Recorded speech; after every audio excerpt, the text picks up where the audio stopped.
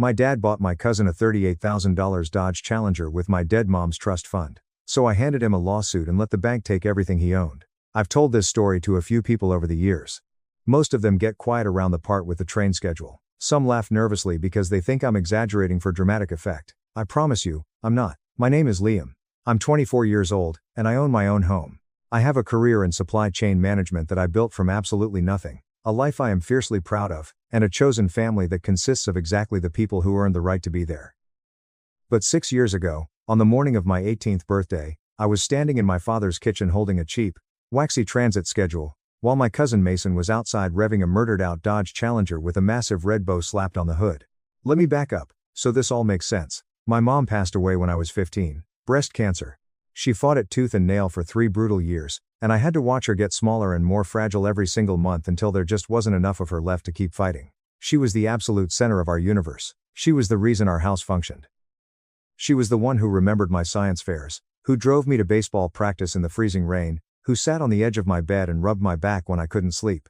My dad, Arthur, was there physically during her illness, but emotionally, he checked out long before she actually died. And after the funeral, he didn't bother checking back in.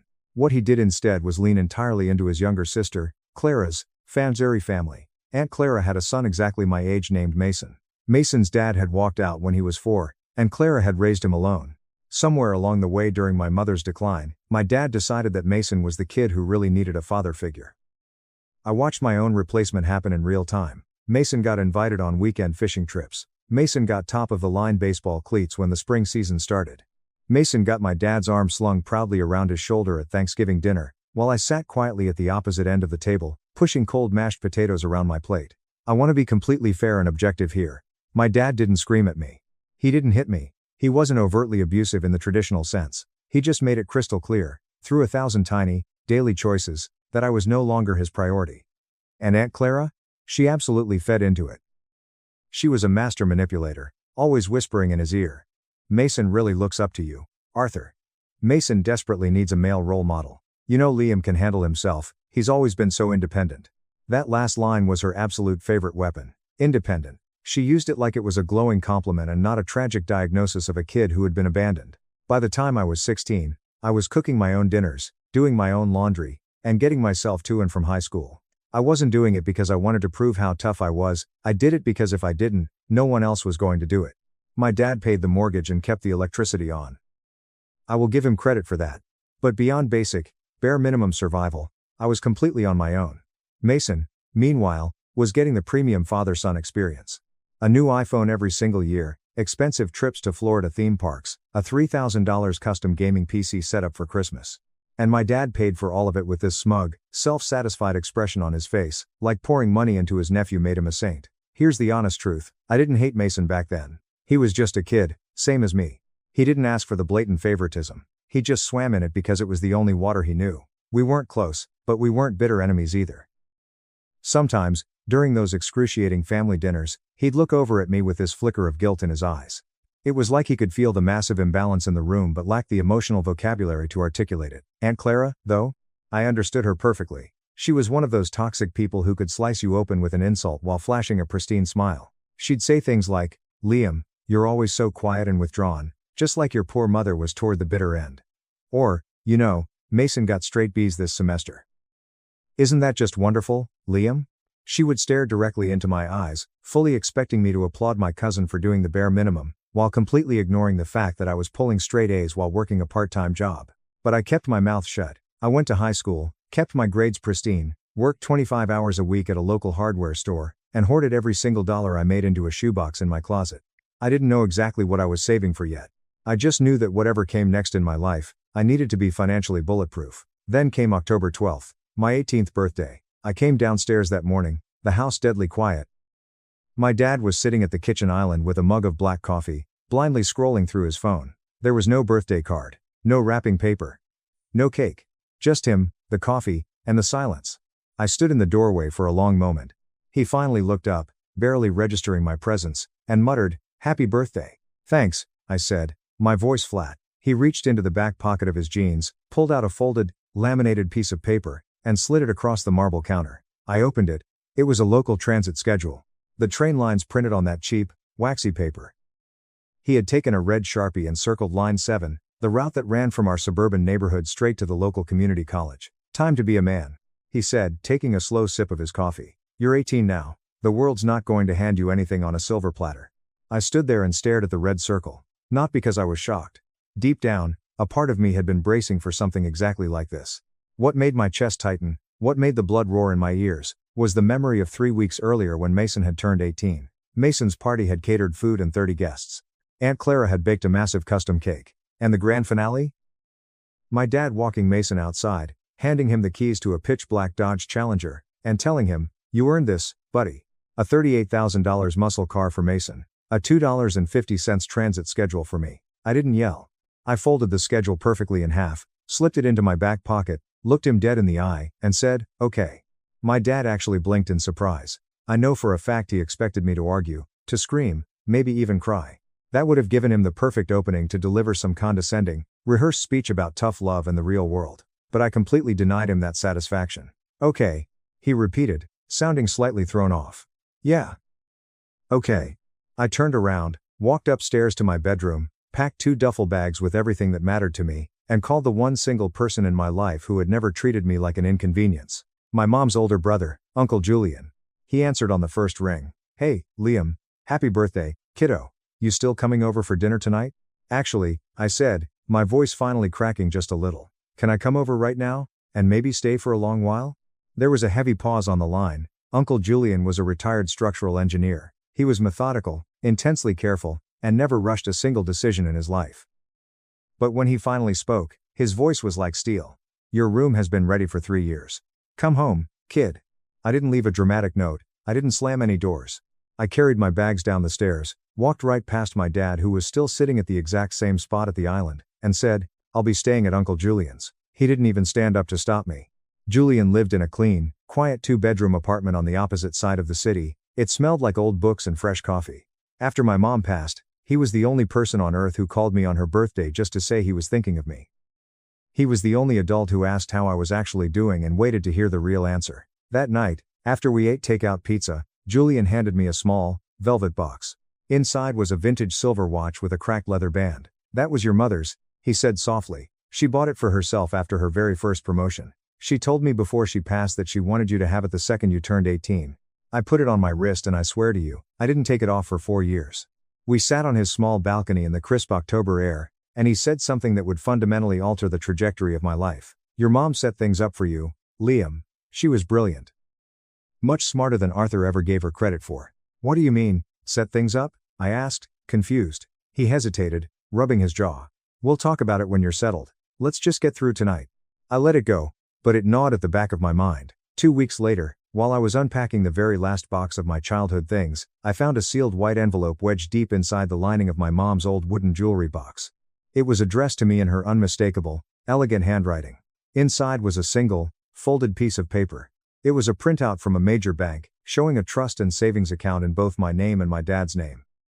The balance, dated exactly 7 years ago, was $145,500. I stopped breathing. I read the numbers 4 times. I sat on the edge of the guest bed and stared blankly at the wall until my vision blurred. My mother had left me money, real, life-changing, foundational money, and I had never seen a single solitary cent of it. She had carefully hidden this statement, knowing that eventually, someday, I would find it. The next morning, I slammed the paper down on Uncle Julian's kitchen table. He put on his reading glasses, looked at the document, and went completely motionless. "I was wondering when you were going to find this," he sighed. "You knew about this money?" I demanded, my voice shaking with a mix of betrayal and hope. "I knew your mother set up a custodial account. It was a mix of a life insurance payout and savings she had been secretly hoarding since you were a toddler. She told me about it 6 months before the cancer took her. She said it was strictly for your college tuition, your first house down payment, or whatever you needed to launch your life." "Then why didn't you tell me?" I yelled. Julian took off his glasses and rubbed his tired eyes. "Because Arthur was the legal co-signer. Your mom had to put him on the account so he could manage the funds until you turned 18. I assumed stupidly, I admit that he was letting it grow for you. I didn't want to accuse him of financial abuse without proof and ruin whatever fragile relationship you two had left." I could hear the crushing guilt in his voice. "I need to know exactly what is in that account right now," I said. Julian nodded. "Get your coat." Because I was legally 18 and my name was on the account, the bank had to give me access. Julian drove me to the main branch, and we sat in a glass-walled office with a branch manager named Brenda. She typed my social security number into her computer, clicked a few buttons, and turned the monitor toward us. The current balance was $9,240.15. I will remember those digits until the day I die. $145,500 had been whittled down to $9,240.15. Over $136,000 was completely gone, vanished. Can I see the entire withdrawal history? I asked, my voice terrifyingly calm. Brenda looked at Julian with wide eyes, then back at me. She hit print. The machine spat out 15 pages of transaction records. Julian and I sat in his parked car for 2 hours, going through every single line item with a highlighter. The bleeding started exactly 16 months after my mom died. It started small. $1,500 here. $2,200 there. Then, the numbers exploded. $4,000 in December of the year. Mason turned 1,500, the exact cost of the gaming PC and his Christmas haul. $18,000 withdrawn on April 12. What happened in April? I asked. Julian pointed a trembling finger at the date. That was the exact week your Aunt Clara closed on her new townhouse. It was all there. Every single major withdrawal perfectly aligned with a massive purchase Aunt Clara or Mason had flaunted. But the final nail in the coffin was the $38,500 wire transfer that had been initiated exactly 1 month before my 18th birthday. The exact sticker price of a Dodge Challenger. My father had literally bought his nephew a muscle car using the money my dying mother had desperately saved to protect me. He had funded his sister's real estate and his nephew's lavish lifestyle using the safety net my mother bled for. The train schedule wasn't a lesson in tough love. It was the punchline to a 6-figure theft. I didn't call my dad. I knew if I heard his voice in that moment, I would end up in a police car. Instead, I channeled my mother's quiet, terrifying focus. I got relentlessly organized. I enrolled at the community college that fall, taking the exact Line 7 train my dad had circled. I rode that train every single day with that laminated schedule burning a hole in my pocket. I worked 35 hours a week at the hardware store and picked up grueling night shifts at a warehouse loading docks. I kept my expenses at absolute zero, kept my GPA at a 4, and kept my mouth completely shut. My dad called me exactly once, about 2 months after I left. The conversation lasted less than 2 minutes. You still mooching off Julian? Yeah. You planning on coming home? No. A heavy sigh. Suit yourself, kid. And he hung up. No. I miss you. No. Let's work this out. Just annoyance that his prop was missing. Aunt Clara called once, too. Liam, your father is just sick with worry over you, she lied seamlessly. Mason has been asking about you constantly. You really need to stop this childish rebellion. Family is everything, Liam. Your mother would be devastated to see you abandoning your father like this. I gripped my phone so hard the screen almost cracked. Do not ever speak my mother's name again. She gasped, offended. I am just trying to keep this family together. Goodbye, Clara, I said, and blocked her number. That was the last time I spoke to any of them for 4 solid years. During those 4 years, I executed my plan flawlessly. I transferred to a state university on a full academic scholarship. I finished my degree in supply chain management. I graduated with 0 debt because I worked night shifts the entire time. Uncle Julian refused to charge me rent, but I kept a meticulous Excel spreadsheet of every utility bill and grocery run he paid for, vowing to pay him back. By the time I was 23, I was hired as a regional logistics director for a major distribution firm. I was making exceptional money, living in a nice apartment, and quietly stacking cash for a house down payment. I had completely ghosted my father's side of the family.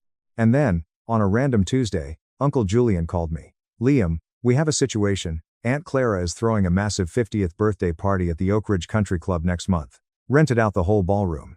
And the family grapevine is buzzing. Your dad has been telling everyone who will listen that he expects you to be there. Why would he think I'd show up? I asked. Because, Julian said, his voice dripping with disgust, he has spent the last 4 years rewriting history. He's been telling the extended family that you've been away at an elite school, and that he personally funded your entire education. He's taking full credit for your success, Liam. He's using your accomplishments to play the role of the ultimate, sacrificial father. I let out a dark, hollow laugh. There's more, Julian said softly. I had Brenda look at the account again. 3 months ago, Arthur went into the branch. He drained the remaining $9,240. The account is at 0. He closed it out. He had taken the last scrap of my mother's legacy to likely fund Clara's extravagant country club birthday bash. Julian, I said, staring at the framed train schedule I kept on my desk, it's time to call the lawyer. Julian set me up with a woman named Sarah Vance. She was a ruthless, no-nonsense fiduciary litigator who worked out of a sterile, heavily air-conditioned office downtown. I handed her my meticulously organized binder, the bank statements, the withdrawal timeline, the receipts, and the crown jewel, a notarized copy of my mother's will that Julian had kept locked in a safe. The will explicitly designated the account as a custodial asset for my exclusive benefit, explicitly naming Arthur as a fiduciary manager, not a joint owner with discretionary spending power. Sarah reviewed the documents in total silence for 20 minutes. When she finally looked up, she smiled. It was a terrifying smile. Your father committed a textbook breach of fiduciary duty. He misappropriated roughly $136,000 of protected assets. With statutory interest and legal penalties, we are looking at a demand of over $160,000. We have him dead to rights. He either pays, or we destroy him in civil court. Draft the demand letter, I said, but don't mail it yet. I have a party to attend first. Update 1.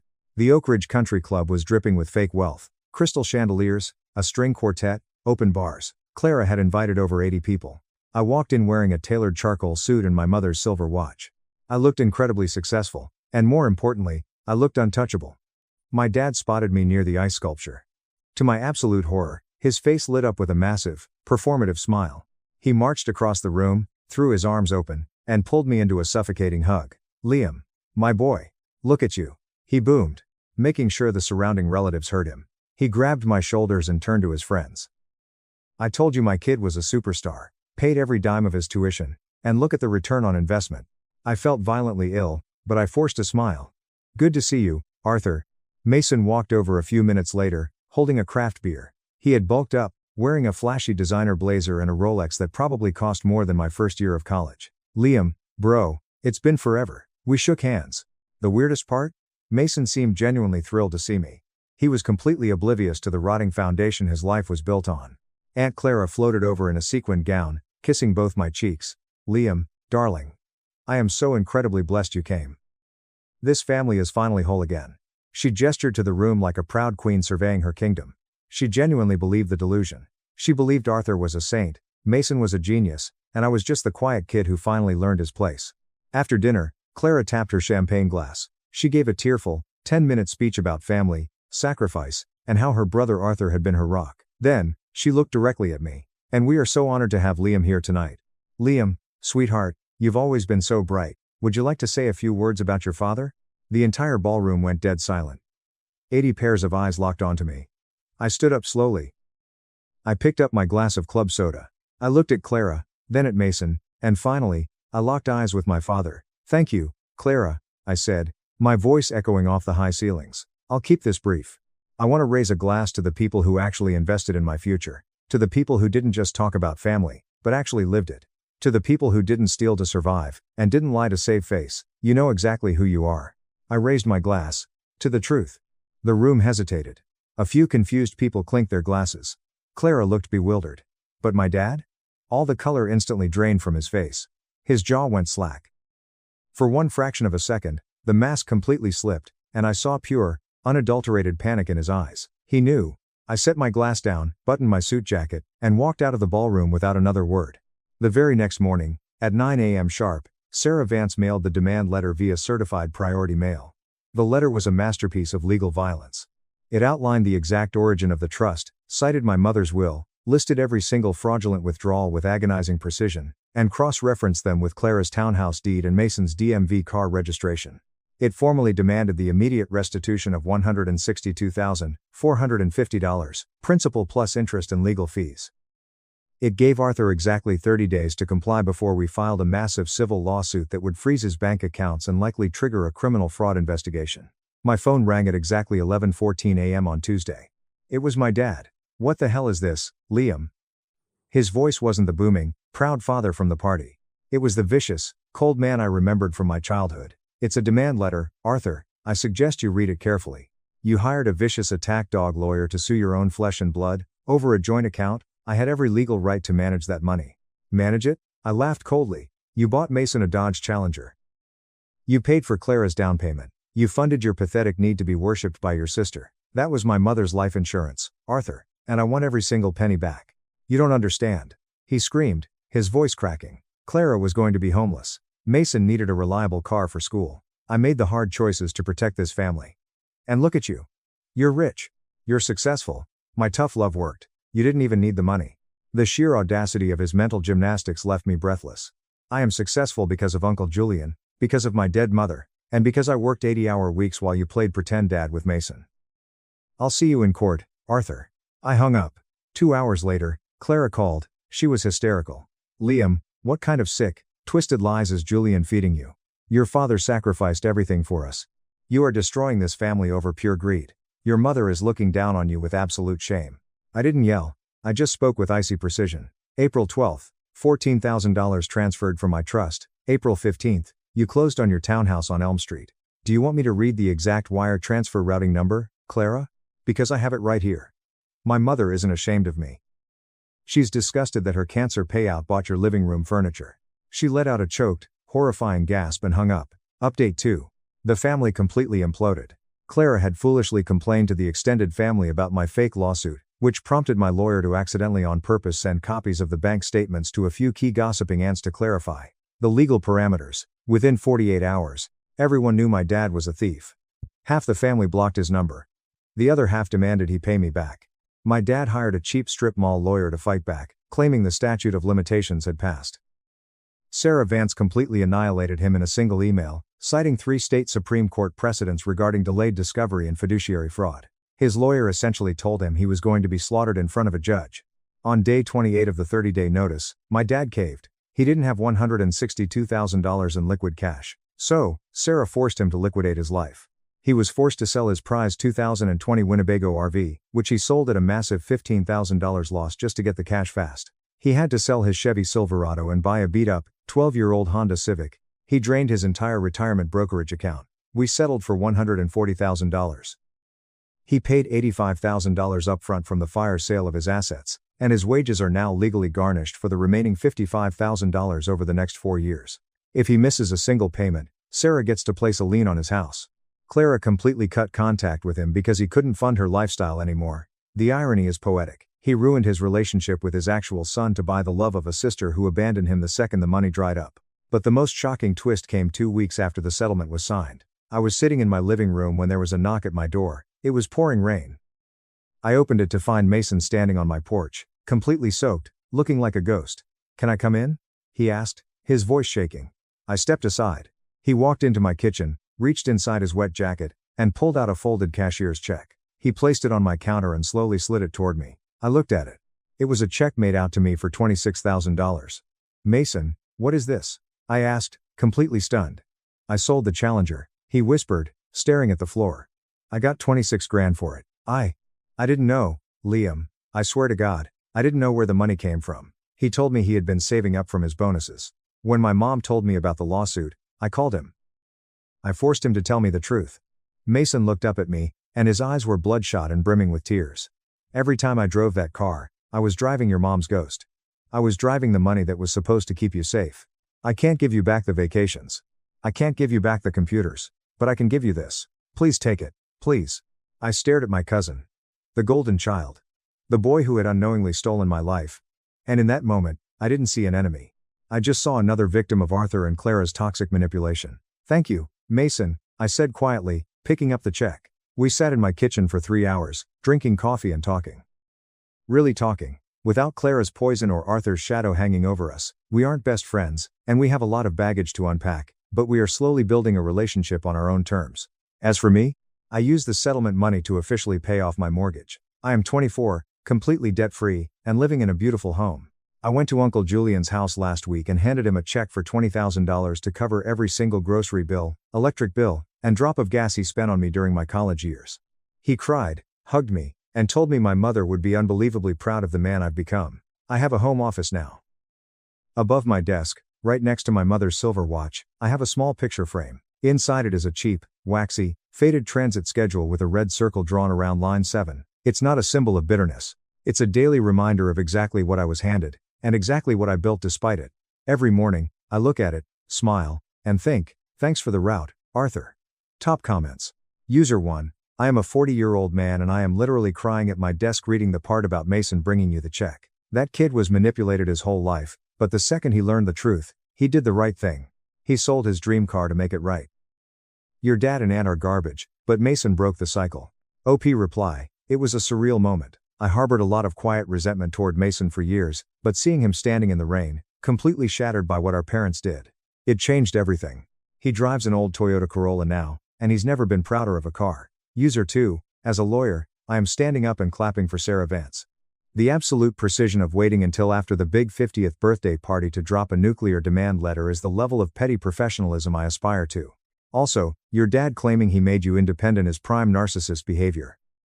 He didn't make you strong, you survived his neglect. User 3, I'm so glad you paid Uncle Julian back. That man stepped up when your own father threw you away. But I have to ask, has Arthur tried to contact you since the wage garnishment started?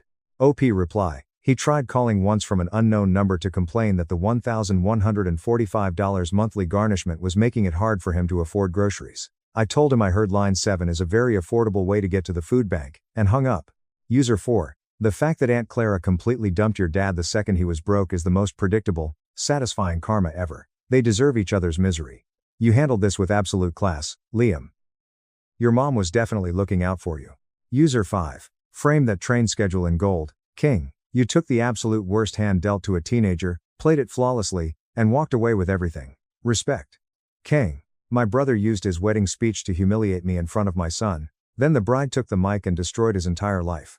My mother publicly called me a used product while my brother used his groom's speech to humiliate me in front of my 9-year-old son. I was ready to walk out forever, but then the wealthy bride grabbed the microphone, completely exposing his $310,000 secret and turning his luxury wedding into a financial funeral. I am Marcus, I am 35 years old, and exactly 6 months ago, at my younger brother's incredibly lavish, obscenely expensive wedding, he decided to use his speech to completely destroy my life. While I was sitting there, struggling to hold on to my dignity in a cheap, 6-year-old clearance rack suit, my own brother looked out at 250 of the city's most elite guests and declared that my son and I were completely unwanted garbage. He laughed. The crowd laughed, and just to make sure the knife went deep enough, my own mother shouted across the ballroom that I was a used product. They humiliated a single father in front of his 9-year-old boy. But there was one major detail my arrogant brother and my image-obsessed mother did not know. They had absolutely no idea that the bride, the woman whose family wealth was funding this entire circus, had just uncovered a financial secret about my brother that was about to turn this wedding into a public execution of his character. To truly understand how we arrived at this freezing point in a luxury ballroom, you have to understand the deeply unbalanced, incredibly toxic dynamics of my family. In our house, there was always a very clear, unspoken hierarchy. My younger brother, Caleb, was the golden child, the prized investment, the future legacy. I was the practice run, the constant disappointment, the designated scapegoat. Growing up, the differences in how we were treated were glaringly obvious.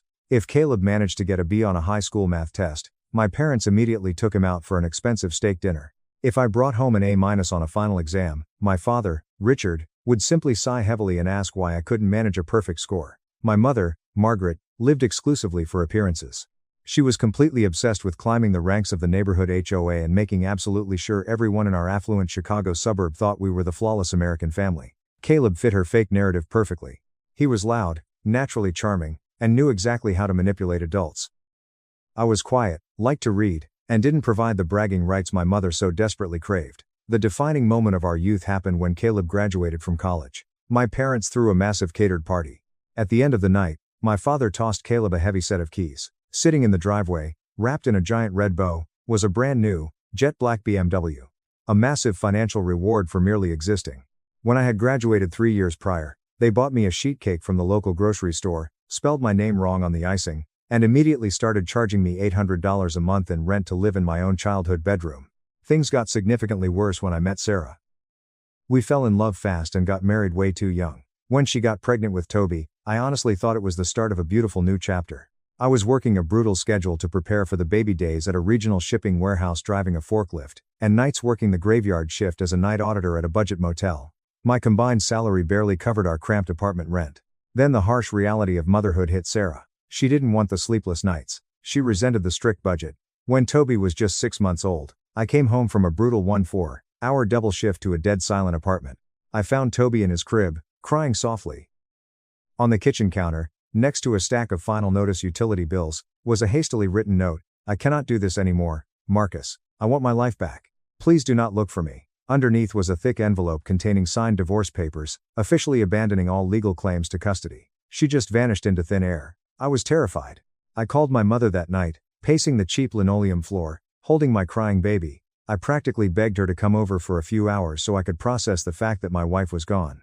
My mother sighed heavily into the receiver. "Marcus, please. Your father and I are getting ready for a very important charity gala.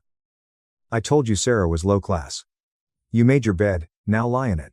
Just hire a babysitter." And then she hung up. That dial tone was the exact moment I stopped being a son and became a father exclusively. I secured full uncontested custody of Toby, drained my tiny $401k for legal fees, and never asked my parents for another dime. For 9 long years, it was just the two of us against the world. Life wasn't glamorous, but we were genuinely happy. Meanwhile, Caleb was consistently failing upwards. He bounced effortlessly from job to job, racking up massive amounts of secret credit card debt to maintain his flashy lifestyle. He met Victoria 3 years ago. Victoria was brilliant, fiercely independent, and the sole heiress to Winston, the highly respected CEO of a multi-million-dollar tech firm. Caleb had hit the absolute jackpot. When the heavy, gold-embossed wedding invitation arrived, they purposely spelled my name wrong, Mr. Marcus and guest. They knew perfectly well I didn't have a guest. I wanted to throw it in the trash. But then Toby walked into the kitchen, his big eyes wide with excitement. "Is that a party invitation, Dad? Can we go? Please. I want to see Grandma. I can wear my handsome jacket." My chest tightened. Despite the cold neglect, Toby still desperately wanted an extended family. I swallowed my pride and checked the box for yes. It was undeniably the worst mistake of my life, but simultaneously the catalyst for the greatest justice I would ever witness. The psychological warfare began the day before the wedding. Caleb called, asking me to come to the historic Pinecrest estate early to help set up. I naively took an unpaid day off, losing much-needed hourly wages. When I arrived, Caleb was on the marble terrace, sipping sparkling water. He didn't offer a handshake, he just pointed to a delivery truck. "Marcus, great. The floral crews are short-staffed. Unload the centerpieces, and carry them into the banquet hall. Be careful, they cost more than your car." I spent 4 grueling hours hauling heavy wooden crates up steep stone stairs. During my only break, I walked past the luxurious bridal suite. The door was slightly ajar. I heard my mother, Margaret, and my Aunt Helen talking. "I absolutely cannot believe Marcus actually showed up wearing those awful scuffed shoes," Aunt Helen mocked. I slipped him a 20 out in the hallway just to see the pathetic, grateful look on his face. He looked exactly like a starving stray dog. My mother snorted loudly. "Oh, don't waste your money on him." I tried to tell Caleb not to invite him, but Caleb brilliantly insisted. Caleb said he desperately needed a good stark contrast in the room to make himself look even more successful in front of Victoria's wealthy family. Showing them the loser brother makes Caleb look like he overcame a tragedy. "Well, he certainly is the perfect punchline," Helen replied. "Did you hear what Caleb is planning for the main toast tomorrow night?" "Of course," my mother said proudly. "I actually helped him write it last night. It will clearly show Winston and Victoria just how incredibly far Caleb has risen above his low-class background. Marcus is just a convenient prop for tomorrow, nothing more." I stopped breathing entirely. The $20 bill Helen had given me felt like a burning coal in my pocket. They were actively, maliciously plotting to use my daily struggles as an exhausted single father as a literal comedic routine. I backed away, my hands shaking violently. I wanted to scream, but I forced myself to breathe. I finished unloading the truck in total silence and drove home. I decided I would go to the wedding, fiercely protect Toby, and survive the night with my head held high. The wedding reception was suffocatingly rich. When we walked into the spectacular grand ballroom, I traced my finger down the ornate seating chart. Table 11, Marcus and Toby. We were shoved aggressively into the far back corner, completely in the shadows, partially blocked by a massive structural pillar, right next to the swinging kitchen doors and the public restrooms. "Dad, can I go say hi to Grandma now?" Toby asked eagerly. Just then, my mother abruptly stood up from table 4 to walk toward the bridal suite. Her direct path took her right past our dark corner. "Grandma, hi Grandma," Toby called out cheerfully, waving his little hand high in the air. My mother didn't even turn her head. She kept walking, completely ignoring her own flesh and blood grandson. Toby's hand slowly lowered. "Did she not hear me, Dad?" he asked, his voice breaking. I lied and blamed the loud music, my chest burning with a deeply toxic mix of white-hot anger and crushing sorrow. Then the chandeliers dimmed. It was time for the speeches. Caleb confidently stood up, walking to the center of the dance floor. The spotlight hit him perfectly. He delivered a smooth, practiced speech about family, hard work, and high standards. "Family is absolutely everything," Caleb said, pacing the polished wood floor. "Growing up, my amazing parents taught me the vital value of incredibly hard work and maintaining high standards." He suddenly stopped pacing. "Thank you for watching." He turned his body away from Victoria and directly toward the dark back of the room. Toward table 11. The spotlight operator suddenly widened the bright beam. The harsh, blinding white light cut violently through the dim room and illuminated my table. Every single person at the front tables turned their heads in unison. Caleb's charming smile twisted into a sharp, highly calculated predatory smirk. And speaking of incredibly high standards, Caleb's voice echoed through the massive sound system, heavily laced with condescending sarcasm. I want to take a special moment tonight to give a very specific shout out to my older brother Marcus. Marcus has always been such a unique example to me. He is a single father, completely alone in the world, unwanted by absolutely anyone else. I mean, just look at him sitting way back there in the dark corner wearing a suit he probably bought at a thrift store discount rack. A low, collective murmur of confused chuckles rolled slowly through the VIP tables. My stomach dropped like a lead weight. Beside me, Toby sat up perfectly straight, his little face lighting up with pure innocent joy. He honestly thought his uncle was about to say something wonderful. But Caleb kept going, feeding off the hesitant energy of the wealthy crowd. But seriously, everyone, let's hear it for him tonight.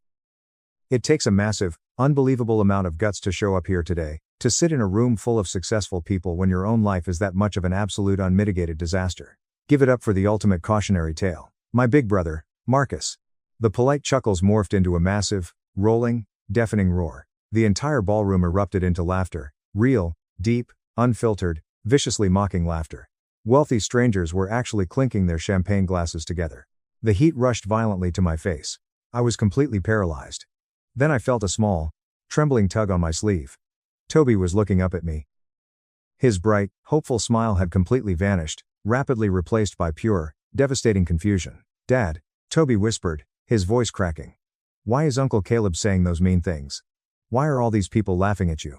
Before I could even swallow the massive lump in my throat, my mother's voice pierced the air. Margaret proudly stood up from her prime seat, making absolutely sure her shrill voice carried perfectly over the laughter. "He is a used product," my mother yelled at the top of her lungs, pointing a manicured finger directly at me. But hey, at least he stayed hidden in the back corner by the bathrooms and didn't ruin the professional wedding photos with his depressing face. The laughter grew infinitely crueler. It was the exact defining moment in my 35 years of life where I realized these people didn't see me as human. They saw me strictly as a convenient punching bag. My own mother had joyfully participated in slaughtering my dignity in front of my little boy. I looked down at Toby. A single heavy tear rolled slowly down his cheek, landing silently on the lapel of his little navy blazer. That single tear was the exact catalyst I needed. The paralyzing shock instantly evaporated, replaced by a cold, unyielding titanium resolve. I aggressively pushed my chair back. It scraped loudly against the marble floor. I didn't care about causing a scene anymore. I reached down and gently wrapped my hand around Toby's trembling fingers. "Come on, buddy," I said softly. "We are leaving right now." I took exactly one definitive step toward the exit. And then, a sharp, deafening, ear-piercing screech of audio feedback violently pierced the air. The laughter died instantly. I stopped in my tracks and turned around. Victoria, the beautiful, incredibly wealthy bride, had stood up from the massive head table. She did not look amused. She looked absolutely, terrifyingly furious. Her face was pale, her jaw set like stone. She marched directly across the dance floor toward Caleb and snatched the microphone right out of his hand with aggressive force. Caleb stumbled back, looking completely bewildered. "Victoria, babe, what are you doing? It was just a joke." Victoria didn't answer him. She turned her back on him completely and faced the massive crowd. The silence in the room was a heavy, suffocating vacuum. "I was fully prepared to sign a legally binding marriage license today," Victoria began, her crisp words cutting through the dead silence like a surgical scalpel. "I was prepared to merge my life, my family's extensive legacy, and my financial future with Caleb. I honestly thought I was marrying a man of ambition and solid character." She paused deliberately. Caleb shifted uncomfortably behind her, his face rapidly draining of all color. "However," Victoria continued, projecting her voice powerfully toward my mother's VIP table. "Right before the ceremony this afternoon, my father's head corporate attorney handed me a highly detailed legal folder, a folder compiled by a team of private investigators. A folder that contained the absolute, unvarnished truth about the man standing behind me." A collective theatrical gasp rippled through the crowd. My mother gripped the edge of her table, suddenly looking panicked. Victoria reached smoothly into a hidden pocket in her custom gown and pulled out a thick stack of crisp white legal documents. She held them high up in the air. "Caleb loves to brag about his lucrative career in commercial real estate. He loves to parade around in his brand new BMW. But here is the actual reality. Caleb does not have a career. He was quietly and unceremoniously fired 3 months ago for gross incompetence and suspected embezzlement of company funds. That beautiful shiny BMW parked outside. It is heavily leased, incredibly past due, and actively pending legal repossession. 1. She turned fully to face Caleb, who was now visibly trembling. You are currently drowning in over $310,000 of secret, high-interest credit card debt and predatory personal loans, Victoria stated, reading directly from the summary. You have a $55,000 credit card bill solely from a luxury vacation to Monaco that you claimed was a corporate business trip. You took out an $18,000 loan just to buy the Patek Philippe watch currently sitting on your wrist. You lied to me about your salary. You plan to use our marriage, and specifically my family's private trust fund, as your own personal financial bailout to save yourself from absolute ruin. The ballroom erupted into absolute uncontained chaos. Shocked whispers violently escalated. Winston, Victoria's ruthless CEO father, sat completely relaxed at table 2, calmly watching the public execution he had clearly orchestrated. Caleb's arrogant facade utterly collapsed. He looked like a terrified, cornered animal. Victoria, please, I can explain. It's just a temporary cash flow problem, Caleb begged. You didn't seem to have a single problem humiliating your own flesh and blood in front of all these people, Victoria shot back. She turned away from him and began walking across the vast dance floor, moving directly toward table 11. Moving directly toward me and Toby. The crowd parted for her like the Red Sea. She stopped right in front of us. Victoria crouched down slightly so she was exactly at eye level with my terrified son. Hi, Toby, she said gently. Your uncle was very, very wrong tonight. He is a liar. I want you to listen to me carefully. Toby nodded slowly. Victoria stood back up, squared her shoulders, and looked me dead in the eye. She raised the microphone again. Marcus, she said, making sure every single person heard her. You are wearing a suit that might not be custom tailored, but you wear it with an unbelievable amount of honor and dignity. You work 2 backbreaking jobs to provide for your family. You fought a brutal legal custody battle because you refused to abandon your son. You are a real father. You are a real man. And you are worth 10 of the cowards standing on that stage. I felt a massive, crushing wave of emotion crash over me. I couldn't speak. For 9 agonizing years, I had been told by my own family that I was a complete failure. And here, a woman of immense power was publicly validating my entire existence. Victoria then turned her fierce gaze toward my mother, who was sitting frozen. And to Margaret, Victoria said, her voice dropping into a lethal register. To stand there in your expensive dress and joyfully call your own son a used product while blindly enabling and funding a lying, fraudulent parasite like Caleb. It tells me absolutely everything I will ever need to know about the moral bankruptcy of this family. I will not attach my name to a bloodline that views cruelty as humor. My mother's face flushed a dangerous purple with profound embarrassment, but she was completely silenced by the sheer weight of the truth. Victoria walked slowly back to the center of the room. She stood directly in front of Caleb, who was now weeping openly. She smoothly slid the massive, flawless diamond engagement ring off her finger. This wedding is officially over, Victoria declared. She dropped the heavy diamond ring. It hit the hardwood floor with a sharp, heavy clink. She dropped the microphone right next to it, turned on her heel, and walked straight toward the exit without ever looking back. Update 1. The immediate chaotic aftermath was something I will remember vividly for the rest of my life. The entire ballroom was suspended in paralyzed shock. Caleb fell heavily to his knees, desperately searching the floor for the diamond ring, crying hysterically. His perfectly tailored tuxedo was ruined. My mother finally snapped out of her state. She scrambled out of her chair, running frantically toward Winston. Winston, please, you have to listen to me. We can fix this. It's just a massive misunderstanding. Don't let Victoria do this. Think of the public scandal. Winston slowly lowered his crystal glass. He looked up at my mother with absolute chilling predatory indifference. Margaret, Winston said, his deep voice carrying across the silent room. Your son is a pathological fraud, and you are a deeply vicious, foolish woman. If Caleb attempts to contact my daughter ever again, I will personally ensure the pending corporate lawsuit includes a thorough forensic investigation into every financial transaction your family has ever made. My private security team will escort you out right now. Do not make a scene. My mother physically recoiled. The absolute social ruin she had always feared had just materialized. She looked frantically at her wealthy friends, but they all aggressively looked away. No one wanted to associate with the disgraced family. I looked down at Toby. His little hands were gripping mine tightly. Dad, he whispered. Are we still leaving? I looked at Caleb sobbing on the floor. I looked at my mother being ushered out by security. I felt an incredible, overwhelming sense of lightness expand in my chest. The heavy chains of shame I had dragged around my entire life had just been shattered. Yes, buddy, I smiled genuinely for the first time in years. We are leaving. We walked straight down the center aisle. As we passed the VIP tables, the exact same people who had been laughing at me 5 minutes earlier literally parted to make way for us. When we stepped out into the cool night air, it felt like I was breathing oxygen for the very first time. I buckled Toby into my beat-up sedan. He leaned forward. Dad. Did we just win? I looked at his sweet face in the rearview mirror. Yes, Toby. We absolutely won. But the universe wasn't finished. What I didn't know was that Jessica, the professional wedding photographer, had kept her high-definition camera rolling the entire time. Jessica was a single mother herself. When Caleb made that disgusting joke, she saw red. She made sure every second of Victoria dropping the mic was recorded in crystal clear audio and video. By the time I woke up the next morning, my phone was melting from notifications. Jessica had posted the raw footage to social media. It exploded. Millions of people watched my brother get utterly destroyed. Millions heard my mother call me a used product. And millions of strangers stood up for me. Update 2. The fallout over the next 6 months was absolute and entirely permanent. The viral video completely obliterated my family's fabricated reputation. Caleb's life unraveled with terrifying speed. The commercial real estate company officially filed a massive civil lawsuit against him. The heavily leased BMW was aggressively repossessed from my parents' driveway by a tow truck in broad daylight. His credit was ruined, and he was forced to move back into his childhood bedroom, the exact same room they charged me $800 a month to live in. My mother was unceremoniously ostracized from her HOA and country club. Her social calendar evaporated overnight, but my life miraculously transformed. 3 weeks after the non-wedding, I received a call from Winston. He didn't call to apologize. He called because his corporate HR department ran a deep background check on me after Victoria told him about my work ethic. Winston saw the documented proof that I hadn't missed a single warehouse shift in 9 years while managing the hotel night audit. He offered me a high-paying position as a regional logistics director for his corporate supply chain. It tripled my income, came with full health benefits, and a massive 401k match.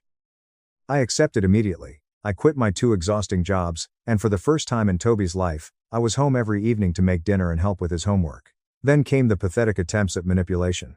When news of my corporate promotion became public on LinkedIn, guess who suddenly missed being a devoted mother? Sarah, my ex-wife, the woman who abandoned a 6-month-old baby. She showed up unannounced at my apartment, crying crocodile tears, talking about how she wanted us to be a happy family again. She had clearly seen the viral video and wanted a piece of the financial pie. I stood calmly in the doorway, blocking her view. "You lost all legal custody 9 years ago, Sarah," I said smoothly. "If you ever step foot on my property again, my corporate lawyer will file a restraining order so fast it will make your head spin. You do not get to abandon the foundation when it is pouring rain and then show up when the mansion is fully built. Goodbye." I shut the door in her face and locked the deadbolt. I didn't feel a shred of guilt.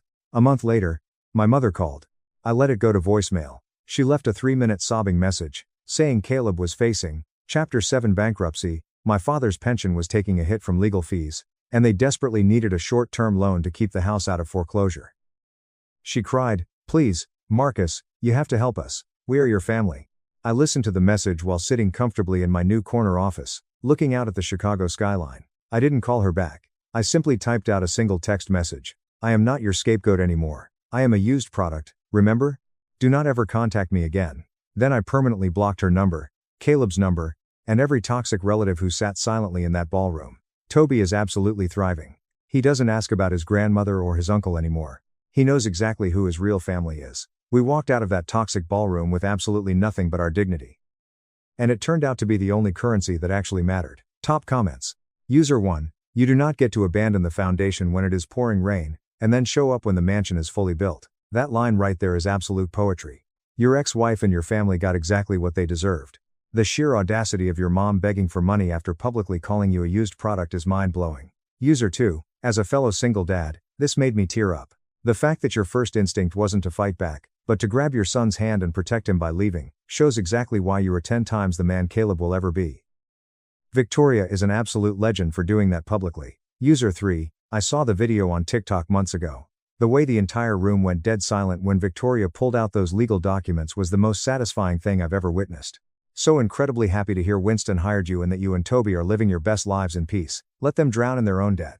Mom tried to publicly shame me on Facebook after I refused to be her unpaid handyman. My nuclear response cost her every single friend, family member, and $15,000.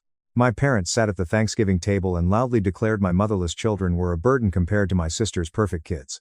So, I calmly put down my fork, canceled the 3 months of free home renovations I had been doing for them, and walked out, leaving them to get scammed out of $15,000 by a fake contractor, while the entire family watched their golden reputation burn to the ground. My wife, Rachel, passed away 3 years ago from a sudden, aggressive illness. It shattered my world completely. Overnight, I became a single father to my daughter, Chloe, who was just 7 at the time, and my son, Noah, who was barely 4. The grief was a physical weight, a suffocating blanket that made just getting out of bed feel like a monumental task. But I did it. I learned to braid hair, I learned to cook edible dinners, I learned to hide my tears in the shower, so my kids wouldn't see me break. I was drowning, but I was keeping my kids afloat. When my parents, Arthur and Helen, bought a sprawling, dilapidated 1920s Victorian fixer-upper in the wealthy suburb of Oak Park, they came to me. I work as a structural engineer and I've always been incredibly handy. The house was a disaster: water damage, rotted joists, ancient knob and tube wiring, and plumbing that looked like it was made of paper mache. They asked me to fix it up for them because hiring a general contractor would cost them a fortune they didn't want to spend. I agreed. I didn't complain. They were my parents, and I thought helping them was just the right thing to do. I spent 3 months acting as their personal, unpaid general contractor. Every single weekend, every free evening after I put my kids to bed, I was at that house. I spent hours in the damp, spider-infested crawlspace cutting corroded galvanized pipe and sweating copper.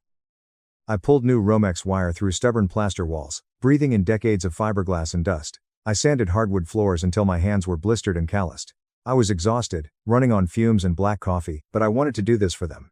In return, I asked for exactly one thing: occasional babysitting. I didn't ask for money. I didn't ask for them to pay for my gas.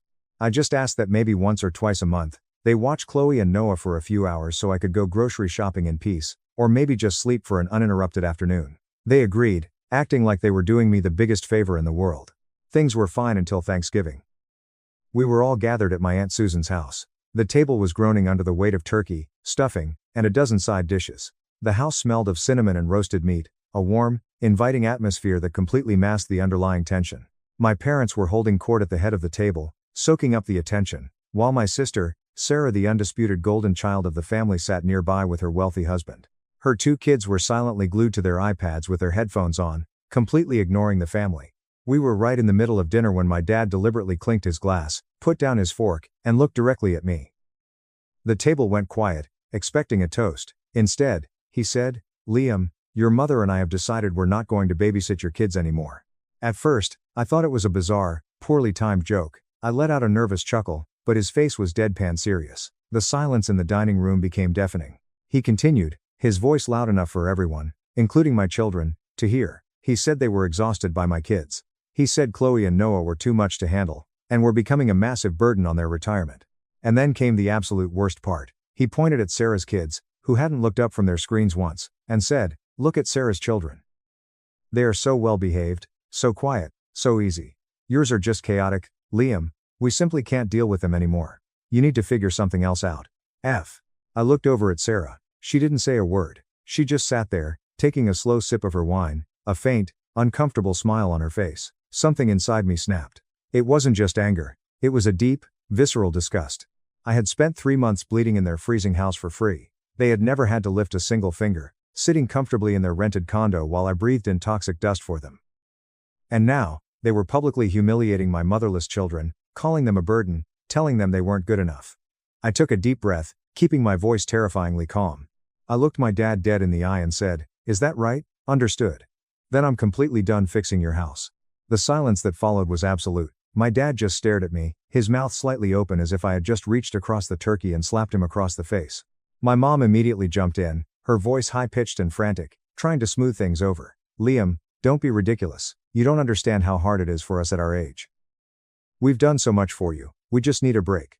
She made it sound like I was dumping my kids on them every single day, when in reality, they had watched them exactly 3 times in the last 2 months. Before I could even respond, the rest of the table erupted. My Aunt Susan slammed her hand on the table. "Helen, are you out of your mind? You do not talk about your grandchildren like that, especially right in front of them." My Uncle Dave, a retired cop with zero filter, pointed a finger at my dad. "Arthur, the kid has saved you at least 40 grand in labor, and you're complaining about watching your own flesh and blood for 4 hours a month? You're out of line." Through all of this, Sarah remained entirely silent, just soaking up the praise for her perfect iPad zombie kids. I didn't want to hear anymore. I stood up, my chair scraping loudly against the hardwood. "Thank you for a great Thanksgiving dinner, Aunt Susan," I said, my voice eerily steady. "I'm really thankful for the hospitality, but we're leaving." I turned to Chloe and Noah, who were looking down at their plates, looking absolutely crushed. "Come on, guys. Get your coats." We walked to the car, leaving a dining room full of stunned, Arguing relatives. The car ride home was one of the hardest moments of my life. From the backseat, Chloe's small voice broke the silence. Dad, why did Grandpa say we're a burden? Why doesn't Grandma like us as much as our cousins? I had to pull the car over. I gripped the steering wheel until my knuckles turned white, fighting back tears of absolute rage. I turned around to look at them. Listen to me, I said, making sure they met my eyes. The world isn't always fair, and sometimes, even grandparents aren't the nicest people, but you are not a burden. You are the best things that have ever happened to me, and I love you both more than anything in this entire world. What Grandpa said is a lie. Never forget that. I put them to bed that night feeling utterly exhausted but completely resolute. I had no regrets about walking out, but the pain of betrayal was a heavy stone in my chest. The next morning, I woke up to 68 missed calls and a flood of text messages. When I saw the number on my screen, my stomach initially sank, thinking someone had ended up in the hospital. I immediately called my mom back. The second she answered, she started screaming as if I had personally set her Oak Park house on fire. Liam, you need to get over to the condo right now. Why? What happened? I asked, my voice flat. She dodged the question, just hysterically insisting I come over. My dad grabbed the phone from her, his tone tense, furious, but trying to maintain control. Just get over here, Liam. We need to talk. I knew exactly what this was about. They had woken up, realized they had no one to finish their plumbing or electrical work, and panic had set in. I still needed to pick up some of the kids' toys and winter gear they had left at the condo, so I decided to go over and get it over with. I told them I'd be there in an hour. When I walked into their condo, the atmosphere was suffocating. My mom was pacing holes into the carpet. My dad was standing in the kitchen with his arms crossed, looking like a disappointed principal. And surprisingly, Sarah was sitting on the couch, her legs crossed, acting like she was there to moderate a peace treaty. As soon as the door clicked shut, the ambush began. My mom started. Liam, don't you think you severely overreacted yesterday? I just stared at her. Overreacted? My dad stepped forward. Look, we're sorry if your feelings were hurt, but you can't just throw a tantrum and refuse to finish the house over a minor disagreement. The drywall needs to go up this weekend. I actually laughed out loud. It was a harsh, bitter sound. There it was, that was the naked truth. This wasn't about family. This wasn't about repairing the relationship with my kids. This was entirely about the free labor. I shook my head slowly. Let me make sure I understand this perfectly. You publicly call my kids a burden. You say they're too much for you. You compare them to Sarah's kids in front of the entire extended family. And now, when I say I won't do the backbreaking work you begged me to do for free, I'm the one with the problem? My mother gasped and put her hand to her chest, playing the ultimate victim. That is incredibly unfair, Liam. We have done so much for you. We raised you. We helped you when Rachel died. Sarah finally uncrossed her legs and spoke up. Mom? Dad? You really shouldn't have compared the kids like that. It was pretty messed up. For the first time, my parents looked genuinely shocked. My mom blinked at her golden daughter. Sarah, you don't think we were right? His kids are out of control? Sarah shrugged, looking uncomfortable. It doesn't matter if you're right or not. You don't say that in front of the kids. It's just a bad look. I didn't expect Sarah to say that. She wasn't exactly rushing to my defense, but she wasn't blindly taking their side either. But my dad, completely ignoring his favorite daughter's warning, turned his glare back to me. Liam, we just want this childish nonsense to be over. You are not going to cut us off over something so small. You are going to finish that house. I looked him dead in the eye, feeling a surge of pure ice in my veins. Watch me. My mom let out a dramatic shriek, as if I had just threatened her life. My dad started to yell, but I completely ignored them. I walked past them, went to the hall closet, grabbed Chloe's winter coat and Noah's boots, and headed straight for the front door. That's when my mom fired her final shot. Liam, you are being incredibly selfish. I stopped dead in my tracks. My hand hovered over the doorknob. Me? Selfish? After 3 months of giving up every weekend? After missing my own kids' bedtimes to lay their tile? After never complaining once about the thousands of dollars in free labor I was providing, I turned around, my eyes burning with a fury I had never felt before. Selfish? You want me to break my back working on your house, but you won't even look after your own grandchildren for a few hours. You demand my time, my sweat, my effort, and my energy, but the absolute second I need a tiny bit of support, it's suddenly too much for you. You don't have to babysit ever again. But I am never stepping foot in that house again. Hire a contractor. I walked out and slammed the door behind me. Edit for those asking in the comments. A lot of you are asking why I even agreed to do the house in the first place, and why I didn't see the red flags earlier. The brutal truth is, my parents have always been difficult, narcissistic people, but after Rachel died, I was desperate for a village. I was terrified of raising my kids entirely alone. I wanted my children to have their grandparents. I foolishly thought that by proving my worth, by literally bleeding for them in that house, I could earn their love and secure a safety net for my kids. I know now how pathetic that sounds, but profound grief makes you do crazy, irrational things to hold on to family. Update 1. Things escalated drastically over the next few weeks. First, they tried the silent treatment, assuming I would come crawling back. When that failed, they tried to guilt trip me. When that didn't work, they resorted to outright begging. Because now, they had a massive, expensive problem on their hands. For the first week, I ignored all their calls and texts. My mom tried the classic manipulation. "We're getting older, Liam. The stress of this unfinished house is affecting my heart. We won't be around forever." I swiped right and deleted it. Then my dad sent a massive paragraph about family loyalty and how I was being completely unreasonable over a tiny misunderstanding. Deleted. About a week after Thanksgiving, my dad sent a text that actually made me laugh until my ribs hurt.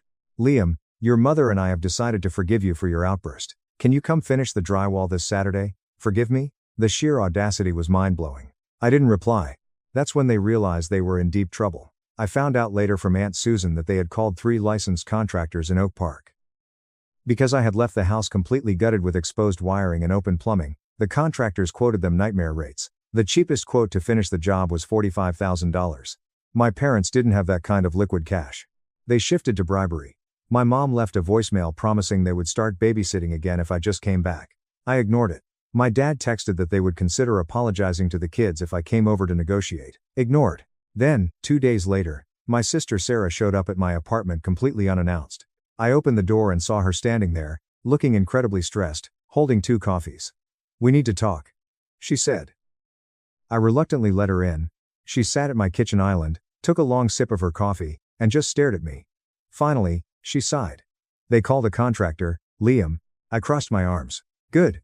So they finally opened their wallets. Problem solved."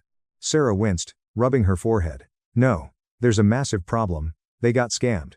I froze. "What?" She nodded slowly. "Dad refused to pay the $45,000 quotes. He said it was extortion. So, he went on a local community Facebook group and found some guy named Fast Fix Bob who promised to finish the entire house for $20,000. Because Dad is incredibly arrogant and thinks he's smarter than everyone else, he paid the guy $15,000 upfront for materials and permits." I couldn't help it. A bark of laughter escaped my throat. "Let me guess. Bob is gone?"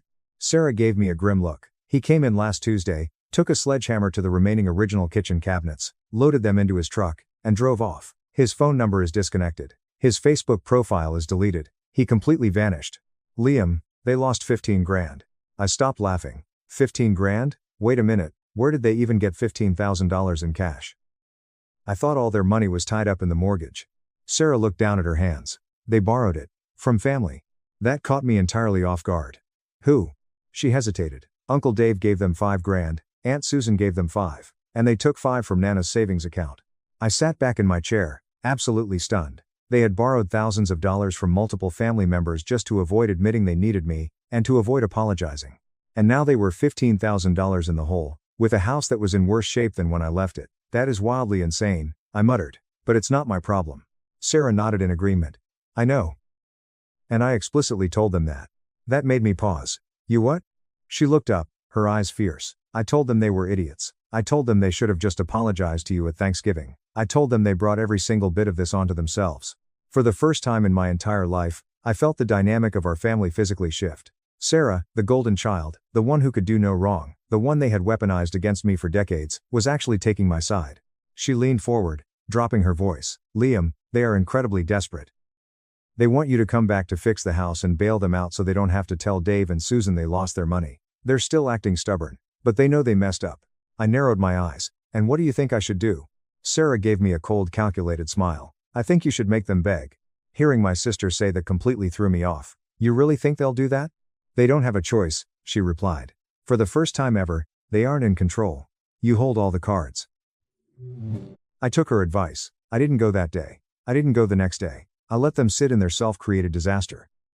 I let them sweat out the panic of owing Uncle Dave, a man who does not take disrespect lightly, $5,000. 4 days later, my mom broke. She sent a massive, rambling text message. It was a chaotic mix of half apologies and bizarre excuses.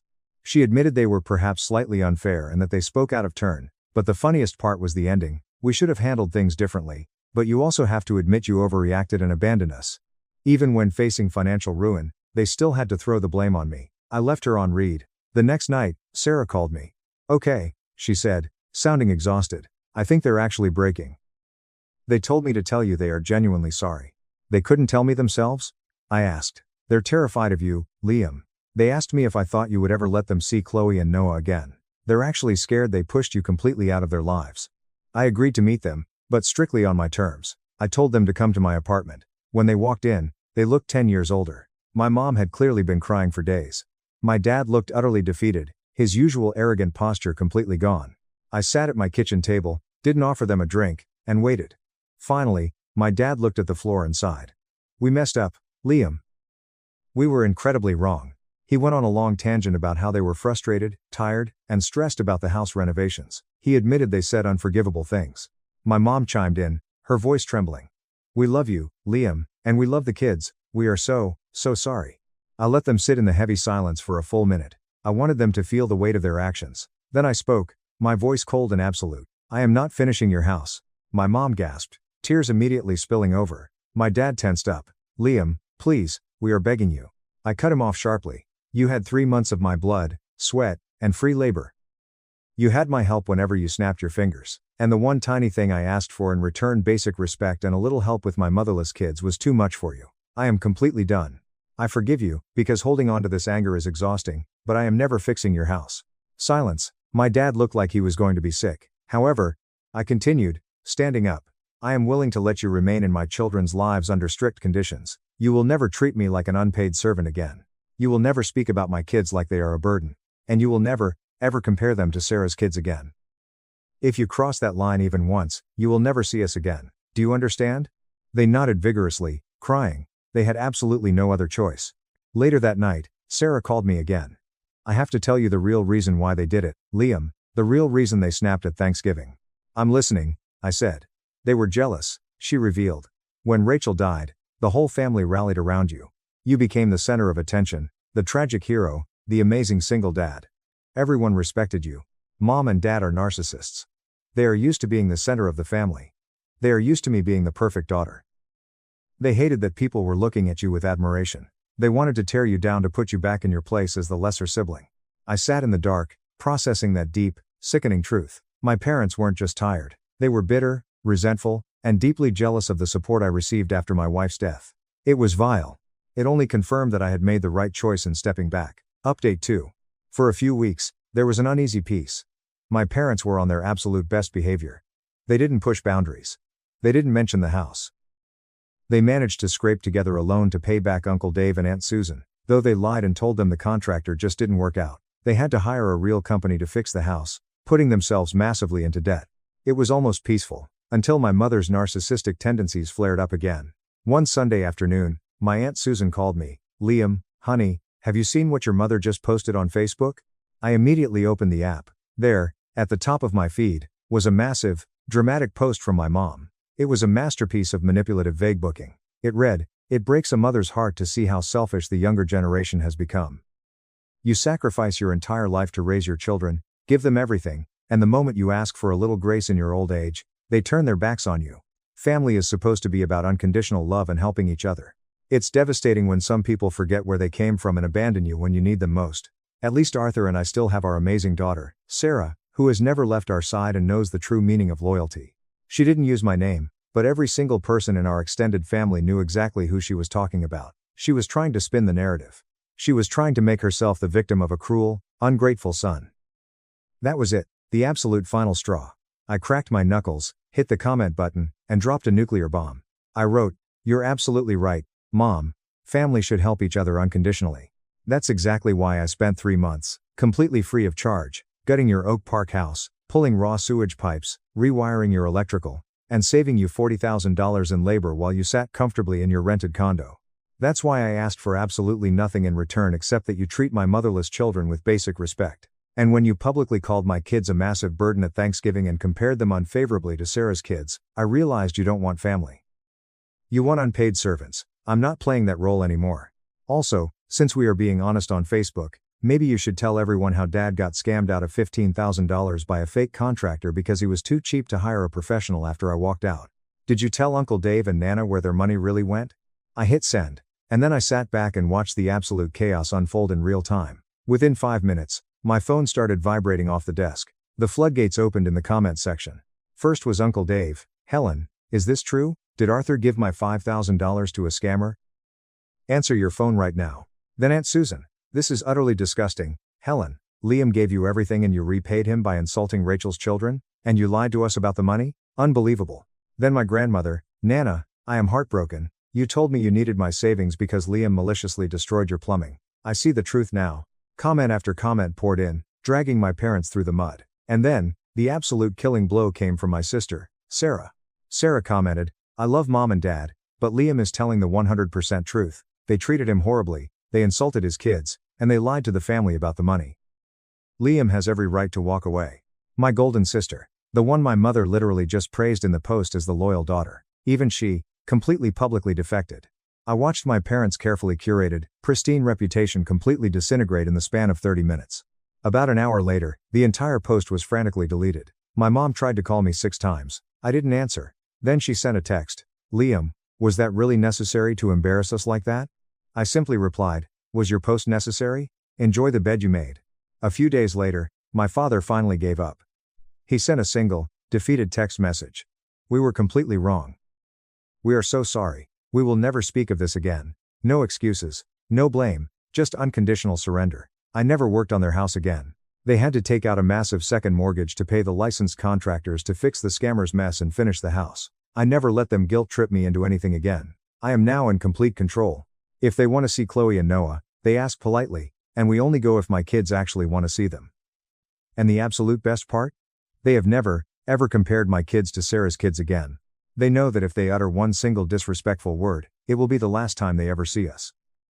I put them in their place, the family knows exactly who they really are, and for the first time in my life, I am completely free. Top comments. User 1. The fact that they borrowed money from the grandmother and lied about you destroying the plumbing is borderline sociopathic. You didn't just burn the bridge, you called in an airstrike on it. Absolutely brilliant response to that Facebook post. User 2. Sarah is the real MVP here. Golden children usually protect the toxic parents to keep their inheritance and status, but she saw the writing on the wall and threw them under the bus where they belonged. Good on her for protecting you and your kids. User 3. As a single dad who also lost his wife, my heart broke for you and your kids. The sheer audacity to call children who lost their mother a burden just because they act like normal kids is unforgivable. You are an amazing father, Liam. Let them drown in their debt. You're doing fine on your own, so we're giving your sister the house, my parents said after secretly cutting me out of their living trust despite me funding their lives for years. So, I smiled, handed them an envelope containing an itemized bill for the $42,518 I had spent keeping a roof over their heads, and let my attorney's letter destroy their retirement plans. My name is Jason. I was 31 years old when the final bridge between me and my family burned to ash, but the gasoline had been poured slowly over the course of a decade. To everyone who knew us growing up in the damp, evergreen-lined suburbs of Seattle, I was the rock. I was the responsible one. The kid who got his homework done without being asked, the teenager who bought his own first car with money saved from bagging groceries, the adult who always showed up, paid his share, helped clean up the kitchen after every family barbecue, called on birthdays, and never, ever asked for a single damn thing. That was my assigned role in the family ecosystem, and for a long time, I played it flawlessly.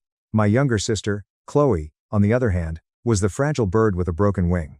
She was 28, but she lived like she was eternally 19. She was the one who always needed a safety net. After college, she bounced from one disastrous situation to another failed multi-level marketing schemes, part-time barista gigs she'd quit because the manager was toxic, and a revolving door of apartments she could never quite afford on her own. She was a walking crisis, always trailing drama like toilet paper stuck to her shoe. But somehow, despite her constant chaos, she commanded the lion's share of our parents' attention, sympathy, and financial resources. I didn't hate Chloe. We weren't close, but we weren't enemies. We exchanged stiff, obligatory hugs at Thanksgiving, texted a generic Merry Christmas once a year, and made shallow small talk about the weather. I had my own life. I was a senior DevOps engineer, living in a nice condo about 45 minutes away from my parents' house. I had built my life through grueling 60-hour work weeks, skipping vacations, and saving aggressively. Meanwhile, Chloe lived just 10 minutes from mom and dad, dropping by unannounced to do her laundry, raid their fridge, or cry about her latest boyfriend who just didn't understand her creative spirit. My parents treated her like a priceless, delicate glass ornament that would shatter if the wind blew too hard. They treated me like a reliable old socket wrench. You don't coddle a wrench, you just leave it in the toolbox until something breaks, and then you expect it to work perfectly. And I accepted that. When mom's car needed new brake pads, I paid for them. When the water heater exploded in the middle of January and flooded their basement, I drove over at 2 in the morning, bought a new one, and installed it myself. I quietly slipped them cash when dad's hours were cut at the hardware store. I told myself I was being a good son. I told myself not to keep a ledger. But the truth is, I had been keeping score for a long time. I just never expected to find the ledger written down in black and white. It started with an innocent question. I was over at my parents' house one rainy Tuesday evening, lying on my back under the kitchen sink, wrestling with a jammed garbage disposal. They had called me because, as usual, they didn't want to pay a plumber $150 just to show up. I was covered in grime, my knuckles scraped, sweating as I tried to dislodge whatever Chloe had dropped down the drain earlier that week. Mom was sitting at the kitchen island, sipping a glass of cheap Pinot Grigio and sorting through a stack of mail. Dad was in the living room, the volume on the local news turned up too high. I finally got the jam cleared and called out over the sound of the rain hitting the window, asking whatever happened with that mortgage refinancing they were stressing about last month. Mom didn't look up from her envelopes. She just casually mentioned that it was all sorted out, and they had gone ahead and added Chloe to the deed so things would be easier for her when they were older. I froze.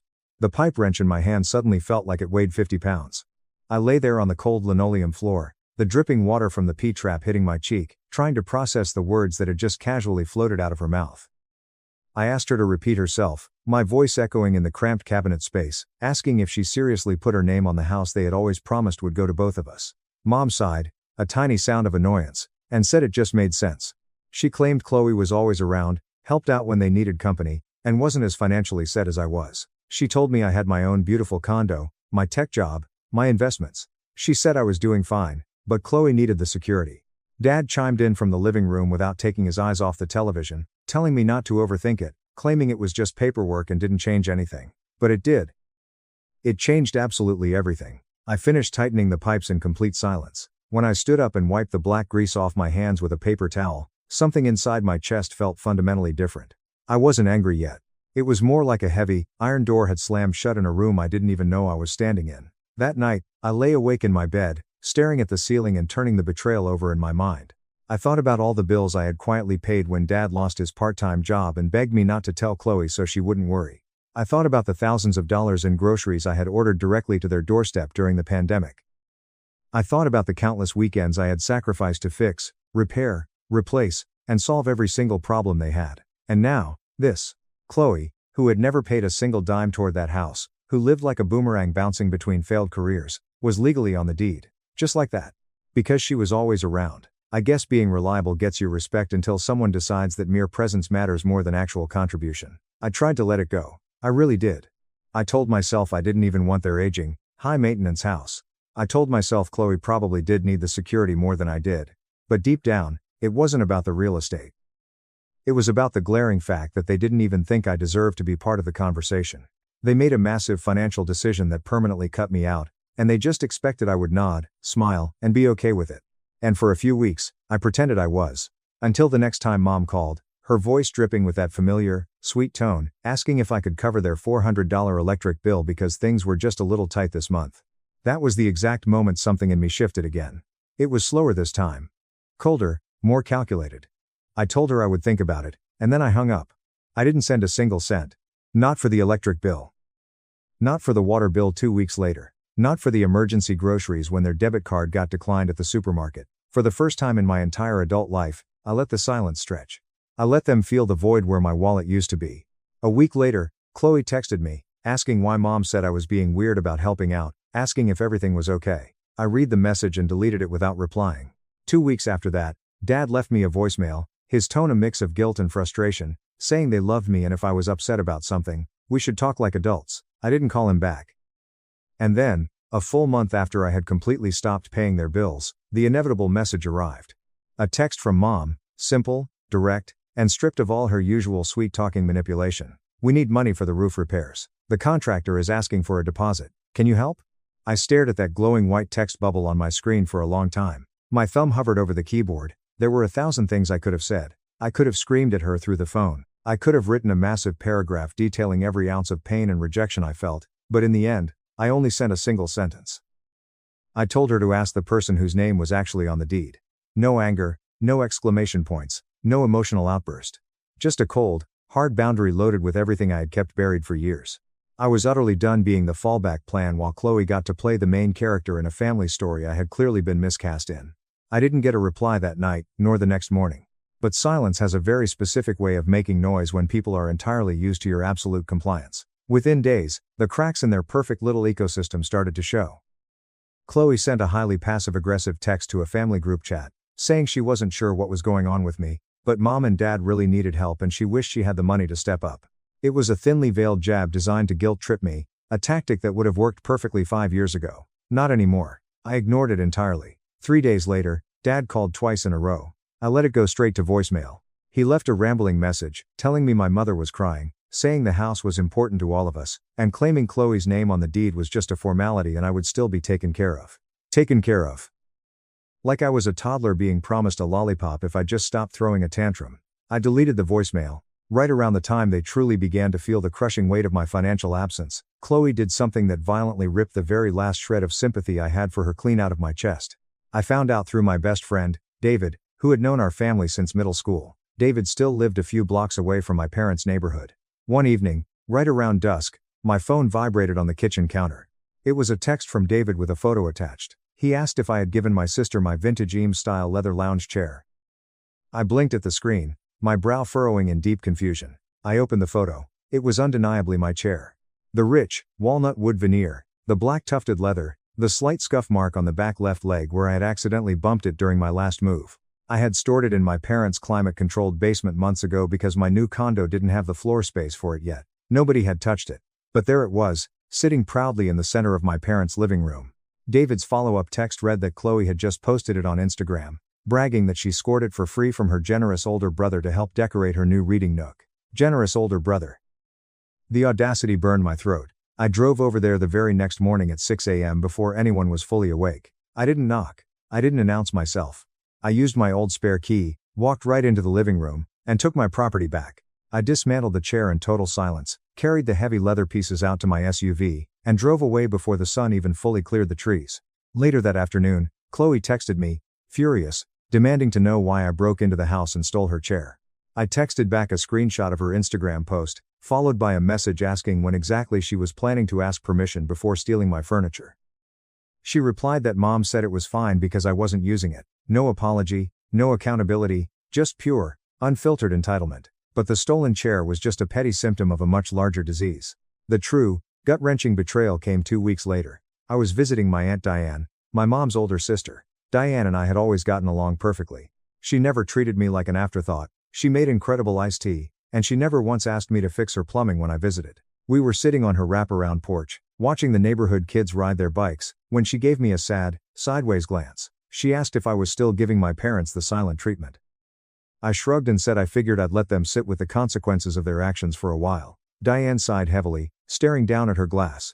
She asked if I knew they had officially taken my name off their living trust.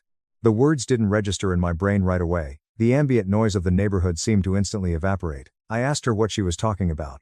She hesitated, looking incredibly guilty, and confessed that my mother had told her about the changes last month. Mom had apparently reasoned that it didn't make any sense to split the estate when Chloe was the one who was going to be taking care of them in their old age. Diane told me she had warned Mom it was a massive mistake, but Mom just brushed it off, repeating that same toxic, recurring phrase, Jason is doing fine on his own. I left my aunt's house in an absolute daze. I don't remember the drive back to my condo. I just remember sitting in the dark in my living room, staring blankly at the wall, feeling something fundamental inside my soul shatter. It wasn't a loud dramatic explosion. It was the quiet, devastating snap of ice forming a massive fissure under immense pressure. They had completely erased me from the family trust without telling me, without asking me, without even having the basic human decency to hint at it during all those long conversations we had when I was actively helping them budget their retirement and pay their property taxes. All those years I bled myself dry being the reliable, perfect son, and they wiped me out of their legacy with the stroke of a pen simply because Chloe was around. The next few weeks passed in a thick, suffocating fog. I fell into a deep depression. I stopped going to the gym, I stopped cooking and lived off cold takeout. My condo, usually meticulously clean, became a chaotic mess of unwashed laundry and empty coffee cups. I barely functioned at work. My boss, Mr. Henderson, pulled me aside after a meeting, asking if everything was all right because I looked like I hadn't slept in a month. I gave him a generic excuse about having a lot on my plate, but I knew I was spiraling. I was grieving. I wasn't just grieving the betrayal, I was grieving the sudden death of the version of myself I had always been, the helper, the problem solver, the human safety net. Without that role, I honestly didn't know who the hell I was anymore. But eventually, the paralyzing grief morphed into something else. It morphed into a cold, hyper-focused anger. I decided I needed an outlet, something completely detached from my family. A few years ago, I had started developing a SaaS application called DesignFlow, a project management tool specifically tailored for freelance graphic designers. I had shelved it because I was too busy working overtime to bail my parents out of their endless financial holes. Now, with my evenings entirely free, and my phone blissfully silent, I dusted off the code.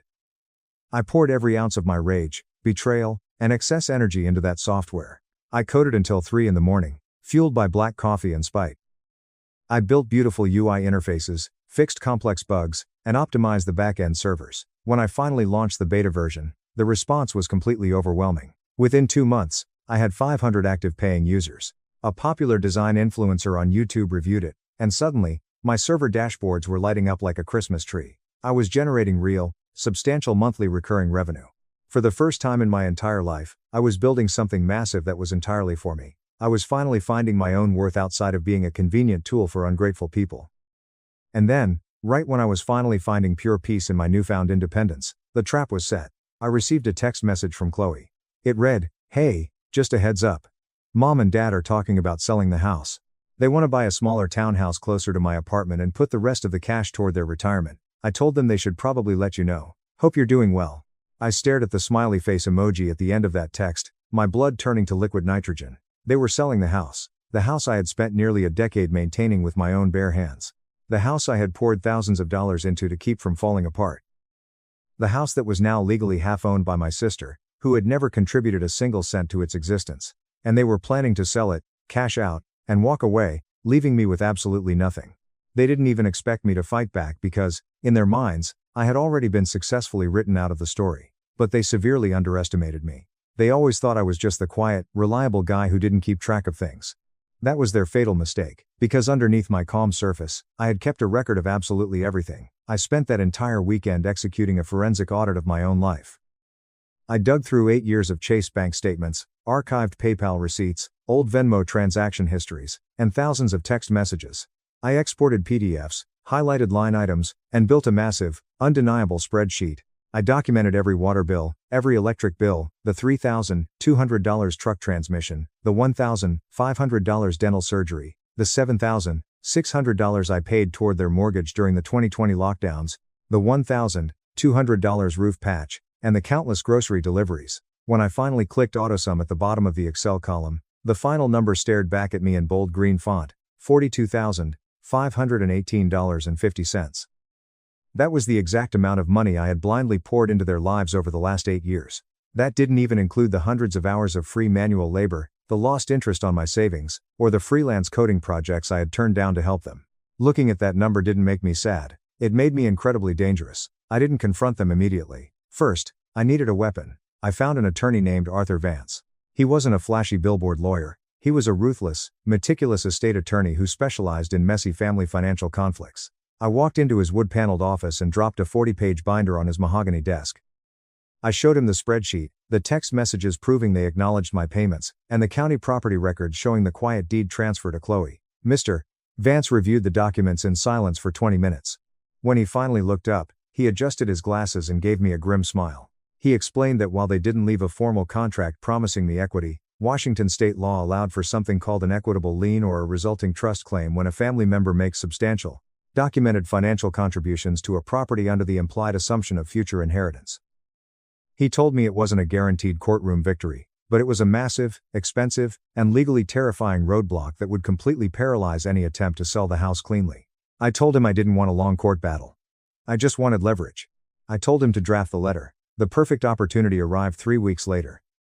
Mom sent me a sweet, cautious text message asking if I would come over for a private Sunday dinner. She explicitly promised that Chloe wouldn't be there and said they just wanted to talk. I smiled, put on a nice shirt, grabbed the thick manila envelope, and drove over. When I walked through the front door, the house smelled like garlic, rosemary, and slow-roasted beef. It was the exact meal Mom always cooked when she was preparing to deliver bad news or ask for a massive favor. They greeted me with overly enthusiastic hugs and forced smiles. We sat down at the dining room table, ate the roast beef, and made agonizingly fake small talk about the weather and my job. Finally, Mom set down her wine glass, folded her hands, and put on her best sympathetic face. She told me they had made the difficult decision to sell the house because the upkeep was just getting too hard for Dad. She explained their grand plan to downsize, move closer to Chloe, and split the proceeds of the sale with her to help her buy her own place, while using the rest to secure their retirement. Dad immediately jumped in, using his stern, authoritative voice, telling me they knew it might come as a surprise, but the decision was final and they hoped I would be happy for my sister since I was already doing so well financially. They were offering me absolutely nothing. They were going to walk away with hundreds of thousands of dollars, hand half of it to the sister who had bled them dry, and leave me standing in the dust. I didn't yell, I didn't cry. I calmly reached into my coat pocket, pulled out the thick manila envelope, and dropped it right in the center of the dining table, right next to the gravy boat. It landed with a heavy, satisfying thud. Dad stared at it, his brow furrowing. He asked what it was. I looked him dead in the eyes and told him it was documentation. I explained that it contained the legally binding, itemized proof of the $42,518.50 I had contributed to the maintenance, repair, and preservation of their property and their lives over the last 8 years. I told them to turn to the second page, where they would find a formal notice of intent from my attorney, Arthur Vance. Mom's face drained of all color. She looked like she was going to be sick. She stammered, asking if I was seriously threatening to sue my own parents. I kept my voice dead level, devoid of any emotion. I told her I wasn't suing them yet. But I made it crystal clear that if they attempted to list that house on the market and distribute the equity without reimbursing me for my financial investments, my lawyer would instantly file an equitable lien against the property, tying the sale up in brutal, expensive litigation for years. I told them they could give Chloe whatever they wanted, but I was taking back what was mine. I demanded a flat $50,000 to cover my contributions, the lost interest, and my legal fees. The silence in that dining room was absolute. It wasn't an angry silence, it was the stunned, breathless silence of two people realizing they had finally pushed their favorite workhorse over the edge. Dad opened the envelope with trembling hands. He flipped through the spreadsheet, his eyes widening as he saw the bank statements, the Venmo receipts, the screenshots of Mom begging for money. The undeniable proof of their exploitation was staring him right in the face. Dad tried to use his commanding voice, saying he didn't want to fight about this. I stood up from the table, pushed my chair in perfectly, and told him we weren't fighting. I told him I was just collecting a debt. And with that, I turned around and walked out the front door into the cool night air, leaving their entire retirement plan in ruins on the dining table. I didn't hear a single word from them for 12 agonizing days. I knew they were panicking. I knew they were consulting their own lawyers, desperately trying to find a way out of the trap I had perfectly sprung. But the paper trail I had built was bulletproof. Finally, on the 13th day, I received a highly aggressive text from Chloe, calling me a psychopath, accusing me of ruining Mom and Dad's lives, and asking how I could be so incredibly selfish after everything they had done for me. I actually laughed out loud in my empty condo. I didn't even bother replying. Let her scream into the void. 2 days later, the formal email arrived from my parents. It was incredibly polite, sterile, and clearly drafted by whatever cheap lawyer they had managed to hire. They stated they had reconsidered the distribution of the home sale proceeds and were open to an equitable financial resolution to avoid unnecessary family conflict. They legally acknowledged my historical contributions in writing. It was the ultimate victory. I forwarded the email to Mr. Vance, and we finalized the agreement. The house sold a month later. They had to settle for a lower asking price because they were desperate to close the deal quickly. The very day the escrow cleared, I received a direct wire transfer into my Chase account, $50,000. Exactly what I had demanded. There was no apology letter, no tearful phone call asking for forgiveness, no attempt at reconciliation. Just a cold, silent transaction. And that was perfectly fine by me. I took that $50,000 and poured every single penny of it directly into my app, DesignFlow. I hired 2 freelance developers to build out a mobile version, upgraded my cloud servers, and launched a massive targeted marketing campaign. Within 6 months, my user base exploded to over 15,000 active subscribers. I quit my exhausting corporate DevOps job and became my own boss. My life became incredibly peaceful, quiet, and completely devoid of toxic family drama. I did hear through Aunt Diane about what happened to my parents. They bought their smaller townhouse close to Chloe's apartment, fully expecting her to step up and be the dutiful, loving daughter they had always pretended she was. But reality hit them like a freight train. Chloe didn't want to help them unpack. She didn't want to drive Dad to his physical therapy appointments. She constantly screened their calls, made up vague excuses about being too busy with her art, and eventually stopped visiting them entirely unless she needed cash. After a decade of enabling her absolute uselessness, they were finally trapped relying on a safety net made of tissue paper. A few months ago, I got an email from Mom. It was painfully short and reeked of regret. Jason, I hope you're doing well. I just wanted to say we miss you so much. Things haven't been the same around here. Dad's back is getting worse, and we're struggling to manage. If you're open to it, maybe we can get coffee and talk. We love you, Mom. I stared at that email for a long time, sitting in my beautiful, quiet home office, looking out at the Seattle skyline. She had my phone number. She knew exactly where I lived. But she couldn't even summon the courage to call me. She sent a pathetic email hoping I would just magically revert to being the reliable old wrench in the toolbox. I highlighted the message, clicked the trash icon, and permanently deleted it. I didn't reply, because the absolute best revenge isn't screaming or fighting.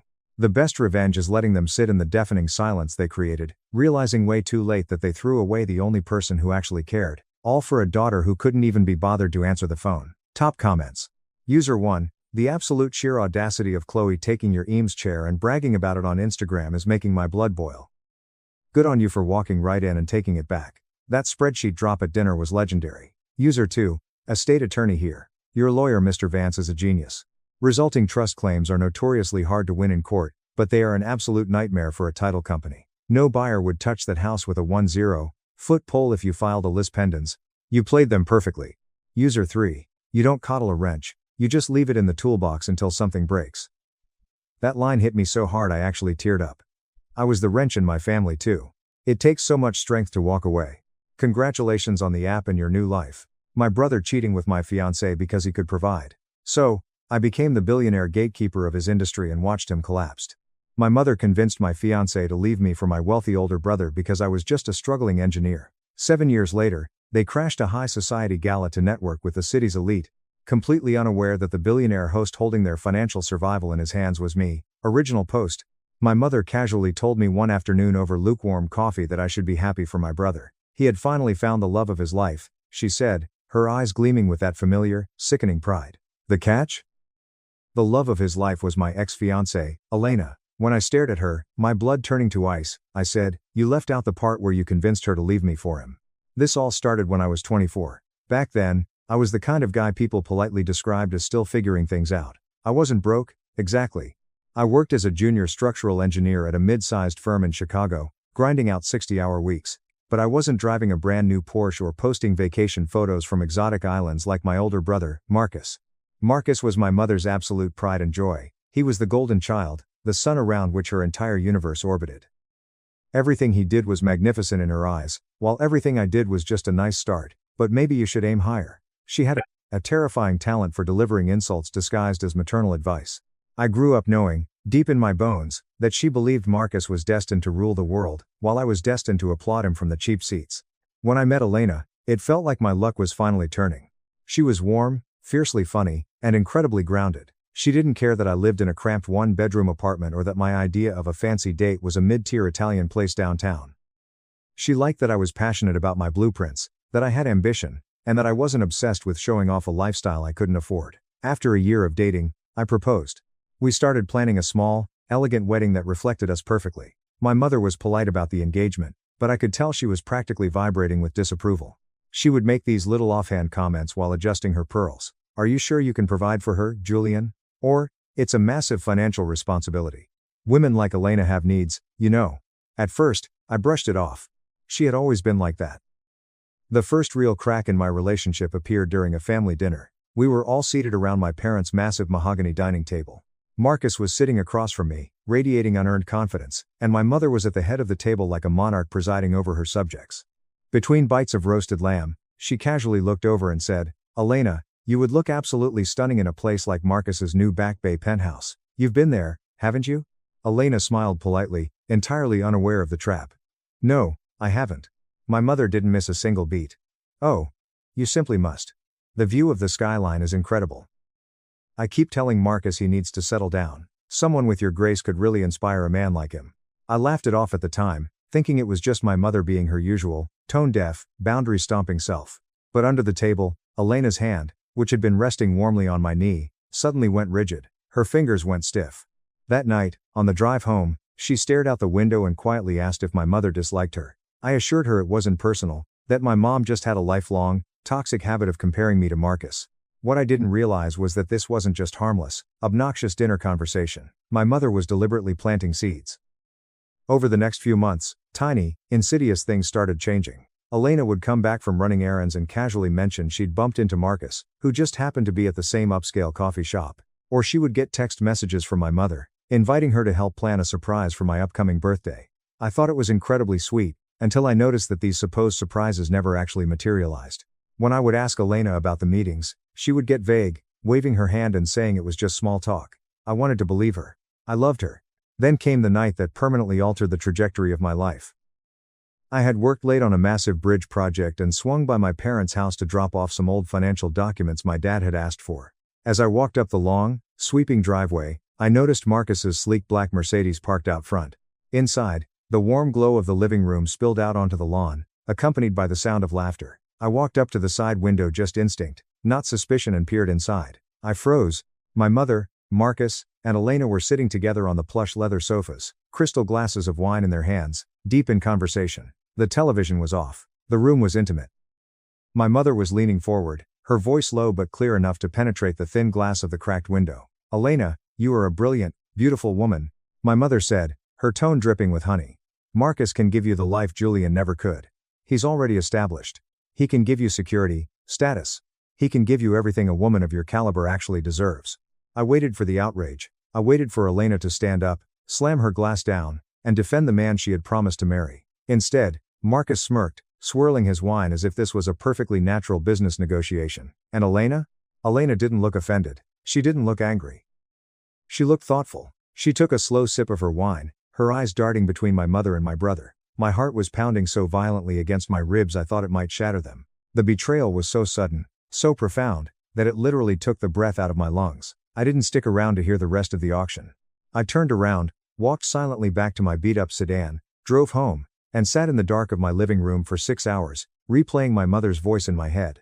Every instinct in my body screamed at me to confront them, to tear the house down, to demand answers. But another part of me, a quiet, freezing cold part of my brain that I had never accessed before, told me to wait, to watch. To see exactly how deep this rot went. Over the next 2 weeks, the shift was undeniable. Elena began pulling away. She was suddenly too tired for our Friday date nights. She was too busy to look at the floral arrangements for the wedding. She stopped looking me in the eye when we spoke.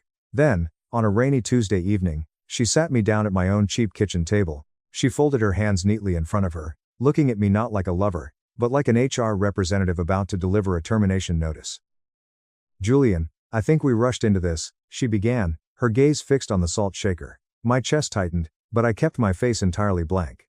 She launched into a rehearsed speech about how she needed financial stability, how she wasn't sure our timelines for success were aligned, and how she was worried about our future. I knew exactly whose words those were. They had my mother's manicured fingerprints all over them. But the final, killing blow came at the end of her speech. She looked up, met my eyes, and said, "Marcus understands what I need." I didn't ask if she meant emotionally or financially. I didn't need to. The answer was obvious. She packed her things within 3 days.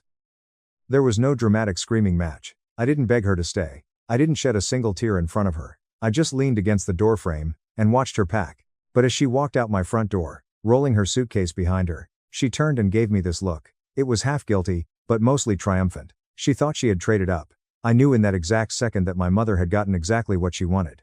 I cut off all contact the next morning. I changed my phone number. I didn't send a goodbye text. I didn't show up for Thanksgiving. I quit my job at the mid-sized firm, packed everything I owned into my car, and drove halfway across the country to Austin, Texas. I didn't tell a single soul where I went. As far as my family knew, I had evaporated off the face of the earth, and in a way, the old Julian had. But the incredible thing about disappearing is that you get to choose the exact moment you come back. And 7 years later, I did. Edit for context based on comments.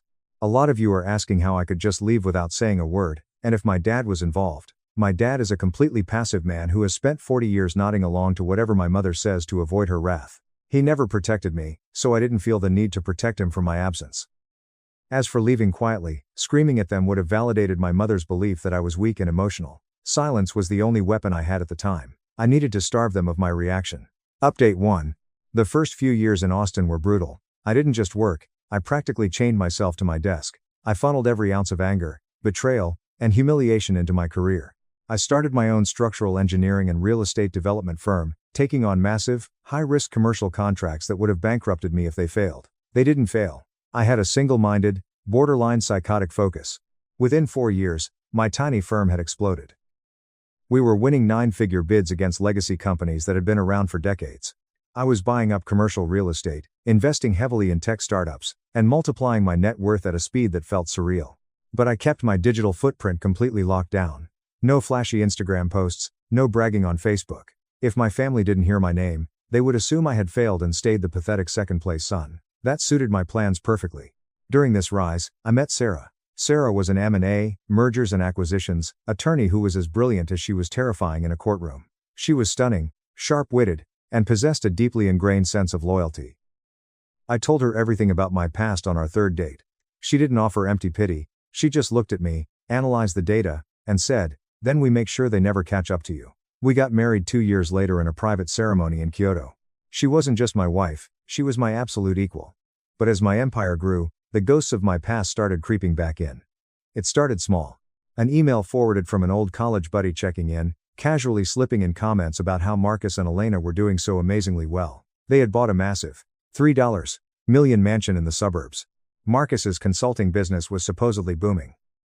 And of course, my mother was proudly parading them around town. Apparently, my mother had completely rewritten history, telling everyone in their social circle that Marcus had rescued Elena from a life of financial uncertainty with me. They were actively erasing me from my own life story. The real catalyst happened when I flew back to Chicago for an industry networking event about 5 years after I left. I was there to meet potential investors for a new high-rise project. Halfway through the evening, I heard a laugh that made the hair on my arms stand up. I turned toward the sound and saw Marcus. He was wearing a tailored navy suit, holding a glass of scotch, and holding court with a small circle of local businessmen. Elena was draped over his arm, wearing a diamond tennis bracelet that practically screamed, "Look at what my husband can afford." I stepped behind a marble pillar, out of sight, and listened. Yeah, my mom always knew I was the one who would actually make something of himself. Marcus laughed, adjusting his cuffs. My little brother, Julian. Well, he meant well, but he just didn't have the drive. He was weak. Elena saw that, too. She needed a real man. The sycophants around him chuckled politely, and Elena just sipped her champagne with a smug, self-satisfied smirk. It was such a clean, public assassination of my character that my vision actually blurred with rage. I wanted to step out from behind the pillar and ruin him right there. But Sarah's voice echoed in my head, "Don't show your hand until you hold all the cards." I walked out of the venue, the cold Chicago air hitting my face, and made a decision. The anger stopped being a dull ache. It crystallized into a weapon. I decided to expand my firm's operations back to Chicago. I bought a $6 million penthouse overlooking the lake, not to show off, but because I could. I started aggressively integrating myself into the absolute highest echelon of the city's financial elite. The first time our paths crossed directly was at a boutique charity gala I hosted to mark my firm's entry into the city's philanthropic scene. I was no longer the struggling kid they remembered. I was the billionaire host of the evening. When my mother, Marcus, and Elena walked through the grand double doors of the ballroom, their arms linked like a perfect royal family, I stood on the grand staircase and smiled. They were expecting to network with the city's elite. They weren't expecting the elite to be me. The moment their eyes scanned the room and locked onto me, it was like someone had pulled the plug on their reality. My mother's arrogant smile instantly faltered, melting into a mask of pure shock. Marcus's grip on Elena's waist tightened so hard I could see his knuckles turn white. And Elena looked like she had just stepped into a waking nightmare. I was standing at the top of the stairs in a bespoke tuxedo, and beside me was Sarah, wearing an emerald green gown that looked like it cost more than Marcus's entire stock portfolio. Sarah tilted her head, looked down at them, and whispered something in my ear that made me laugh smoothly. I didn't walk over to them. I let them stew in the sheer terror of realizing how vastly they had underestimated me. About an hour into the event, I noticed Marcus and Elena slipping away from the main ballroom, with my mother trailing closely behind them. My instincts flared. I quietly handed my drink to a waiter and followed them down a side corridor toward the private VIP lounges. The door to one of the lounges was cracked open. I stood in the shadows, perfectly still, and listened to the poison spill from my mother's mouth. "You need to use this." My mother was hissing, pacing the small room. "He is entirely in over his head here. All this flash, all these people. It's just a front. He doesn't have this kind of money. Find out who is backing him. If we can get in on his investors, we can make sure he doesn't shut us out." Marcus leaned against the wall, looking desperate but trying to mask it with arrogance. "I doubt he has the capital for a solo venture. It's probably a shell company. If we figure out who is pulling his strings, Maybe I can offer them a better deal and cut him out. Then, Elena spoke. Her voice was chillingly calm, as if discussing what to order for dinner. Or, I could just talk to him. Julian used to trust me. He was obsessed with me. If I approach him the right way, he'll spill his secrets. He's still a man, Marcus. You know how to use that. I stood in the hallway, absorbing the absolute depravity of the people I once called family. They weren't just shocked by my success, they were actively plotting to steal it. And Elena, the woman who had broken my heart, was casually offering to seduce me to commit corporate espionage for my brother. I didn't storm in. I didn't yell. I realized in that moment that they hadn't changed at all. They still thought I was the weak, emotional kid they could manipulate. As I stood there, Sarah appeared at the end of the hall. She caught my eye, saw the cold fury on my face, and silently raised an eyebrow. I gave her a tiny shake of my head. She nodded, turned, and went back to entertaining our guests. Then, my mother delivered the final nail in her own coffin. Julian was always the pathetic one, she sneered. He's lucky we even showed up tonight to give his little party some legitimacy. If he doesn't play along and cut us in, we'll just take it from him. Whatever lingering, pathetic shred of familial loyalty I had left in my soul evaporated. I stepped away from the door and walked back into the ballroom. I wasn't just going to beat them. I was going to financially and socially obliterate them, and I was going to make sure they handed me the matches to burn their lives to the ground. Update 2. The months following my gala were a masterclass in calculated patience. I didn't reach out to them, and they didn't dare approach me directly yet. They were trying to gather intelligence, completely unaware that I controlled the flow of information in this city. I hired a private investigator to look into Marcus's booming business. What I found was hilarious and pathetic. Marcus was drowning. He had lost 2 major consulting contracts because of his insufferable arrogance. To maintain his lavish lifestyle and pay the mortgage on his $3 million Wellesley mansion, he had taken out massive, high-interest bridge loans. He was bleeding cash, and his creditors were circling. Even better, Elena wasn't exactly playing the loyal wife. Through Sarah's extensive network of high society gossips, we learned that Elena had been spotted at an upscale bistro, holding hands and drinking champagne with a commercial real estate broker who definitely wasn't her husband. The perfect family was rotting from the inside out. Marcus's only lifeline was a massive, upcoming luxury mixed-use development project downtown called the Silverstone Development. If his firm landed the consulting and management contract for Silverstone, the payout would save him from bankruptcy. He was desperate for it. He was aggressively courting the board of directors, begging for a seat at the table. What Marcus didn't know, what nobody outside of my inner circle knew, was that the primary financial backer of the Silverstone development, operating through 3 layers of anonymous holding companies, was me. I controlled the board. I controlled the money. I controlled Marcus's survival. I made a phone call to Harrison, the chairman of the Silverstone board. Harrison was an old-school Chicago titan who loved expensive cigars and hated incompetence. I invited him to my penthouse for a drink. As we looked out over the city lights, I casually swirled my scotch. "Harrison, I hear there's some aggressive interest in the management contract from a guy named Marcus." Harrison rolled his eyes. "Your brother?" "Yeah, he's been making a lot of noise. His proposal is a mess, honestly. He's over-leveraged, and his reputation is slipping. But he's persistent." I took a slow sip. "If he pushes again, tell him the board is considering other candidates. Let him sweat." "But..." I paused, letting the silence stretch just long enough. "Make sure he knows that the final decision rests with the primary investor, and let it slip that the primary investor will be revealed at the Horizon Gala next month." Harrison, a man who understood the ruthless poetry of corporate warfare, smirked. "Consider it done." The Horizon Gala was the most exclusive, high-stakes networking event in the Midwest. I was co-chairing it. I instructed the event coordinators to send a gold-embossed invitation to Marcus, Elena, and my mother. It wasn't an olive branch. It was bait. I knew their arrogance and desperation would force them to attend. The night of the gala arrived. The venue was a restored 1920s Art Deco theater, dripping in gold leaf, crystal chandeliers, and crimson velvet.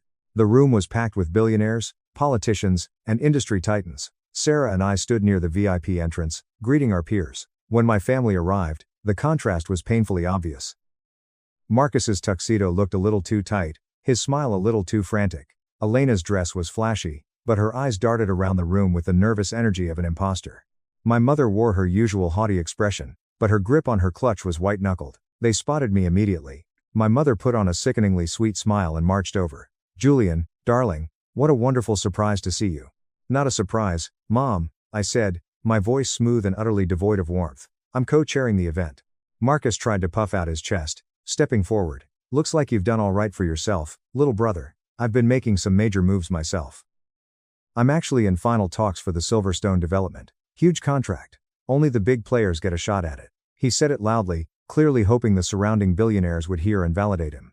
I gave him a slow, pitying nod. Silverstone. Yes, I'm very familiar with it. Marcus smirked. Yeah, well, it requires a certain level of capital management, something I excel at. I leaned in just slightly, dropping my voice so only they could hear. That's fascinating, Marcus, because I own Silverstone. The silence that fell over the three of them was absolute. The smugness vanished from Marcus's face, replaced by a pale, sickly horror. His mouth opened, but no sound came out. My mother physically recoiled, her hand flying to her pearls. Elena stared at me, her eyes wide with the realization that the man she had abandoned for financial stability was now the god of her husband's universe. You're the primary backer? Marcus choked out, his voice trembling. Through Apex Holdings, yes. I replied calmly, and unfortunately, Marcus, we only work with partners who exhibit financial stability, integrity, and a flawless reputation. I've reviewed your financials. You're drowning in high-interest bridge loans, your last 2 contracts were terminated for breach of duty, and frankly, your firm is a liability. Julian, please, my mother hissed, her facade cracking completely. He's your brother, you can't do this to family. I looked her dead in the eye. Family is important, Mom. But you taught me a very valuable lesson years ago. You said I needed to understand how the real world works. You said Elena deserved someone who could provide. Well, I'm providing for my investors. And Marcus is a bad investment. Elena suddenly stepped forward, putting a hand on my arm, her voice dropping an octave into that manipulative purr I had overheard her plotting to use. Julian, we have history. You know Marcus is capable. If we could just sit down, privately, I know we can work this out, for old time's sake. Sarah, who had been standing silently beside me, finally stepped in. She didn't raise her voice. She didn't have to. She just looked at Elena's hand on my arm like it was a cockroach. Remove your hand from my husband, Sarah said, her tone absolute zero. Elena yanked her hand back as if she had been burned.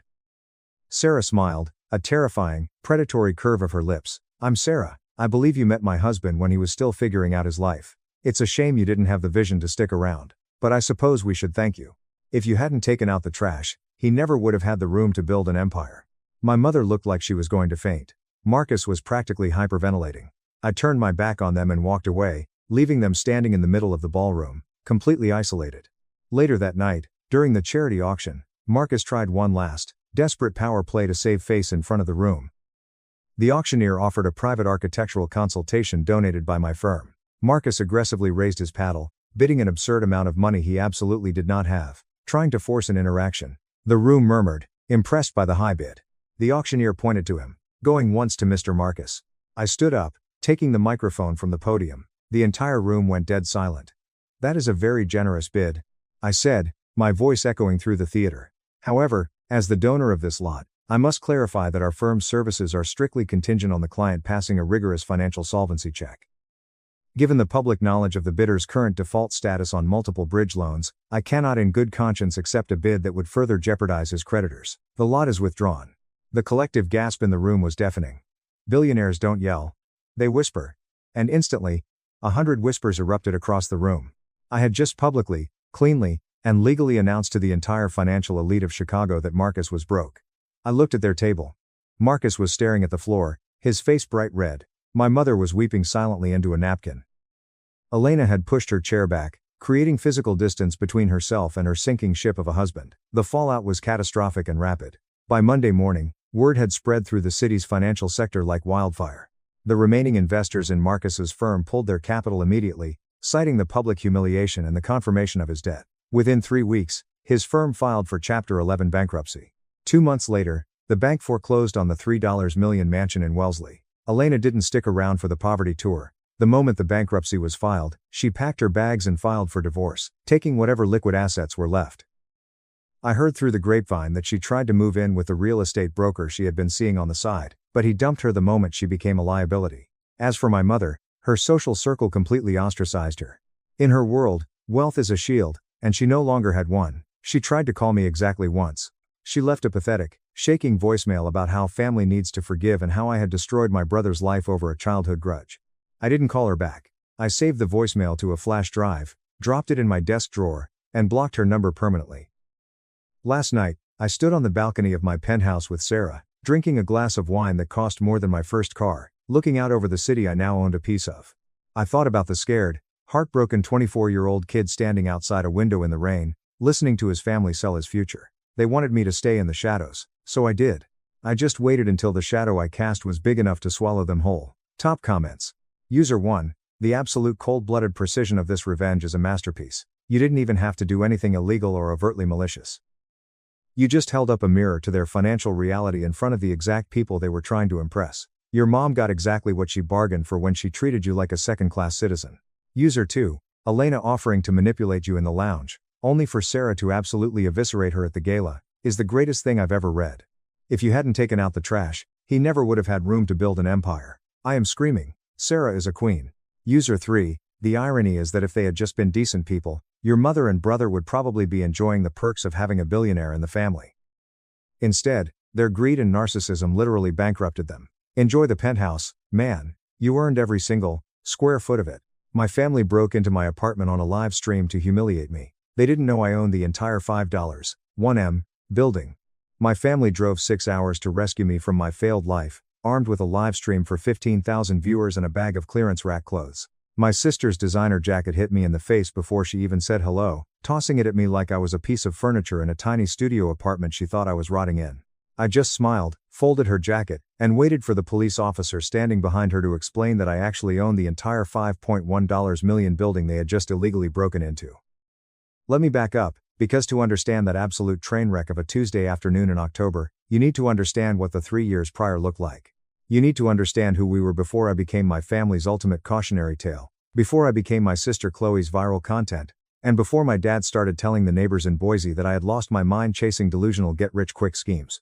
My name is Arthur Sterling. I grew up in Boise, Idaho, in a house that constantly smelled like bleach and simmering resentment. We weren't poor, but my father, Thomas Sterling, had decided somewhere in his mid-40s that bitter disappointment was the only rational response to existence. Dad managed regional logistics for a mid-sized freight company. He had been doing the exact same job for 25 years by the time I left home. He was competent, joyless, and treated his 2018 Ford Explorer with significantly more affection and patience than he ever offered his children. My mom, Evelyn, was the president of our neighborhood HOA and ran the local community center's event planning committee. She possessed a terrifying, almost supernatural gift for taking any ordinary event, a minor disagreement at dinner, a delayed flight, a neighbor's overgrown lawn, and restructuring the narrative so that she was the long-suffering, tragic heroine who had ultimately endured unimaginable hardship. And then there was Chloe. Chloe is 4 years younger than me, 25 at the time of the absolute disaster I'm about to recount. Sometime during her sophomore year of college, she started a lifestyle and reality account called Chloe's Canvas. She built it to about 220,000 followers by filming her morning routines, her overpriced matcha lattes, her aesthetic apartment, and, increasingly, her family. Specifically, me. Over the years, I had become a recurring, non-consensual character in her content. I was the delusional older brother who wasted his potential. The brother who chose a fake, imaginary business over his real, loving family. She told her audience repeatedly that I was a living, breathing lesson in what not to do with your life.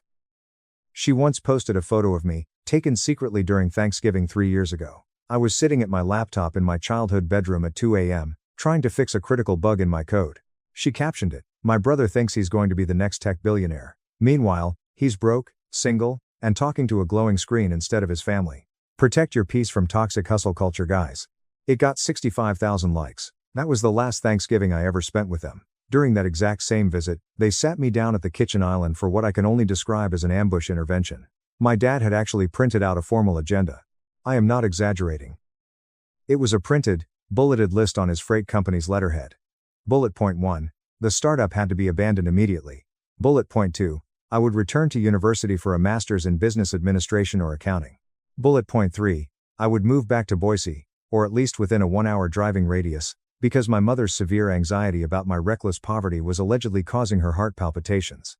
At the time, I had been building Aegis Core for 2 brutal years. It was a cloud data protection platform that automated encryption key management for mid-sized healthcare and financial enterprises.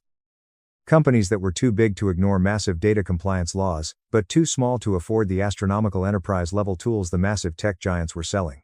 My co-founder, a former cybersecurity analyst named Marcus Vance, who I'd met at a tech mixer in Denver, had been working 80-hour weeks alongside me. We had 14 paying beta clients. We had a working proof of concept that a major venture capital firm in Silicon Valley had just described as one of the most elegant encryption architectures we've seen this decade. I tried to explain this to them. I practically begged them to listen. I brought out my laptop. I showed them the client dashboards, The revenue projections, the literal emails from venture capitalists. I tried to walk my dad through what automated key rotation actually meant for hospital databases. He just stared at me with dead, unblinking eyes. Arthur, he sighed, using his deep, authoritative management voice. I have been moving freight across this country for 25 years. I know the difference between a tangible, real business and a childish fantasy, and I know exactly which one you have. My mom reached across the granite counter and put her manicured hand over mine, her eyes brimming with forced, theatrical tears. We just love you so much, sweetie. We cannot sit back and watch you throw your entire future down the drain. Chloe was filming from the hallway. She had been filming the entire goddamn time. I didn't find out until 5 days later, when a heavily edited clip of my face looking exhausted, confused, and visibly holding back tears showed up on her TikTok under the title, "My brother's delusional startup is tearing our family apart." Number real talk, number family trauma. I packed my bags and drove back to Denver that same night. It was a 6-hour drive through the dark. I pulled over once at a desolate gas station outside of Salt Lake City, bought a stale black coffee, sat on the hood of my beat-up Honda Civic in the freezing cold, and stared at the empty highway for an hour. Then I called Marcus. "They want me to quit," I told him, my voice cracking. There was a long silence on the other end of the line. "What do you want to do, Art?" "I want to close the Series A funding and crush everyone," I said. And we did. 8 months later, we closed a $5 million Series A. Marcus and I bought out 2 of our biggest competitors' early contracts. We hired our first 12 full-time engineers. We moved out of our cramped co-working space and signed a lease for a massive, glass-walled office on the 18th floor of a high-rise in downtown Denver. I sent my parents a simple holiday card that December. No bragging, no financial details, just a standard happy holidays, hope everyone is doing well. My mom returned it to me unopened. She had slapped a yellow sticky note on the front with her handwriting, "We will be here when you are finally ready to come back to reality." My dad blocked my phone number. Chloe posted a viral video titled "Cutting Off Toxic Family Members for My Mental Health" that racked up 300,000 views and a comment section full of strangers praising her immense bravery for abandoning her freeloader brother. I let them have it. I let them have the narrative, the internet sympathy, the self-righteousness. I was simply too busy building an empire to fight a PR war with my sister. The next 2.5 years moved with brutal, blinding speed. The kind of momentum where you stop measuring time in days and start measuring it in fiscal quarters and software deployments. Aegis Core's client base exploded from 14 to 120, and then to over 600. We got a massive feature in a major tech magazine that called our encryption engine the gold standard for mid-market data security. And then, we went public. 2 years and 9 months after my father handed me that printed intervention agenda, Aegis Core's IPO opened on the stock exchange at $22 a share. By the time the closing bell rang that afternoon, it had surged to $34. Marcus and I stood in our Denver office surrounded by our 80 employees, popping champagne while the ticker ran across the screens. My net worth, on paper, was suddenly $55 million. That night, out of some stubborn, lingering trauma bond, I tried to call my mom. The call went straight to voicemail. I didn't leave a message. I never tried again. 10 months after the IPO, I bought a building. I didn't buy it because my financial advisors told me to diversify into commercial real estate, though they did. I bought it because it was the exact building I had been renting a miserable 450 square foot studio apartment in since I first moved to Denver. The owner, an older developer named Elias Thorne, was retiring to Florida and wanted to offload the entire property in a quiet, off-market deal to someone who wouldn't bulldoze it. It was a beautiful, historic 10-story brick building with 40 units. I bought it for $5.1 million in cold, hard cash. I deliberately kept my name off all the public-facing LLC documentation. I wasn't trying to pull a James Bond level of secrecy, I just genuinely valued my privacy. I kept my face off LinkedIn, refused to be photographed for the business magazines, and let Marcus be the charismatic public face of Aegis Core. I moved out of my tiny studio on the 3rd floor and spent a fortune renovating the entire top-floor penthouse. Custom Italian marble, smart home integration, and floor-to-ceiling windows that made the Denver skyline look like a glittering circuit board against the Rocky Mountains. I installed a state-of-the-art security system that fed 16 high-definition camera angles directly to my phone. I hired a front desk concierge named David, a former luxury hotel manager I poached with an obnoxiously high salary, because he was a master at handling unhinged people with a polite smile. I had built a perfectly insulated, beautiful life. And then, Chloe found my old address. She had obviously done some digital digging, probably paid for one of those background check websites or found an old piece of mail. But she found the address associated with my name from 3 years ago. Unit 3B. The tiny, cramped studio apartment I lived in when I was eating instant rice and coding until my eyes bled. She took a screenshot of the address and sent it to the family group chat, the same chat I had been aggressively removed from years prior. I only know this because the current tenant of Unit 3B, a brilliant 26-year-old astrophysics PhD student named Maya Lin, texted me immediately. Maya was quiet, paid her rent 3 days early every single month, and kept to herself. "Hey Arthur," Maya texted, "just a heads up, I got a really weird phone call on the building's old intercom directory from someone asking if a destitute Arthur Sterling still lived here. I told them they had the wrong number. It felt super off. I thanked Maya, told her to ignore it, and assumed it was a scammer. I was completely, catastrophically wrong." Update 1. 3 days later, Tuesday morning, 10:45 a.m. I was sitting in my penthouse office, running a virtual board meeting with my executive team. Marcus was mid-sentence, breaking down our Q3 client acquisition metrics, when my phone screen lit up with a priority motion alert from the building's security app. I glanced down. The lobby camera feed showed my mother marching through the grand glass front doors, aggressively pulling a massive rolling suitcase. My dad was marching right behind her, carrying 2 bulging plastic shopping bags. And there was Chloe, trailing them, her phone held high in the air, ring light attached, already speaking to her front-facing camera. I immediately muted my microphone. "Marcus, I need to step away. Take over the meeting." I didn't wait for his response.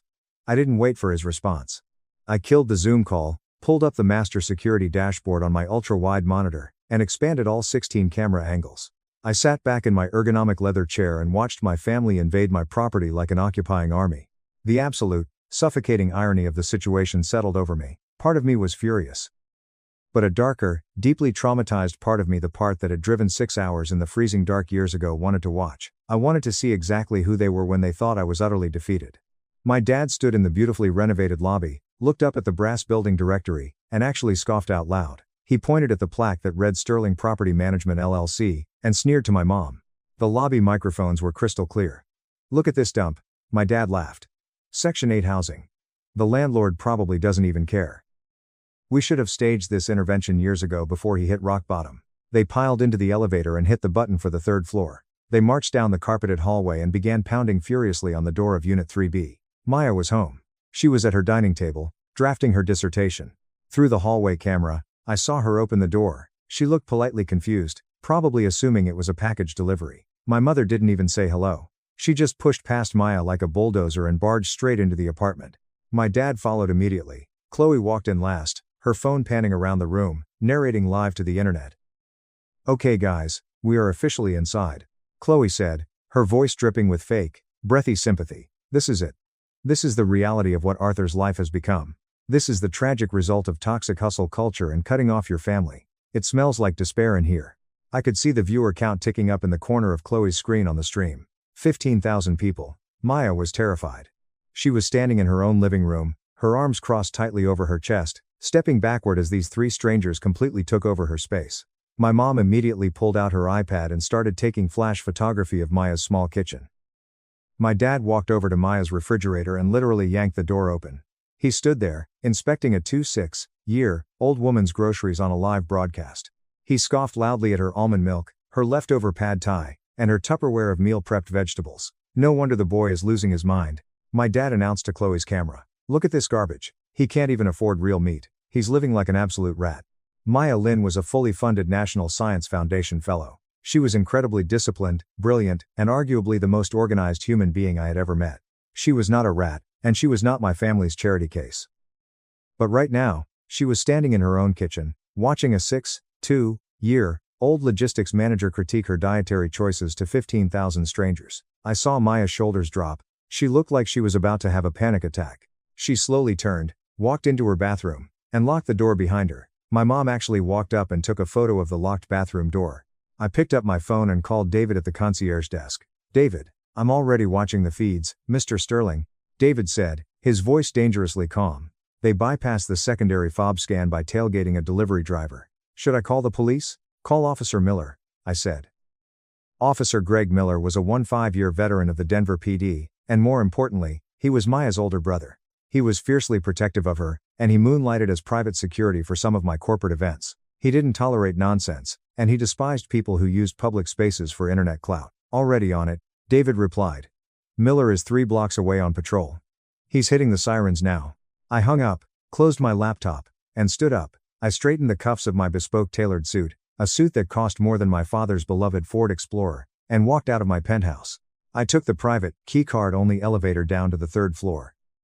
The elevator smelled faintly of the expensive cedar polish my cleaning crew had just applied. When the elevator doors slid open on the 3rd floor, my mother was standing in the hallway, rummaging through her plastic shopping bags. She saw me step out and immediately gasped, throwing her arms wide open in a grotesque display of theatrical relief. "Oh, Arthur, there you are," she cried, her voice echoing down the hall. It wasn't the sound of a worried mother, it was the sound of an actress finding her mark for the camera. "Look at this horrendous place you're living in. We have been sick with worry. We brought you groceries." "This isn't where I live," I said, my voice completely flat and devoid of emotion. My mother froze. Her arm slowly dropped. What do you mean?" "We have the address. I live upstairs," I said. "This is Maya Lynn's apartment. She is a PhD student in astrophysics. She has been renting this unit for 2 years. She is a phenomenal tenant, and you just broke into her home." My dad stepped out of the apartment, his chest puffed out, defaulting to his aggressive management posture. He crossed his arms and glared at me. "Stop playing these pathetic games, Arthur. We drove 6 hours to save you from this squalor. You're embarrassing yourself." "Thomas," a deep voice boomed from the stairwell. Everyone whipped around. Officer Greg Miller emerged from the heavy fire doors. He was in full uniform, his hand resting casually near his duty belt, his face a mask of absolute, furious authority.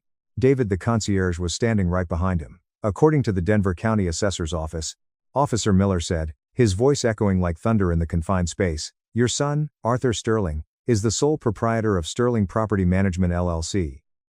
He purchased this entire building 10 months ago for $5.1 million in cash."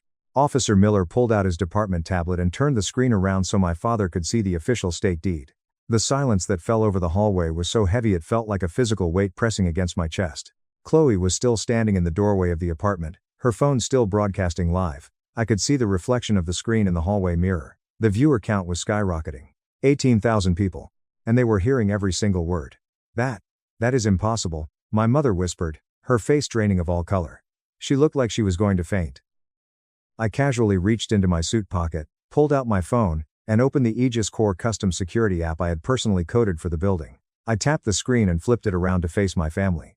16 live camera feeds. The lobby, the elevators, the roof deck, the gym, and a crystal clear feed of Unit 3B's hallway, showing my family standing exactly where they were. "I have been watching you from my penthouse office for the last 20 minutes, I said quietly.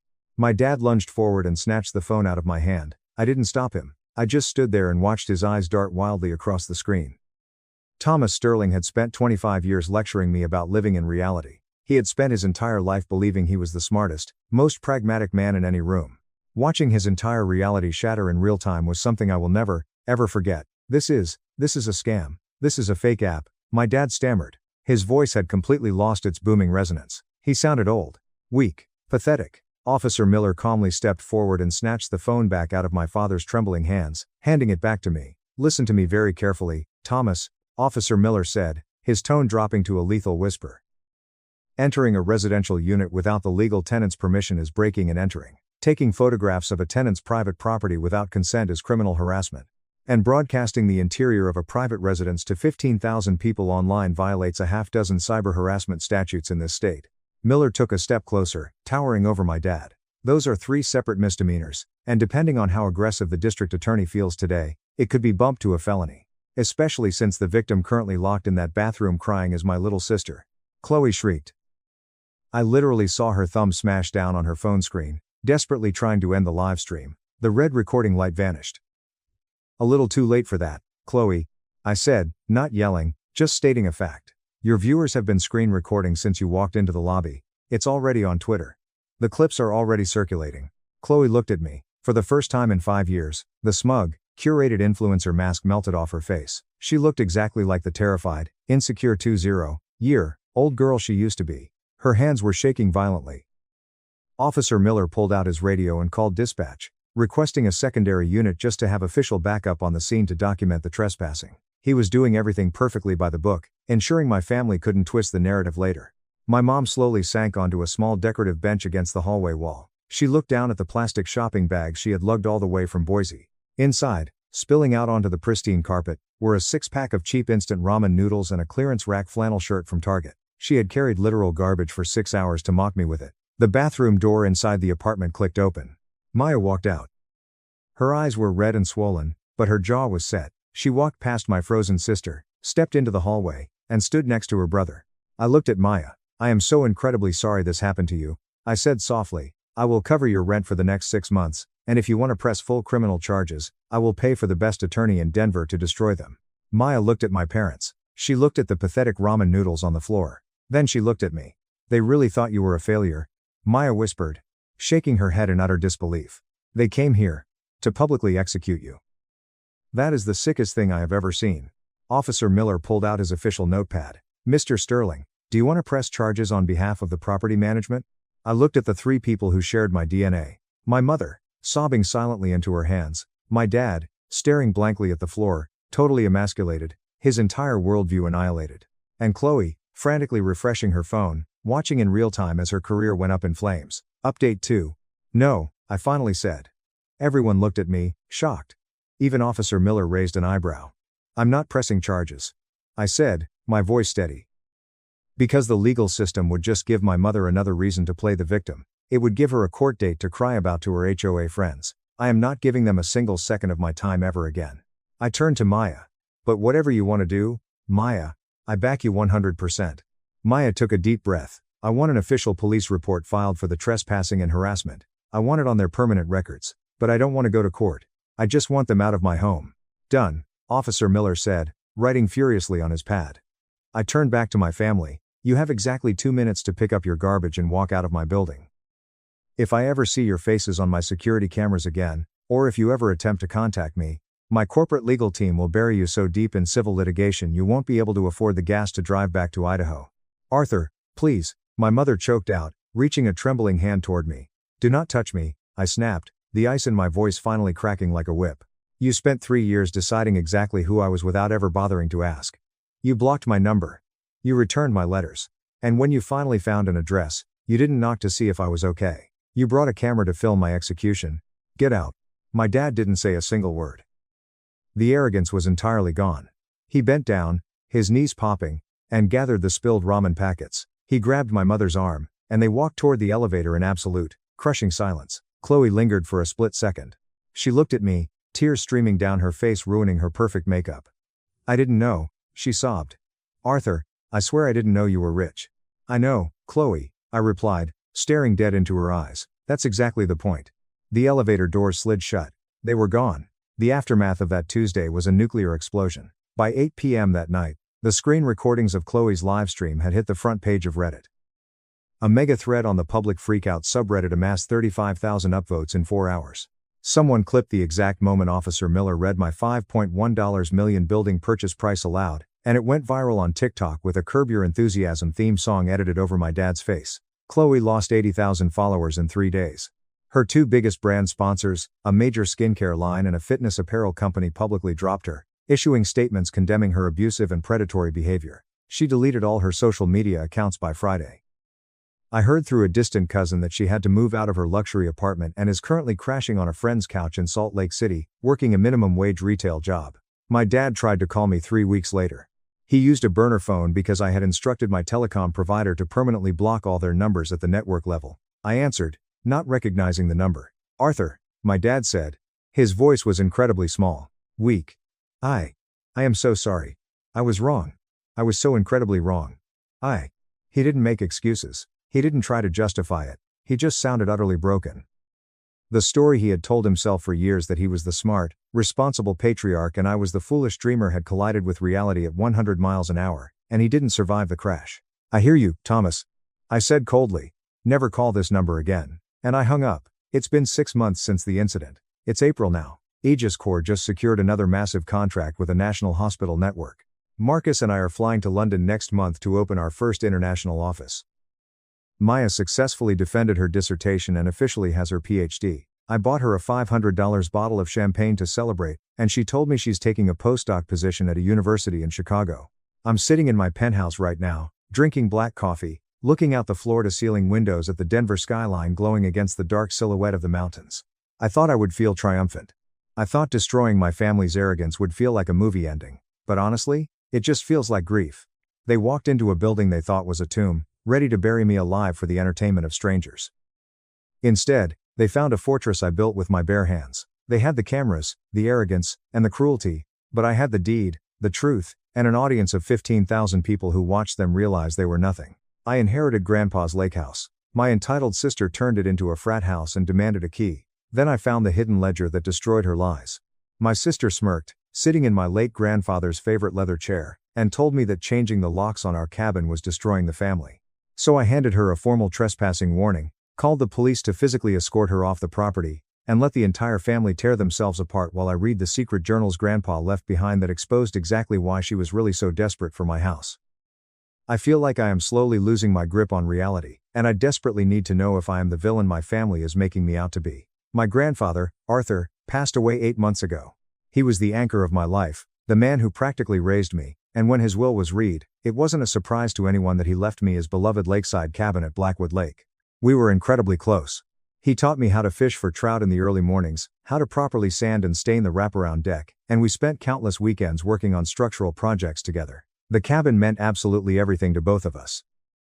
But the property isn't just sentimentally valuable, it is worth roughly $450,000 and sits on some of the most pristine, prime lakefront real estate in the entire county. My grandfather was incredibly specific in his will. He dictated that the cabin should go to someone who would cherish it, maintain it as a sanctuary, and respect its peaceful nature. He chose me because I was literally the only grandchild who ever showed genuine interest in the property.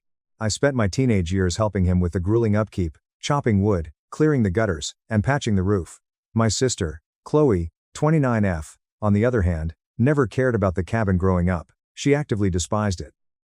She thought it was boring, dirty, and old-fashioned. She preferred expensive hotel vacations, all-inclusive resorts, and luxury spa weekends. She constantly complained about the mosquitoes, the lack of high-speed Wi-Fi, the spotty cellular reception, and called the place disgustingly rustic in the most dismissive, arrogant tone possible. When Grandpa Arthur was alive, she visited maybe twice in the last decade, and both times she left early because she was bored. Here is where things get incredibly complicated and infuriating. Last weekend, I finally felt emotionally ready to drive up to the cabin for the first time since inheriting it. I planned to spend some quiet time there, grieve in peace, and start going through Grandpa's remaining belongings. I pulled into the gravel driveway, nostalgia washing over me, and had my newly minted key ready. But as I walked up to the heavy oak front door, my stomach dropped. I could hear heavy bass thumping through the walls, loud music vibrating the windows, and the chaotic sounds of shouting voices inside. I pounded on the door. A guy I had never seen in my life answered. He was wearing soaking wet swim trunks, dripping lake water onto the antique hardwood floors, and holding a cheap beer. Behind him, I could see at least 8 people lounging around my living room. The place was wrecked. There were muddy footprints everywhere. The guy looked annoyed, squinted at me, and aggressively asked what the hell I wanted. When I firmly explained that this was my cabin and demanded to know who he was, he threw his head back and laughed. He said Chloe had told them they could stay for the long weekend because her family owned the place. I saw red. I was absolutely livid. I immediately pulled out my phone and called Chloe. Instead of apologizing, she acted like I was being an insane, unreasonable tyrant. She nonchalantly said our parents had given her a spare key months ago and told her she could use the cabin whenever she wanted for her weekend getaways. Apparently, she had been bringing massive groups of friends up there regularly and had even started advertising it on her social media as our family's shared vacation home. When I reminded her that I legally inherited the cabin, that my name was the only one on the deed, and she had absolutely no right to be there, she got incredibly defensive. She snapped that Grandpa would have wanted the whole family to enjoy it. She insisted that just because the legal paperwork had my name on it didn't mean I should selfishly hoard it from everyone else. She actually called me a greedy narcissist for wanting to kick her friends out into the cold. The absolute worst part? My parents are entirely backing her up. When I called them in a panic, my mother sighed heavily and said I was being petty, territorial, and cruel. She said that family should always share. My father chimed in, suggesting I compromise by letting Chloe have the cabin on weekends since I work a demanding corporate job during the week anyway. They kept parroting the same line. Grandpa would have wanted the cabin to bring the family together, not divide us. But here is what they are deliberately choosing to ignore. Grandpa specifically left the cabin to me because he trusted me to care for it properly. While I was on the phone, I walked through the house and took inventory of the disaster. Chloe's friends had been using Grandpa's expensive, vintage fishing equipment without cleaning it, leaving the lines tangled and the hooks rusted. There was a mountain of crusted, rotting dishes in the sink attracting flies. Someone had taken a pocket knife and actually carved their initials into the handmade oak dining table Grandpa and I had built together when I was 15. There were cigarette butts and beer bottles scattered all over the pristine deck, and they had apparently been having massive, raging bonfires dangerously close to the dry tree line, completely ignoring the local fire bans. I ended up having to physically demand that Chloe's friends pack their bags and leave immediately. It created a massive, humiliating scene. They were incredibly hostile, swearing at me and insisting they had paid for the weekend and had permission to be there.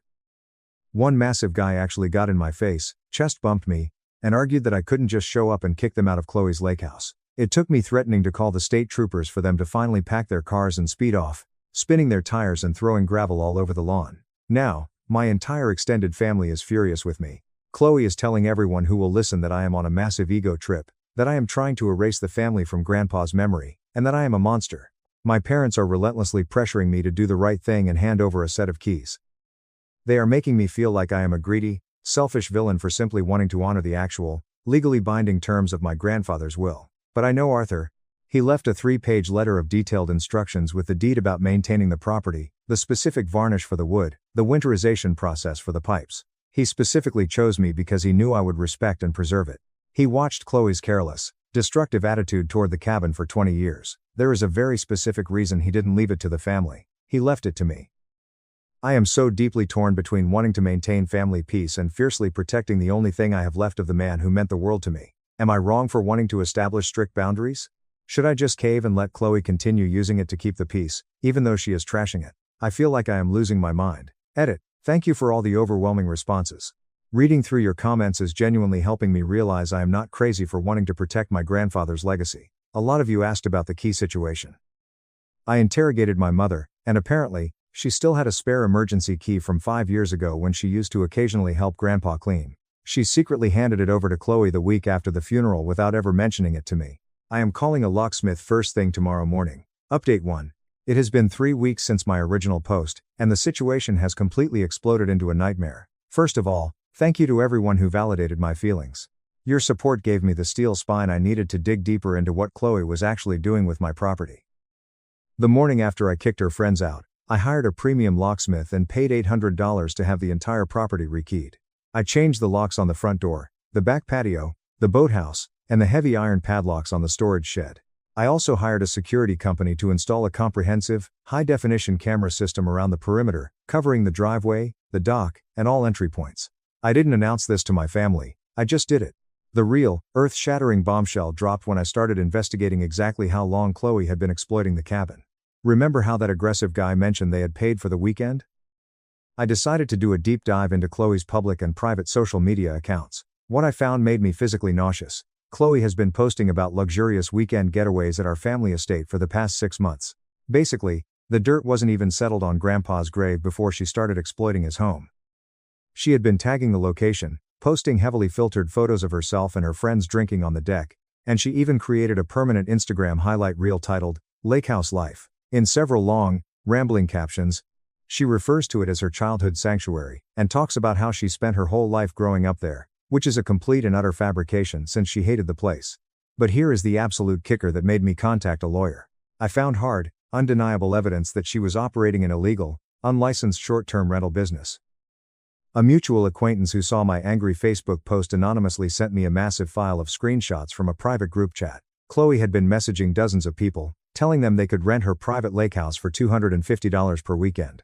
She had been pocketing thousands of dollars in pure, untaxed cash off my grandfather's property while I was the one paying the exorbitant property taxes, the premium lakefront insurance, and the monthly maintenance costs. I also discovered she had been hosting massive, out-of-control parties. I plugged in Grandpa's old landline answering machine, which I still pay for, and found 23 unheard voicemails. They were all from furious, exhausted neighbors. They described deafening music playing until 4 a.m., drunk people trespassing onto their private docks, and one idiot whose massive truck got stuck in the protected marshland because they decided to go off-roading. The property damage was far more extensive than my initial walkthrough revealed. Aside from the carved dining table, I found deep, black cigarette burns melted into the expensive composite decking. The boathouse had a shattered window that had been lazily covered with silver duct tape, but the discovery that broke my heart was Grandpa's vintage, handcrafted wooden fishing tackle box. Someone had dumped out his antique lures, filled it with jagged ice and cheap beer, and used it as a cooler. The melted ice had completely warped the beautiful mahogany wood and left permanent, rotting rust stains everywhere. Furthermore, someone had taken neon green spray paint and tagged the side of the wooden dock with a crude, disgusting drawing. When I finally confronted Chloe over the phone with the screenshots of her illegal rental business, she completely lost her mind. She didn't apologize. Instead, she shrieked at me, accusing me of being a stalker and obsessing over a bunch of old, rotting wood. She actually had the audacity to claim that the cabin was decaying because I wasn't using it enough, and she was doing me a favor by bringing life and energy back to the place. I coldly told her that she needed to immediately cease all posts about the cabin and that she was permanently banned from the property. Her response was to scream a string of profanities, block my number, and immediately call our parents to hysterically cry that I was abusing her. My parents' reaction destroyed whatever respect I had left for them. When I forwarded them the screenshots of Chloe illegally charging people $250 a weekend, my mother gasped and accused me of spying on my own sister. She said families shouldn't keep secrets. My father actually defended the rental scheme. He cleared his throat and suggested that Chloe sharing the costs with friends was a sign of financial maturity and showed she was trying to be an entrepreneur. They deliberately ignored the photos of the cigarette burns, the ruined tackle box, and the 2-3 noise complaints from the neighbors. The absolute final straw happened last Saturday. Despite the changed locks and the warnings, my phone buzzed with a motion alert from the new security system. I opened the app and watched in real time as Chloe and 2 of her friends marched up to the cabin. When her old key didn't work, she didn't leave. Instead, I watched her drag a heavy patio chair to the side of the house, pry off the screen of a guest bedroom window that she remembered had a faulty latch from 10 years ago, and illegally climb inside my house. I immediately called the local police dispatch and drove the 40 minutes to the lake at breakneck speed. I arrived just as a squad car was pulling into the driveway. We walked in together. Chloe was sitting in Grandpa's leather chair, pouring herself a glass of wine, acting like the queen of the castle. When she saw me, and the uniformed officer, she didn't even flinch. She just rolled her eyes and said, "Oh my God, you brought the cops? We need to talk about your controlling behavior." She demanded that I hand over the new keys in front of the officer. She yelled that cutting her off was punishing the family and dishonoring Grandpa's memory. The police officer was incredibly professional but stern. He asked for my ID, verified my name on the deed, and then turned to Chloe. He bluntly explained that regardless of their DNA, I was the sole legal owner. She had broken in through a window, and she was criminally trespassing. The humiliation of watching an armed police officer force my screaming, crying sister to put her shoes on and march her off my grandfather's property was one of the darkest moments of my life. But what solidified my resolve was the complete lack of remorse in her eyes. As she was escorted to her car, she was furiously typing on her phone, undoubtedly spinning a victim narrative to the rest of the family. Now, the entire extended family is involved. My aunt called me screaming that I was tearing the bloodline apart. Several cousins have sent me toxic, passive-aggressive paragraphs about how money changes people, and family is forever. But they don't know what I found. While cleaning up the mess Chloe left, I was going through Grandpa's locked filing cabinet. Tucked inside a manila folder, I found a carbon copy of a letter he wrote to his estate lawyer 3 years ago. In it, Grandpa explicitly detailed his terrifying concerns about leaving the property to multiple people. He wrote, "I have seen inheritance turn siblings into vultures.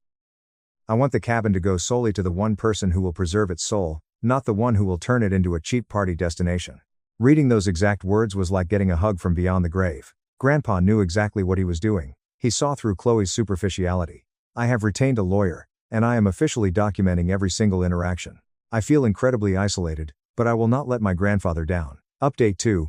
It has been 3 agonizing months since I had the police remove Chloe from the cabin, and if you thought my family would eventually calm down and see reason, you are sorely mistaken. The harassment has escalated to a terrifying, almost unhinged level, but I have finally uncovered the ultimate, devastating truth that explains exactly why my parents have been fighting so viciously for Chloe to have the house. The security cameras have been the best investment of my life. In the first month alone, I caught Chloe trying to breach the property 4 separate times. The first time, she brought a massive aluminum ladder and tried to scale the side of the house to reach a second-story balcony. The second time, she brought a shady-looking guy I didn't recognize who spent 20 minutes casing the windows with a flashlight. The third time, she actually took a heavy steel crowbar and tried to pry the reinforced strike plate off the back door, causing $400 in cosmetic damage before the alarm blared and she ran away into the woods. But the fourth incident was the most brazen, unbelievable thing I have ever witnessed. I was sitting at my desk at work when my phone alerted me. I opened the live feed and saw Chloe, my mother, my father, and a professional locksmith standing on my front porch. I watched in absolute horror as my father pointed at the door, demanding the locksmith drill the deadbolt. I could hear the audio perfectly. The locksmith looked hesitant and asked to see a deed or utility bill with their name on it. Right on cue, my mother burst into theatrical, sobbing tears, wailing about how their cruel, mentally unstable son had locked them out of their sacred family memories and they just wanted to retrieve some photo albums. I immediately called the locksmith company's dispatch, identified myself, and told them their employee was currently being manipulated into committing a felony breaking and entering. The dispatcher radioed the locksmith, who immediately packed up his tools and practically ran to his van. As he drove away, my father chased the van down the driveway, screaming obscenities and kicking the gravel. Watching my own parents try to orchestrate a break-in to my home shattered my heart into a million irreparable pieces. The social pressure became suffocating. At my cousin's wedding last month, I was completely ambushed. I couldn't even get a drink without a relative cornering me. My aunt trapped me near the buffet and spent 20 minutes lecturing me about how I was a disgrace to the family name. But the most devastating, unforgivable tactic Chloe used was weaponizing our 84-year-old grandmother Arthur's widow. My grandmother's mind has been slipping lately, and she gets easily confused. Chloe went to her nursing home, sat by her bed, and maliciously fed her a twisted narrative. Chloe told her that I had locked the entire family out, that I was selling the cabin to a corporate developer, and that I was erasing Arthur's memory. My grandmother called me late one night, weeping uncontrollably, begging me not to destroy the lake house. She kept crying, "Please don't take Arthur's home away from us. Please let the family heal." I spent 2 hours on the phone, gently trying to explain the reality, the police, the damages, the illegal rentals, but in her fragile state, she couldn't process it. She just kept repeating that family must stick together. That conversation broke me. The fact that Chloe was willing to torture an elderly, grieving woman just to win an argument proved exactly how sociopathic she is. Chloe also ramped up her online smear campaign. She posted daily throwback photos with captions like, "Missing the days when love mattered more than a piece of paper." Her friends began review bombing my corporate LinkedIn and my company's Google business page, leaving 1-star reviews claiming I was unethical, greedy, and untrustworthy in personal matters. I had to sit down with my HR department, explain the insane family drama, and have our legal team issue takedown notices to Google. But the absolute breaking point and the moment that changed everything forever happened 6 weeks ago. I drove up to the cabin to inspect the crowbar damage. When I walked into the master bedroom, I froze. Someone had been inside. The cameras hadn't caught them because they had hiked 2 miles through the dense, camera-blind woods behind the property and smashed a tiny basement ventilation window. The house felt violated. There were dirty towels thrown on the floor. But the most disturbing thing was sitting on the center of Grandpa's freshly made bed. It was a handwritten note on pink stationery that read, "This place has too much love to be locked away. Arthur would want everyone to feel welcome here. Stop fighting the inevitable." I felt sick to my stomach. I immediately called the police, filed another report, and spent $3,000 upgrading the entire house with shatterproof glass, reinforced steel door frames, and internal motion sensors. That night, unable to sleep and vibrating with anxiety, I decided to finally clean out the basement storage room. I was moving boxes when I noticed Grandpa's ruined, water-damaged wooden tackle box sitting in the corner. I picked it up to throw it in the dumpster, but it felt unusually heavy for an empty box. I inspected the bottom, and realized the wood was exceptionally thick. I grabbed a flathead screwdriver and pried at the base. With a loud crack, a false bottom popped open. Inside the hidden compartment was a sealed, waterproof document bag. My hands were shaking as I unzipped it. Inside was a thick, leather-bound bank ledger, a stack of wire transfer receipts, and a handwritten letter addressed specifically to me. I sat on the concrete floor and read the letter. It completely rewrote my family's history. Grandpa Arthur hadn't just left me the cabin because I loved it. He left it to me because he had times already given Chloe her inheritance. The letter explained everything in devastating detail. When Chloe turned 21, she threw a massive fit about how unfair it was that Grandpa spent money maintaining the cabin instead of helping her live her best life. To keep the peace, Grandpa established a private trust fund for her, containing exactly $450,000, the exact appraised value of the cabin. The ledger documented every single withdrawal. For 6 years, while I was up on the roof fixing shingles in the blistering heat, Chloe was draining that account to fund her luxurious lifestyle. She used Grandpa's money to buy a brand new Mercedes, fund her month-long trips to Bali and Europe, and pay for her expensive downtown apartment. But it got worse. The letter explicitly stated that my parents were the legal trustees of that account. They were supposed to monitor it and ensure she used it for a house down payment or education. Instead, they enabled her. They let her blow through nearly $500,000 by the time she was 27. Grandpa's final paragraph burned into my soul. "I leave this ledger for you, my boy, because I know they will come for the cabin. Chloe has squandered her half of the legacy, and your parents are too weak to tell her no. They will try to take your sanctuary to make up for their failure to raise a responsible adult. Do not let them. You earned this place with your sweat and your love. Protect it."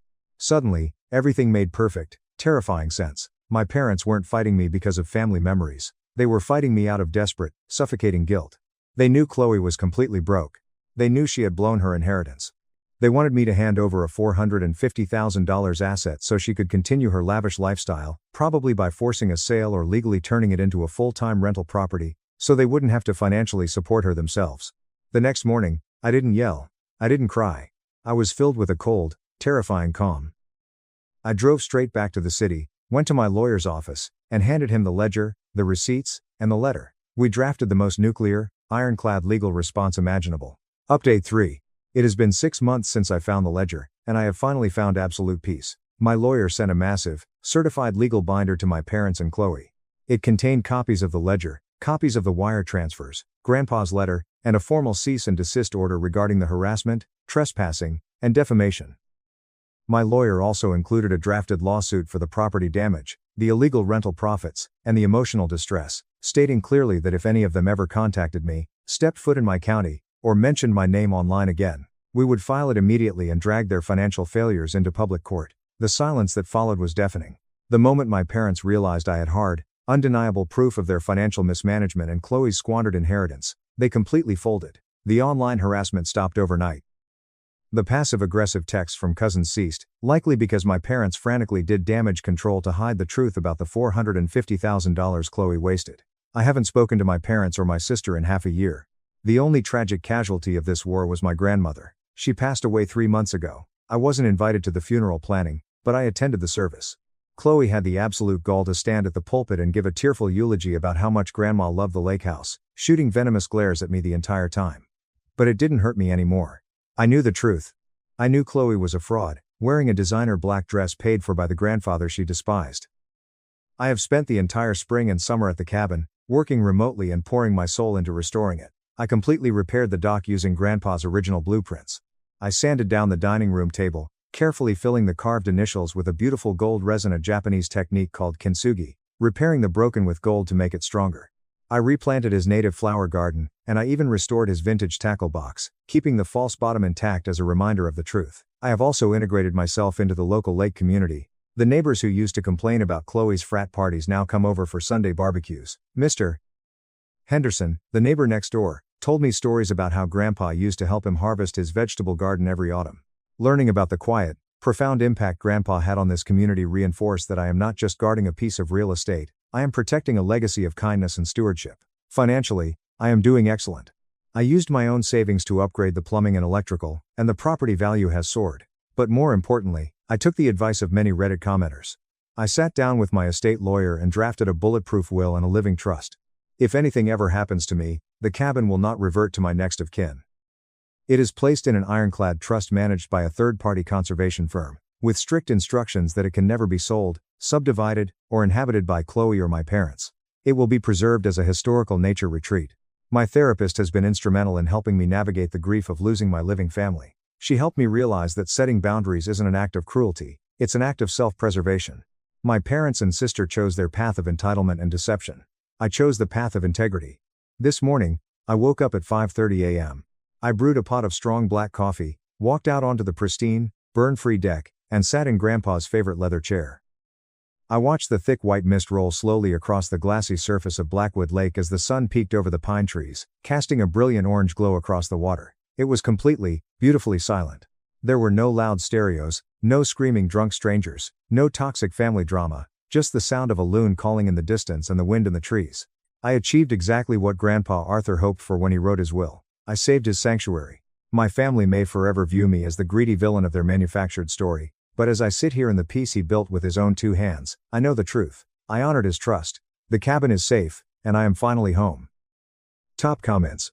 User 1. The absolute audacity of your parents to watch your sister blow $500,000 on luxury cars and vacations, and then try to steal your inheritance to keep funding her lifestyle is genuinely sickening. The false bottom in the tackle box is like something out of a movie. Grandpa played chess while they were playing checkers. Good on you for locking that trust down. User 2. I am so incredibly sorry about your grandmother passing away while believing Chloe's lies. That is a special kind of evil for your sister to manipulate a confused, grieving elderly woman just to score points in a family feud. But you did the right thing. You protected the one thing your grandpa loved most. The gold resin in the table is a beautiful touch. User 3. The fact that they brought a locksmith to your house while you were at work is terrifying. That's not just entitled family drama, that's a coordinated criminal conspiracy to break and enter. I'm glad you hit them with the legal nuke. Enjoy the peace and quiet on that deck, OP. You earned every single sunrise. My parents literally called my wedding a trivial event for a bottom-tier child as they boarded a first-class flight to Hawaii to celebrate my sister's engagement instead of watching me walk down the aisle. But when they had the absolute audacity to call me just days after my honeymoon to demand $25,000 to fund her luxury bridal shower, I didn't just hang up the phone. I dug into the financial records they tried to hide, uncovered a massive felony they committed in my name, and let the authorities turn their perfect, golden family into a neighborhood spectacle. I'm Maya, and I'm 27 years old. For as long as I can remember, my entire existence was defined by a desperate, hollow ache for just a fraction of the love and recognition my parents so freely showered upon my older sister, Chloe. I grew up in Grand Rapids, Michigan, in one of those pristine, upper-middle-class neighborhoods where the lawns are manicured with mathematical precision, and the true measure of a family's worth is determined by how good they look on a glossy Christmas card. My parents, Robert and Linda, were the undisputed architects of this suffocating facade. To the outside world, we were the picture of American perfection. But behind the heavy oak doors of our spotless home, the hierarchy was brutally clear. Chloe was the sun, and I was just a cold, orbiting rock, lucky to even be in her solar system. Chloe was the undeniable golden child. She was everything my parents had ever dreamed of: loudly charismatic, relentlessly ambitious, and fiercely competitive. By the time she was a freshman in high school, my parents were already hosting dinner parties solely to brag about her inevitable future as a high-powered corporate lawyer. They bought her tailored suits for mock trial, hired expensive private tutors, and cleared their entire weekend schedules to drive across the Midwest for her debate tournaments. And then there was me. I was the quiet, introverted kid who found solace in the dusty corners of our basement, armed with nothing but charcoal pencils and heavily worn sketch pads. I loved art. I loved the way a simple line could convey an entire ocean of emotion.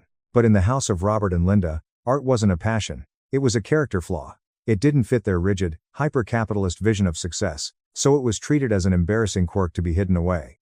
I still have a vivid, burning memory of being 9 years old and spending 3 entire days working on a vibrant, detailed watercolor painting of the Grand Rapids skyline. I was so incredibly proud of it. I remember running upstairs, my hands stained with blue and purple paint, and holding it up to my dad while he was reading the morning paper. He didn't even fully lower the newspaper. He just glanced at it over the rim of his reading glasses, let out a dismissive sigh, and muttered, "That's nice, Maya. Don't get paint on the rug." Then he immediately turned to my mother and asked if Chloe's mock trial team had received their new blazers yet. That singular moment became the absolute defining pattern of my childhood. Her victories were celebrated with fireworks, mine were barely even acknowledged as background noise. When I was 12, I won a regional art contest. It was a huge deal for me. I proudly brought home the framed certificate, my heart hammering in my chest, foolishly hoping that this piece of paper would finally be the key to unlocking their pride.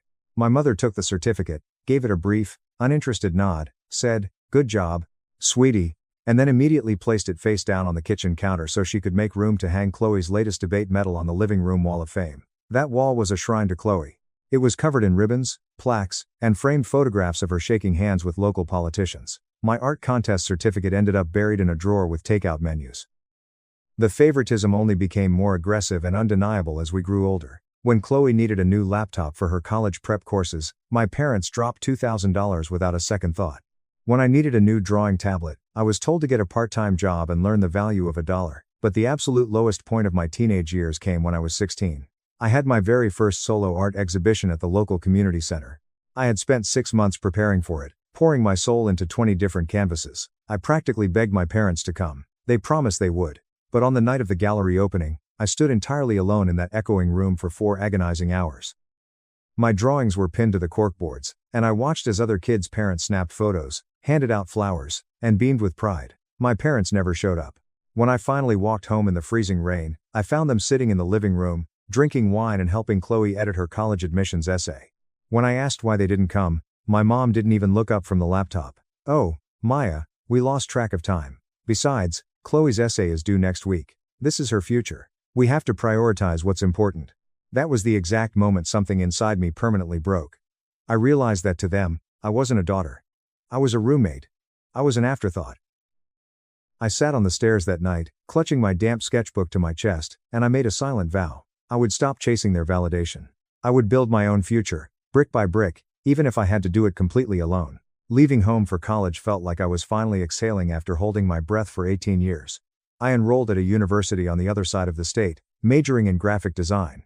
I threw myself into my studies with a borderline obsessive intensity, determined to carve out a life that didn't require Robert and Linda's approval. During my sophomore year, I met Liam. He was a teaching assistant in my advanced typography class. Liam was incredibly kind, with a quiet, steady confidence that instantly drew me in. Unlike my family, who viewed my art as a cute little hobby, Liam saw the raw potential in my work. We started spending hours in the campus coffee shop, analyzing design trends, critiquing each other's portfolios, and talking about our dreams. Around the same time, I met Sarah, a fiercely independent photography major with a sharp, sarcastic wit and an absolute refusal to tolerate anyone's nonsense. Sarah became my anchor. She was the sister I never had. With Liam and Sarah by my side, I finally experienced what it felt like to actually belong somewhere. My college years were exhausting but exhilarating. I pulled countless all-nighters, fueled by cheap coffee and a burning desire to prove my parents wrong. By my junior year, I was juggling a full course load and multiple freelance branding gigs for local small businesses. I was making my own money, building a real portfolio, and laying the groundwork for a solid career. Foolishly, I still sent my parents occasional updates, hoping that maybe, just maybe, my professional success would finally earn their respect. It never did. I remember calling my mom to tell her I had landed a paid internship at a highly respected design firm in Detroit. I was practically buzzing with excitement. Her response? "That's nice, Maya. But are you making sure you're saving enough? Chloe just landed a summer associate position at a top-tier law firm in Chicago. They're paying her a small fortune.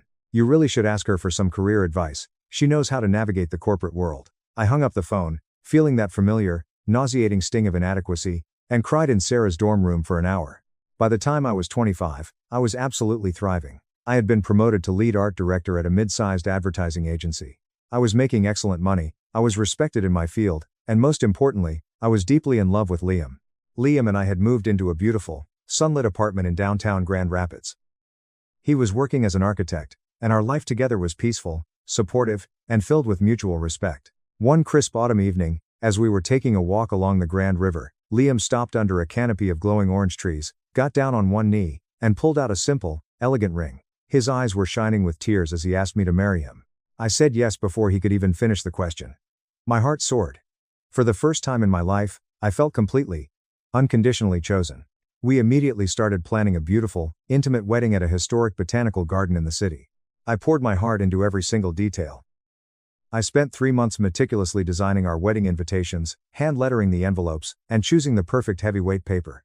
I even designed my own wedding dress, working with a local seamstress to bring my vision to life. Despite everything, despite the years of neglect, the constant belittling, the blatant favoritism, a tiny, broken part of my inner child still desperately wanted my family to be there. I wanted my dad to walk me down the aisle. I wanted my mom to help me with my veil. I wanted to look out into the crowd and see them smiling at me. I mailed the invitations. I waited. Weeks went by. Chloe, who had recently gotten engaged to a wealthy tech entrepreneur named Ethan, didn't even acknowledge receiving it. When I finally called my parents to ask if they had booked their hotel, my mom's voice was dripping with an icy, dismissive annoyance. "Maya, we need to talk about this wedding of yours," Linda said, sighing heavily into the receiver. "We've been looking at the dates, and it's just not going to work out for us." I froze. The room suddenly felt freezing cold. "What do you mean it's not going to work out? It's my wedding day. You've known the date for 8 months.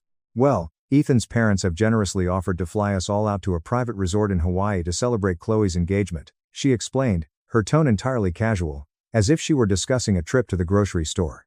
"It's a very exclusive trip, and it overlaps with your little ceremony. Honestly, Maya, you're having a small, budget-friendly event. It's just a trivial event for someone at the bottom of the career ladder.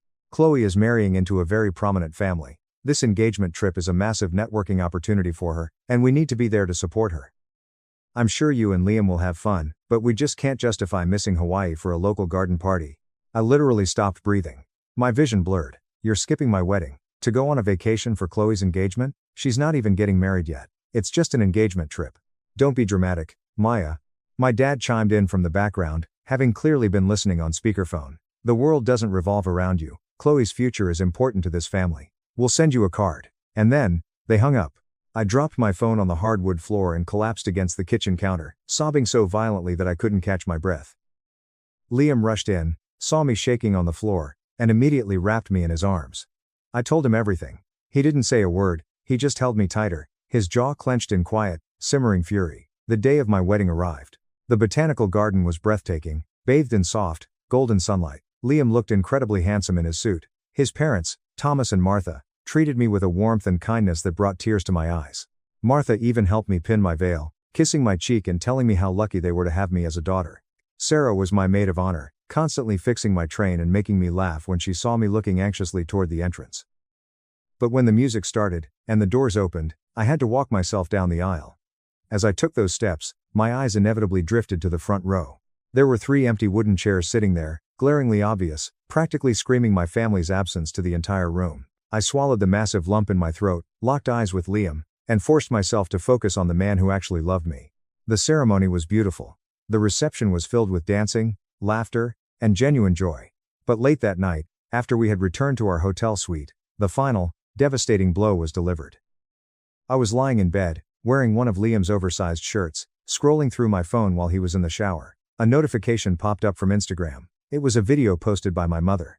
I clicked on it, my stomach instantly twisting into knots. The video showed my parents, Chloe, and Ethan standing on a pristine, white sand beach in Maui. They were all wearing matching floral outfits, holding massive tropical cocktails, and laughing uproariously at the camera.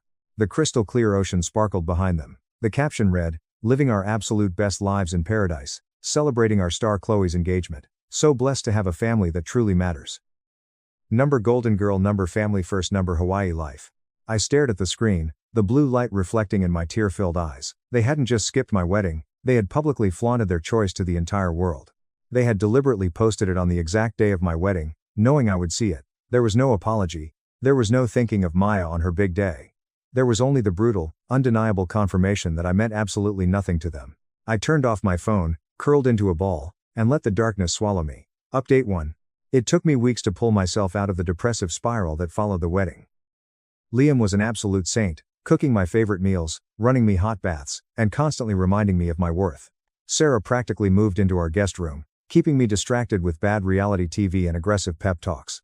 I decided then and there that I was done. I would never reach out to Robert, Linda, or Chloe ever again. I was ready to close that dark chapter of my life forever. But my family wasn't done with me. Exactly 3 weeks after my wedding, my phone rang.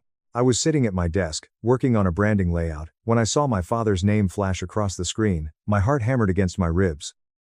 A foolish, naive part of me thought maybe, just maybe, he was calling to apologize. I took a deep breath and answered. "Maya, good, you're home." Robert's voice barked through the speaker, completely devoid of warmth. "No hello. No, how was the wedding? Just straight to business. What do you want, Dad?" I asked, my voice trembling slightly. "We need to talk about your financial obligations to this family," he stated coldly. "Chloe and Ethan have officially set a date for their wedding next year. It's going to be a massive, high society event at the country club. Ethan's parents are contributing, but we need to cover the bridal shower, the rehearsal dinner, and her custom gown. It's going to cost a fortune. So, your mother and I have decided it's time for you to finally pay us back the $25,000 we took out for your college student loans." I literally dropped my stylus. My brain completely short-circuited. "What are you talking about? I don't owe you $25,000. I paid for my own college. I took out federal loans in my own name, and I've been paying them off every single month from my own bank account. You guys didn't give me a single dime." "Don't lie to me, Maya," he snapped, his voice rising in irritation. "We took out a private parent loan to help cover your tuition and your ridiculous art supplies during your freshman year. We've been carrying the burden of that debt for years. Now that Chloe actually needs the money for something important, it is only fair that you step up, pay off your debt to us, and help fund your sister's wedding. We expect a wire transfer by the end of the month. Don't be selfish." "Selfish?" I screamed, the years of repressed anger finally exploding out of me. "You skipped my wedding to go drink margaritas on a beach. You called my marriage a trivial event. And now you have the absolute gall to call me and demand $25,000 for a fake loan to pay for Chloe's party. You are out of your mind. Maya, lower your voice." My mother suddenly interjected, having been lurking on speakerphone. "Your sister deserves a perfect day. You had your little budget wedding, and that's fine for your lifestyle. But Chloe is entering high society. We need that $25,000. We took out that loan for you, and if you refuse to pay it, you are officially dead to this family." "I am already dead to this family," I yelled, tears of absolute rage streaming down my face. "I don't owe you anything. Do not ever call me again." I slammed my finger onto the end call button and threw my phone across the room. It hit the sofa and bounced onto the rug. I was hyperventilating, my chest heaving as the room spun around me. Liam rushed into the office, his eyes wide with alarm. When I choked out what they had demanded, his expression darkened into a look of pure, unadulterated disgust. "They are trying to extort you. Liam said quietly, his voice dangerously calm. They spent all their money trying to keep up appearances for Chloe, and now they're trying to gaslight you into footing the bill. But the accusation bothered me. It gnawed at the back of my mind like a parasite. I knew I hadn't taken money from them. I had the receipts. That night, fueled by a mixture of adrenaline and paranoia, I pulled out every single financial record I owned. I logged into my federal student loan portal. I printed out 5 years' worth of bank statements. I tracked every single penny of my tuition. Everything was accounted for. My federal loans were perfectly documented, and I was exactly on track with my repayment schedule. There was absolutely no record of a $25,000 parent loan for my education. They're just lying to guilt trip me, I told Liam the next morning over coffee, feeling a wave of exhaustion wash over me. They just want cash for Chloe's country club wedding, and they thought they could bully me into giving it to them by making up a fake debt. I immediately scheduled an emergency session with my therapist, Dr. Evans. I sat in her dimly lit office, clutching a tissue, and recounted the entire insane phone call. Dr. Evans, a brilliant woman who rarely showed shock, actually raised an eyebrow. Maya, this is a severe escalation of financial and emotional abuse, she said gently but firmly. They are attempting to rewrite reality to serve their own needs. You need to establish an ironclad boundary right now. No more phone calls. No more hoping they will change. You need to send a formal, written declaration of no contact. With Dr. Evans's guidance, and Liam sitting right beside me holding my hand, I drafted the email that would officially sever the toxic umbilical cord to my family. To Robert, Linda, and Chloe, your actions over the past month have made it abundantly clear exactly how little I mean to you. Skipping my wedding to go on a vacation, publicly mocking my life, and then having the audacity to demand $25,000 for a fabricated debt to fund Chloe's wedding is the final straw. I do not owe you a single cent. I paid for my own education, just like I have paid for my own life since the day I realized I was entirely on my own. You have prioritized Chloe at my expense for 27 years. I am no longer participating in this deeply dysfunctional dynamic. Do not call me, do not email me, do not show up at my home. If you attempt to contact me again, I will involve the authorities to enforce harassment laws. Have the life you deserve. Maya? I hovered my mouse over the send button. My hand was shaking so violently I could barely control the cursor. Liam kissed the top of my head. You're free, baby. Do it. I clicked send. I immediately blocked their phone numbers, blocked their email addresses, and blocked all of them on every social media platform. I felt a massive, physical weight lift off my shoulders. I thought I had finally won. I thought the nightmare was over. I thought I could finally move on and build my beautiful life with my chosen family. I was so incredibly wrong. The nightmare hadn't even truly begun. Update 2. 2 weeks after I sent the no contact email, Liam and I decided it was time to start looking into buying our first house. We were tired of renting, and with my recent promotion, we had enough saved for a solid down payment on a beautiful little craftsman home in a quiet neighborhood. We went to the bank to get pre-approved for a mortgage. We sat in the sleek, glass-walled office of our loan officer, Mr. Harrison, feeling like absolute adults. We were smiling, holding hands, ready for the next big chapter. Mr. Harrison ran our credit checks. I expected everything to be perfect. I had an immaculate credit history. I paid my credit cards in full every month. Mr. Harrison stared at his computer screen for a long, uncomfortable minute. The smile slowly slid off his face. He frowned, clicked his mouse a few times, and then looked at me with a deeply concerning expression. Maya, are you aware that you have a severely delinquent personal loan in your name for $25,000? He asked quietly. The air rushed out of my lungs. The room started spinning. What? No. That's impossible. I only have my federal student loans, and they are perfectly up to date. Mr. Harrison turned his monitor around so I could see. According to your credit report, a private, high-interest personal loan for $25,000 was taken out in your name exactly 4 years ago. It's been in default for the last 6 months, and it has absolutely tanked your credit score. The lender is preparing to send it to collections. Maya, we can't approve you for a mortgage with this on your record. My blood ran ice cold. 4 years ago, that was the exact same time Chloe was starting her incredibly expensive, out-of-state law school. It was the same time my parents suddenly stopped complaining about the cost of her tuition and started bragging about how they had handled it. The realization hit me with the force of a speeding freight train. My parents hadn't taken out a parent loan for my education. They had stolen my social security number, forged my signature, and taken out a massive personal loan in my name to pay for Chloe's law school tuition. And they had been secretly making the minimum payments on it for years, right up until 6 months ago when Chloe's extravagant engagement and their ridiculous lifestyle finally bled them dry. They couldn't afford the payments anymore, the loan defaulted, and the bank started coming after them. That was why my dad called demanding $25,000. They weren't just trying to extort me for wedding money, they were trying to violently coerce me into paying off the fraudulent debt they had secretly saddled me with before the collections agency found me. I felt violently ill. I rushed to the bank's bathroom and threw up in the sink. Liam was right behind me, holding my hair back, his face pale with shock and fury. When we got back to the office, I asked Mr. Harrison to print out every single detail of the fraudulent loan. "What do I do?" I asked, my voice barely a whisper. "You need to file a police report for identity theft immediately," Mr. Harrison said gently. "If you don't, you are legally responsible for this debt, and it will ruin your financial future for the next decade." I didn't even hesitate. I didn't care that they were blood. I didn't care about the optics. They had stolen my future to fund the golden child's ego. Liam drove me straight from the bank to the Grand Rapids Police Department. We sat in a sterile interrogation room with a financial crimes detective named Detective Miller. I handed him the printouts from the bank, my own meticulously kept financial records, and the audio recording I had automatically saved on my phone from when my dad demanded the $25,000. Detective Miller listened to the recording, reviewed the documents, and shook his head. "This is textbook familial identity theft. They used your clean credit to secure a loan they couldn't get themselves. Since the loan was issued across state lines and utilized online banking fraud, this is a felony." I signed the sworn statement. I pressed charges. I initiated a full fraud investigation. The fallout was absolutely biblical. Because the loan was tied to a major financial institution, the police moved quickly. 3 days later, while my parents were hosting a lavish Sunday brunch at their spotless home with their wealthy country club friends, 2 squad cars pulled into their perfectly manicured driveway. According to my cousin Olivia, who was there and immediately called me in hysterics, the police walked right past the Mimosa Bar, asked Robert and Linda to step outside, and questioned them in front of the entire neighborhood.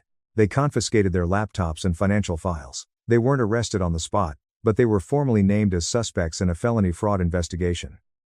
The rumor mill in their elitist social circle exploded instantly. Within 48 hours, everyone knew that the perfect Robert and Linda had stolen their own neglected daughter's identity to fund the golden child's lifestyle. Their wealthy friends dropped them like radioactive waste. They were unceremoniously asked to step down from the country club board. But the absolute sweetest, most poetic justice landed squarely on Chloe. Ethan, Chloe's incredibly wealthy, image-obsessed fiancé, came from a family of prominent judges and corporate executives. His family valued reputation above absolutely everything else.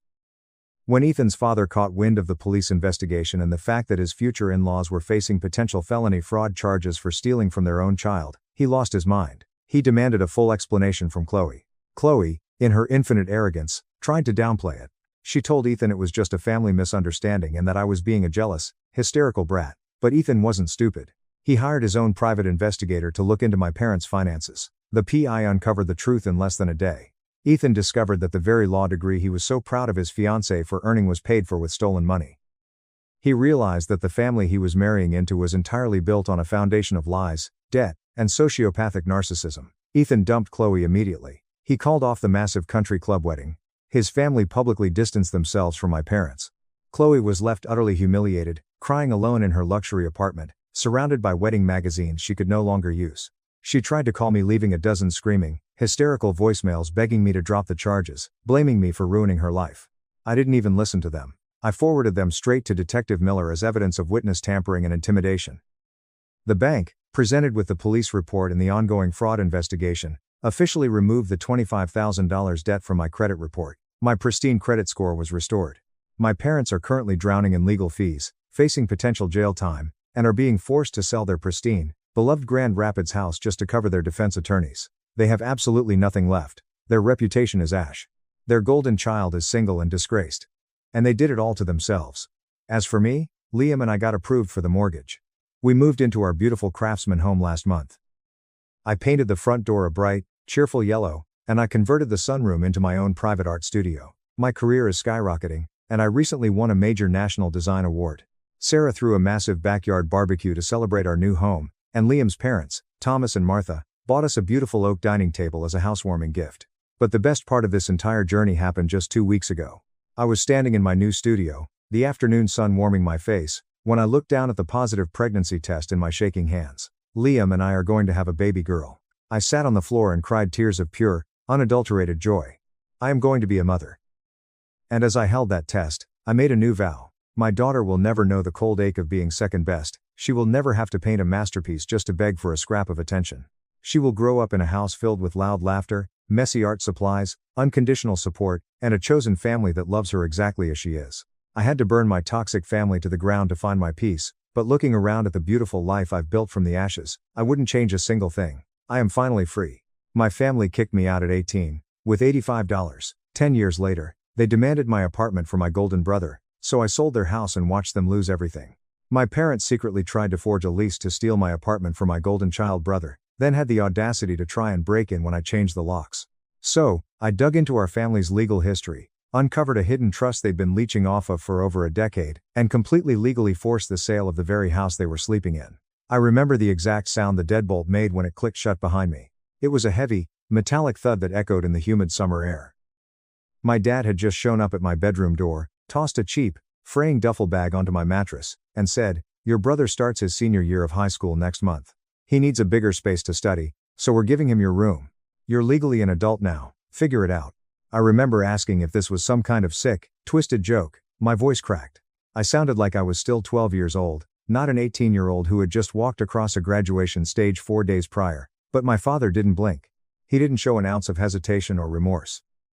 He just pointed a thick finger at the bag and told me I had exactly 15 minutes to pack my life away before he physically threw me out and changed the locks. That was how I left my childhood home. There was no graduation party, no tearful goodbye, no advice for the future. Just a heavy door slamming in my face, $85 in my wallet, and a sickening, hollow drop in my stomach as I realized I had absolutely nowhere to go. I wasn't a bad kid. I really wasn't. I never touched drugs, never snuck out, never got into a single fight at school. I worked a grueling part-time job stocking shelves at a local grocery store from 4 p.m. to midnight, maintained a 3.8 gigapascals, and quietly dreamed of saving enough to attend the local community college. But in my house, none of that mattered. I was the invisible spare. My younger brother, Liam, was the absolute golden child. Even when we were little, I used to joke to myself that our parents must have thought he was the second coming. If Liam got a B on a test, they bought him a new video game to encourage his potential. If I got an A, I was met with a distracted nod and a reminder to take out the trash. Liam would total his brand new car and get a replacement within the week. I would wear my sneakers until the soles literally detached, and I'd be yelled at for being irresponsible with my belongings. Liam was 2 years younger, but he was treated like a fragile, precious royal heir. He got expensive private tutors, weekend tennis lessons, and catered birthday parties. I got hand-me-down winter coats and absolute silence. Whenever I gathered the courage to ask my parents why the rules were so drastically different for us, my dad would just cross his arms, scowl, and bark, "Stop being so dramatic, Sam. The world isn't fair. Get used to it." I learned very early on that making noise only made things worse. So, I kept my head down. I worked my late-night shifts, did my homework by the light of a tiny desk lamp, and promised myself that the second I turned 18, I would pack my bags and leave on my own terms. I guess they just decided to beat me to the punch. That first month out on the streets was a waking nightmare. I couch surfed with a few sympathetic friends until their parents started giving me tight-lipped smiles and hinting that I had overstayed my welcome. There were nights when the rain was coming down so hard I couldn't see the streetlights, and I had to secretly sleep on a pile of broken cardboard boxes in the back storage room of the grocery store where I worked, terrified the manager would catch me. Eventually, I scraped together enough cash to rent a tiny, windowless room in a dilapidated shared house. I lived with 3 older guys. One of them blasted heavy metal at 4 a.m., another was running a very obvious illegal enterprise out of the kitchen, and the third was a quiet guy named Mateo who barely spoke English but would regularly leave hot plates of homemade empanadas outside my door when he knew I hadn't eaten in days. Mateo showed me more genuine warmth in a month than my parents had in 18 years. It took me 5 agonizing years to truly get on my feet. I worked every humiliating, exhausting job you can imagine. I scrubbed toilets at a dying mall, delivered pizzas in neighborhoods where my car was broken into twice, and worked overnight security at a warehouse where the heating was permanently broken. Every single break I had, I was glued to a battered, second-hand laptop, taking online courses and teaching myself coding and network security. I fought tooth and nail for every inch of progress, eventually earning a master's degree in cybersecurity. It wasn't a glamorous path, but it was mine. I built it with my own 2 hands. No trust fund, no safety net, no emergency phone calls to mom and dad. Just sheer, unadulterated stubbornness. By the time I turned 27, my life was unrecognizable. I was living in a beautiful, sunlit, 2-bedroom apartment in a highly sought-after neighborhood in downtown Seattle. I had a high-paying job as a senior security analyst for a tech firm, a reliable car, a solid group of friends, and most importantly, an overwhelming sense of peace. I never thought about my family. I had blocked their numbers years ago. I wasn't carrying around a burning rage anymore. I had just accepted that if I wasn't good enough for them back then, I certainly wasn't going to crawl back and beg for their affection now. And then, on a random, quiet Sunday morning, the ghost of my past came knocking. Literally. I was wearing sweatpants, holding a mug of fresh coffee, and getting ready to water my houseplants when I heard it. 3 sharp, aggressive, entitled knocks. It wasn't the polite tap of a neighbor or a delivery driver. It was a demand. And, I walked over, peered through the peephole, and felt all the blood drain from my face. My heart slammed against my ribs. Standing in my hallway was my mother. And looming right behind her, arms crossed in that exact same domineering posture I remembered from the day he threw me out, was my father. My brain short-circuited. My first thought wasn't, what are they doing here?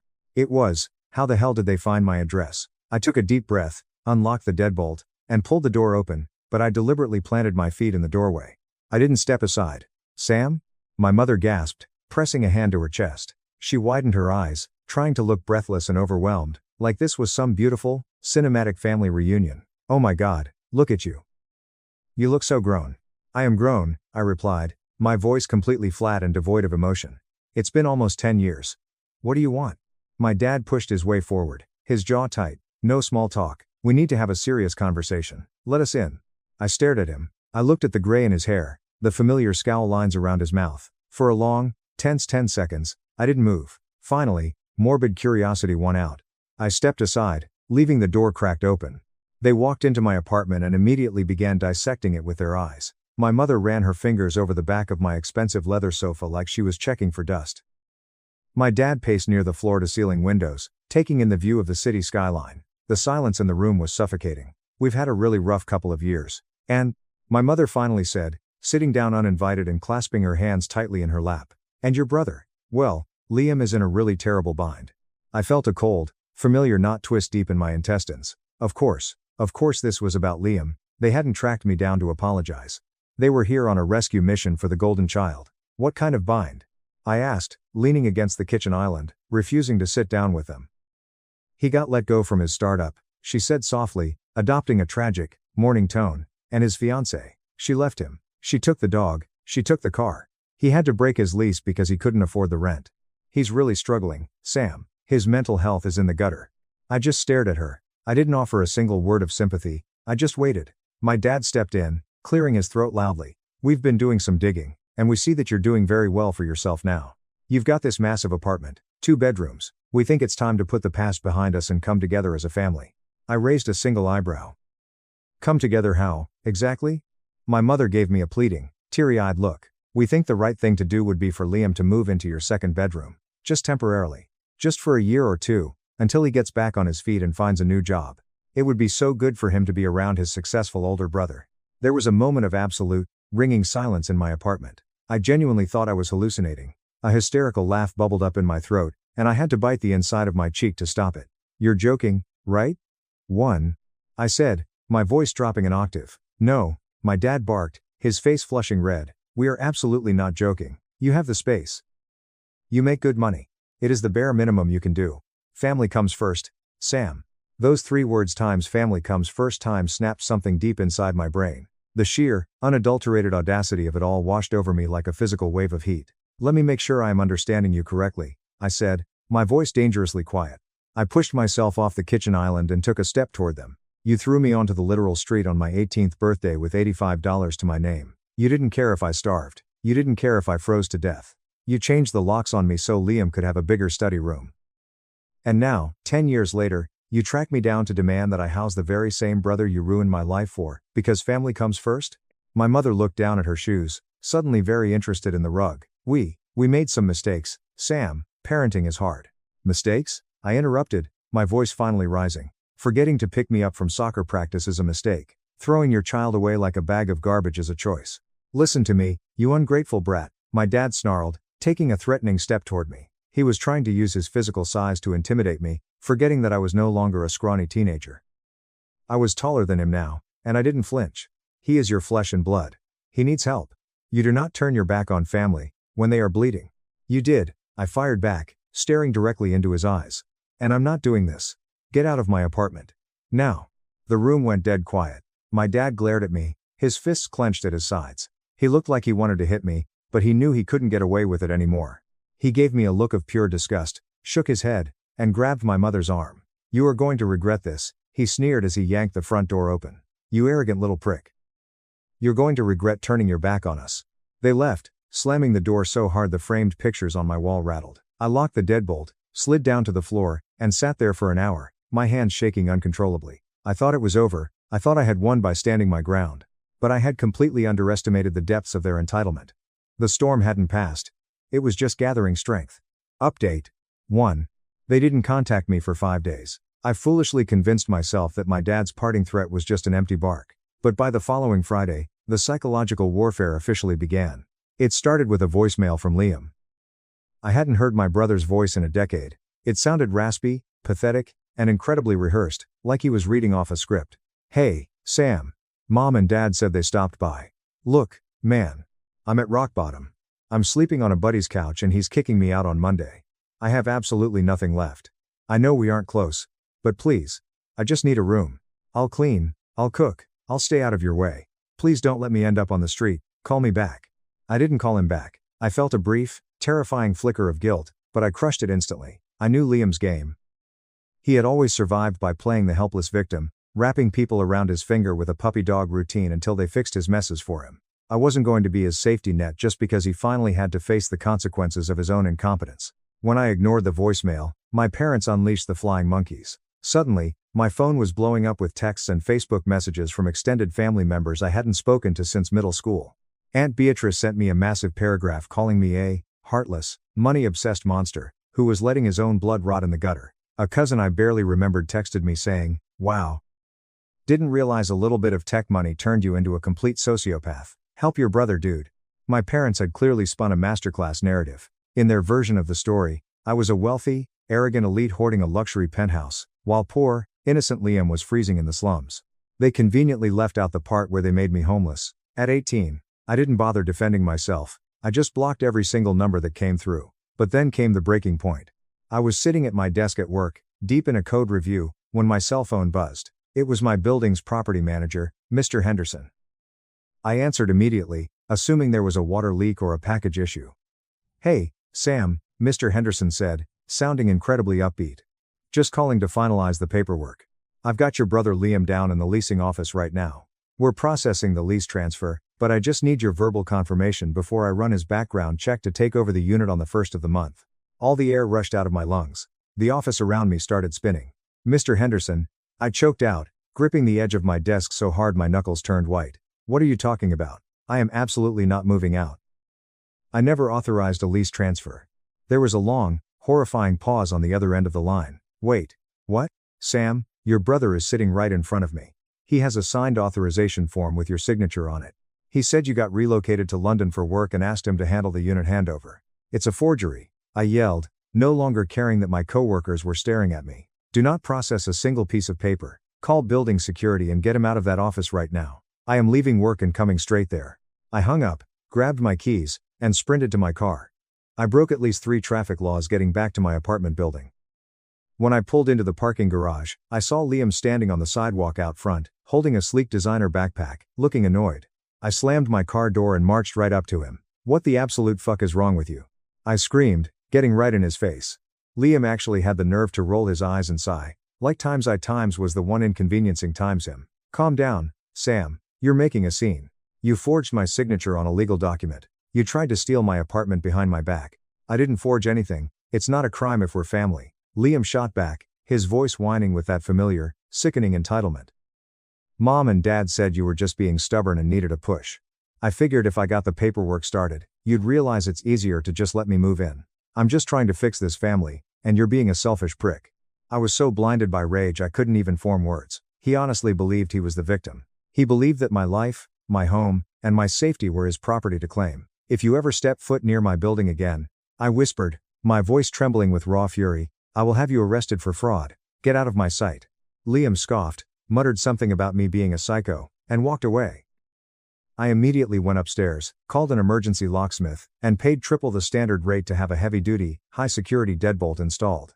I also went on Amazon and ordered a discreet, motion-activated security camera, which I mounted directly above my doorframe. 3 days later, I was out grocery shopping. My phone buzzed with a motion alert notification from the camera app. I opened it while standing in the produce aisle, and my blood ran ice cold.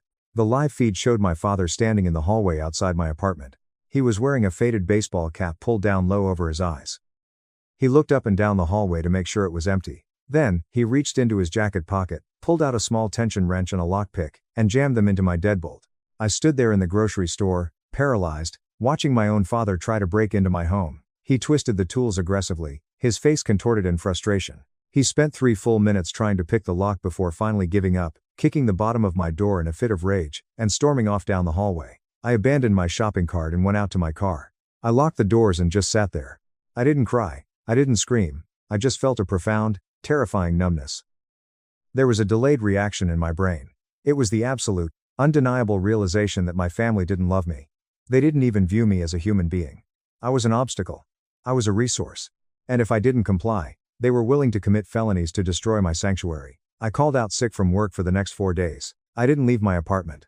I kept all the blinds drawn, ordered delivery, and jumped at every single noise in the hallway. I started sleeping with a heavy metal flashlight on my nightstand. The anxiety was eating me alive. I finally reached out to a therapist, Dr. Aris, via telehealth. During our second session, I broke down and told him everything. Dr. Aris didn't give me platitudes. He looked at me through the screen and said, "Sam, what you are experiencing is an extinction burst. When toxic people realize they can no longer control you, they escalate their behavior to dangerous levels to force compliance. You cannot reason with them. You can only protect yourself, legally and aggressively." That conversation changed something inside me. The fear evaporated, leaving behind a cold, calculating, diamond-hard rage. I was done being the victim. I was done hiding in my own apartment. If they wanted a war, I was going to give them a nuclear fallout. Update 2. The final phase of their plan began 2 weeks later, and it was their fatal mistake. I received a thick, formal envelope in the mail. No return address. Inside was a 3-page handwritten letter from my mother. The tone was sickeningly sweet, filled with flowery apologies and nostalgic memories of my childhood. But the 3rd page held the poison pill. She wrote that Liam's depression had gotten so bad that he was having dark thoughts. She claimed that she and my dad wanted to help him start over by formally transferring the deed of the childhood home into Liam's name, so he could have a permanent asset to build his life upon.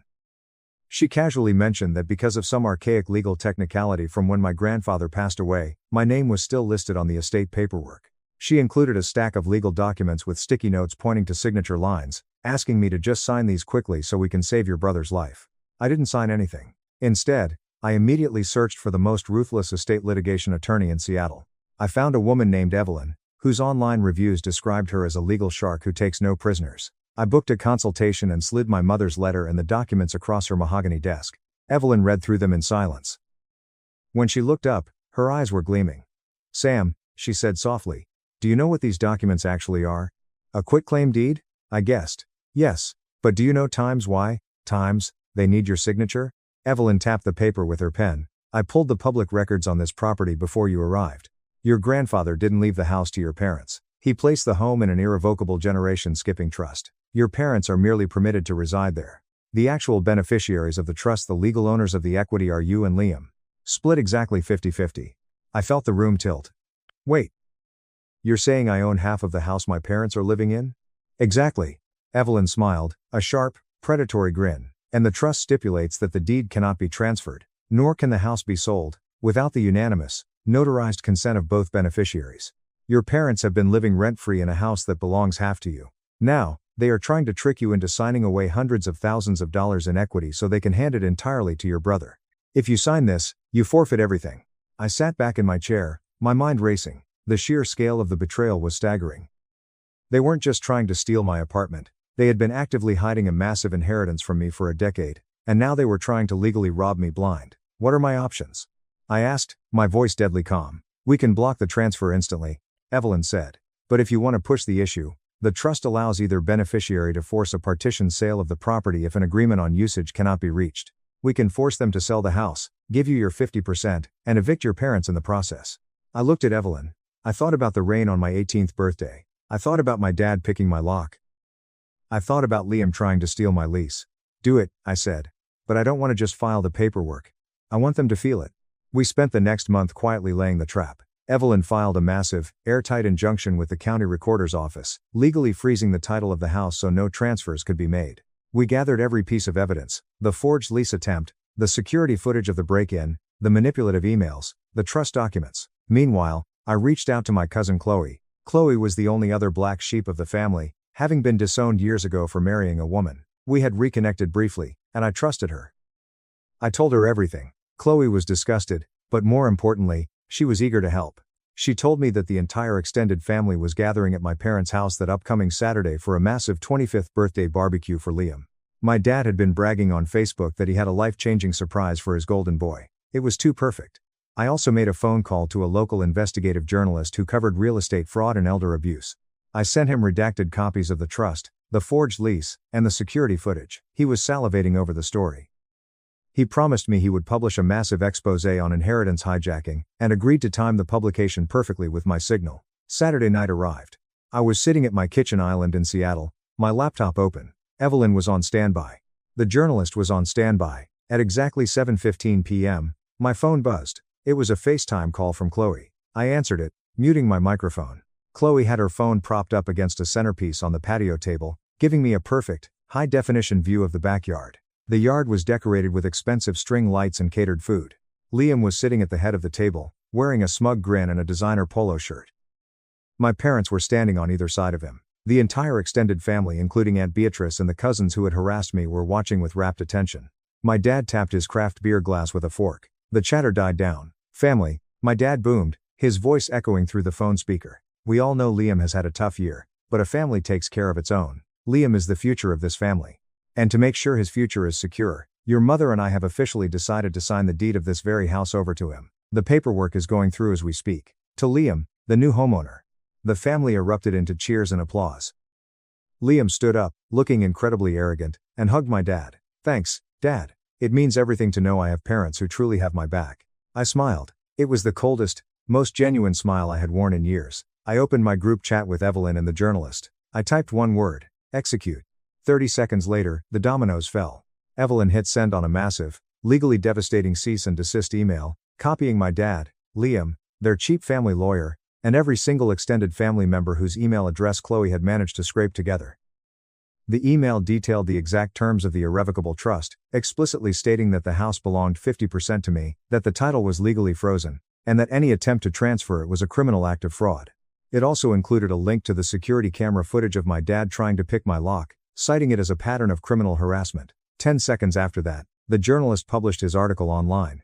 The headline read, "Golden Child, Stolen Trust. How one Seattle tech worker uncovered a decade-long inheritance fraud." The article heavily implied my parents' identities and laid out the entire sickening timeline, including the forged lease.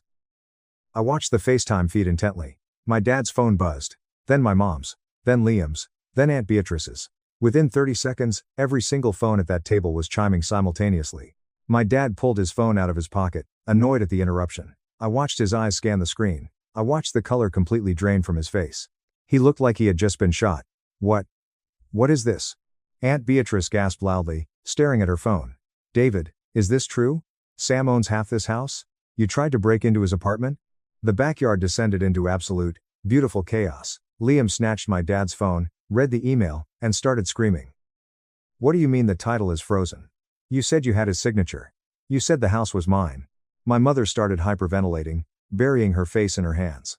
My dad was stammering, trying to yell over the rising voices of the extended family, who were suddenly realizing that the heartless monster narrative they had been fed was a complete, fabricated lie.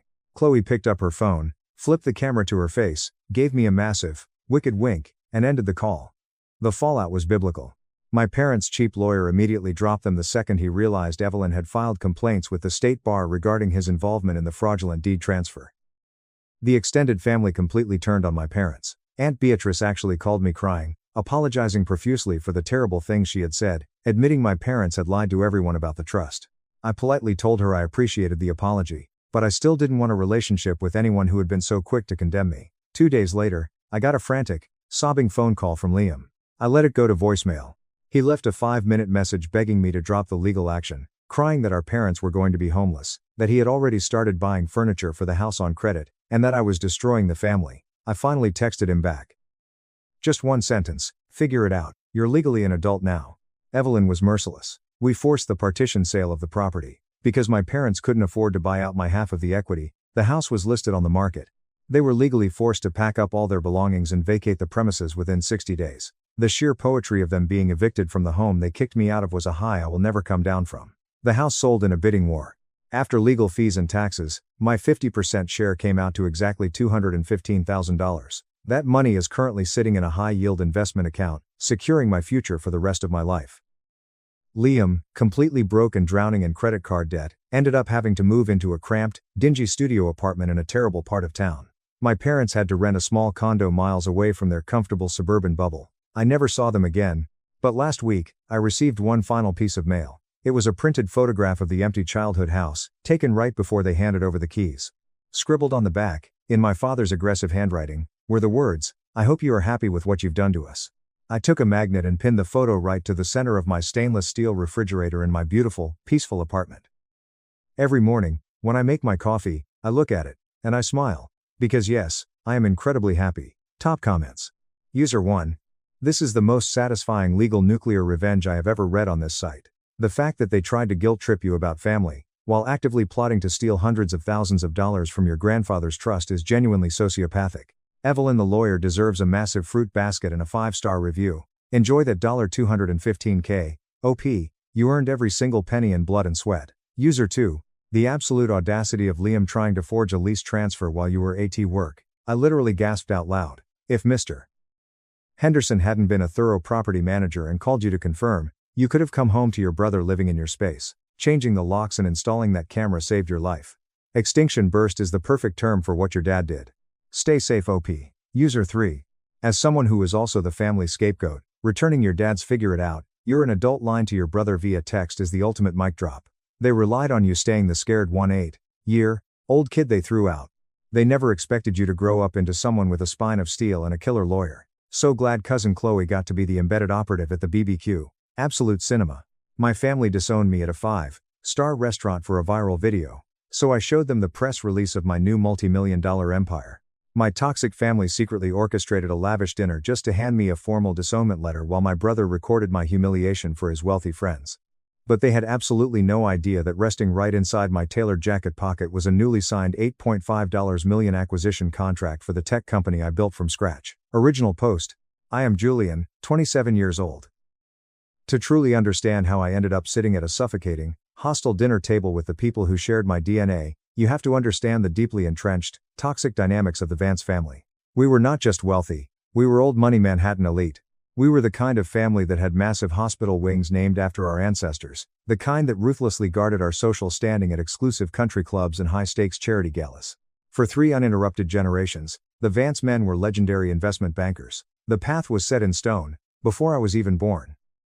We went to elite, ridiculously expensive prep schools, secured our degrees in finance, and then took our designated leather-bound seats in the family boardroom to multiply the fortune. My older brother, Marcus, was the quintessential golden child.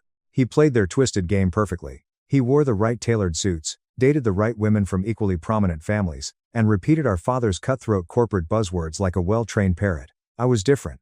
I was supposed to follow the exact same tradition, get my undergraduate degree from Columbia, and march straight into the family firm.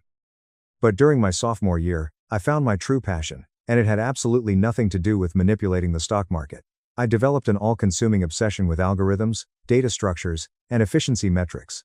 I realized with absolute clarity that I did not want to spend the rest of my life trading stocks, breaking apart small companies for a quick profit, and living in the shadow of my father's ruthless reputation.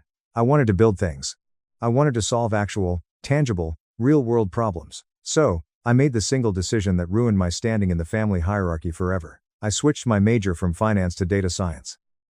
I remember the exact moment I told my father, Richard. It is permanently burned into my memory. I was standing in his massive, cavernous home office in our Upper East Side penthouse, surrounded by dark mahogany wood paneling, expensive oil paintings, and leather-bound books that nobody ever read. I tried to explain my vision to him calmly.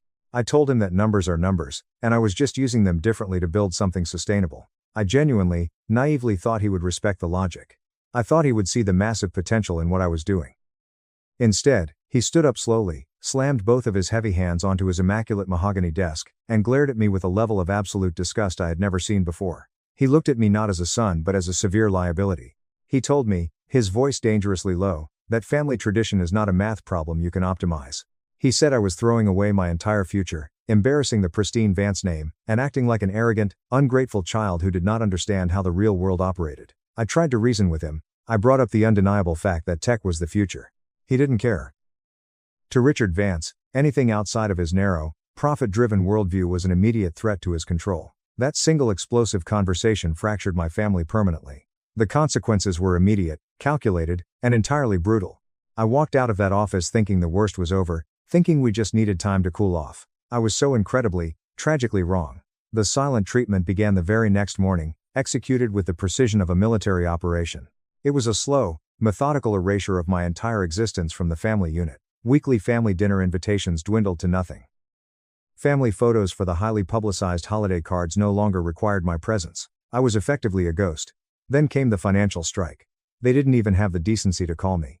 I received a brief, legally sterile email from my father's personal assistant informing me that my college fund was being permanently frozen. The generous monthly allowance I had received since high school was instantly revoked. I was completely, utterly cut off. I had to scramble, panicking in my dorm room, trying to figure out how to pay my skyrocketing tuition and keep a roof over my head.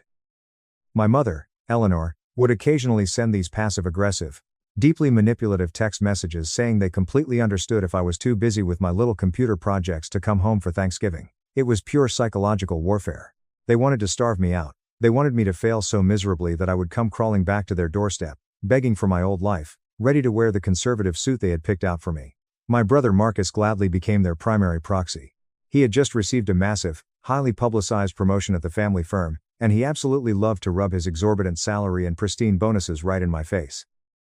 He would call me occasionally, his voice dripping with unbearable condescension, talking loudly about the new luxury sports cars he was test driving. He always made sure to casually mention that the junior analyst position was still open if I ever decided to stop playing around and get a real job. I told him I was building something different. Marcus just laughed a harsh, grating sound and said, "Different isn't always better. Sometimes different is just difficult." I had to survive. I took a grueling job at a loud, chaotic, relentlessly busy coffee shop right near campus just to cover the rent for a tiny, run-down, freezing Brooklyn apartment I shared with two other struggling engineering students. The constant deafening hiss of the espresso machine and the endless mindless chatter of rude customers became the new exhausting soundtrack to my life. I worked brutal double shifts, dealing with entitled customers who screamed at me over foam ratios, wiping down sticky tables, and literally counting out loose change just to buy cheap ramen noodles. My feet ached constantly. I was exhausted right down to the marrow of my bones, but I absolutely refused to quit. Between my exhausting shifts, I sat at a wobbly, sticky corner table in the back of the shop, put my headphones on, and coded. I poured every single ounce of my frustration, my simmering anger, and my desperate need for independence into my battered laptop. I was building a complex system. It started as a simple class project, but it quickly evolved into something much larger. I called it Supply Sync. It was an advanced, highly sophisticated algorithm designed to perfectly optimize supply chains and inventory delivery schedules for small businesses. My software analyzed local events, complex weather patterns, and years of historical sales data to predict exactly, down to the ounce, how much inventory was needed. I convinced the skeptical owner of the coffee shop to let me run a live real-world test. During the first month alone, my automated solution reduced his product waste by a staggering 24%. The owner was absolutely thrilled. He actually hugged me in the cramped back kitchen with tears in his eyes because I had just saved his struggling business from going under. For the first time in my life, I felt truly, deeply valued for something I created with my own two hands. My advanced analytics professor, Dr. Aris, noticed the project during my midterm reviews. Initially, I thought he was going to be a mentor. He looked at my intricate data models, and told me that supply chain optimization at this specific scale could completely transform logistics nationwide. I thought I finally had a powerful ally. But a week later, he called me into his secluded office and slid a fully drafted patent application for Supply Sync across his desk. He had explicitly listed himself as the primary inventor and the 70% majority owner. He smiled a sickening, predatory smile, and told me that without his brilliant guidance, my little student project was nothing. He casually threatened to fail me, blacklist me from the university's tech incubator, and bury me in expensive lawsuits if I fought him. My own family had cruelly cast me out, and now this arrogant man was trying to legally steal my only lifeline. I stood up slowly, looked him dead in his cowardly eyes, and told him I would rather burn the entire source code to the ground and salt the earth than let him steal a single line. I walked right out, dropped his class, and took my project entirely independent. I recruited two brilliant people from my dorm who believed in my vision: Leo, a genius UX designer, and Maya, a fierce communications major who handled our client relations. We officially formed our own family. We worked entirely out of my cramped, freezing apartment, wearing heavy coats indoors because we couldn't afford the heating bill, staying awake for 48 hours straight to refine the algorithm. By spring, we had real paying clients and hard, undeniable data proving our system worked flawlessly. We were actively preparing for our first major pitch to a high-tier venture capital firm. I truly thought the brutal struggle was finally paying off. I was completely, devastatingly wrong. The week before our massive pitch, absolute disaster struck. I woke up on a gloomy Tuesday morning, made my cheap instant coffee, and opened my laptop to run a final diagnostic check on the supply sync prototype. The core directory folder was entirely empty. I frantically dug through the secure cloud backups. Empty. I checked the local physical server drives we had set up in the closet. Wiped completely clean. Pure, unfiltered panic hit me like a physical punch. 3 grueling years of relentless coding, thousands of sleepless nights, all gone. Leo rushed over, and we spent 6 agonizing hours tracing the digital footprint of the wipe. We finally found the breach.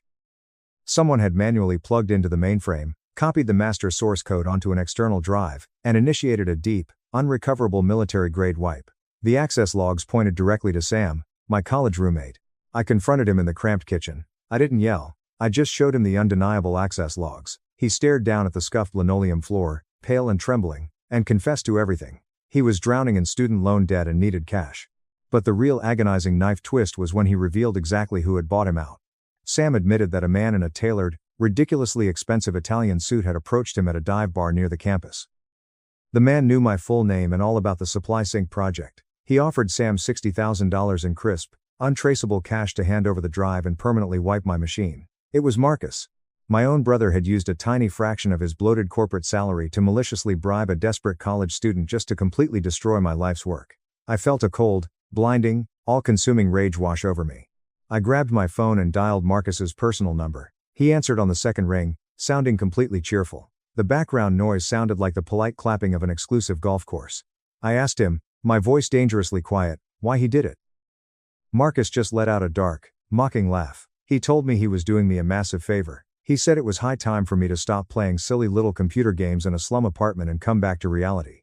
He casually mentioned the family firm could always use a low-level IT guy to fix jammed printers. He ended the call by saying the game was officially over and I had lost. I looked over at Leo and Maya. They were standing by the doorway looking absolutely defeated. We had no product. We had roughly $8 in our collective bank accounts. Maya started looking up entry-level corporate jobs on her phone, tears silently streaming down her face. I walked over to the kitchen sink, splashed freezing water on my face, and looked into the cracked mirror. I saw the dark circles under my eyes, but I also saw a raging, unquenchable fire that Marcus and my father could never possibly extinguish. I turned back to my team and told them we were absolutely not quitting. I told them Marcus had stolen the old, clunky code, but the real algorithm was locked safely inside my head. We locked the apartment doors, turned off our phones, and rebuilt the entire massive system from absolute scratch. For the next 2 months, we went into monk-like isolation. We built a completely new, revolutionary architecture utilizing advanced machine learning models the original stolen version lacked. We made supply sync completely untouchable. Then, a massive miracle happened. Maya managed to secure a desperate 10-minute meeting with Elena, a notoriously tough angel investor. We walked into her massive glass office with nothing but a raw, functioning, lightning-fast prototype. I showed her the live real-time data proving massive profit margins. Elena offered us $3 million in seed funding right there on the spot. When those massive funds officially hit our corporate bank account, I walked out of the bank, pulled out my phone, and permanently erased the Vance Financial Group from my target list of potential clients. To me, they were dead. We moved into a real office space, expanded the team to 14 people, and started aggressively securing massive contracts.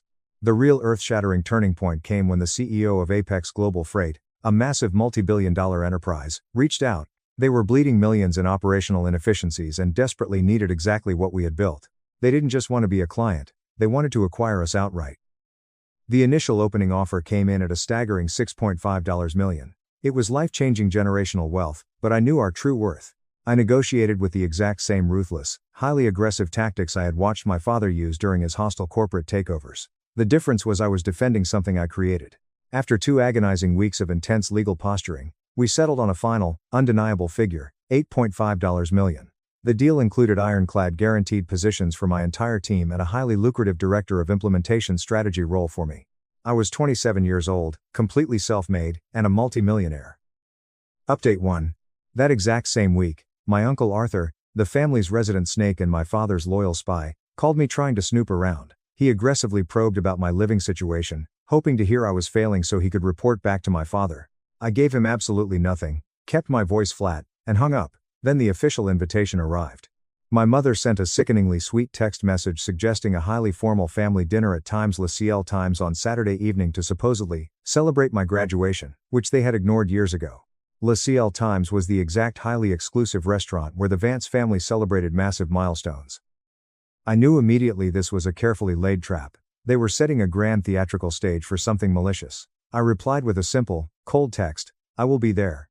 The day before the dinner, I met with my personal attorney. I officially initiated the complex legal process to completely, permanently strip the Vance name from my identity. I signed the heavy paperwork and walked out feeling lighter than I had in my entire life.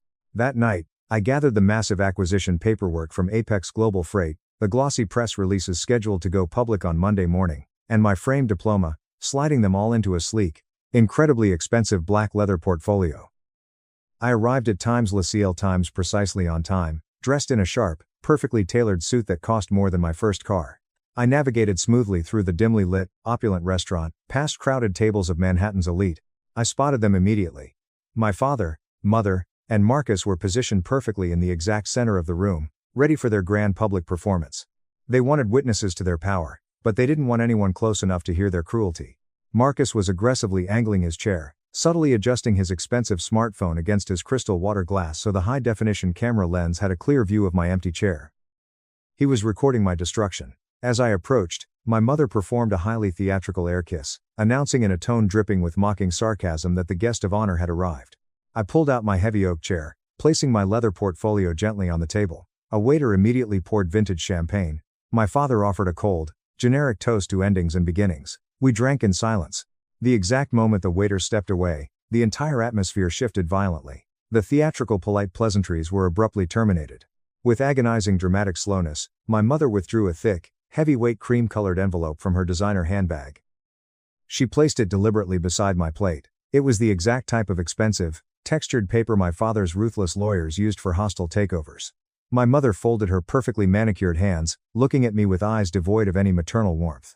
She began speaking in a carefully modulated, therapy-practiced voice, stating they had given this situation considerable agonizing thought and believed this specific arrangement would benefit everyone. "Clean break," she said smoothly. Marcus still didn't say a word, but I saw his hand subtly slide beneath the tablecloth to tap the screen of his phone. The glowing red recording light reflected off his glass. They were all sitting there, eagerly anticipating my breakdown. They fully expected a desperate, pathetic display of a broken son begging for his family's love. I absolutely refused to give them a single drop of that sick satisfaction.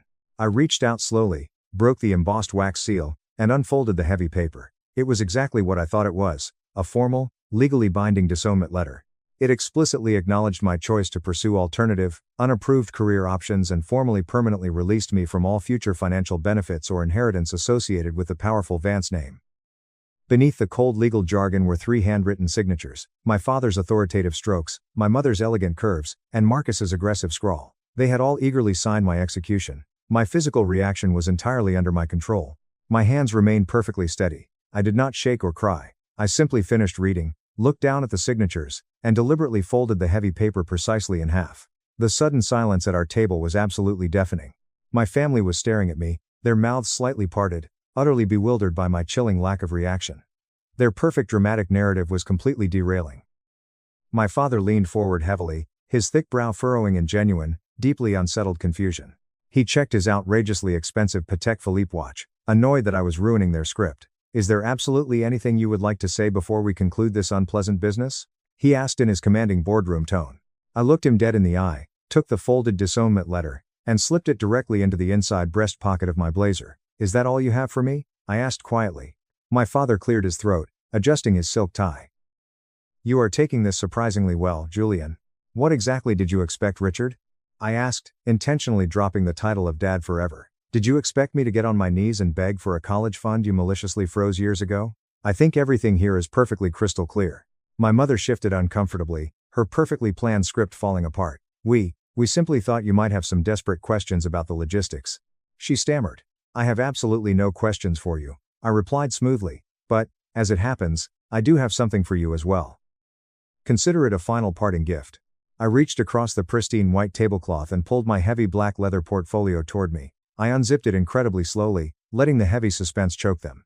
I withdrew a thick stack of pristine, newly printed legal documents. I pulled out the final signed acquisition contracts from Apex Global Freight, the highly confidential financial slides, and the glossy finalized press release scheduled to hit every major financial news outlet on Monday morning. I arranged the documents in a perfectly neat, overlapping row right on the table. My father's deeply ingrained corporate instincts kicked in instantly. "What exactly is this?" he demanded, his voice dropping into a low growl. "This is my alternative career option," I stated plainly, using the exact insulting phrasing from his disownment letter. I tapped the Apex Global Freight corporate logo. They officially fully acquired my tech company 2 days ago. The massive public announcement goes live to the entire market on Monday morning. I just thought you should hear it directly from me before you read about your massive failure in the Wall Street Journal. Marcus actually laughed out loud, a highly nervous, high-pitched sound. He lowered his phone, completely forgetting to record as panic set in. "Your company?" he sneered. "You mean that little coffee bean tracker you were playing with? The one I..." He stopped himself abruptly, his face going pale as he realized he was about to publicly admit to corporate sabotage and bribery in a 5-star restaurant. "Supply sync," I corrected him, my voice slicing through the air like a freshly sharpened razor. "The incredibly advanced supply chain optimization system I've been building entirely from scratch. The exact one you paid my roommate to try and destroy." I turned my full attention back to my father. He had already eagerly picked up the executive summary document. His brilliant, calculating financial mind was automatically processing the aggressive valuations. I watched his face. I saw the exact precise microsecond. His eyes landed heavily on the final buyout figure printed prominently in bold black ink. $8.5 million. The healthy color completely drained from his face in an instant. The mighty, untouchable Richard Vance looked as though he had just been violently punched in the stomach. He dropped the heavy paper back onto the table, his hands actually trembling. This is legitimate," he stammered, entirely unable to keep the world-shattering shock out of his voice. "Completely legally legitimate," I replied, keeping my tone light and conversational. "I am officially joining their executive board next month. The payout is fully guaranteed and sitting comfortably in a trust." My mother's flawless composure finally cracked wide open. Her mouth literally hung open in pure shock. "Julian," she whispered, her voice trembling violently, "why on earth didn't you tell us about this massive success?" "Because you stopped asking," I replied quietly, staring right into her eyes. The simple, undeniable, brutal truth hung heavily in the air, completely suffocating them in their own guilt. Marcus desperately snatched the glossy press release. "This document specifically mentions your development of the core algorithm while working as a barista," he read aloud, his voice dripping with disbelief and horror. "Yes, Marcus," I nodded slowly. "I worked there grinding beans and scrubbing toilets for 3 solid years just to pay my rent after all of you aggressively cut me off and left me to starve." My father abruptly cleared his throat, sat up straight, and activated his smooth, highly persuasive, incredibly fake CEO voice. "Julian, my boy, this is quite an extraordinary, massive accomplishment," he said smoothly. "Perhaps we have been entirely too hasty in our harsh assessment. We clearly deeply misunderstood your grand vision. One single multi-million-dollar check, and suddenly I was entirely worthy of his love again." "The disownment document is already signed," I reminded him coldly. "Legal documents can easily and quickly be amended, son," he countered smoothly, offering a fake, snake-like smile. "We can tear that terrible paper up right now. We can discuss deeply integrating your new capital into the family firm." "Some things should absolutely never be amended," I said firmly, my voice turning to stone. I quickly gathered my highly valuable acquisition materials and neatly returned them to my portfolio. "You wanted a clean break. You've got one. Do not ever contact me again." I stood up, turned my back on them, and walked purposefully through the crowded, buzzing restaurant. I didn't look back once. Every single step I took toward the exit felt incredibly lighter than the last. The massive suffocating weight of their expectations evaporated. Update 2. Fast forward exactly 6 months into the future. I was sitting comfortably in my massive glass-walled corner office at the Apex Global Freight corporate tower, looking out over the breathtaking New York City skyline. My software was actively saving the massive company tens of millions of dollars in waste, and my team was absolutely thriving. Meanwhile, the legendary Vance Financial Group was actively, spectacularly burning to the absolute ground. It was aggressively splashed across the front page of every major financial publication. Marcus, driven by a desperate, toxic need to aggressively prove he was vastly superior to the younger brother who had just publicly humiliated him, had acted recklessly. Without consulting the senior partners, he heavily funneled massive amounts of the firm's liquid capital into incredibly volatile tech startups and shady commercial real estate ventures. He wanted a massive, headline-grabbing return to inflate his fragile ego. Instead, the market violently corrected itself. The bubble burst overnight, and Marcus's foolish investments were entirely wiped out in a matter of days. The family firm was suddenly facing catastrophic margin calls from furious lenders. The resulting fallout was spectacularly brutal. Major legacy clients aggressively pulled their accounts. A large group of wealthy, furious investors officially filed a massive multi-million-dollar class action lawsuit against my father and Marcus, citing gross negligence and severe breach of fiduciary duty. To make matters worse, during the frantic internal audits, it was definitively proven that Uncle Arthur had been quietly, systematically embezzling company funds for years. My father ruthlessly fired his own brother on the spot, permanently fracturing their extended family. Then, on a dreary Tuesday afternoon, my incredibly professional receptionist buzzed my private office phone.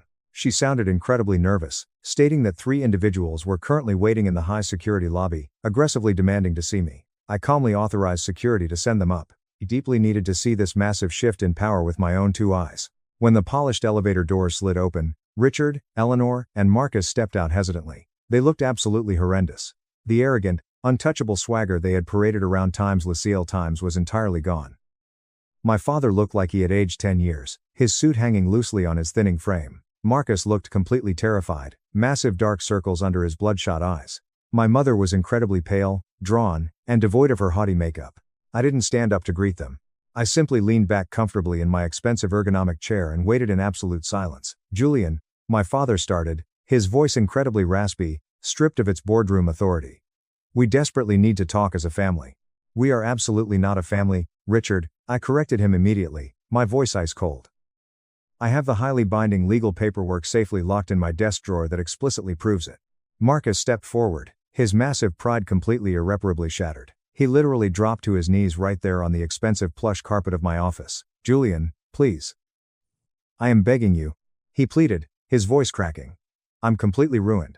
The lawsuit is going to destroy me. The firm desperately needs a massive capital injection immediately, or we are officially filing for bankruptcy by Friday." "And you want my money to save you?" I stated flatly. "It's about the family legacy, Julian," my mother pleaded frantically, wiping a highly rehearsed fake tear. "You have the massive capital from the acquisition. You can effortlessly save the firm. You can save your only brother." I looked at the 3 of them demanding my hard-earned resources. I thought back to the agonizing nights I spent shivering violently in my freezing apartment. I thought about Marcus maliciously bribing my roommate. I looked down at my kneeling brother with absolute disgust. "Do you happen to remember exactly what Richard told me in his mahogany office years ago when I asked him to emotionally support my career change?" I asked Marcus. He shook his head weakly. I shifted my hard gaze directly to my father. "You told me very clearly that family tradition is absolutely not a math problem you can optimize." "Well, Richard, family loyalty is absolutely not a massive corporate bailout you can demand when your terrible investments fail completely.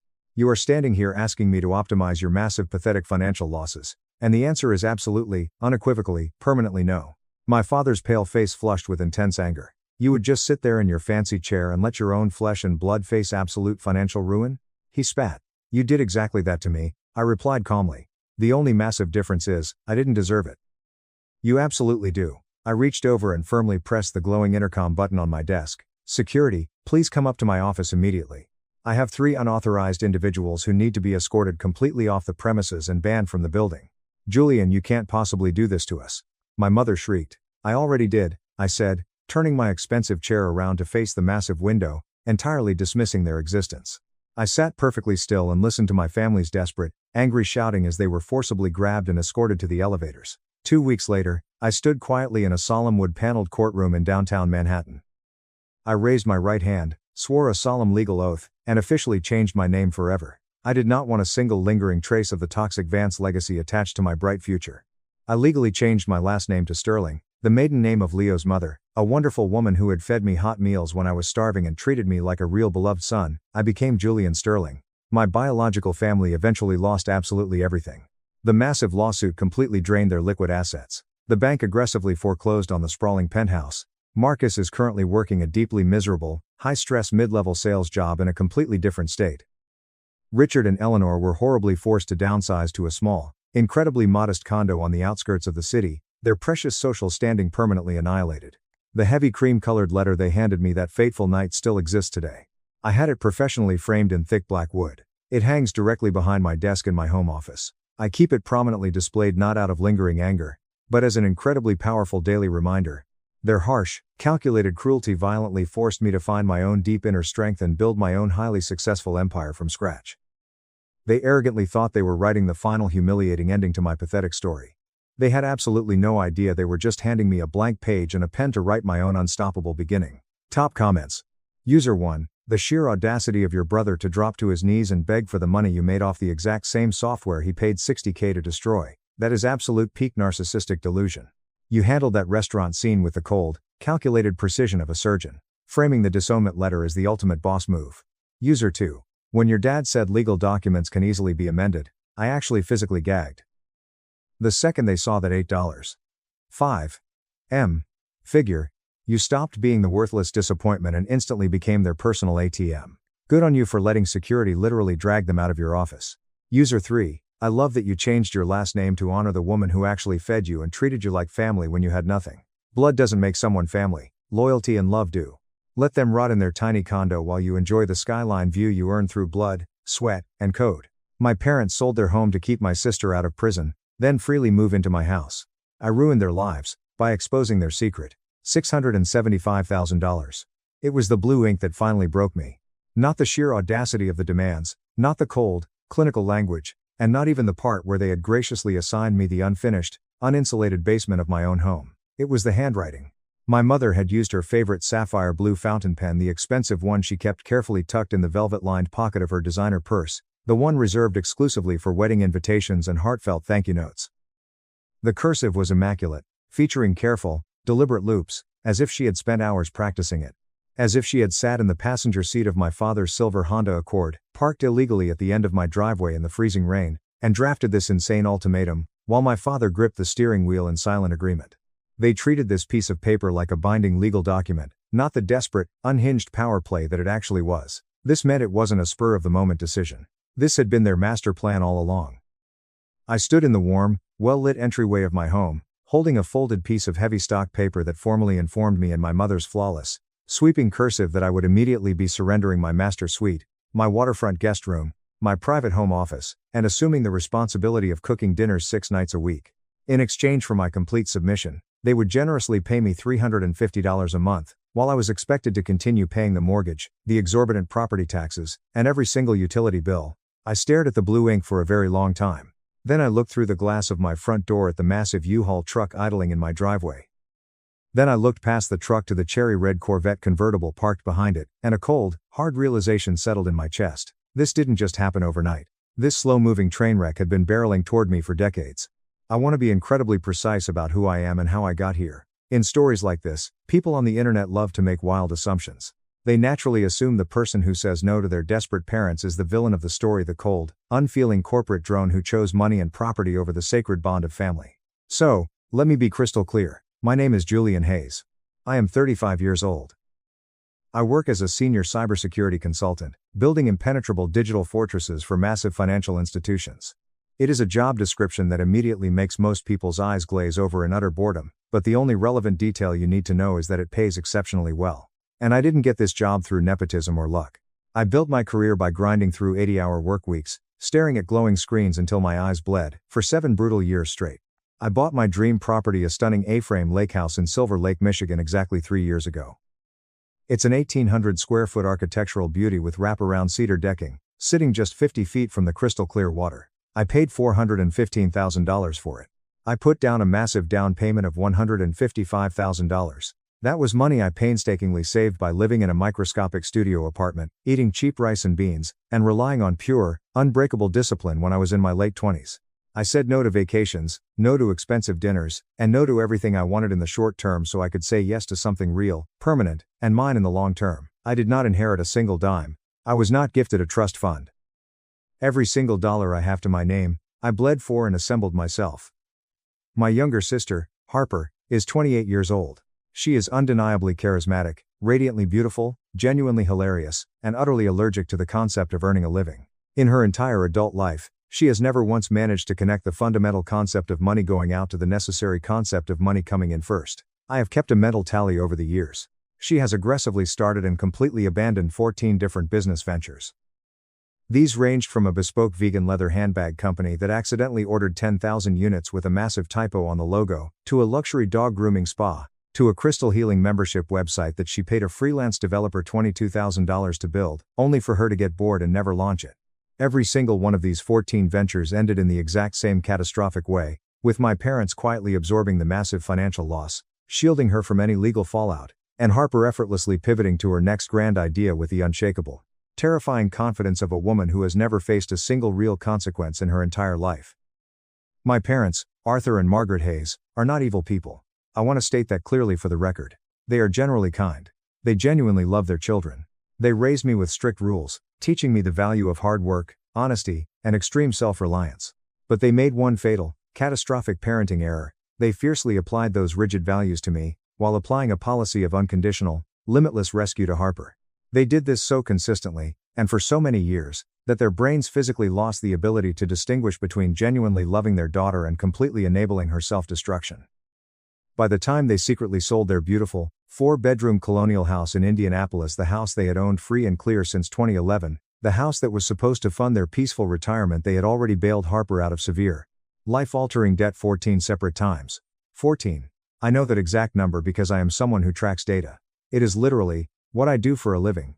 The 14th time, however, was the one that broke them.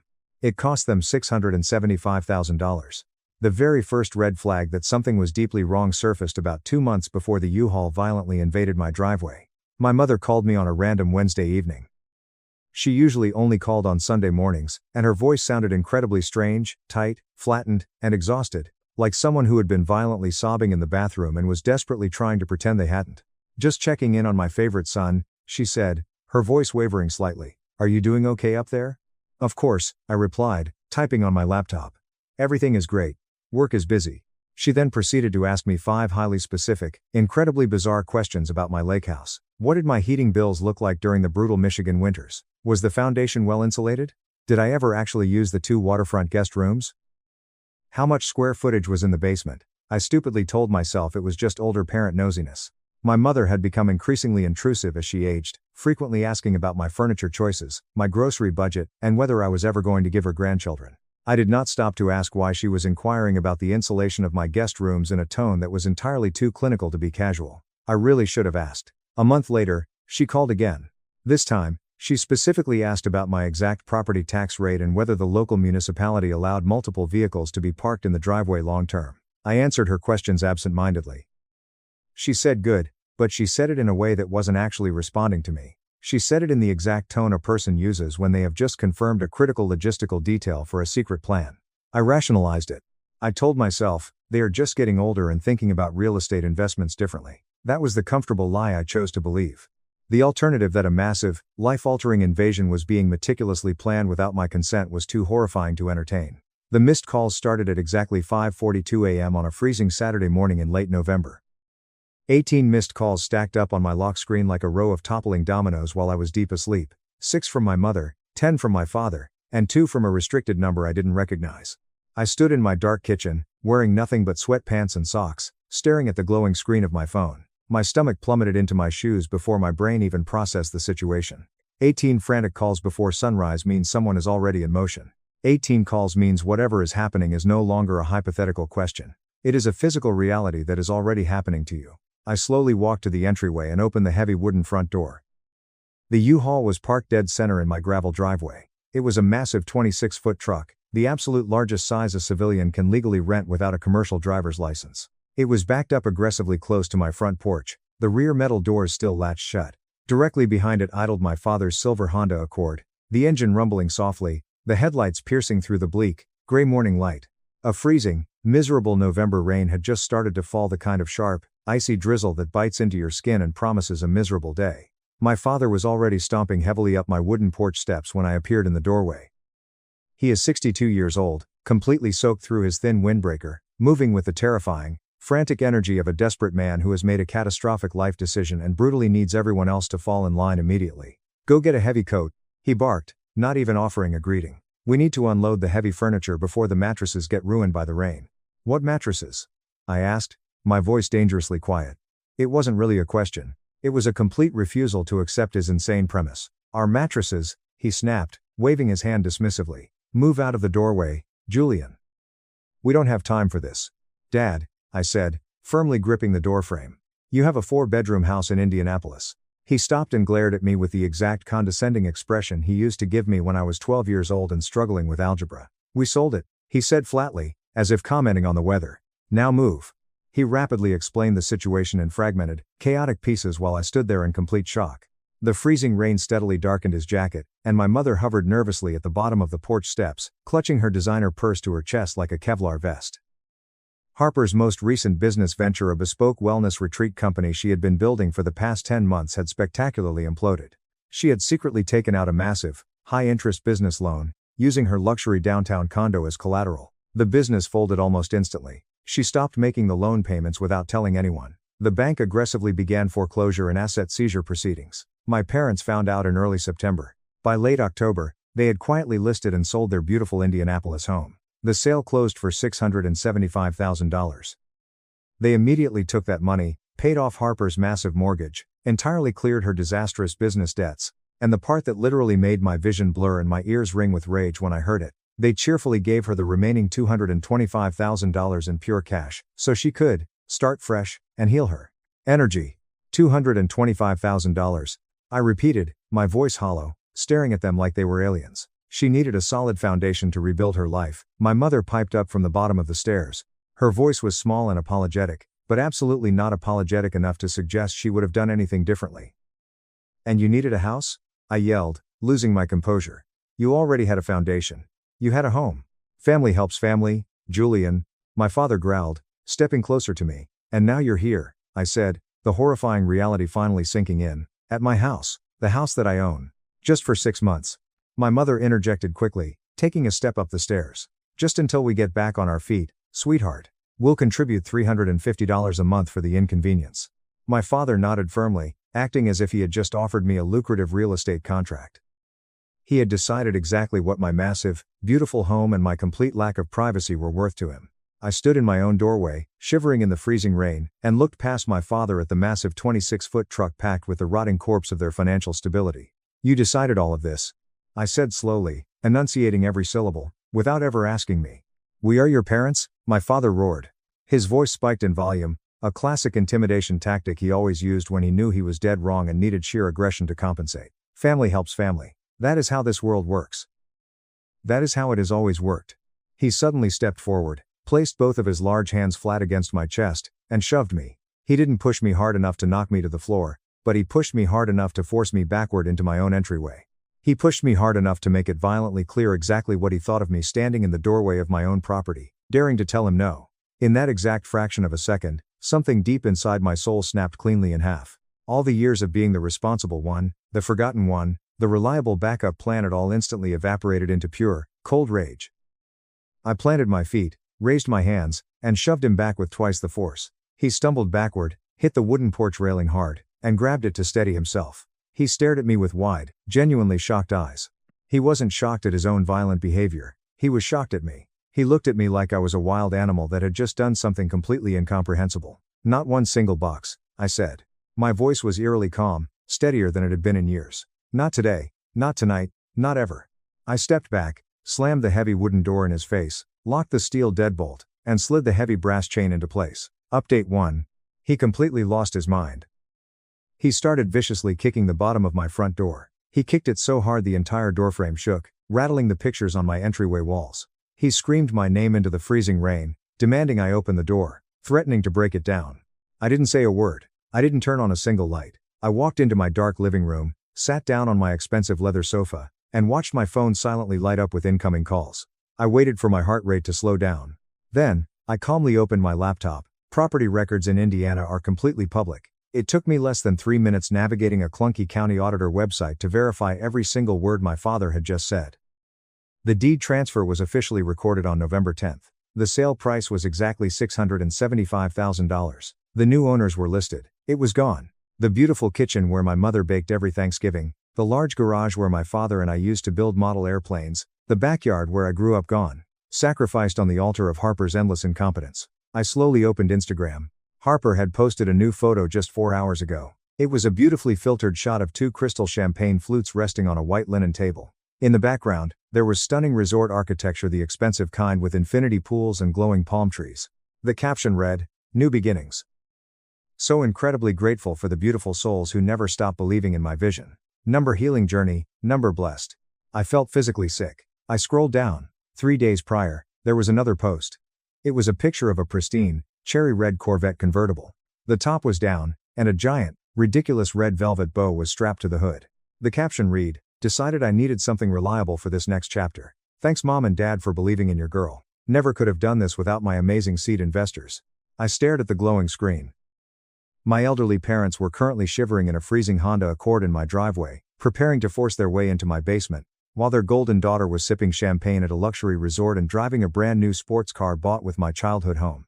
I opened my security camera app and switched to the live driveway feed. My father was furiously pacing back and forth in the rain.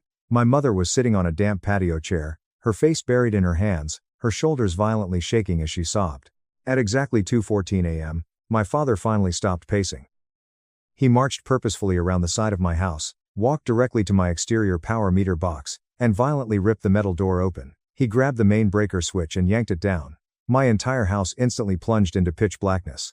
My security cameras seamlessly clicked over to their internal battery backups, perfectly capturing his face in infrared night vision. I calmly took a screenshot and documented the exact timestamp. Dawn finally broke, painting the sky a miserable, bruised purple. At exactly 8:45 a.m., the Corvette arrived. I heard it long before I saw it, the aggressive, obnoxious roar of a V8 engine, echoing off the quiet lake. It aggressively pulled into my driveway, parking diagonally behind the U-Haul, completely blocking everyone in. Harper stepped out.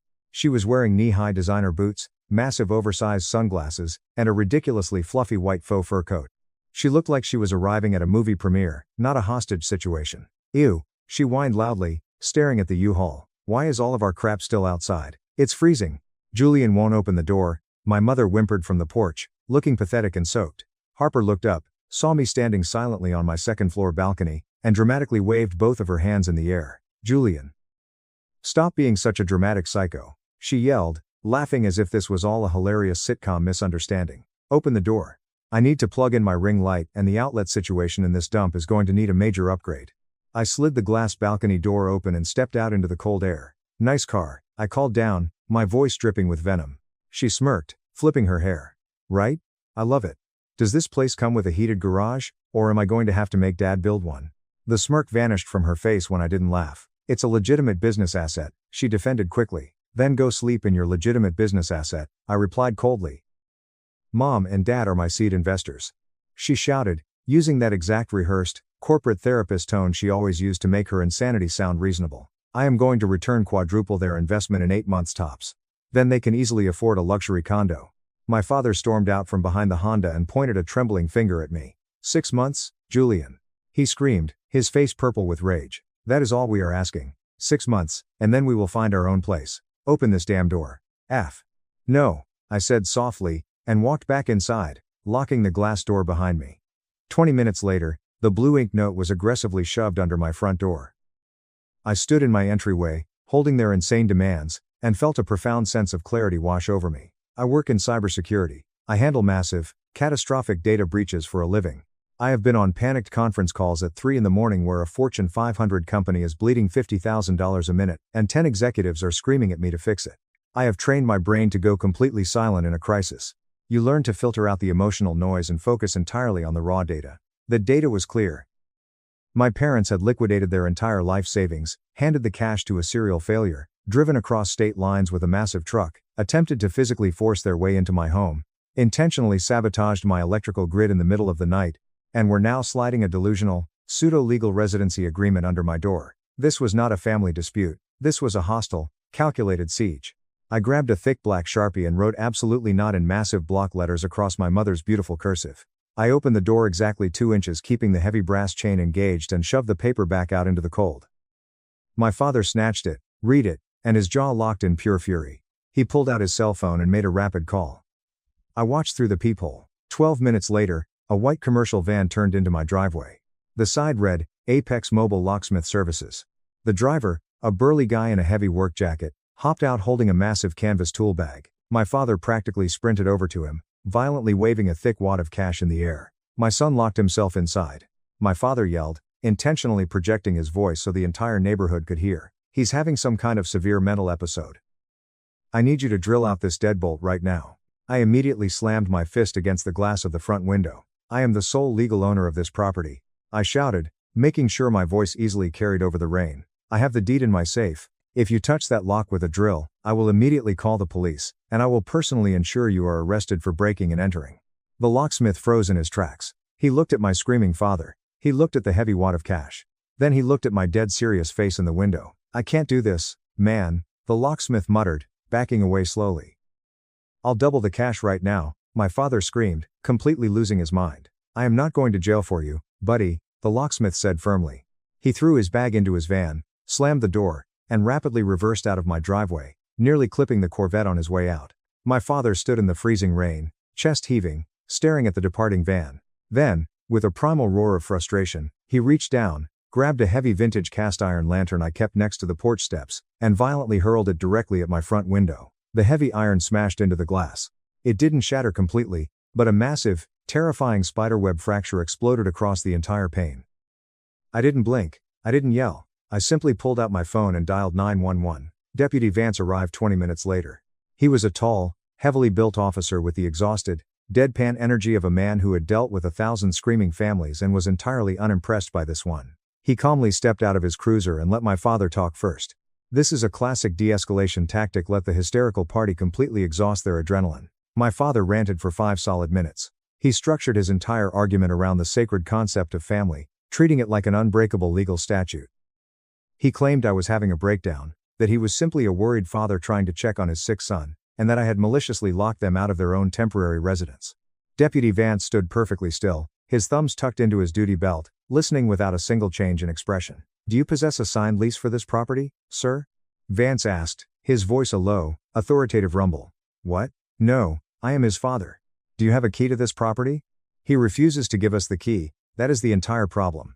My father shouted, waving his arms frantically. Is there any mail delivered here in your name? A utility bill?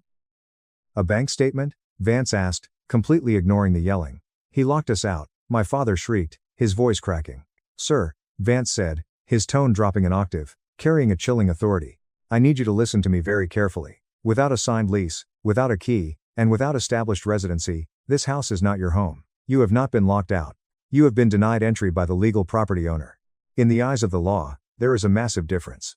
I stepped outside onto the porch. I had my printed property deed in my left hand, and my phone cued directly to the security footage in my right. Are you the legal owner of this residence? Vance asked me. Yes, sir, I replied calmly. Deed has been solely in my name since 2021. Here is the documentation. I handed him the paper. He reviewed it for 3 seconds and handed it back. Can you show me the footage you mentioned to the dispatcher? I held up my phone and hit play. I showed him the time-stamped footage from 2:14 a.m. Clear as day, it showed my father marching to the side of the house, ripping open the electrical panel, and aggressively cutting the main power breaker. Deputy Vance watched the video twice. His jaw tightened. He slowly turned around and locked eyes with my father. Sir, Vance said, his voice dangerously quiet. Did you intentionally cut the power to this man's residence in the middle of the night? It was an accident, my father stammered, stepping back. I was just checking the fuses. At 2 a.m? Vance asked dryly. My father fell completely silent. Sir, did you also hurl a heavy iron object at the window of this residence? My mother let out a pathetic, muffled sob from the porch. He aggressively provoked me. My father yelled defensively. That is a yes or no question, sir, Vance barked, his hand resting casually near his radio. He glanced at the massive spiderweb crack in my window. You currently have 2 options, Vance announced to the driveway. Option 1, you pack your people into your vehicles and you leave this property voluntarily, right this second. Option 2, I formally take a report for malicious destruction of private property and criminal trespass, and I place you in handcuffs in the back of my cruiser. The shattered window alone is a serious misdemeanor. The attempted solicitation of a locksmith to breach a locked dwelling is potentially a second charge. The intentional sabotage of a residential power grid is a third. Vance paused, staring a hole through my father. Sir, I highly recommend you choose option 1. My father looked at me. It was a look I had seen a million times. It was the look he gave me when Harper crashed a car or failed a class. It was the look that meant, Julian, step in. Fix this. Absorb the blow for us. I looked him dead in the eyes. Option 1 sounds perfect to me, officer, I said coldly. My father's shoulders physically collapsed. The blinding rage left his body, replaced instantly by the crushing realization that he had absolutely no power here. "Load the truck," he whispered to Harper. She didn't move. She just stared at him in horror. I said, "Load the damn truck," he roared at her. It took them 3 agonizing hours to repack the U-Haul. I stayed safely inside, watching them on the security cameras. My mother cried the entire time, her shoulders shaking as she weakly carried boxes of fine china through the mud. Harper was completely useless. She refused to lift a single box. Instead, she sat inside the heated Corvette, furiously texting on her phone, occasionally glaring at my house. My father worked in grim, humiliated silence. When the massive truck was finally loaded, my father walked up to my front door one last time. He didn't knock, he just stood there, staring at the Ring camera lens. "You are completely dead to us, Julian," he spat, his voice dripping with absolute disgust. "You have no family anymore." I opened the front door, leaving the screen door locked. "I haven't had a family in 20 years. I replied evenly. "I only had dependents." He turned around, got into the Honda, and drove away. The U-Haul followed. Harper peeled out last in her Corvette, tearing up my lawn in the process. I stood in my quiet house. I looked at the shattered window. I looked at the muddy footprints on my porch. Then, I opened my laptop and went nuclear. I created a burner account on Facebook. I uploaded a massive, public album and tagged every single member of our extended family, aunts, uncles, cousins, family friends. I uploaded the security footage of my father cutting the power. I uploaded the video of the locksmith confrontation. I uploaded high-resolution photos of the shattered window and the iron lantern. I uploaded a scanned copy of my mother's delusional handwritten residency agreement. Then, I uploaded the screenshots of Harper's Instagram posts, the champagne at the luxury resort, the brand new Corvette with the red bow. Finally, I uploaded the public county property record showing the $675,000 sale of my childhood home. My caption was only 2 sentences long. My parents secretly sold their home to fund Harper's luxury lifestyle. Anyone who agrees with their violent attempt to forcibly seize my property is more than welcome to house them. I clicked post at 11:45 a.m. Update 2. By 1 p.m., the massive family group chat which I was still a part of was completely, terrifyingly silent. Nobody said a word. The sheer volume of undeniable, documented evidence had paralyzed them. At 1:15 p.m., my Aunt Clara, my father's notoriously strict older sister, finally broke the silence with a single, chilling text message addressed to the group. "Arthur, you call my phone right this second." My father abruptly left the group chat 3 minutes later. My mother left 10 minutes after that. Harper immediately posted a tearful, black and white Instagram story about toxic family members trying to destroy her healing energy. But the real twist, the one that absolutely blew my mind, came at 3 p.m. when my cell phone rang. It was an unknown number from a prestigious law firm in Grand Rapids. "Is this Julian Hayes?" A deep, professional voice asked. "Who is asking?" "My name is Marcus Thorne. I am a senior real estate attorney. Your father contacted my office this morning, frantically asking if there was any legal loophole that could force a property owner to house destitute family members during a financial crisis." I tightened my grip on the phone. "And what did you tell him?" "I told him absolutely not," Thorne replied smoothly. "But during our consultation, your father revealed a highly sensitive piece of information regarding the sale of his Indiana property. I am calling you because, having seen the viral public post you made, I strongly believe you need to be legally protected from your own family." "What did he tell you?" I demanded. Thorne paused. "Julian, your sister did not just default on a standard business loan. She secretly forged your mother's signature on the commercial loan documents, using your parents' fully paid off home as a legal collateral. When the business failed, the bank discovered the forgery. They were preparing to hand the file over to federal authorities for felony wire fraud." The room started spinning. "She committed federal fraud?" "Yes," Thorne said quietly. "Your parents didn't sell their house just to bail her out of debt. They panic sold their home, paid off the bank in full, and completely covered up a massive federal crime to keep your sister out of a federal penitentiary. They lost everything to protect a felon, and they fully expected you to pay the price for it by sacrificing your home." I hired Thorne on the spot. The very next morning, we filed for an emergency, ironclad civil restraining order against both of my parents and my sister. Thanks to the police report, the shattered window, and the documented power sabotage, the judge granted it immediately. It has been 5 months since that miserable November morning. My parents are currently renting a tiny, cramped, 2-bedroom apartment in a bad part of Lansing, 40 miles away from me. My father, who had been happily retired for 3 years, is now working 50 hours a week as a shift manager at a massive home improvement warehouse just to make rent. It turns out that $675,000 vanishes incredibly fast when you hand $225,000 of it to a delusional criminal who immediately blows it on sports cars and luxury resorts. Harper's bespoke wellness retreat business crashed and burned in late January. Her brand new Corvette was officially listed on Facebook Marketplace 3 weeks ago. The listing begged for a quick cash sale. My mother tried to contact me once through a mutual family friend, crying and begging for an opportunity to explain. I sent a copy of the restraining order back through the same friend. I had the shattered window replaced with reinforced, double-pane glass. I bought a new vintage lantern for the porch. Every single morning, when I unlock my heavy front door and step out into the crisp, quiet Michigan air, I look at the beautiful lake, I look at my empty driveway, and I take a deep breath. It took me 35 years to finally learn how to say no. I just wish I hadn't waited so long to do it. This house belongs to the family, so pack your things and get out, my mother sneered, seconds after slapping me so hard my vision blurred and my cheek burned with a humiliating fire.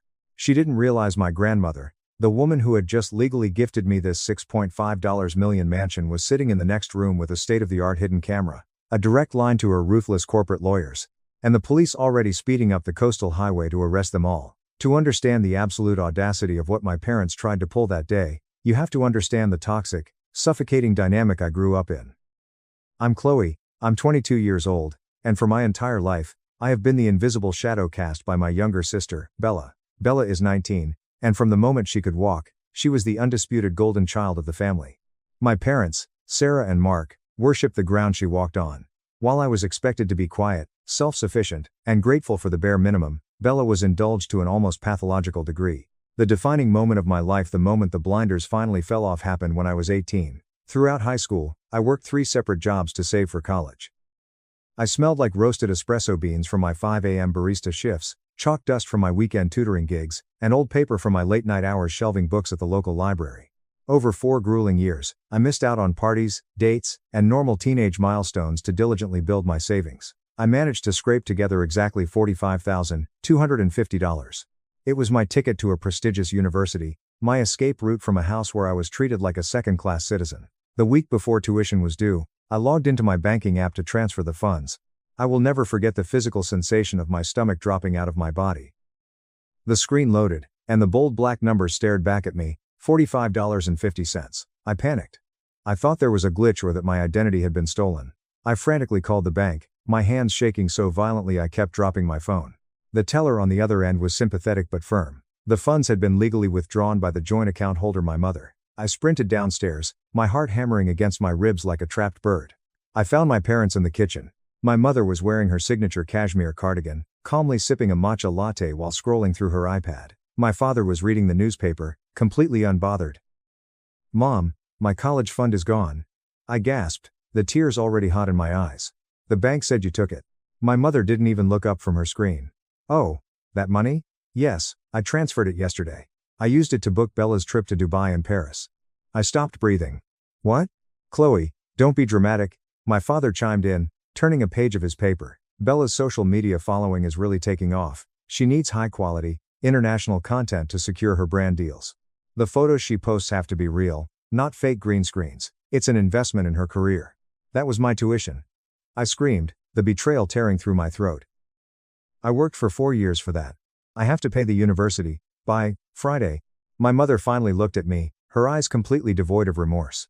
In fact, she looked annoyed. "And you can manage with student loans or scholarships, Chloe. You've always been the smart one, you'll figure it out. We are family, and family helps each other. It's only natural that we prioritize Bella's immediate opportunities right now. Stop being so selfish." My future, my blood, sweat, and tears, had been effortlessly stolen to fund my sister's fake, Instagram-worthy aesthetic. In a state of absolute despair, I packed a single duffel bag and left the house.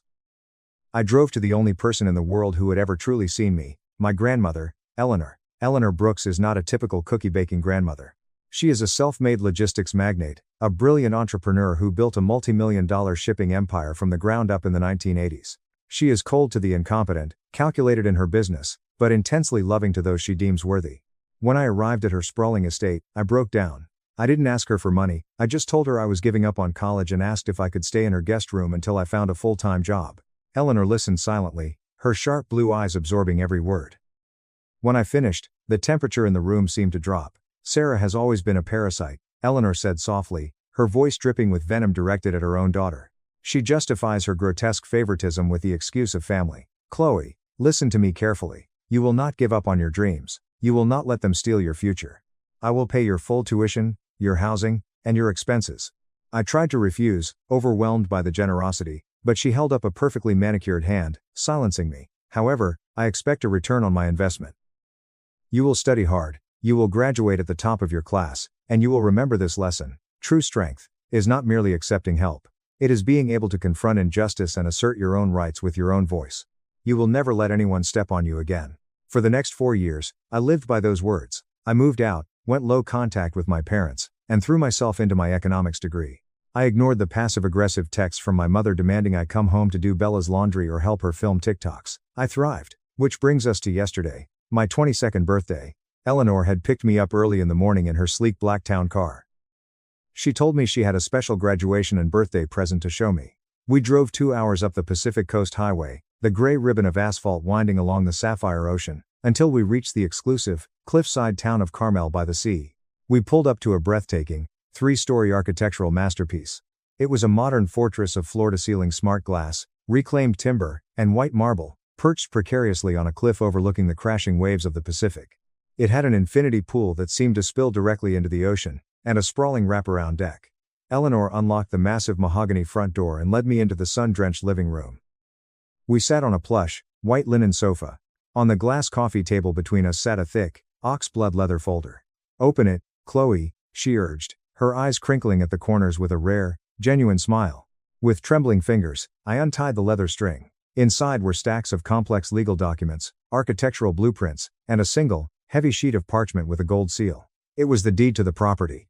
And printed in crisp, undeniable black ink under the title of sole owner was my name, Chloe Brooks. "From today on, this is your home," Eleanor said gently. "The $6.5 million value is just a number on a spreadsheet to me. What truly matters is that this place is a sanctuary. A fortress where you can build your future, start your business, and live without anyone interfering. You must not allow anyone, not even blood, to violate this space." I was completely overwhelmed. I traced the raised ink of my name on the deed, the legal weight of the document sending shivers down my spine. I was officially the master of this breathtaking estate. I hugged Eleanor, crying tears of pure, unadulterated joy. For the first time in my life, I felt completely safe, but that sacred, beautiful silence lasted exactly 3 hours.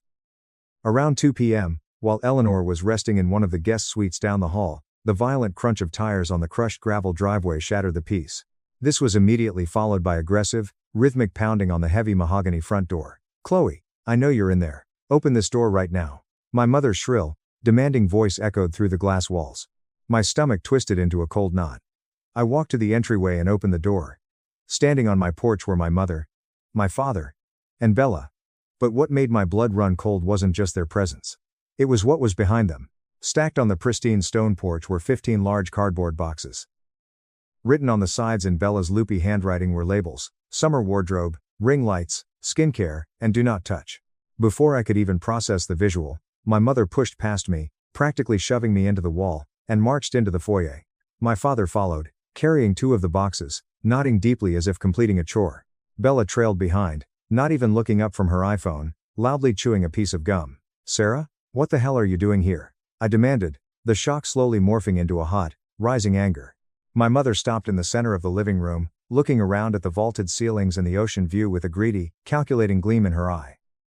She crossed her arms and offered me a triumphant, sickeningly sweet smile. "I heard everything, Chloe. Your grandmother's lawyers finalized some paperwork, and a little birdie at the firm let it slip. She bought you this house today," she announced, as if she were reading a royal decree. "So, your father and I had a talk, and we've made a decision.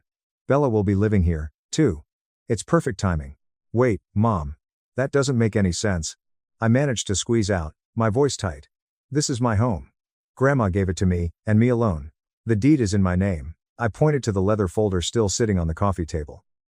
My father set the boxes down with a heavy thud and cut in, using his classic condescending tone. "Chloe, don't say such unreasonable things. You're still a college student. You have no idea how the real world works. There's no way you can manage a property of this magnitude on your own. Bella's lease in the city is up, and she needs a premium location to film her content. It's best for sisters to help each other out and live together." "Help each other?" The words echoed hollowly in my head. I knew better than anyone that their twisted definition of helping each other simply meant Chloe sacrifices everything so Bella doesn't have to lift a finger. They didn't misunderstand the situation. They knew exactly what they were doing. They had tracked my location, packed up Bella's life, and driven 2 hours to intentionally trample on my boundaries. To them, this $6.5 million mansion wasn't my hard-earned sanctuary, it was just a shiny new family asset they felt entitled to commandeer. Bella finally looked up from her phone, completely oblivious to the tension, sounding bored. Yeah, I already scoped the place out on Zillow on the drive up. I'll take the master suite on the top floor with the wraparound balcony. The natural lighting there will be literally perfect for my makeup tutorials. Oh, and you need to clear out the 3-car garage. I'm turning it into a dedicated podcast studio. Her sheer, unadulterated entitlement poured a gallon of gasoline on the ember of anger smoldering within me. The thread of my self-control, frayed from years of abuse, finally snapped. You must be out of your mind, Bella. My voice was lower, sharper, and colder than I had ever heard it. This is not a boutique hotel, this is my home. There aren't rooms prepared for the sake of your TikTok likes. You aren't moving in. You aren't taking the master suite. You aren't stepping foot past this living room. Bella's eyes went wide, her jaw dropping as if I had just spoken to her in ancient Latin. What? Are you serious? You're being such a selfish bitch right now. I let out a dry, humorless laugh. This is a matter of legal ownership. You have no right to touch a single key to any door in this house. Get your boxes off my porch. My clear, unwavering rejection completely shattered the smug atmosphere my parents had brought with them. My mother slammed her designer handbag onto the marble kitchen island with a sharp crack. The pleasant, fake smile vanished from her face, replaced by a dark, furious scowl. Chloe Brooks, what did you just say? She hissed, her voice vibrating with rage. What is that tone? You are being incredibly cruel and ungrateful to your sister. I stared straight back into her eyes, refusing to shrink. Did you not hear me? I said, Bella cannot live here. You want to talk about cruelty? Sarah? What exactly are you trying to accomplish here today, on my birthday? You drove 2 hours to hijack my gift. The next moment happened so fast it was almost a blur. My mother closed the distance between us, her hand swinging up in a vicious arc. Smack. A dry, explosive sting erupted across my left cheek. The force of the slap snapped my head to the side, my ear ringing loudly in the sudden silence of the room. It was an act so stereotypical, so humiliating, and yet, what I felt more strongly than the physical pain was a wave of cold, absolute clarity. Yes. This was her true nature. This was the monster I had been dealing with my whole life. Stripped of her polite society facade, she was just a bully who used physical violence and sheer power to force compliance from anyone who dared to defy her. You ungrateful, selfish little brat. My mother spat, her chest heaving, her finger pointing inches from my face. Who do you think you are? We are your parents. We gave you life. How dare you defy us? Everything you have is because of us. The absolute delusion of her statement pried open the lid of the bitter memory I had buried. I turned my head back to face her, the burning on my cheek only fueling the ice in my veins. Because of you? I asked, my voice dangerously calm. You're asking who gave me everything? The only reason I am graduating next month is because Grandma paid my tuition. And do you remember why she had to do that, Sarah? Because you stole $45,000 from an 18-year-old girl so your golden child could take selfies in Paris. The truth sliced through her fragile ego like a scalpel. The color drained from her face, and then, a second later, flushed a deep, violent crimson. She lost whatever shred of reason she had left. That's enough. I've had enough of your disrespect, she shrieked, spit flying from her lips. She pointed a trembling finger toward the front door. Pack your things and get out. You are unfit to manage this property. This house belongs to us now. It belongs to the family. My father immediately stepped forward, puffing out his chest to physically intimidate me. That's right, Chloe, your mother is correct. Anyone who treats their family with such disrespect has no place here. Go upstairs, pack a bag, and hand over the keys. We'll handle the legal transfer of the deed later. I stood there, staring at the three of them. Bella was actually laughing, holding her phone up, clearly recording my humiliation for her friends. They were trying to evict me from my own home, using nothing but the vague, violent, delusional logic of family. But before I could even open my mouth to tell them to go to hell, a sound echoed from the hallway that made the blood freeze in my parents' veins. Clap, clap, clap. Slow, deliberate, mocking applause. Update 1. Oh my, that is certainly a performance I cannot ignore. From the shadows of the hallway leading to the guest wing, a calm, steel-like voice cut through the tension. It was Grandma Eleanor. She slowly stepped into the sunlit living room. She was wearing a tailored charcoal pantsuit, her silver hair perfectly coiffed, looking every bit the apex predator of the corporate world. She had not left. From the moment she handed me the deed, she had been quietly resting in the other room, observing exactly how this would unfold. And in the face of my parents' unhinged aggression, she was smiling softly, almost amused, as if she were watching a particularly pathetic play. My mother froze, her arm, still half raised from pointing at the door, dropped limply to her side. The furious red flush on her face vanished, replaced by a sickening, chalky white. My father physically recoiled, awkwardly shifting his gaze to the floor, terrified to meet Eleanor's eyes. "Mother." My mother choked out, her voice faint and cracking. "When did you? How long have you been? Since when?" Eleanor interrupted, her voice silky but laced with lethal intent. "The whole time. Sarah. I saw the moment you struck your own daughter across the face. I heard you declare that this house belongs to the family. I heard Mark try to illegally evict the rightful owner. I saw Bella laughing like a vapid fool. I heard everything." Eleanor walked past them as if they were nothing more than unpleasant garbage on the sidewalk. She came to my side and gently touched my uninjured cheek with her cool fingertips. "Chloe, darling, are you all right? Does it hurt?" "I'm fine, Grandma," I replied firmly, my voice steady. Her presence was like a steel beam reinforcing my spine. I looked into her eyes and saw no panic, no sorrow, only a quiet, merciless light. My father, sweating profusely, hurried to speak, desperately trying to salvage the unsalvageable situation. "Eleanor, please, this is... well, it's just a private family matter." Chloe simply became a little emotional and disrespectful. "That's all. We were only trying to ensure the sisters lived together peacefully. You know how it is." "A family matter?" Eleanor let out a short, sharp laugh that sounded like cracking ice. "Mark, you forced your way into a private residence without permission, demanded the keys, threatened the legal owner, and your wife committed physical battery. Is that what you call a family matter? Because as far as I know, the penal code calls those things trespassing, criminal intimidation, and assault." As soon as those heavy legal terms left her lips, my father looked like he was going to vomit. They both knew Eleanor wasn't just a sweet old lady, she had a team of corporate lawyers on retainer who ate people for breakfast. My mother, desperate to regain the control she felt slipping through her fingers, tried to manipulate the narrative. "Mother, what are you saying? You're overreacting. We were only thinking about Chloe's best interests. She can't live here alone." "For my sake?" I cut in, my voice booming across the room. "You dragged 15 boxes of Bella's garbage onto my porch, demanded I give up my master bedroom, and then slapped me across the face when I said no. You call that for my sake? If you truly believe that, Sarah, then you are clinically insane. How dare you call me?" My mother started to shriek, stepping forward again. "Silence." Eleanor's voice cracked like a whip, echoing off the glass walls. The room instantly fell dead silent. Everyone held their breath.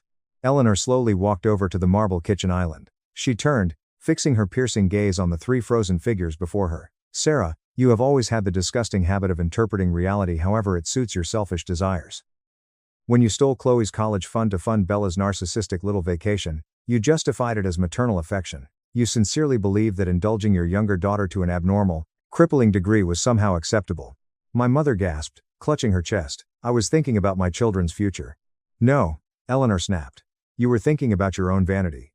And that warped, poisonous affection is exactly what has sealed your fate today." Eleanor reached into the pocket of her tailored blazer and pulled out a sleek, silver remote control. She pointed it directly at the large, abstract landscape painting hanging above the fireplace. She pressed a button, and a tiny, previously invisible red light began to blink rapidly from the center of the canvas. "Everything you have said since you trespassed onto this property, the threats you made, and the physical violence you committed, all of it has been recorded by this high-definition hidden camera, complete with crystal-clear audio." A hidden camera?" My mother whispered hoarsely, her eyes darting frantically between the painting and Eleanor. My father swallowed hard, a loud, dry click in the quiet room. Bella just stood there, her phone slipping from her hand and clattering onto the floor. "Yes," Eleanor continued, her tone conversational but deadly. "You see, Sarah, I know you. I know you track Chloe's location through her phone provider. I knew the moment I transferred this deed, you would come crawling here like vultures to try and steal it. Which is why I prepared this trap specifically for you." Eleanor placed the remote on the counter. "And of course, recording you is not all I did. I have had my legal team on standby since this morning. According to them, your actions today constitute a clear, premeditated attack on Chloe's property and physical safety. This footage is undeniable, irrefutable evidence." The word evidence hit them like a physical blow. Their naive, arrogant belief that they could just bully me and brush it under the rug crumbled instantly before the enormous, unforgiving wall of the law. Eleanor paused, letting the terror fully marinate in their minds, before delivering the final, crushing blow. "Furthermore, when you screamed at Chloe to pack her things and leave her own house. At that exact moment, following my lawyer's strict instructions, I pressed the panic button on my phone. I contacted the Carmel Police Department. They dispatched units 12 minutes ago."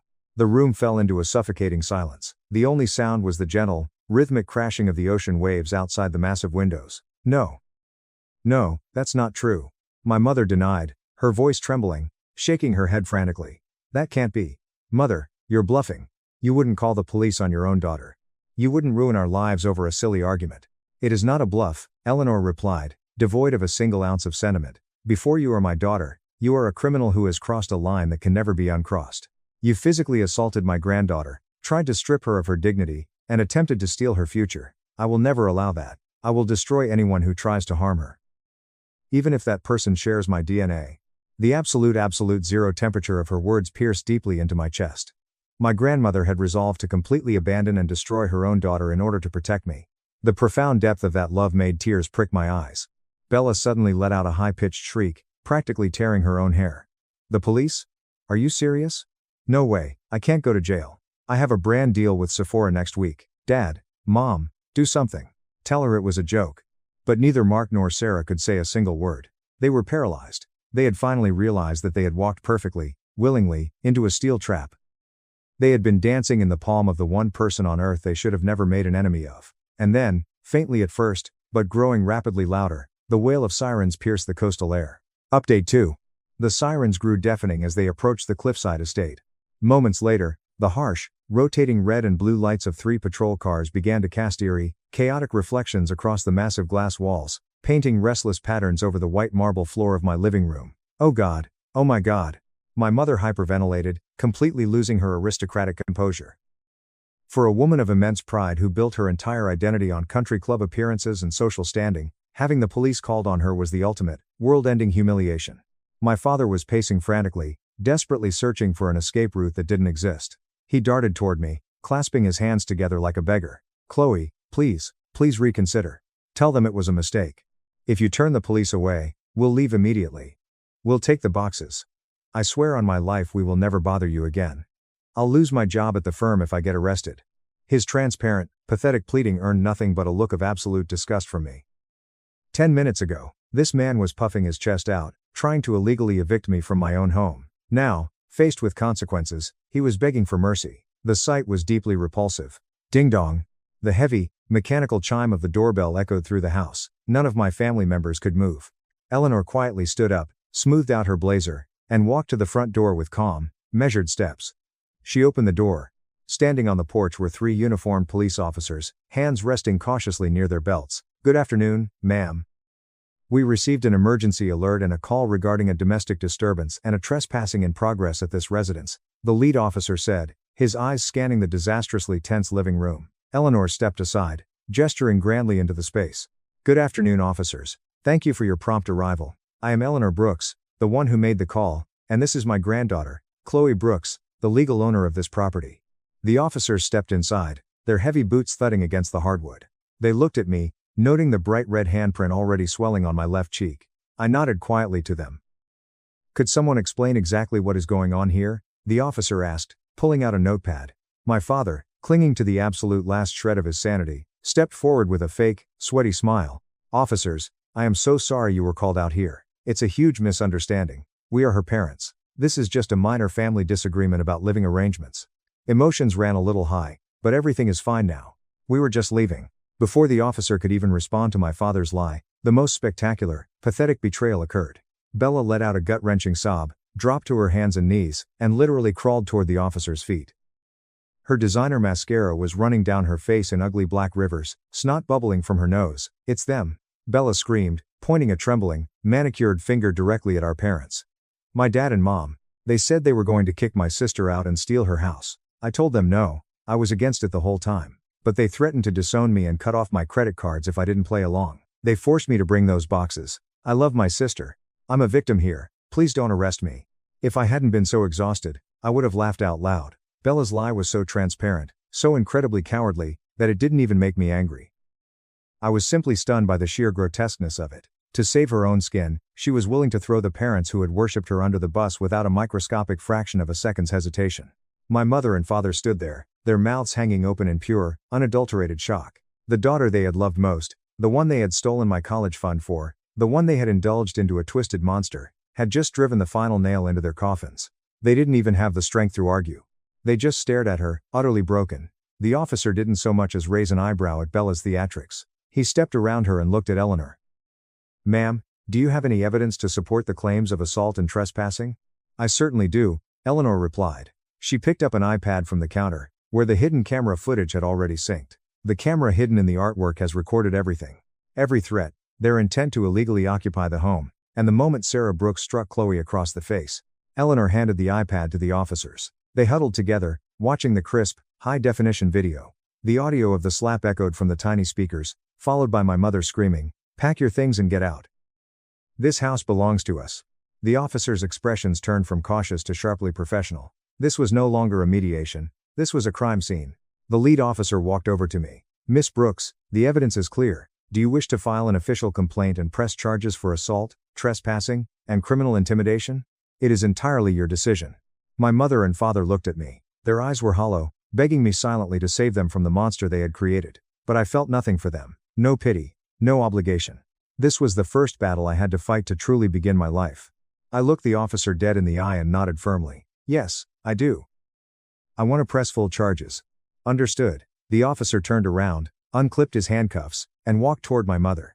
"Sarah Brooks, Mark Brooks, you are both under arrest for trespassing, criminal intimidation, and assault." No, please, I can't be handcuffed. I have a gala on Saturday." My mother wailed, finally breaking down into hysterical tears as the cold steel clicked around her wrists. My father didn't fight, he just hung his head in absolute defeat as he was cuffed. Even Bella wasn't spared. Because she had brought her belongings with the intent to occupy, she was detained under suspicion of conspiracy to trespass. As the officers led them all out the front door, Bella was thrashing and screaming, "I have 1 million followers. You can't do this to me, I'm an influencer." Grandma and I stood in the living room, watching through the floor-to-ceiling glass as my parents and sister were shoved into the back seats of the patrol cars. The doors slammed shut, the engines roared to life, and the red and blue lights slowly faded down the coastal highway, disappearing into the late afternoon fog. When the sirens could no longer be heard, the absolute silence of the house returned. I let out a breath I felt like I had been holding for 4 years. My legs gave out, and I sank heavily onto the sofa, burying my face in my hands. Eleanor sat beside me, wrapping her arm around my shoulders. "You did beautifully, Chloe. You didn't break. I'm sorry you had to arrest your own daughter," I whispered, the adrenaline crash making my voice shake. Eleanor shook her head. "I am the one who should apologize. I should have crushed her entitlement the day she stole your college fund, but I foolishly hoped she would realize her mistakes. Today, I fixed my error. You are the future of this family now." That night, we didn't talk about the arrests or the drama. We ordered a massive seafood spread from a local high-end restaurant, opened a bottle of vintage champagne, and sat on the deck listening to the ocean, discussing the business plan for the investment firm I wanted to build. The legal fallout over the next few months was brutal and absolute. Eleanor's lawyers ensured the prosecutors threw the book at them. Faced with the undeniable video evidence, Sarah and Mark had no choice but to plead guilty to avoid jail time. They received severe suspended sentences, massive fines, and a court-ordered permanent restraining order forbidding them from coming within 500 feet of me or my property. The social and financial ruin was even worse. Because of the felony assault charge and the highly publicized nature of the arrest in our affluent community, my father was immediately fired from his executive position under his company's morality clause. My mother, who valued her socialite status more than oxygen, was blacklisted from her country club, her charity boards, and her entire friend group. They became pariahs. Stripped of their money and their pride, they finally realized the monster they had created in Bella. Seeing her try to sell them out to the cops was the final straw. They cut off all support for her. No more rent, no more car payments, no more designer bags. Bella, who had literally zero life skills and no education, was evicted from her luxury city apartment within 2 months. The last I heard through the grapevine, her influencer career completely tanked because she couldn't afford to fake her wealthy lifestyle anymore. She is currently working the drive-thru at a fast food chain, living in a cramped, moldy studio apartment with 3 roommates she hates. About a year ago, Bella actually had the audacity to show up at the lobby of my new office building in San Francisco, looking haggard in off-brand sweatpants, begging the receptionist to let her see me to ask for a loan. I didn't even go downstairs. I just watched her on the security cameras, drank my coffee, and told building security to permanently ban her from the premises. Watching her get escorted out by 2 burly guards was the closure I didn't know I needed. As for me, I graduated at the very top of my class. I used the peace and security of my beautiful Carmel home to study and build my network. 2 years later, I successfully launched my own ethical investment fund, focusing on providing capital to young female entrepreneurs who have escaped financial abuse. I was recently featured on the cover of a major business magazine as a top entrepreneur under 25. Eleanor is my silent partner, my mentor, and my fiercest protector. The toxic, parasitic system that called itself my family collapsed under the weight of its own poison, and from its ashes, I built an empire. My girlfriend stole my medical samples so her friend could get pregnant. When she demanded child support, my lawyer handed her a felony charge. I, 32 male, had been dating Chloe, 28 female, for about 2.5 years. We had been living together in a nice townhouse in Chicago for the last 8 months. Our relationship was, by all standard metrics, completely normal. We talked about the future, we split the bills, we had a dog, and we were generally happy. I work as a senior data engineer, and Chloe worked in medical billing for a massive healthcare network in the city. To understand how this nightmare started, you need to know about Chloe's best friend, Harper, 28 female. Harper was one of those people whose entire personality revolved around wanting to be a mother. She was single, worked as a receptionist at a boutique veterinary clinic, and constantly complained about her biological clock ticking. I'd met her maybe half a dozen times. She was fine, just very intense. Harper wanted a baby desperately but absolutely refused to wait for a partner, and she certainly couldn't afford the $18,000 fees that local fertility clinics charged for donor sperm and IUI treatments. I sympathized with her, but it wasn't my problem. At least, I didn't think it was. Last Tuesday, I was sitting on the couch in our living room, finishing up some code on my laptop. It was raining outside, a totally mundane evening. The front door unlocked, and Chloe practically danced into the house. She dropped her purse on the floor, didn't even bother taking off her wet coat, and threw herself onto the couch next to me. She had this massive, unsettling grin on her face. "I have the most amazing news," she said, her eyes wide with excitement. I closed my laptop, smiling back cautiously. "Did you get a promotion?" "Better," she beamed. "You know how Harper has been struggling so much with wanting a baby, and how she's been so depressed about the clinic prices?" "Yeah," I said, my brow furrowing. I had no idea where this was going. "Well, I helped her out." Chloe clapped her hands together. "Remember those samples you gave at the urologist last year when you had that weird infection scare and they wanted to freeze some just in case?" The temperature in the room seemed to drop 10 degrees. My blood went completely cold. My heart started hammering against my ribs so hard I thought it might crack them. "What about them, Chloe?" She was still smiling, completely oblivious to the panic rising in my chest. "I work in medical billing, right? So I have access to the overarching lab system for the whole hospital network. I went down to the storage facility, and I convinced a technician I know to let me have one of your frozen vials. I told her it was for us, for our future family planning, and she just signed it over. Then I gave it to Harper. She did an at-home insemination last month, and she just took a test. It worked. She's pregnant. Congrats, babe, you're going to be a biological dad." I stared at her. The silence in the room was deafening, broken only by the sound of the rain hitting the window. My brain literally could not process the words she had just spoken. It felt like a horrible, twisted prank. "You? What?" I whispered. "I helped Harper get pregnant with your sperm," she repeated, speaking slower as if I were a child who didn't understand basic English. "She couldn't afford the $18,000 for a clinic donor. So, I figured, since we're probably going to have kids together anyway in a few years, why not just help her out? You've always said you like helping people." The room started spinning. The sheer audacity, the absolute violation of my bodily autonomy, hit me like a freight train. "Chloe, that is my biological material. You can't just take that. You can't just give that away, that is highly illegal." She rolled her eyes, her smile finally faltering, replaced by a look of profound annoyance. "Oh my God, please don't be dramatic. It's literally just some cells. You weren't even using it. It was just sitting in a freezer. And now Harper gets to be a mom. Isn't that a beautiful thing?" "No," I said, my voice was eerily calm, entirely detached from the absolute inferno of rage and terror burning inside me. "That is reproductive theft. That is medical fraud. That is probably half a dozen state and federal crimes." "Crimes?" She laughed, a sharp, mocking sound. "You're being ridiculous. It's a favor between best friends. Nobody got hurt. You're making a big deal out of nothing." I didn't say another word. I stood up, pulled my phone out of my pocket, opened the camera app, and hit record. I pointed the lens right at her face. "Chloe, I need you to explain to me, right now, on camera, exactly what you just did. Why are you recording me?" She snapped, batting at the air. "Because what you just admitted to is multiple felonies, and I need absolute documentation of your confession before you realize how much trouble you're in and try to change your story."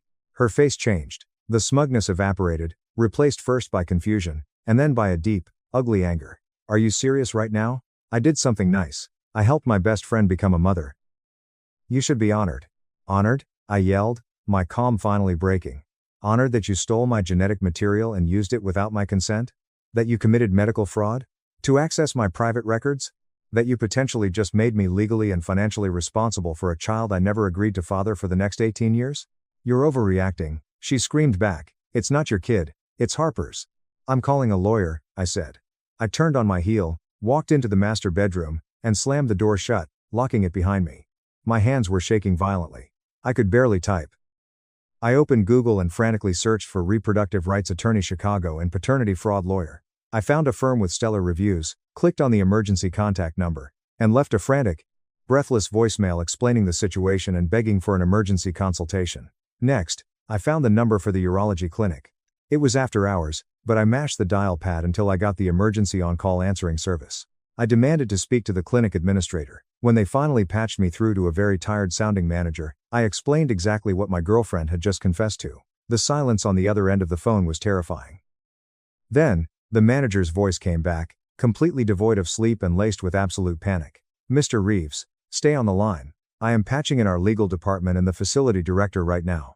Within 20 minutes, I had confirmed with the hospital's legal team that they were launching an immediate, emergency internal investigation into how my sample was accessed, who authorized the release without my signature, and how it was physically removed from the premises. They promised to call me first thing in the morning. When I finally unlocked the bedroom door and walked back out, Chloe was pacing the living room, talking on her phone. I don't know, Mom, he's totally freaking out. He's being such a massive jerk about this, she whined into the receiver. I walked into the kitchen, grabbed a trash bag, walked into the living room, and started throwing her shoes, coats, and whatever else was lying around into it.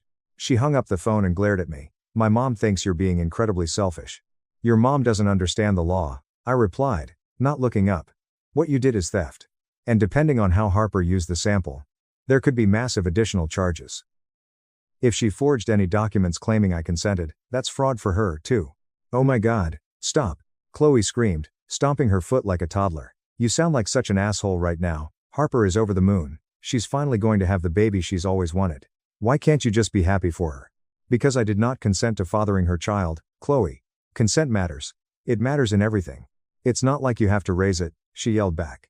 She's not asking you for money or anything. That is not how the law works, I shouted. And even if it was, that is entirely beside the point. You violated my bodily autonomy. You stole a part of me. You committed federal crimes to do it. She stood there, chest heaving, staring at me like I was the villain. Then she grabbed her keys off the counter. I can't deal with your toxic energy right now. I'm going to Harper's. Maybe you'll calm down and act like a normal human being by the time I get back. She slammed the door behind her. I stood in the quiet house, my heart racing, feeling utterly violated. I felt sick to my stomach. I went to the bathroom and threw up. Then, I went back to my laptop. I started documenting everything. I wrote down the exact date I gave the sample. I wrote down everything she had just said. I backed up the video recording to 3 different cloud drives. At 9 p.m., my phone rang. It was the lawyer I had called, Marcus. He had been practicing family and reproductive law for over 20 years. I spent 45 minutes explaining the entire nightmare to him. When I finished, I heard him let out a long, heavy sigh. Holy hell. Okay, Elias, listen to me very carefully. First thing tomorrow morning, you are going to the police precinct. You need to file a formal police report. This is reproductive coercion, genetic theft, medical fraud, and massive HIPAA violations on the part of the medical facility. Second, we need to get ahead of any potential paternity claims immediately. Third, we need to start preparing for civil damages. What are the actual consequences here? I asked, my voice trembling. For her? Criminal charges that could absolutely result in prison time, Marcus said bluntly. For you? You need a legal shield against any future claims on that child. The fact that she is pregnant does not retroactively make this legal. You had no knowledge. You gave no consent. We are going to establish a paper trail so thick a bullet couldn't get through it. Do not speak to her without recording it. Better yet, kick her out. Way ahead of you, I said. Update 1. Wednesday morning, I walked into the local police precinct. I sat down with a detective, Detective Miller, and laid out the entire story, handing over a flash drive with the video confession. The look on Miller's face was something I will never forget. He took off his glasses and rubbed the bridge of his nose. I've seen reproductive coercion cases before, he muttered, women poking holes in condoms, men secretly flushing birth control pills. But I have never seen anything quite like this. The fact that she used her employment access to bypass medical security makes this a whole different beast. That's federal territory. HIPAA, medical records fraud, wire fraud if she used a computer system. I'm kicking this straight to the district attorney's office. We'll be in touch. I took the rest of the week off work. I couldn't focus. I spent Wednesday afternoon packing the rest of Chloe's belongings into cardboard boxes and stacking them by the front door. At 6 p.m., Chloe unlocked the door and walked in. She saw the boxes and froze. "What is this?" "You need to leave," I said from the kitchen island. "Are you kidding me? You're kicking me out over a fight? You committed multiple felonies, Chloe." "Yes, I am kicking you out. Your name is not on the lease. I own this townhouse. You paid me a flat rate for rent. Here is a cashier's check for the prorated amount for the rest of the month. Take your boxes and get out." She stared at me, then looked down at her phone, which had just buzzed. All the color drained from her face. "Harper just texted me," she whispered, her voice shaking. Detectives showed up at the veterinary clinic. They pulled her out of work and questioned her in front of her boss. "Good," I said coldly. "What the hell, Elias? What did you think was going to happen?" She shrieked. "I thought the police would investigate the crimes you committed. You stole medical samples and fenced them to your friend. It was a favor. It was theft." 20 minutes later, a car screeched into my driveway. It was Chloe's mother, Brenda. Brenda is in her late 50s, and works as an office manager for a real estate firm. You'd think she'd have some grasp of legal liability. You'd be wrong. Brenda barged through my front door without knocking. "This is absolutely absurd, Elias," she yelled. Chloe was standing in the corner, sobbing hysterically now. Chloe was trying to help someone. "You are going to ruin her life over a technicality." "She ruined her own life by committing fraud and theft," I replied, crossing my arms. "She didn't hurt anyone," Brenda screamed, pointing a finger in my face. "She stole my genetic material. She violated my reproductive rights. She committed wire fraud to access restricted medical records. Those are serious felonies, Brenda. Nobody sees it that way. It's just a favor between friends. The police see it that way. The district attorney sees it that way. And honestly, I don't give a damn how you see it. Take your daughter and get off my property before I have you both trespassed." And, what about Harper's baby?" Brenda demanded. "You're going to ruin an innocent woman's life, too." Harper participated in the fraud. She used stolen genetic material. If she signed any clinic documents claiming I consented, that's further fraud. She made her choices. Brenda glared at me with pure hatred. "You are a cold, heartless bastard. That baby is innocent." "That baby is also not my responsibility," I fired back. "I never agreed to father it. When this goes to court, that will be established." Chloe's head snapped up. "When this goes to court, you're suing us?" "My lawyer is already drawing up a cease and desist for Harper," I said calmly. "She is not to contact me. She is not to list me on any birth certificate. She is not to make any claims of paternity. If she violates that, there will be a massive civil suit. As for you, Chloe, the criminal charges are entirely out of my hands now. The DA is handling that." My phone rang. It was Marcus. I answered it on speakerphone. "Elias," Marcus's voice boomed. "Just got off the phone with my contact at the DA's office. They are taking this incredibly seriously. They've found probable cause for multiple felony charges. They're getting warrants for the hospital's server logs right now." "Understood. Thank you, Marcus." I hung up. Chloe was staring at me, her mouth open in horror. "You actually hired a lawyer for this?" "Yes." Brenda grabbed Chloe's arm. "Come on, honey, we're leaving. Let him rot in his own miserable, self-righteous life." They started hauling the boxes out to Brenda's SUV. Before walking out the door for the last time, Chloe turned to look at me, tears streaming down her face. "Harper's baby deserves a father. You are going to regret abandoning your own child." "It's not my child. I never consented to create it. Have a nice life, Chloe." I locked the door, slid down against it, and put my head in my hands. The adrenaline left me all at once, and I just sat there in the quiet hallway, shaking uncontrollably. The next few days were an absolute blur of legal meetings and police interviews. I gave my official statement. I provided all the texts, the video, and my medical records. The urologist's office called me. Their tone was incredibly apologetic and fearful. They confirmed that the sample was accessed improperly. Chloe had used her billing credentials to log into the lab network, found my file, and convinced a junior lab technician that she was picking it up for our upcoming IVF appointment. The technician had been fired immediately. The hospital's massive legal team informed me they were cooperating fully with the police and had completely overhauled their security protocols. They also heavily hinted at a very generous financial settlement if I agreed not to sue the hospital network. Marcus told me not to sign anything yet. On Friday afternoon, my phone rang from an unknown number. I let it go to voicemail. It was Harper. Her voice was trembling, thick with tears. "Elias. It's Harper. Please, I am so sorry. I swear to God I didn't know Chloe didn't have your permission. She told me you guys had talked about it for weeks and that you were totally fine being a donor. She said you just didn't want to go through the paperwork at the clinic. Please don't press charges. I'm 9 weeks pregnant. I can't go to jail. I can't lose this baby. Please, Elias, please call me back." I forwarded the voicemail directly to Marcus. 10 minutes later, Marcus called me. This is gold, Elias. She is admitting on tape that she knew exactly where the sample came from. It shows prior knowledge. It destroys any defense that she thought it was anonymous clinic sperm. It establishes intent. What happens now? I asked, staring out my window at the rain. The DA decides on the charges. For Chloe, it's going to be a bloodbath. The medical facility angle makes it a massive liability. As for Harper, if she knew the source and participated in bypassing standard legal donor protocols, she's liable for conspiracy and receiving stolen property. What about the child, Marcus? Seriously, what happens when it's born? That is complicated, Marcus admitted. But legally, you have an incredibly strong case for zero parental rights and zero obligations. The child was conceived without your consent using stolen genetic material. It's the definition of reproductive coercion. You are not legally the father. If Harper tries to claim you are, we take her to family court and bury her under the criminal evidence. You will be fine. Update 2. 2 weeks later, the district attorney officially filed charges. It made the local news. Chloe was charged with felony theft, felony computer fraud, unauthorized access of medical records, and severe HIPAA violations. Harper was charged with conspiracy to commit fraud and receiving stolen property.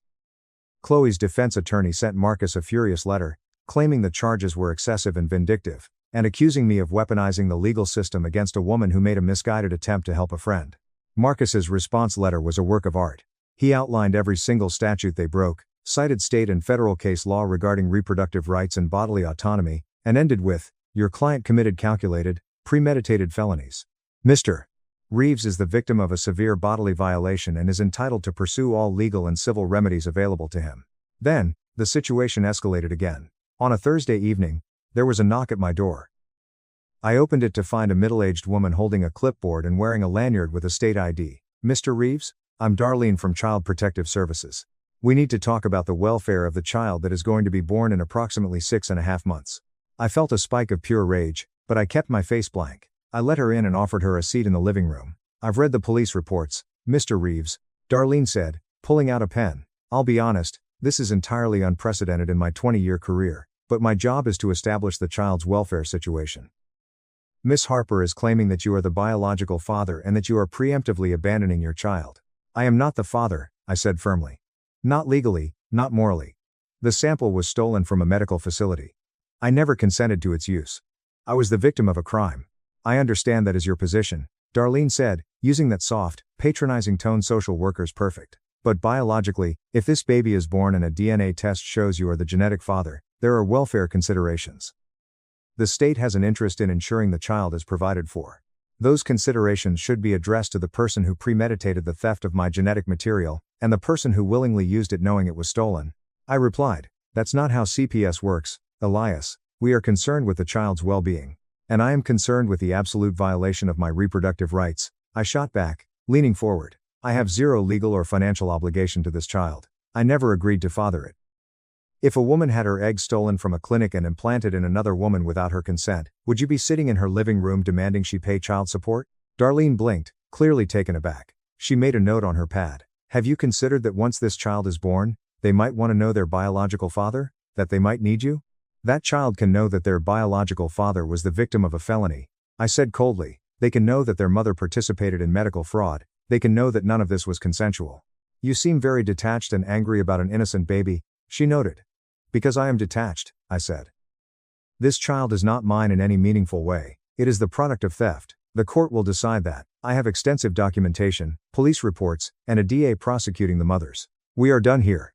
She left shortly after. Marcus assured me it was standard procedure, just the state trying to figure out who to stick the bill to. He told me not to let them guilt me. The harassment from Chloe's family continued. Brenda sent me a long, unhinged Facebook message. "You are going to burn in hell for what you are doing to that innocent baby. Harper is struggling financially and emotionally because of your legal threats, and you are making it worse. Be a real man and take responsibility for your seed." I screenshotted it, sent it to Marcus to add to the harassment file, and blocked her. 2 days later, Harper's lawyer, a cheap strip mall attorney she must have scraped together money for, sent a demand letter. Harper wanted $3,000 a month in child support starting immediately, full coverage of her prenatal medical expenses, and a legally binding guarantee that I would sign the birth certificate. Marcus literally laughed out loud when he read it to me over the phone. "She is absolutely delusional. She is facing criminal conspiracy charges and she thinks she has leverage. Let me handle this." His response to her lawyer was brutal. Your client participated in medical fraud to acquire stolen genetic material. She has absolutely zero legal claim to anything from Mr. Reeves. Any further harassment or extortion attempts will result in an immediate civil lawsuit for emotional distress and legal fees. Your client should be vastly more concerned with the very real possibility of giving birth in a state penitentiary. That apparently pushed them over the edge. The following Tuesday, Chloe and Harper showed up at my office building. I was sitting at my desk when security called me down to the lobby. I stepped off the elevator to find a complete scene. Chloe was screaming at the front desk guard, and Harper, who was noticeably showing now, was standing behind her, crying loudly, "Look at her." Chloe screamed the second she saw me, pointing at Harper's stomach. "Look at what you're doing, Elias. She is pregnant with your baby and you are acting like she doesn't even exist. You are a monster." Co-workers in the lobby were stopping to stare.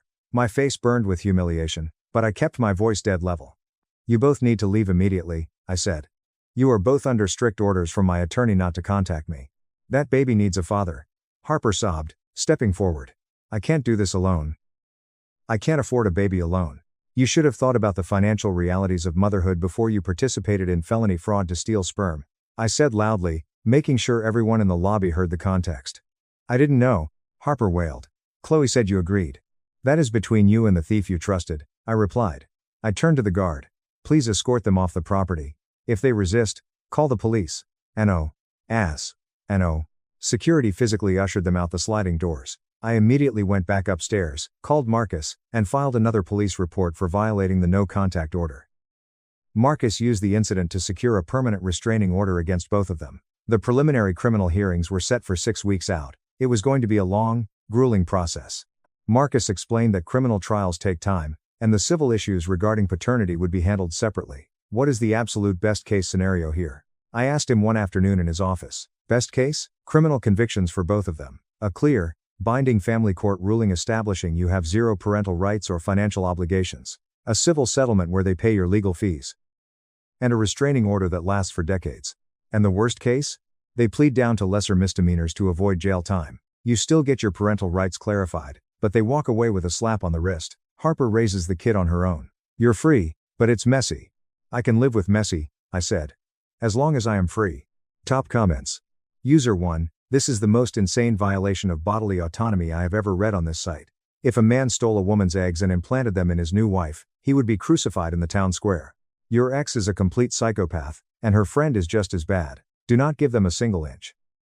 Fight this to the Supreme Court if you have to." User 2, "The absolute audacity of the friend demanding $3,000 a month after stealing your genetics. The entitlement is off the charts. Thank God you had the presence of mind to record the confession immediately. That video saved the rest of your life. Keep us updated on the criminal trial." User 3, "CPS trying to guilt trip you is infuriating but unfortunately standard. The state doesn't care about justice, they just want a name on a piece of paper so they don't have to pay for the kid's welfare. Stick to your guns, you are a victim of a crime. That child is not yours." Final update. It has been roughly 10 months since my world exploded. I wanted to give everyone a final update now that the legal dust has mostly settled. The criminal trial never actually made it to a jury. 4 months into the process, facing a mountain of irrefutable evidence, the video confession, the hospital server logs, the fired technician's testimony, and Harper's own voicemail admitting guilt, their defense completely collapsed. Chloe pleaded guilty to reduced charges, felony theft and misuse of medical records. Her lawyer managed to work out a plea deal to keep her out of prison. She was sentenced to 3 years of supervised probation, a massive $8,000 fine, 500 hours of community service, and a permanent felony record. Harper pleaded guilty to conspiracy and receiving stolen property. She got 2 years of probation and a $5,000 fine. Both of them are now convicted felons. The hospital network, terrified of a massive public relations nightmare and a federal lawsuit regarding their HIPAA violations, settled with me out of court for a very substantial, undisclosed sum. The civil case against Chloe and Harper was swift. They were ordered to pay my legal fees, which amounted to $22,000, split evenly between them. More importantly, as part of the legal proceedings, Harper was forced to sign legally binding documents permanently waiving any and all claims of paternity, child support, or involvement from me. The baby was born 3 months ago. A little girl. I only know this because the final court order from the family judge mentions it. I am legally not the father, my name is nowhere near the birth certificate. I have absolutely zero parental rights, and zero financial obligations. The judge's final order specifically states that the conception was non-consensual, the result of criminal activity, and that I am completely severed from the child in the eyes of the law. Harper's life has imploded. When the criminal charges became public, The veterinary clinic fired her. She is currently living with her parents, who are essentially raising the baby while she works at a fast food restaurant to pay off her court fines. Chloe's situation isn't much better. She was obviously fired from the healthcare network and blacklisted from the entire medical billing industry. She's living in her childhood bedroom with Brenda, working temp jobs in warehouses because no corporate office will hire someone with a felony conviction for data theft and fraud. My own mother called me a few weeks ago. She thinks I was too harsh. That baby didn't do anything wrong, Elias, she kept repeating, crying on the phone. She's still your flesh and blood. Neither did I reminded her firmly. I was the victim of a premeditated crime. My flesh and blood was stolen. I ended up going low contact with my parents over this. I lost a few mutual friends, 2 people who subscribed to the toxic belief that I should step up and be the bigger person, completely ignoring the fact that my fundamental human rights were violated. Apparently, my boundaries and consent don't matter as much as a baby that wouldn't even exist if not for multiple felonies committed against me. My therapist says I am handling the trauma remarkably well, considering the circumstances. She says most people couldn't process this level of profound violation without completely breaking down. The nightmares are finally starting to fade. I used to wake up in cold sweats, panic that I was going to be served with child support papers or that Harper was going to show up at my door with a baby stroller. Dating is completely off the table for the foreseeable future. It is incredibly hard to trust anyone after the person you shared a bed with, the person you loved and trusted, used your own body against you. Because that is exactly what it was. She used my body, my genetic material, without my permission. She violated me in one of the most intimate, fundamental ways a human being can be violated. Marcus, my lawyer, has assured me that the settlement agreement is ironclad. If Harper ever tries to contact me, or if she tries to make any claims in the future, we go straight back to court, and she faces immediate penalties and potential jail time for violating the order. Sometimes, in the quiet moments of the night, I do wonder about the kid. Not because I feel any paternal instinct, I truly don't. But because I know that little girl is going to grow up, and eventually, she is going to ask questions.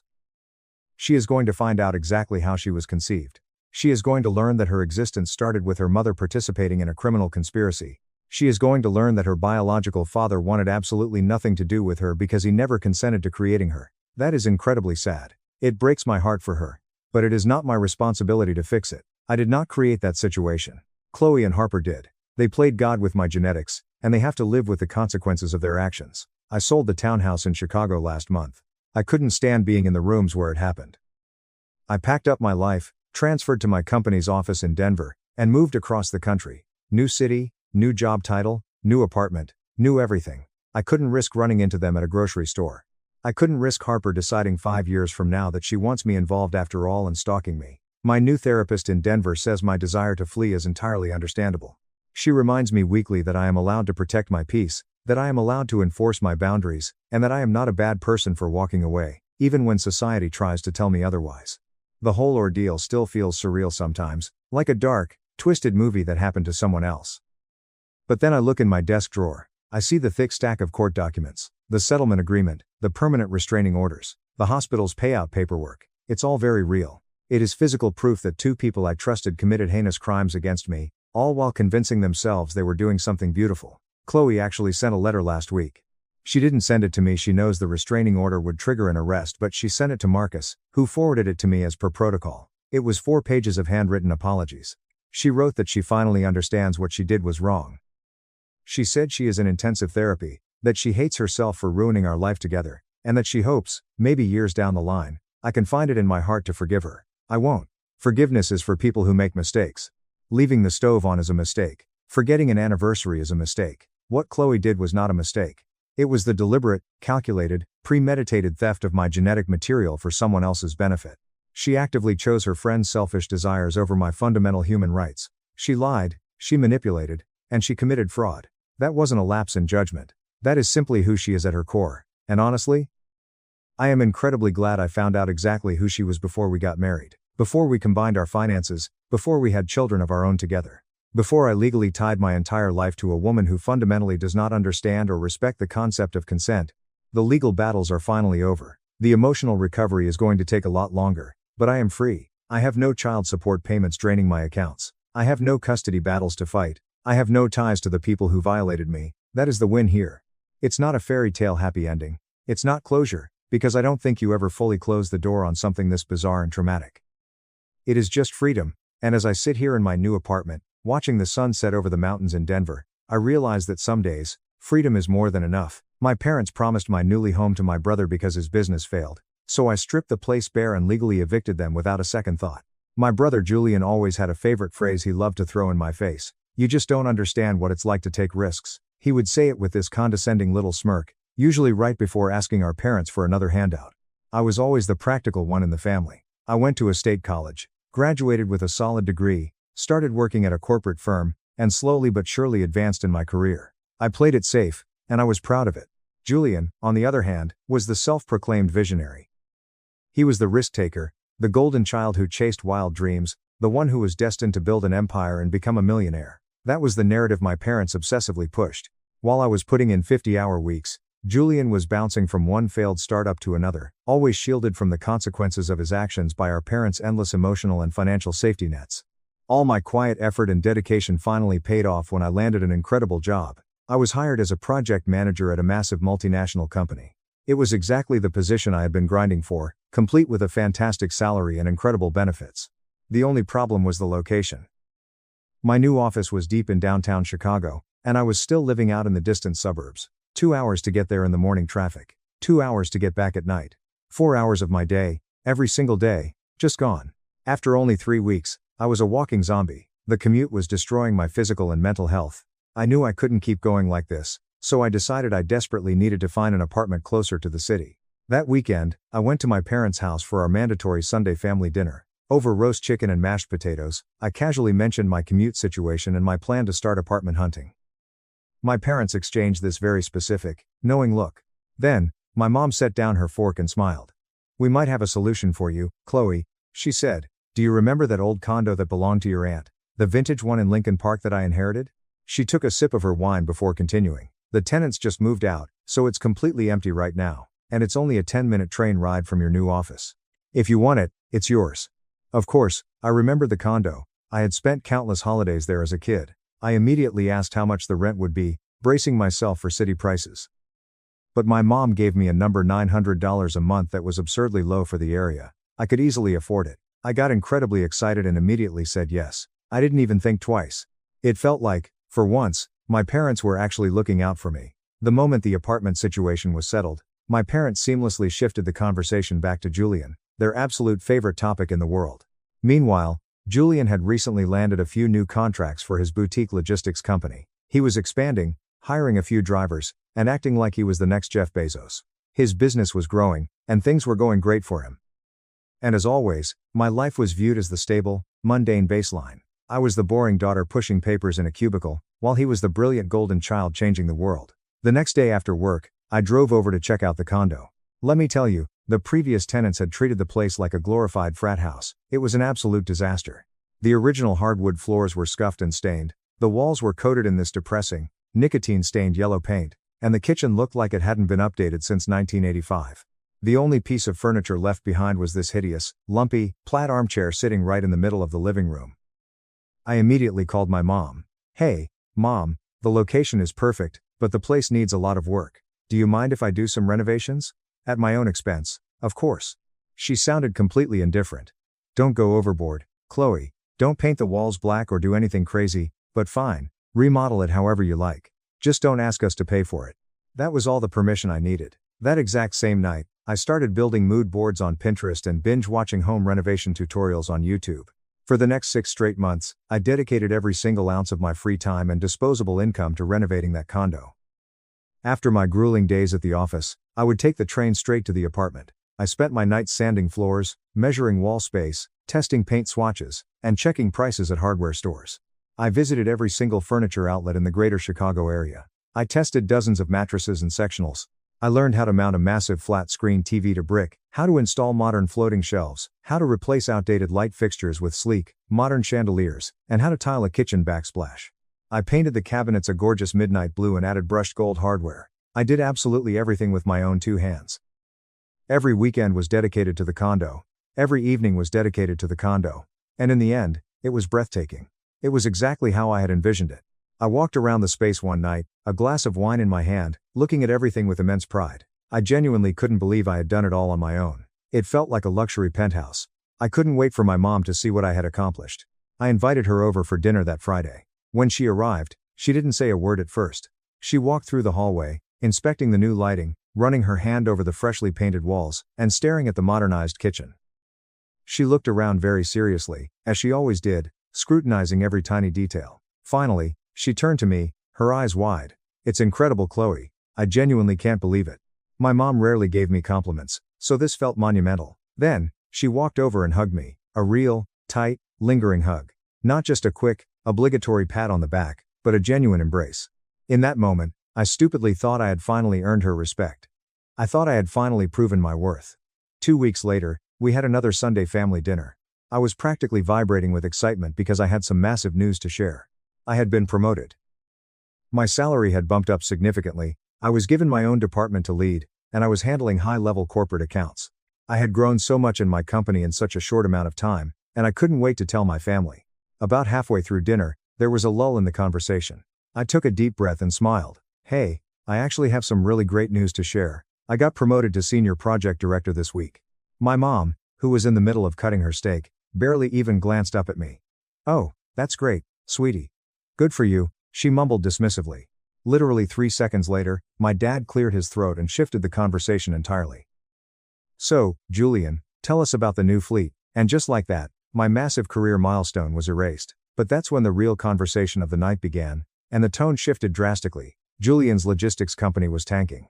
Apparently, a massive corporate competitor with state-of-the-art tracking technology and millions in venture capital had moved into the city. They were undercutting his prices and stealing all his clients. Julian's business was bleeding money, and everything he had built was on the verge of total collapse. My dad looked around the table with a grim expression and announced that he and my mom had decided to take out a second mortgage on their house. They were going to give Julian a massive loan so he could try to keep his company afloat and pivot his business model. I put my fork down and looked at them, genuinely concerned. "Are you guys sure about this? Look. This new competitor is a corporate giant. It's going to be nearly impossible to compete with their tech infrastructure and their endless cash flow. Throwing more money at a failing business model is incredibly risky." Julian slammed his hand on the table, making the silverware rattle. He glared at me with pure venom. My parents looked at me with identical expressions of disgust. "You don't know the first thing about real business, Chloe," my dad snapped. "You've always played it safe. You sit in a comfortable, air-conditioned office typing emails, so you don't understand anything about taking real risks and being an entrepreneur." Basically, I was told to shut my mouth and keep my opinions to myself. Then my mom looked right at me and delivered the line that would eventually become the catalyst for everything that followed. "Family always helps family, Chloe. Remember that." I bit my tongue and didn't say another word. Fine. Let them burn their money. The next few months were an absolute, unmitigated disaster for Julian. Despite the massive cash injection from my parents, his business completely crashed. He filed for bankruptcy.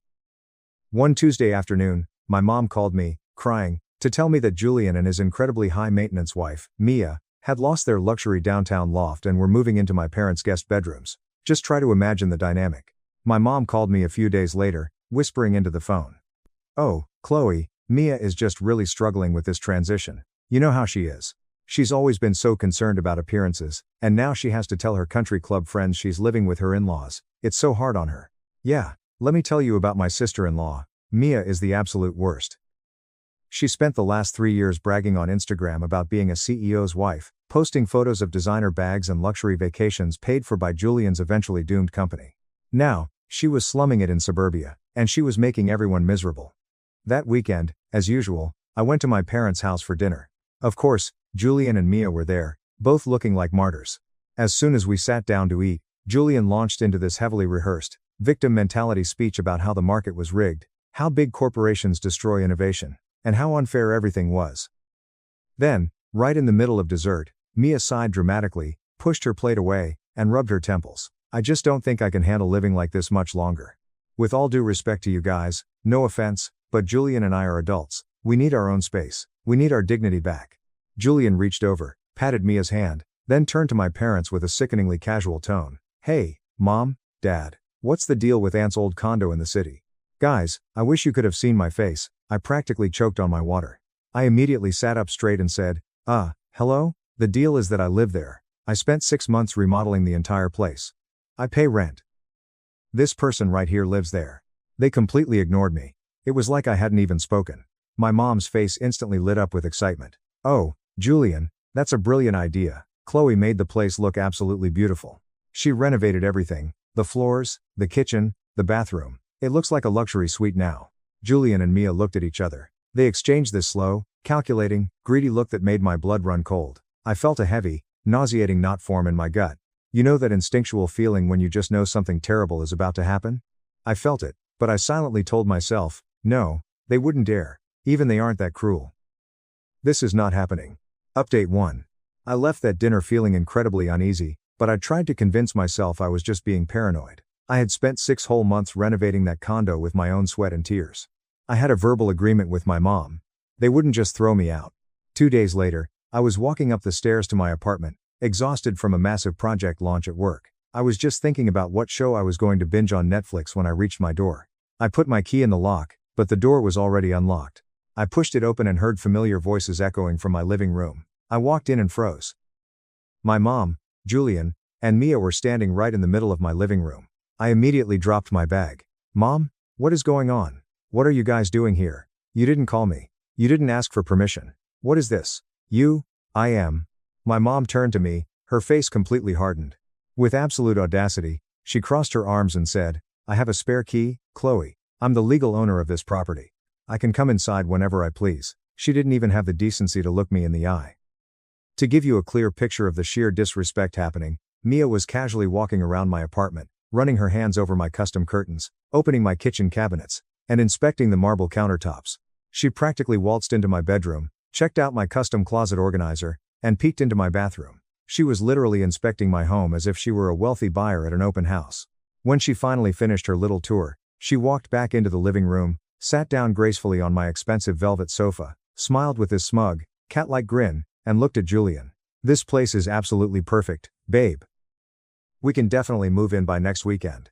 I felt my heart pound against my ribs. What? Excuse me? I live here. I renovated this entire place. This is my home. What the hell are you talking about? My mom stepped forward, cutting me off with a sharp wave of her hand. Excuse me, Chloe, but I am the owner of this deed. I decide who lives here and who doesn't. Your brother is going through a devastating crisis right now. He and Mia need a fresh start in the city to network and rebuild. I was completely stunned. My brain was short-circuiting. Are you serious right now? What about all the work I did? The money I spent? I painted these walls. I fixed the floors. I bought every single appliance and piece of furniture in this room. I built this home. Then, my own mother looked at me with eyes so cold I barely recognized her. Well, since you renovated it, the property value has skyrocketed. The market rate for an apartment this nice in Lincoln Park is at least $2,700 a month. So, if you can't pay the new rent of $2,700 starting on the first of the month, you have exactly 1 week to pack your things and leave.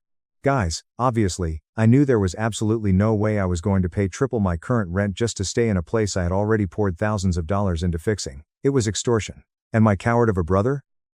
He just stood there, staring at the floor, not saying a single word to defend me.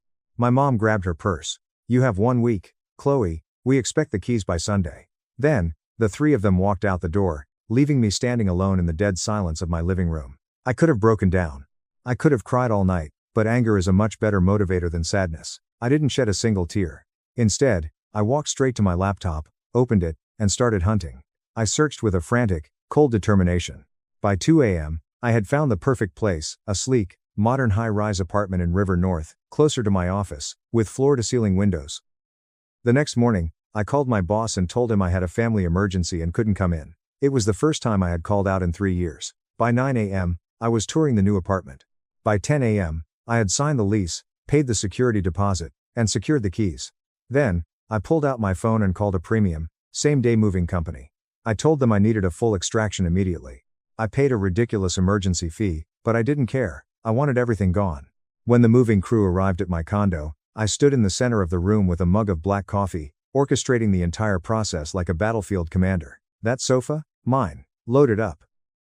The custom TV mount? Unbolt it. The floating shelves? Take them down. The smart thermostat? Unscrew it. I have the old plastic one in a box somewhere. I was ruthless. I made them dismantle the custom closet racks I had built.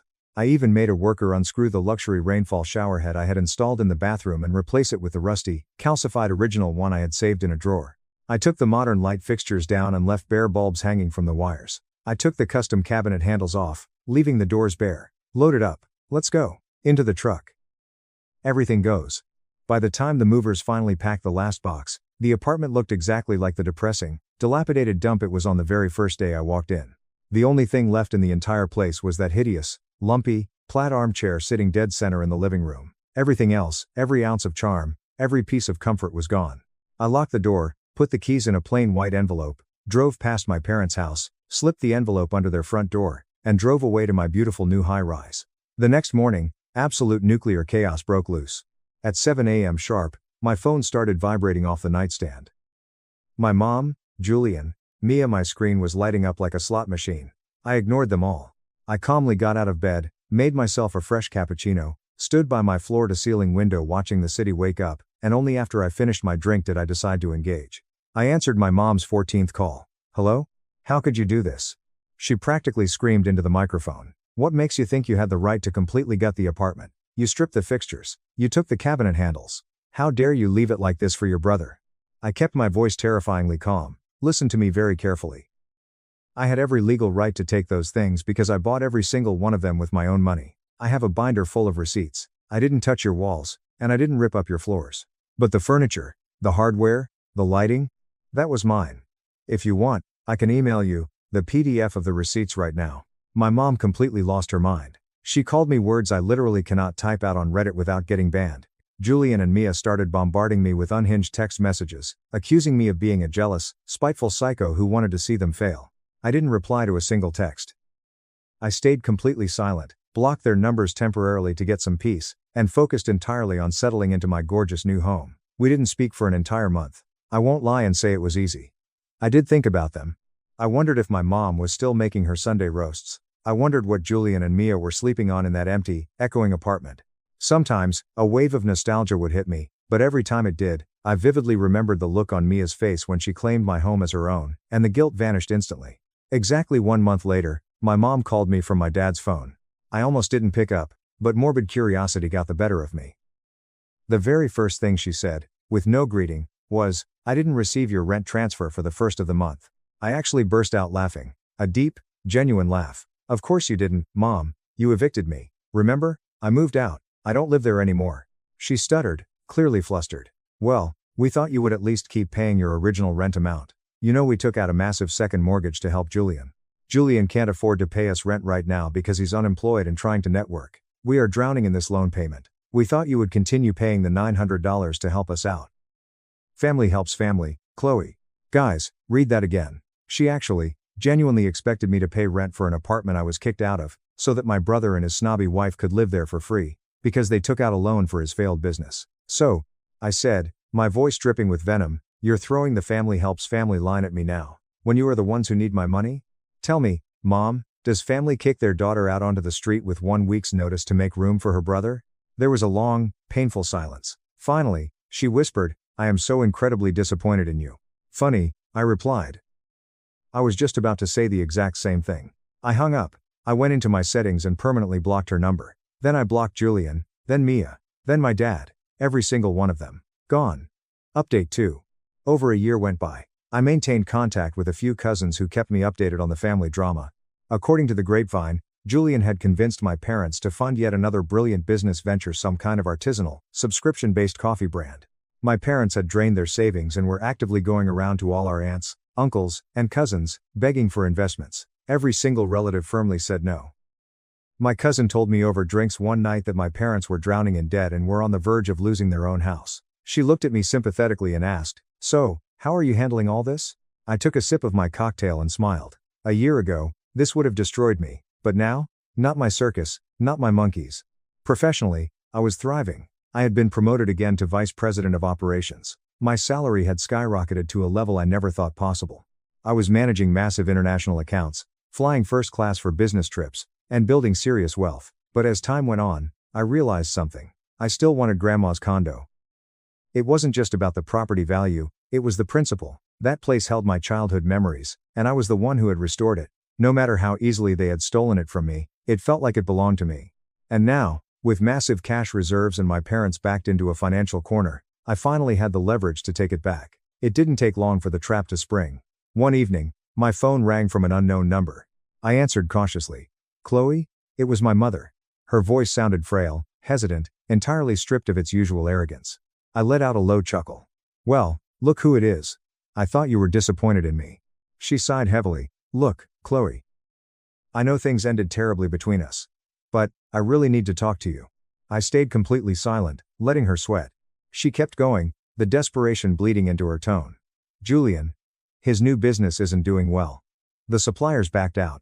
Your father and I are in a very, very complicated financial situation. We are entirely tapped out. I murmured, staring at my immaculate manicure. We need a loan, Chloe, a substantial one. Just $65,000 to help us consolidate the debt and keep Julian's company afloat while he pivots. The cherry on top. I smiled so wide it actually hurt my cheeks. Interesting. And tell me, Mom, how many other relatives slammed the door in your face before you finally swallowed your pride and called the daughter you evicted? Silence. Oh, come on.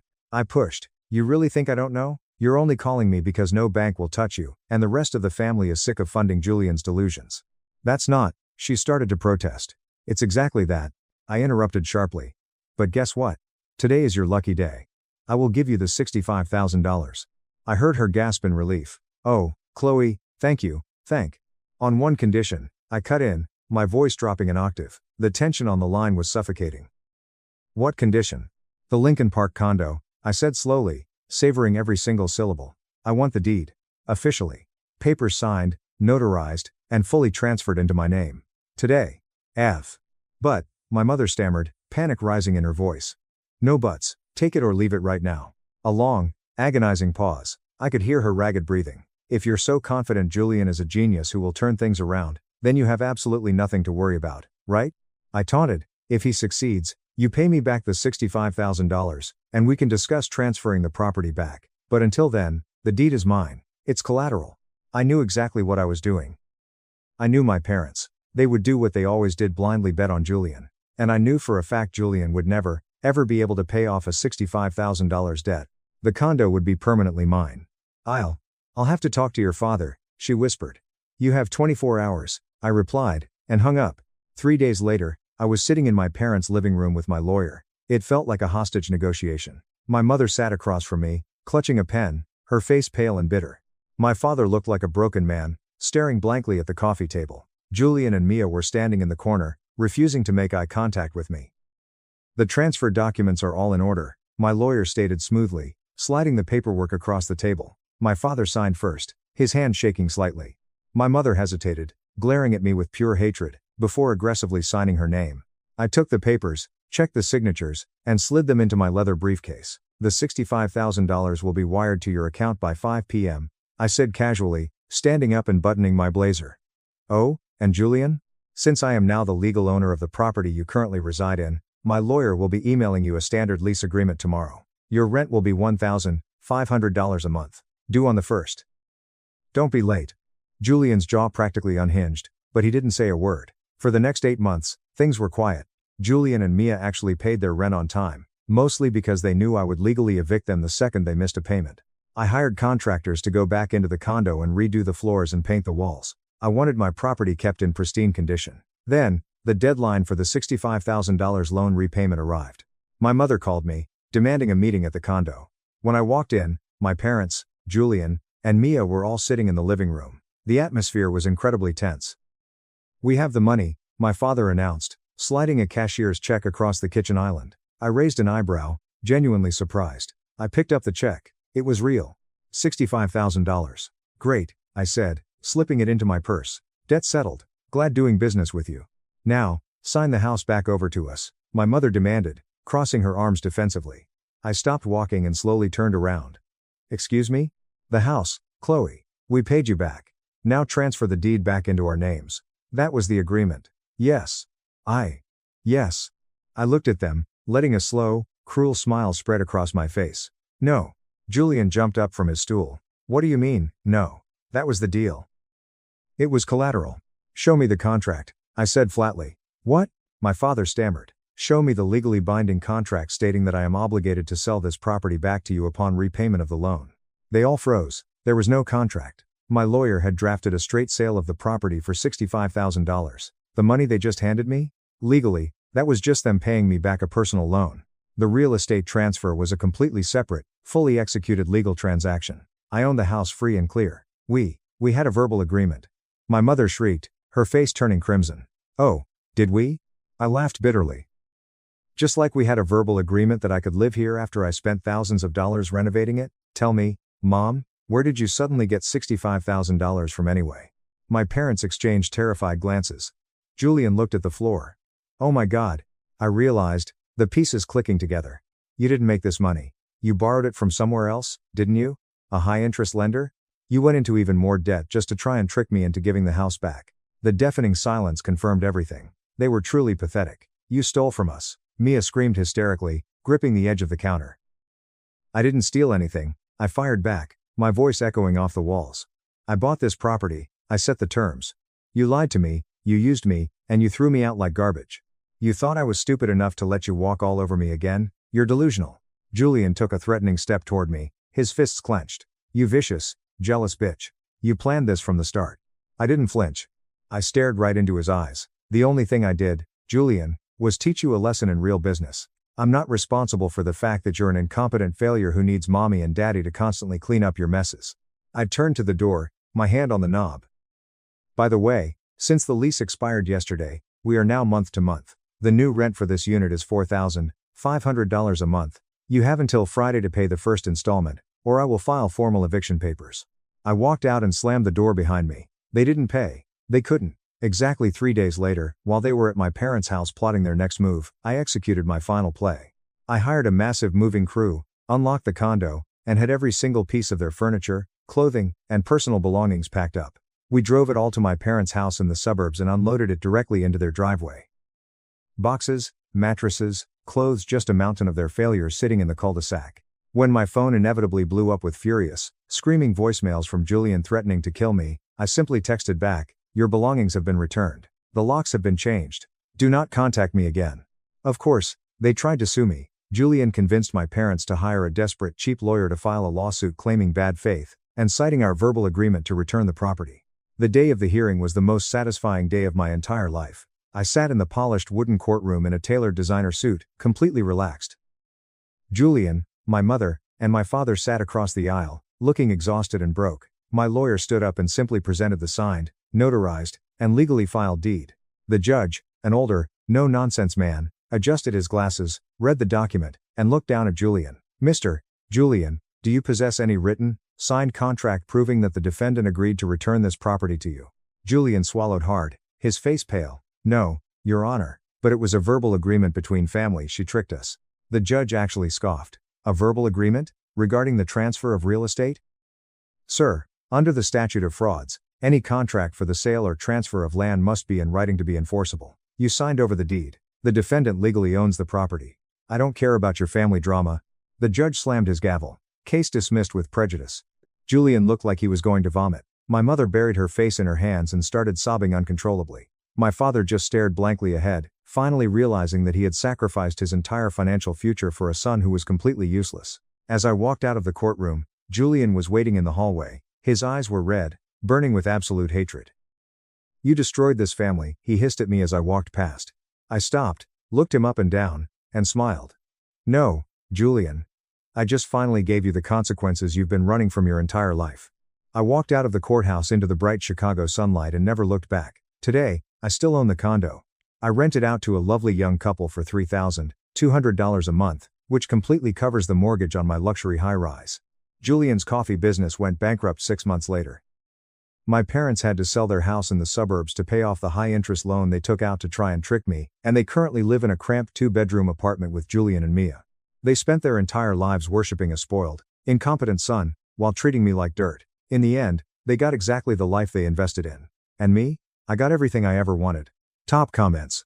User 1. The sheer audacity of them throwing you out of a home you renovated, demanding you still pay rent, and then trying to trick you with a fake loan shark payout is mind-blowing. You played this like an absolute grandmaster in chess.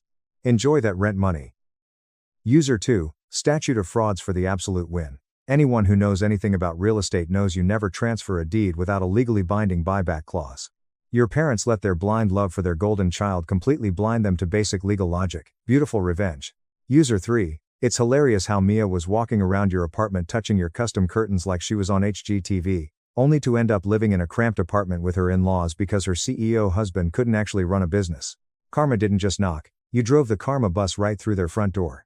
Family mocked me for being an unemployed failure. At high society gala, the president revealed I was the secret architect behind the country's economic recovery. The heavy baccarat crystal glasses clinked with a sharp, piercing ring as my father, Arthur, raised his fifth glass of Macallan 25 of the evening. To success, he announced, his booming voice echoing off the mahogany-paneled walls of his Upper East Side dining room. To those who understand what it takes to build a legacy, to crush the competition, and to actually contribute to this family's name. As he spoke, his cold, steely eyes bypassed my brother, Preston, bypassed my sister, Chloe, and landed squarely on me. The gaze was heavy, suffocating, and dripping with an unspoken, yet deafening, disapproval. I kept my face entirely neutral, picking up my simple glass of tap water and taking a slow sip, letting his implied, venomous criticism wash right over me. In their eyes, I was Julian Vance. I was 34 years old, the family disappointment, the absolute black sheep. To them, I was a drifter who had wasted a brilliant Ivy League education to bounce between odd consulting gigs that barely paid the rent for my modest, one-bedroom apartment in Queens. If they only knew the truth. If they only knew that just 6 hours prior to this excruciating family dinner, I had been sitting in a secure, signal-jammed subterranean conference room beneath the Treasury Department in Washington, D.C., finalizing a $400 billion sovereign debt restructuring plan that would literally save our nation and by extension, my father's massive real estate portfolio from the brink of a catastrophic, cascading financial collapse. Still between opportunities, Julian? Uncle Robert called out from the end of the table, not even bothering to hide the cruel smirk playing on his lips. He sliced into his medium-rare filet mignon with aggressive force. What's it been now? 8 months since that last freelance thing? 10 months, my sister Chloe corrected instantly. She elegantly adjusted her diamond-encrusted Rolex, a push present from her venture capitalist husband, Mark. Though, honestly, I'm not sure we can even count those weird little online consulting jobs he claims to do. I mean, Julian, are you even paying taxes at this point, or are you just living off the grid like a hermit? I forced a polite, entirely hollow smile, carefully cutting into my own dinner. My stomach churned, not from the food, but from the sheer exhaustion. The weird little online consulting jobs they were currently mocking had actually involved me spending the last 3 weeks preventing 4 major European banks from defaulting, effectively restructuring our country's entire foreign trade deficit strategy. But they didn't need to know that. My security clearance demanded absolute, unbreakable silence. I'm managing just fine, Chloe, I said simply, keeping my voice low and unbothered. My father scoffed, the sound sharp and dismissive. Managing? You call living in a shoebox and wearing off the rack suits managing? You're managing to completely waste that Princeton education I paid for. Look at your brother. Preston was just made senior partner at Sterling & Cross. He manages $3 billion in assets. Mark just took his tech startup public. And you drift around like a lost ship waiting for the wind to blow. It's pathetic. The irony of his statement was almost physically painful. It burned the back of my throat. While they looked at me and saw a directionless, lazy 34-year-old who couldn't commit to a career path, the President of the United States literally had my encrypted private cell phone number on speed dial. Over the last 5 years, my proprietary economic forecasting models had quietly become the absolute foundation for the country's post-crisis recovery strategy. I was known in the highest echelons of government only as the architect, but my level 6 security clearance meant maintaining absolute secrecy. I couldn't tell my friends. I couldn't tell my dates. And I certainly couldn't tell my hyper-competitive, status-obsessed family. Speaking of massive success, my mother, Eleanor, chimed in, delicately dabbing her lips with a linen napkin. Did you all see the front page of the Wall Street Journal this morning? The articles about that mysterious economic advisor the White House brought in? They're saying he's revolutionizing our entire fiscal policy. They say he single-handedly prevented a recession last quarter. I took another long, slow sip of water, staring intently at my plate. I remembered the headlines she was referencing perfectly. The press had been going wild for months. The unnamed architect behind the most ambitious, aggressive financial reforms in modern American history. Probably some 60-year-old senior Federal Reserve veteran with actual, undeniable credentials. Preston sneered, shooting me a pointed, arrogant look across the table. Someone who actually understands the meaning of commitment, grit, and hard work. Not someone who sleeps until noon. Right at that exact moment, my encrypted phone buzzed violently against my thigh. It was a specific vibration pattern. 2 short, 1 long. It was a text from Agent Miller, my direct liaison to the White House Chief of Staff. Emergency briefing. 10 p.m. Est. The situation in Tokyo is deteriorating rapidly. The Asian markets are hemorrhaging. We need you. In the war room now. You. I discreetly checked my watch. It was 8:15 p.m. Excuse me, I said, abruptly standing up from the heavy oak dining table and throwing my napkin down. I'm incredibly sorry, but I need to take care of something urgent. I have to go. Of course you do, my father muttered loudly, not even looking up from his plate. Always running away the second things get uncomfortable. Always running away from responsibility. If he only knew I was currently running toward preventing an international financial meltdown that would have wiped out his entire net worth by Tuesday morning. I didn't say another word. I walked out of the penthouse, rode the elevator down in silence, and climbed into the back of the black, armored SUV that was already idling discreetly down the block. Inside the car, I quickly stripped off my deliberately cheap, rumpled dinner clothes and changed into the bespoke, tailored Tom Ford suit I kept hung in the back for emergency midnight briefings. Within 45 minutes, I was being heavily escorted through the subterranean tunnels beneath the Capitol, where the Treasury Secretary and the core economic defense team were already sweating through their shirts. Julian, thank God. The Secretary greeted me, his face pale and grave. The Bank of Japan is wavering on our proposed liquidity measures. If they dump their bonds, the contagion spreads to London by 3 a.m., and New York opens in a freefall. We need your magic, kid. For the next 6 agonizing hours, I didn't blink. I reworked massive, complex financial algorithms on the fly, barking orders to senior analysts twice my age, and aggressively negotiating with foreign finance ministers via a secure, heavily encrypted video link. By 4 a.m., my shirt was soaked with sweat, my eyes were burning, but we had done it. We had established a firewall. We had prevented a global economic catastrophe that would have decimated the markets. Brilliant work, absolutely brilliant, as always, the Secretary said, heavily slumping into his leather chair as the sun began to rise over Washington. I honestly don't know what the hell this country would do without you, Julian. I stared at the blinking green lights of the servers, thinking of my family's dinner table.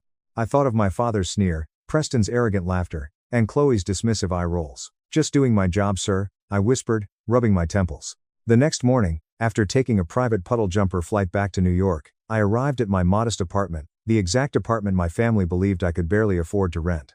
I hadn't even taken my shoes off when my phone started ringing. It was Chloe. Mom and Dad are worried sick, and frankly, I'm just disgusted, she started, completely bypassing any form of greeting. You literally just disappeared from dinner last night without a single explanation. Do you ever, for 1 second, think about anyone other than yourself? You are so incredibly selfish, Julian. I glanced blankly at the morning papers spread across my kitchen counter. Every single one of them featured massive, bold headlines about the miraculous midnight save and the averted Asian market crisis. A crisis that absolutely no one in the world knew I had personally stopped. I'm sorry, Chloe, I said, my voice hoarse from yelling at foreign bankers all night. Something came up. An emergency.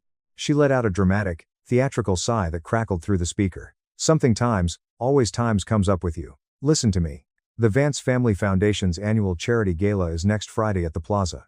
This is the biggest night of the year for Dad. Preston's firm is the main sponsor. Try to at least pretend to be a responsible, functioning adult for one single evening. Don't embarrass us. The Vance Charity Gala. It was the crowning jewel of my family's narcissism. An event where New York's absolute elite gathered to network, drink $1,000 champagne, and show off their grotesque wealth. My family had been hosting it for a decade, and every single year, they used it as a public stage to highlight the massive contrast between their soaring achievements and my apparent, miserable failures. They loved having me there just so they could point to me as the cautionary tale. But what my sister didn't know, what none of them knew, was that this year was going to be drastically, violently different. The President of the United States had personally insisted on attending the gala this year. My father thought it was because of his massive campaign donations. Preston thought it was to honor his Wall Street firm. They were both dead wrong. The President was attending for me. After 5 years of operating in the absolute shadows, taking the hits, enduring the stress, and letting my family treat me like garbage, the administration had decided it was finally time for the architect to step into the blinding light. The classified period of my project was officially over. I'll be there, Chloe, I promised, a slow, dangerous smile finally creeping onto my exhausted face. I wouldn't miss this one for the world. Edit. A lot of you in the comments are asking why I didn't just tell them I worked for the government to get them off my back. I legally couldn't. I signed NDAs that carried federal prison sentences if breached. The market manipulation that could occur if people knew who I was or what I was analyzing was too dangerous. I had to play the part of a loser to protect the global economy. Yes, it sucked. Yes, it destroyed my mental health, but the payoff was coming. Update 1. The week leading up to the gala dragged on with excruciating, agonizing slowness. Every single day felt like wading through wet cement. Every family phone call, every condescending text message, every well-meaning suggestion from my mother about applying for entry-level data entry jobs felt like another heavy iron weight being added to a highly compressed spring. I was just waiting for it to snap. I was sitting in my actual office, a highly secure, biometric locked floor in a federal building in Lower Manhattan that officially did not exist on any public directory when Preston called me. Dad insists you wear something actually presentable to the gala. Preston barked, the background noise of his busy Wall Street trading floor bleeding through the phone. He's arranged for you to borrow one of my old suits. We can't have you showing up in whatever bargain bin polyester garbage you've been wearing lately. It's embarrassing for the brand. I glanced down at my bespoke, hand-tailored Italian suit that cost more than Preston's entire monthly mortgage payment. That's very thoughtful of him, Preston. Yeah, well, he's a generous guy. And listen to me carefully, Julian. Try not to mention your pathetic little consulting work to any of the VIP guests. These are serious, heavy-hitting people. Board members, hedge fund CEOs, actual political advisors. Don't bore them with your delusions of grandeur. Through my reinforced, bulletproof office window, I could see the massive skyscrapers of the financial district. Just hours ago, I had drafted a regulatory policy that was going to fundamentally change how Preston's exact firm operated. I'll keep that in mind, I said smoothly. Good.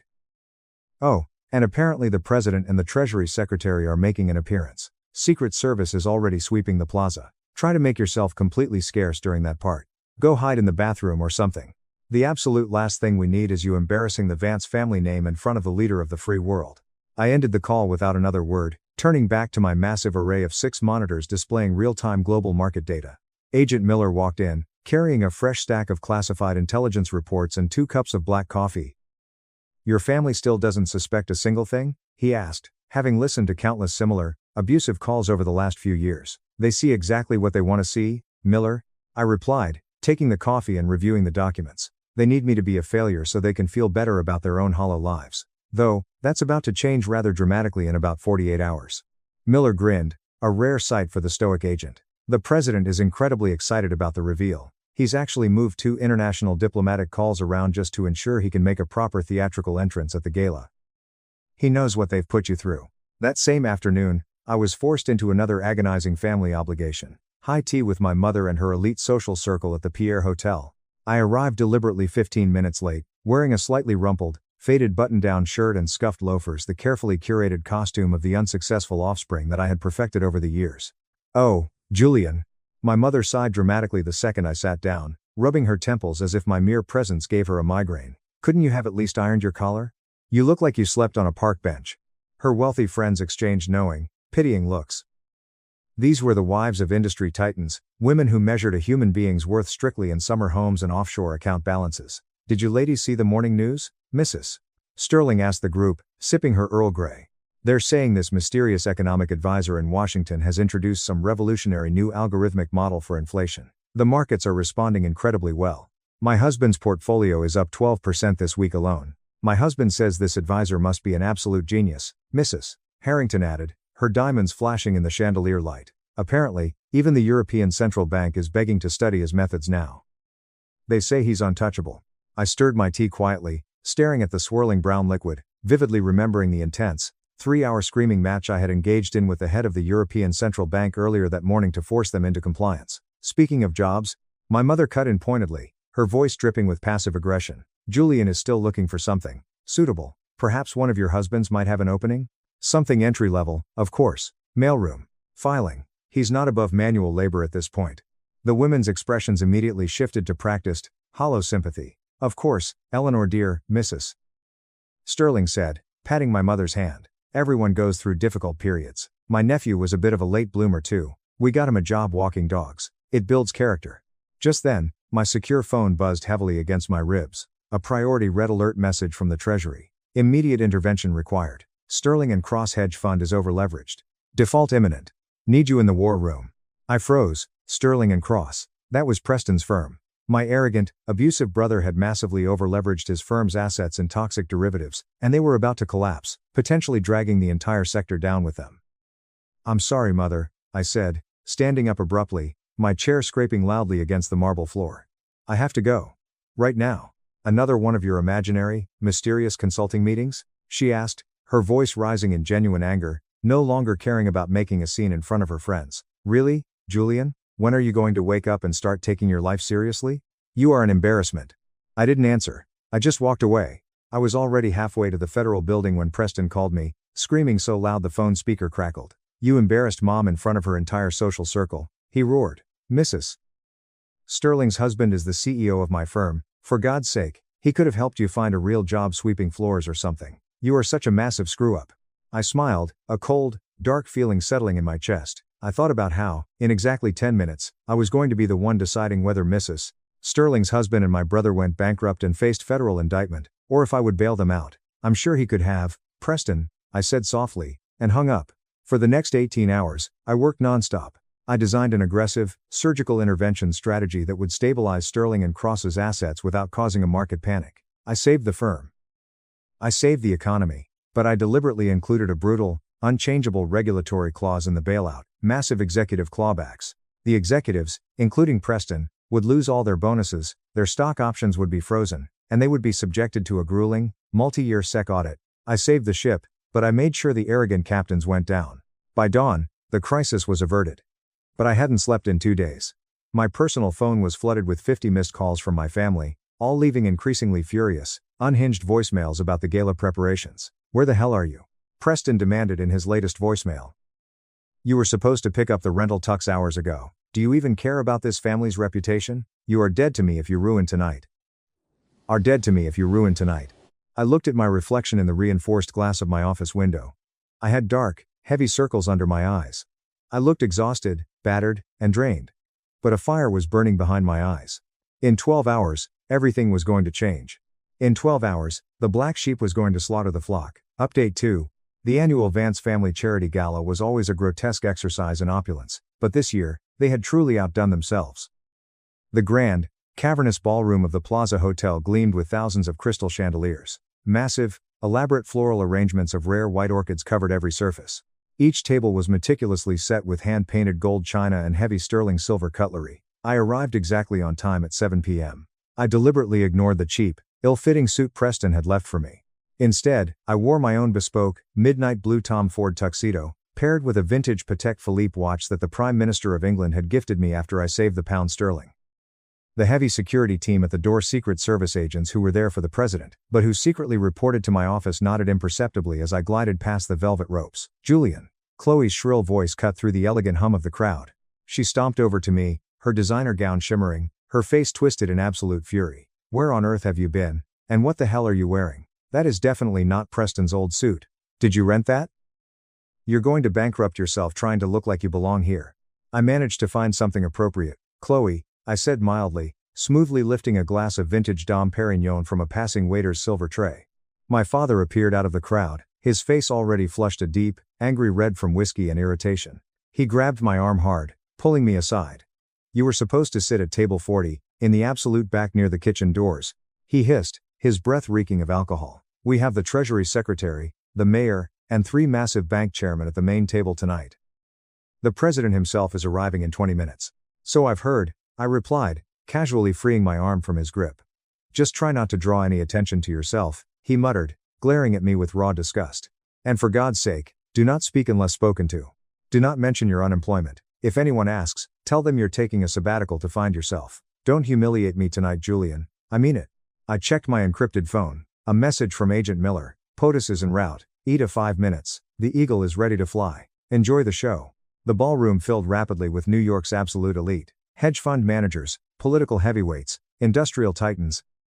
I stood silently near a massive ice sculpture, sipping my champagne, watching my family aggressively work the room. My father was loudly bragging to anyone who would listen about Preston's genius at Sterling and Cross, completely unaware that Preston's firm had nearly collapsed 24 hours ago and was currently under federal investigation. My mother was parading Chloe around, showcasing her empty, vanity charity work. Did you hear? Mrs. Sterling whispered loudly to a group of executives, not even bothering to lower her voice as I walked past them. They say the architect, that shadow economist from Washington, is going to be officially revealed tonight. The president is doing it personally. Brilliant man, by all accounts. Her husband, the CEO of Sterling and Cross, added pompously, swirling his scotch. He completely revolutionized our sector, saved us from a massive recession. I'd hire him for $10 million a year in a heartbeat if I knew who he was. I hid a massive, genuine smile behind my champagne flute. I remembered how vigorously Mr. Sterling had cursed my name during the bailout negotiations yesterday when I froze his bonuses. At precisely 8:30 p.m., a massive ripple of electric excitement moved through the crowded ballroom. The heavy oak doors swung open, flanked by dozens of Secret Service agents. The President of the United States had arrived, accompanied by the Treasury Secretary. I watched, highly amused, as my father practically tripped over his own feet rushing to greet them. Preston and Chloe were close behind, shoving people out of the way to get into the photo op. My mother beamed with sickening pride as the President politely shook their hands.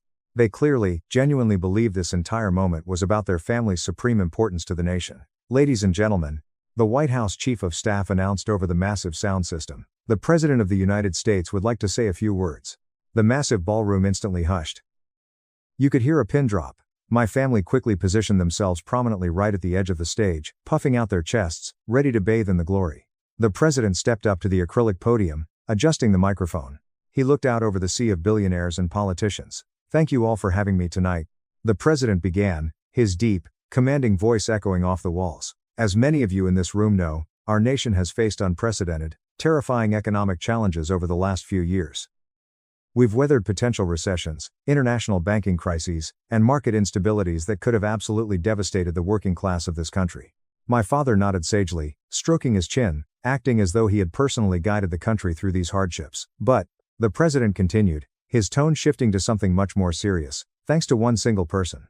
One absolutely brilliant, unparalleled economic mind working in the shadows. We have not only survived these massive challenges, we have emerged stronger than ever before." A murmur of excitement rippled through the crowd. "You have all heard of him in the press," the President said, smiling slightly. "They call him the architect, the shadow economist. The mystery advisor who rebuilt our nation's financial strategy from the absolute ground up, working in total secrecy to protect our markets from manipulation."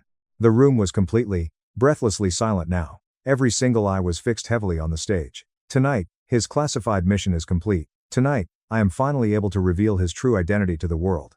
To thank him properly, publicly, for his incredible sacrifice and service to our nation. The President's eyes scanned the room. They bypassed the billionaires. They bypassed the politicians. They bypassed my father, my mother, and my brother. His eyes found mine, standing quietly in the back by the ice sculpture. "Julian," the President said softly, but the microphone picked it up perfectly. "Would you please join me up here?" The silence that fell over the ballroom wasn't just quiet, it was physical. It was a heavy, suffocating vacuum of sound. My father's jaw literally dropped, his mouth hanging open like a fish. The crystal glass of whiskey slipped right out of his hand, shattering violently against the marble floor. The sound cracked like a gunshot. Chloe gasped, stumbling backward in her heels. Preston looked like he had just been physically struck in the face with a baseball bat. All the color instantly drained from his face, leaving him a sickening, ashen gray. I set my champagne flute down on a passing waiter's tray, I buttoned my Tom Ford jacket, and I began to walk. Every single step I took echoed in the stunned, paralyzed quiet. The crowd parted for me like the Red Sea. Billionaires who had ignored me 10 minutes ago stepped back in awe. As I finally reached the stage and walked up the steps, the President of the United States reached out and pulled me into a firm, warm embrace. "Thank you, son," the President whispered into my ear, but loud enough for the podium microphone to catch every word. "For saving this country. We owe you a debt we can never repay." The room completely erupted. Gasps, murmurs, and shocked whispers flooded the massive space. I looked down at my family. My mother had physically collapsed into a chair, her legs completely unable to support her weight. She was hyperventilating, staring at me like I was a ghost. "For the past 5 years," the President continued, raising a hand to quiet the crowd, "Julian Vance has been my chief economic advisor, operating at the absolute highest, most classified levels of the federal government. His financial models have literally saved our economy. His crisis management strategies are currently being taught as gospel at Harvard, Yale, and Oxford. While enduring total secrecy, he has single-handedly reshaped the future of the free world." The President stepped back, gesturing for me to take the podium. I stepped up to the microphone. I looked out at the sea of faces, but my eyes locked directly onto my father's terrified, pale face. My voice was calm, cold, and crystal clear. "Thank you, Mr. President," I said, the sound booming through the room. Though, I must admit, maintaining that absolute secrecy over the last 5 years was made significantly easier by certain preconceptions about my career path by those closest to me. My father's face turned a horrifying shade of purple. He looked like he was going to have a stroke. Preston was frantically, desperately typing on his phone, furiously Googling my name, presumably finding the hundreds of articles about the architect that he had previously mocked. "Julian." Mr. Sterling, the CEO of Preston's firm, called out from the front row, his previous condescension entirely replaced with a desperate, raw panic. "All those meetings you missed. Those freelance jobs. You were in Washington?" "I was in the war room, Mr. Sterling," I answered smoothly, leaning into the microphone. usually overriding your firm's reckless, highly illegal leveraging policies. The room erupted into nervous, terrified laughter. Mr. Sterling swallowed hard, sweat pouring down his forehead. In fact, I continued, my eyes shifting to my brother, Preston, who was physically shaking. That massive emergency yesterday afternoon, the one that kept me from picking up a borrowed, cheap rental suit for tonight? That was me preventing a major Wall Street hedge fund, one that many of you in this room are heavily invested in, from completely collapsing due to gross, criminal negligence. I paused, letting the silence hang like a guillotine. I saved the firm. But I also drafted the executive clawback policies that went into effect at 8 a.m. this morning. So, to the executives who just lost their bonuses and are currently facing SEC indictments, you're welcome for keeping you out of total bankruptcy. Preston let out a choked, pathetic noise. He knew I had just destroyed his entire career on live television. The president smiled broadly, clapping me on the shoulder. Thanks to Julian's unparalleled work, we are now entering our strongest economic period in 4 decades. Please, join me in thanking a true American hero. The room exploded into a deafening standing ovation. Billionaires, politicians, and industry leaders were on their feet, clapping furiously. My family remained frozen in their spots, entirely paralyzed by the massive nuclear bomb I had just dropped on their entire reality. The rest of the evening passed in an absolute blur of surreal vindication. Every major financial figure in the room, men who had looked at me like dirt for years, were now practically shoving each other out of the way just to shake my hand. They were desperate to claim some prior connection, to establish a relationship with the man who held their entire industry in the palm of his hand. My family remained in various, pathetic states of shock. My father attempted to approach me 3 separate times, but every time he got close, my Secret Service detail smoothly and forcefully blocked his path. He looked broken. Preston spent the entire night in the corner, chugging straight vodka, furiously arguing on his phone with his lawyers as the reality of the SEC audit set in. Chloe was sobbing in the bathroom because her wealthy friends had immediately abandoned her to come try and talk to me. Finally, near midnight, the crowd thinned out, and my mother managed to slip past the agents. She walked up to me, tears streaming down her perfectly contoured face, her hands trembling violently. Julian, we had absolutely no idea, she stammered, her voice cracking. My God, we didn't know. That was rather the entire point, Mother, I said coldly, sipping my water. But why? She cried, grabbing my arm. Why let us believe you were a failure? Why let us treat you like that? Why didn't you just give us a hint? So, I slowly pulled my arm out of her grasp. I looked down at her, feeling absolutely nothing but pity. Because, Mother, you all times needed times to believe I was a failure. I said, my voice dropping to a harsh whisper. You needed a punching bag. You needed someone to look down on so you wouldn't have to look at your own shallow, empty, meaningless lives. It made my classified work possible, yes, but if I'm being completely honest, letting you all dig your own graves, letting you expose exactly how conditional and toxic your love really is. It made tonight infinitely more satisfying. She openly sobbed, covering her face with her hands, but I didn't comfort her. I turned my back and walked away. As the evening finally wound down and the ballroom emptied, the president pulled me aside near the exit. You know, Julian, he said quietly, looking at my shattered family huddled in the corner, you could have asked me for special clearance to tell them years ago. I would have authorized it. You didn't have to endure their abuse. I watched my father staring at the floor, his legacy in ruins. I watched my brother realizing his career was over. Some lessons are better learned dramatically, sir, I replied, adjusting my cuffs. Besides, they never once asked me if I was okay. They never asked what I was actually doing. They were so utterly convinced they knew who I was, they never bothered to look closer. Later that night, as I was walking out toward my armored motorcade, my father finally broke away from the group and ran up to me. He looked 10 years older. His arrogance was completely gone, replaced by a desperate, hollow panic. Son. Julian, please, he begged, his voice shaking. We've been so incredibly wrong about you. You're brilliant. You're the pride of the Vance family. We need to talk. Preston's firm. The SEC, you have to call them off. You have the power to fix this. You're my son. I stopped walking. I turned around and looked at the man who had called me a parasite, a disappointment, and a failure for 8 years.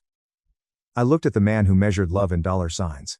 I straightened my perfectly tailored Tom Ford tuxedo. No, Arthur, I said, using his first name for the first time in my life. You were exactly right about one thing tonight. You were completely right. He blinked, confused. Right about what?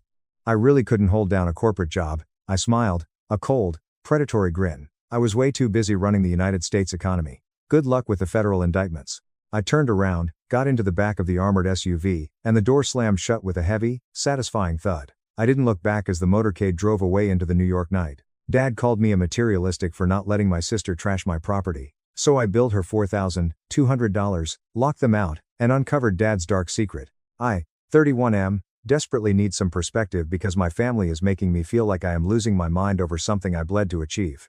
4 years ago, I finally closed on a beautiful A-frame vacation cabin tucked away in the Blue Ridge Mountains, about 3.5 hours from the city where I live. Let me be crystal clear right out of the gate, this was not some generational wealth inheritance or a generous family gift. I saved for this for 7 agonizing years. I work in high-level financial consulting, routinely pulling 7-0-hour weeks.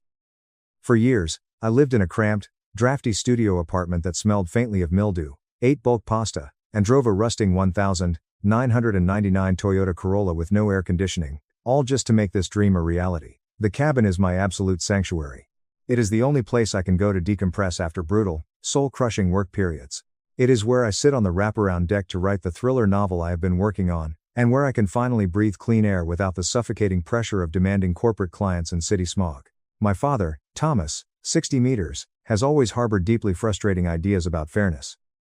Growing up, his golden rule was equity over equality, which in practice meant my younger sister, Chloe, 24/5, always got significantly more resources because she needed them more. When I was working 2 grueling part-time jobs in high school just to save for college textbooks, Chloe was gifted a brand new Honda Civic for her sweet 16 because young women need reliable transportation to stay safe. When I graduated with $45,000 in heavy student loan debt that kept me up at night, Chloe's out-of-state college tuition was fully funded in cash because, as Dad put it, we learned from our financial mistakes with you. I made peace with that blatant favoritism years ago. I built my own success from the ground up, but apparently, that hard-earned success has now become a massive problem for them. Last month, Dad called me on a Tuesday evening with what he tried to present as a perfectly reasonable, casual request. He demanded that I give Chloe a spare set of keys and open, unrestricted access to my mountain cabin whenever she wanted it. His reasoning? I quote, "Young people in their 20s deserve formative experiences more than established adults need luxury getaways." He genuinely argued that I was selfishly hoarding resources that could create core memories for Chloe and her circle of friends. He actually had the absolute audacity to use the phrase, "Wealth redistribution starts at home, Liam." I tried to keep my voice level. I explained that this cabin is not a luxury flex for me. It is my mental health retreat, my dedicated writing space, and my largest financial investment. Furthermore, the property isn't just sitting there collecting dust. I drive up there at least 2 weekends a month, and I spend entire weeks there when my firm allows me to work remotely. But according to Dad, my quiet recreational use is vastly inferior to Chloe's developmental experiences. For context, Chloe graduated college 10 months ago with a generic communications degree. She is currently in her finding herself era, living completely rent-free at Dad's house while working maybe 12 hours a week at a trendy boutique Pilates studio. Her entire personality revolves around posting constantly on social media about manifesting abundance, vibrational alignment, and creating space for pure joy. Apparently, manifesting abundance actually means demanding my physical space for her joy. The phone conversation rapidly deteriorated into a screaming match when I coldly suggested that if these mountain experiences were so vital to her spiritual journey, maybe Chloe could work 7-0-hour weeks and save for her own real estate like I did. Dad instantly accused me of being a materialistic, cold-hearted capitalist. He said I was gatekeeping happiness, and that my scarcity mindset was actively preventing me from sharing my blessings with my own flesh and blood. He even threw in my face that I should be on my knees thanking him for the childhood stability that allowed me to save money in the first place, conveniently amnesiac to the fact that my stability came from my relentless work ethic, not his wallet. The absolute kicker? He ended the call by heavily sighing and saying he was deeply disappointed in the cold man I had become, and that my mother, who passed away 6 years ago from breast cancer, would be utterly heartbroken to see me choosing wood and glass over my own sister. That felt like a physical punch to my solar plexus. Mom was the only one who truly understood my desperate need for solitude and quiet space. She was actually the very person who encouraged me to start a savings account for a cabin when I was just a stressed-out teenager. I ignored his follow-up text messages demanding I reconsider my toxic stance. Almost immediately, Chloe started posting highly passive-aggressive Instagram stories with quotes about family members who let money rot their souls, and the tragic difference between being financially successful and spiritually significant. My Aunt Brenda even called me at work to inform me that I was the main topic of gossip at the Sunday family barbecue, universally condemned as the selfish, arrogant nephew who refuses to share his toys. Am I really being the materialistic gatekeeper my father says I am for protecting the one thing I worked my entire youth to afford? Edit to clarify some recurring questions in the comments. Yes, I have actually let Chloe use the cabin before. Twice, in fact, shortly after I bought it. Both times she looked me in the eye and swore it would just be her and one quiet girlfriend doing yoga. Both times I arrived weeks later to find undeniable evidence of massive, raging parties. I found empty tequila bottles stuffed in the surrounding bushes, deep hookah coal burn marks scarred into my expensive cedar deck, and my furious neighbor complained about thumping bass music lasting until 4 a.m. She did hire a cleaner afterward, but sweeping the floors doesn't fix burned wood or broken trust. Also, the cabin is 100% paid off. I bought it entirely in cash to avoid the crushing stress of a 30-year mortgage. According to Dad, this makes my refusal even more sociopathic, since I don't even have monthly bank payments to worry about. Update 1 to 3 weeks later. Well, Reddit, you completely called it. The situation has absolutely exploded, escalating exactly as many of you cynically predicted. After reading through thousands of your comments on my original post, I decided to take the high road and attempt one last calm, rational conversation with my father. I literally wrote down talking points, practiced staying completely emotionally detached, and even offered a very generous compromise. I told him Chloe could use the cabin exactly once a month, provided she gave me 30 days advance notice, paid a standard $300 cleaning deposit, and signed a basic liability agreement respecting the property rules. I thought I was being incredibly magnanimous. Dad's response? He scoffed loudly into the phone. The simple fact that you feel the need to weaponize a legal contract against your own baby sister shows exactly how far you have fallen from our family values, Liam. He flat out refused to even entertain the compromise. So, I held my ground. I explicitly told him the cabin was strictly off limits without my direct, written permission for each individual visit. I foolishly thought establishing that hard boundary was the end of the drama. Last Friday, I decided to head up to the mountains for a long weekend of writing. I had just wrapped up a highly contentious merger project with a difficult client and my brain felt like scrambled eggs. I just needed the absolute silence of the pines. Imagine my sheer, unadulterated shock when I pulled my car up the steep gravel driveway only to find 10 different unfamiliar vehicles parked haphazardly across my lawn, and the unmistakable, obnoxious thumping of tribal house music vibrating through the walls of my sanctuary. I unlocked the front door and walked into an absolute nightmare. Chloe was actively hosting what can only be described as a high-end, Instagram-worthy wellness and manifestation retreat. There were at least 20 strangers wandering around my property. Thick rubber yoga mats were unrolled across my vintage Persian rugs, massive jagged crystals were placed dangerously on every polished wood surface, and someone had fully dismantled my living room furniture to set up a professional ring light photography studio. My pristine kitchen was currently being used for some massive, chaotic turmeric juice cleanse workshop, and there were 6 people I had never seen in my life doing aggressive, loud breathwork exercises on my back deck. Chloe's reaction when she finally noticed me standing frozen in the doorway, she didn't look guilty, she looked annoyed. Oh my God, Liam, you are severely manifesting negative energy into this room right now. We are literally in the middle of a sacred space activation ceremony. You need to leave. I saw completely red, the kind of blinding, hot fury that makes your hands shake. I stepped into the center of the room, unplugged the massive speaker system, and loudly announced that every single person had exactly 20 minutes to pack their bags and vacate my private property before I had the county sheriff arrest them all for criminal trespassing. Chaos erupted. Chloe ran up to me, aggressively pointing her finger in my face, arguing that Dad had explicitly told her it was completely fine to use the cabin this weekend. She yelled that my soul was spiritually blocked and that my aggressive capitalist energy was ruining her clients' healing journeys. One of her unhinged friends actually had the audacity to light a bundle of white sage and try to smudge my aura while I was physically dialing 911 on my cell phone. Once the police arrived and officially cleared the property amidst a lot of crying and threats of bad Yelp reviews from her clients, I finally got to assess the damage. Oh, let me list the absolute carnage they inflicted on my home in just 48 hours. Someone had burned raw incense cones directly on the surface of my handmade, Amish-crafted coffee table, leaving deep, permanent black scorch marks. My guest bathroom was smeared floor to ceiling in what I prayed was a charcoal face mask, but it looked like someone had tried to replicate a Jackson Pollock painting with mud. They had aggressively dragged my heavy oak furniture across the original hardwood floors to improve the feng shui, leaving deep, jagged scratches in the varnish. Someone had taken my vintage cast iron skillet, which I had meticulously seasoned for 5 years, and used it as a fire pit to burn a massive pile of pungent, sticky pine resin. They had completely ransacked my private bedroom, going through my personal items, including my writing desk, where someone had spilled a matcha latte all over 3 chapters of my printed novel manuscript. But the absolute final, devastating insult was my beautiful, custom-ordered cedar hot tub. It was completely ruined.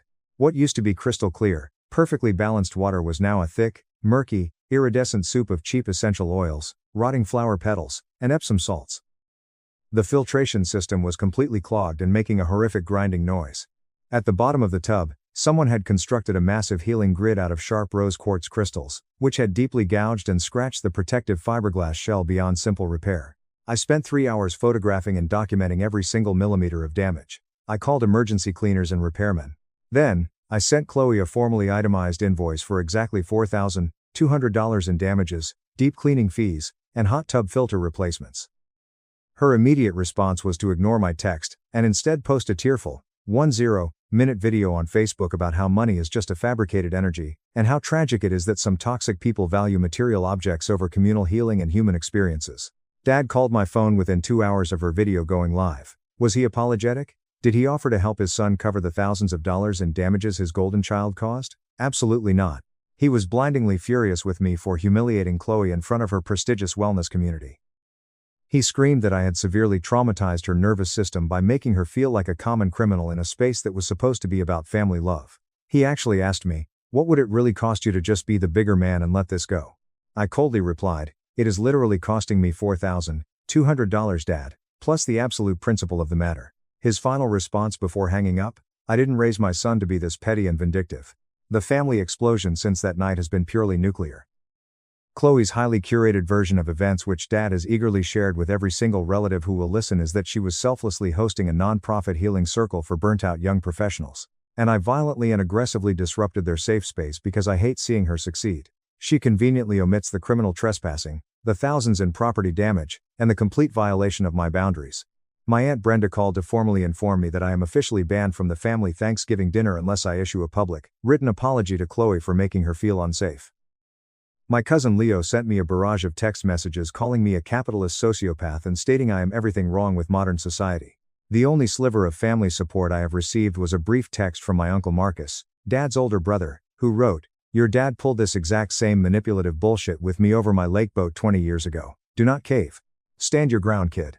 I am currently typing this update from my kitchen island at the cabin, where I am spending my entire weekend doing tedious repairs and supervising the deep cleaning crew. The professional hot tub repair technician actually laughed out loud when he saw the crystal grid at the bottom of the murky water. He told me this is the 4th wellness retreat disaster he has been hired to fix this month. Apparently, I am not alone in dealing with insanely entitled people who believe their spiritual awakening legally exempts them from respecting private property. Chloe still hasn't acknowledged or paid my invoice. Dad has sternly informed me via email that we will be addressing your behavior as a united family unit, which I know is code for an organized ambush at the next family gathering. I have already made the easy decision to completely boycott all family events until this is fully resolved and paid for. The thing that truly hurts the most? Finding my novel manuscript completely out of order, pages stuck together, with green matcha rings soaking through months of my hard work. But sure, I am the villain for not wanting my only sanctuary turned into a trashed backdrop for a fake Instagram influencer. I am currently researching security companies. I am installing high-definition exterior cameras tomorrow, and I have already changed every lock on the property. Family values, my ass. Update 2 to 6 weeks later. Reddit, I genuinely thought the ruined hot tub and the wellness retreat fiasco was the absolute peak of my family's insanity. I was so incredibly wrong. The last 6 weeks have been an absolute masterclass in psychological manipulation, gaslighting, and legal threats. I am honestly stunned at how far they are willing to push this. First, let's address the $4,200 invoice I sent Chloe. Of course, she didn't pay a single cent of it. What she did instead was create a highly dramatized GoFundMe campaign titled, "Help a Young Female Entrepreneur Recover from Family Financial Abuse." In the campaign description, she blatantly lied, claiming I was weaponizing my corporate wealth to maliciously silence her spiritual practice. She told the internet that the damage charges were completely fabricated by me to bankrupt her and prevent her from building a community-focused wellness business. She actually managed to raise $1,200 before I caught wind of the campaign, reported it directly to GoFundMe with my police report and timestamped photos of the damage, and had the entire page permanently taken down for fraud. Guess who the top contributors were before it was nuked? Dad, $500. Aunt Brenda, $200. And several other flying monkey relatives who have been harassing me. But that pathetic scam was just the appetizer to the main course of Dad's manipulation. 2 weeks ago, Dad unexpectedly texted me, asking me to meet him for lunch at a quiet, old-school diner we've been going to since I was a little boy. I should have instantly known something insidious was up when he insisted on that specific booth. It is the exact booth where he sat me down to tell me he was divorcing Mom. It is where he told me she had terminal cancer. It's where all the heavy, life-altering ambushes happen. I sat down, and he started with totally out-of-character small talk. He asked about my consulting firm, seemed genuinely interested in my novel's plot, and even bought my coffee. Then, his face shifted into this solemn, rehearsed expression. "Son," he started, placing his hands flat on the sticky vinyl table. "I've been doing a lot of deep soul searching lately about family legacy, and what we leave behind when we're gone."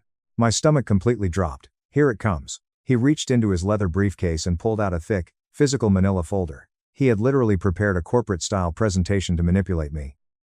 He opened the folder and slid several documents across the table. Inside were 1. High-quality Zillow printouts of small, depressing condo listings closer to my city, heavily highlighted with notes like, "More suitable for a single man." 2. Printed pseudopsychology articles about the healing power of communal nature access for young adults. 3. A bizarre, color-coded Excel spreadsheet he had personally built, comparing our utilization metrics. It mathematically highlighted that I only occupy the cabin an average of 8 days a month, versus Chloe's projected potential community utilization of 20+ days a month. 4. And finally, blank legal documents regarding the quitclaim transfer of property deeds within immediate families. I stared at the papers, utterly speechless. His grand proposal? I was to formally transfer full legal ownership of my $450,000 cabin over to Chloe. In exchange, he would make it right by graciously gifting me a $60,000 check to use as a down payment on a more practical, less selfish investment property. I looked at him to see if he was joking. He was dead serious. I actually started laughing, a loud, bitter, echoing laugh right there in the middle of the diner. When I laughed at the sheer, unhinged absurdity of offering me $60K for a $450K asset I bought with my own blood and sweat, his paternal mask instantly slipped. His tone turned venomous. "You clearly don't appreciate what you have, Liam," he hissed. "Chloe brings vibrant life, joy, and healing to that space. You just use it to hide from the real world like a coward. Your mother would want that beautiful cabin filled with laughter and community healing, not used as some depressed hermit's brooding cave." I immediately stood up from the booth, throwing a $20 bill on the table. But as I turned to leave, he grabbed my wrist hard. "Liam, think about this. You're 31. You're unmarried. You have no children. What legacy are you actually building? Just a bank account? Chloe is creating a community. She is building something deeply meaningful. That cabin could be the foundation of a beautiful wellness empire, instead of just your private, selfish playground." The words that came out of my mouth next surprised even me, but the anger took the wheel. "Dad," I said, my voice completely deadly and calm. "Mom left me her $15,000 diamond engagement ring in her will to give to my future wife. By your logic, should I just hand that over to Chloe right now, too, since she'd probably wear it more often? After all, I'm just a useless hermit who doesn't deserve nice things until I'm using them exactly the way you approve of." His face instantly went a mottled, furious purple. He sputtered that Mom's ring was entirely different because it was sentimental, whereas real estate is practical. The mental gymnastics he was performing were Olympic level. I yanked my arm out of his grip and walked out. But here is where the story shifts from toxic family drama into actual, terrifying insanity. Last Tuesday, I received a highly formal email from a law firm. It wasn't a filed lawsuit yet, just a friendly legal heads up that Chloe and my father were officially retaining counsel to explore their options regarding the equitable distribution of family-adjacent assets, and heavily suggesting I agree to formal mediation before things got unnecessarily complicated in public. I immediately forwarded the email to my own powerhouse corporate lawyer. Thank God my consulting firm provides incredible legal retainers as a perk. My lawyer called me laughing. He assured me they had absolutely zero legal standing, no case whatsoever, and were purely relying on aggressive intimidation tactics hoping I would panic and settle.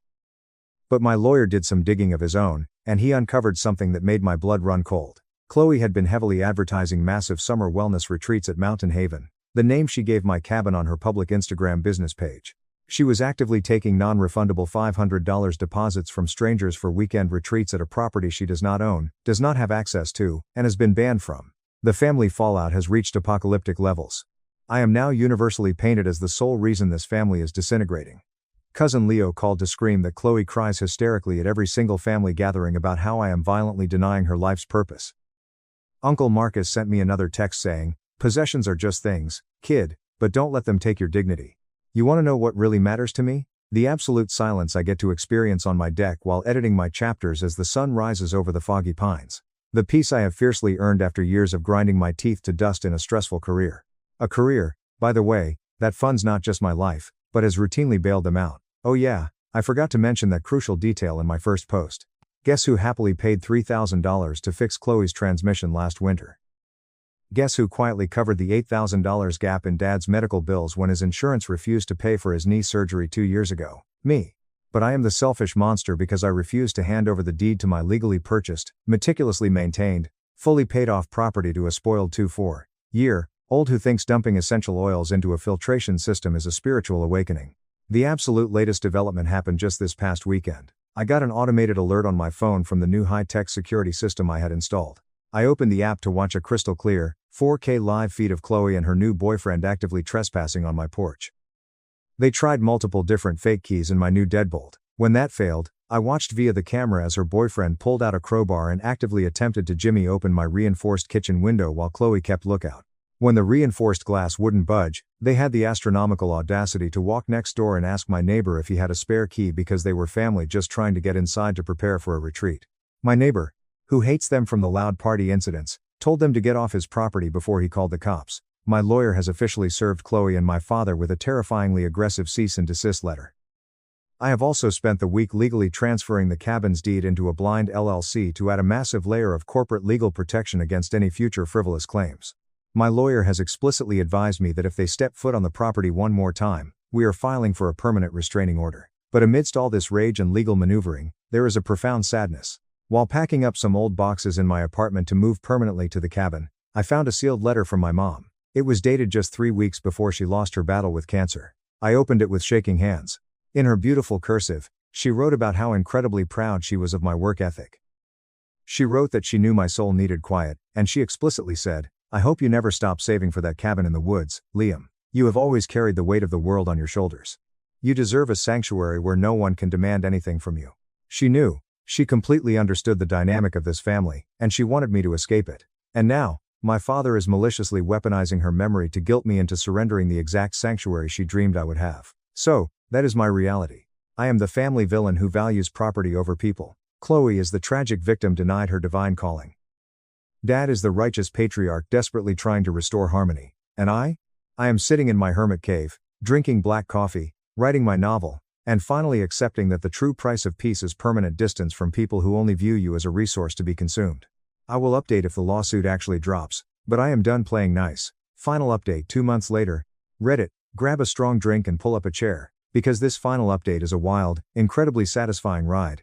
The last 2 months have been a complete whirlwind of aggressive legal drama, devastating family revelations, and honestly, the best, most liberating decisions of my entire adult life. First, let's talk about the legal situation. Chloe actually went through with her threat and attempted to formally sue me. Her official legal grounds?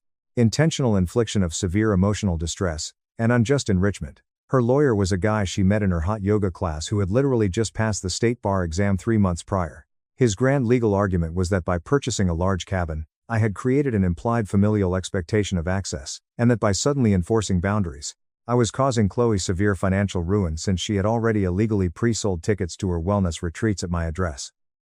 My corporate lawyer, a terrifying man who charges $600 an hour, literally laughed out loud in the conference room when he read their initial filing. Their entire pathetic case spectacularly disintegrated during the mandatory pre-trial mediation. My lawyer absolutely eviscerated them. He forced Chloe to admit, on the official legal record, that A. She had never contributed a single penny to the purchase, taxes, or maintenance of the cabin. B. I had never, in writing or verbally, promised her any business access to the property. She had knowingly committed fraud by advertising commercial retreats and taking money for a property she did not own. When the mediator asked Chloe to define her emotional distress, she burst into tears and stated her distress was feeling spiritually unsupported by my brother's toxic, low-vibrational energy. The mediator, a stern older woman who looked like she wanted to be anywhere else, took off her glasses, rubbed her temples, and strongly suggested to Chloe's amateur lawyer that they withdraw the suit immediately before I countersued them into oblivion for legal fees and property damage. They withdrew the case that afternoon.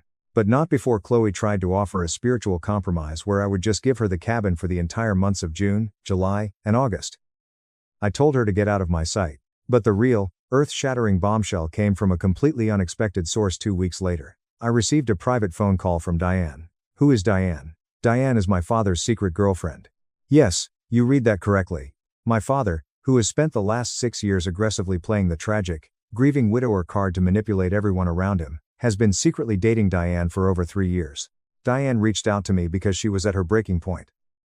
She called me after what she described as the most humiliating dinner of my life, where Dad spent 3 hours screaming to his golf buddies about my unforgivable selfishness. Diane sat me down at a coffee shop and unloaded a mountain of information that made every single puzzle piece fall perfectly into place. 1. Dad has been secretly funding Chloe's manifesting abundance lifestyle to the tune of $3,500 every single month. 2. Dad actually took out a massive second mortgage on his own house to silently fund Chloe's previous string of disastrous, abandoned business ventures, which included a failed vegan soap company, a bankrupt dropshipping store, and now this fake wellness retreat.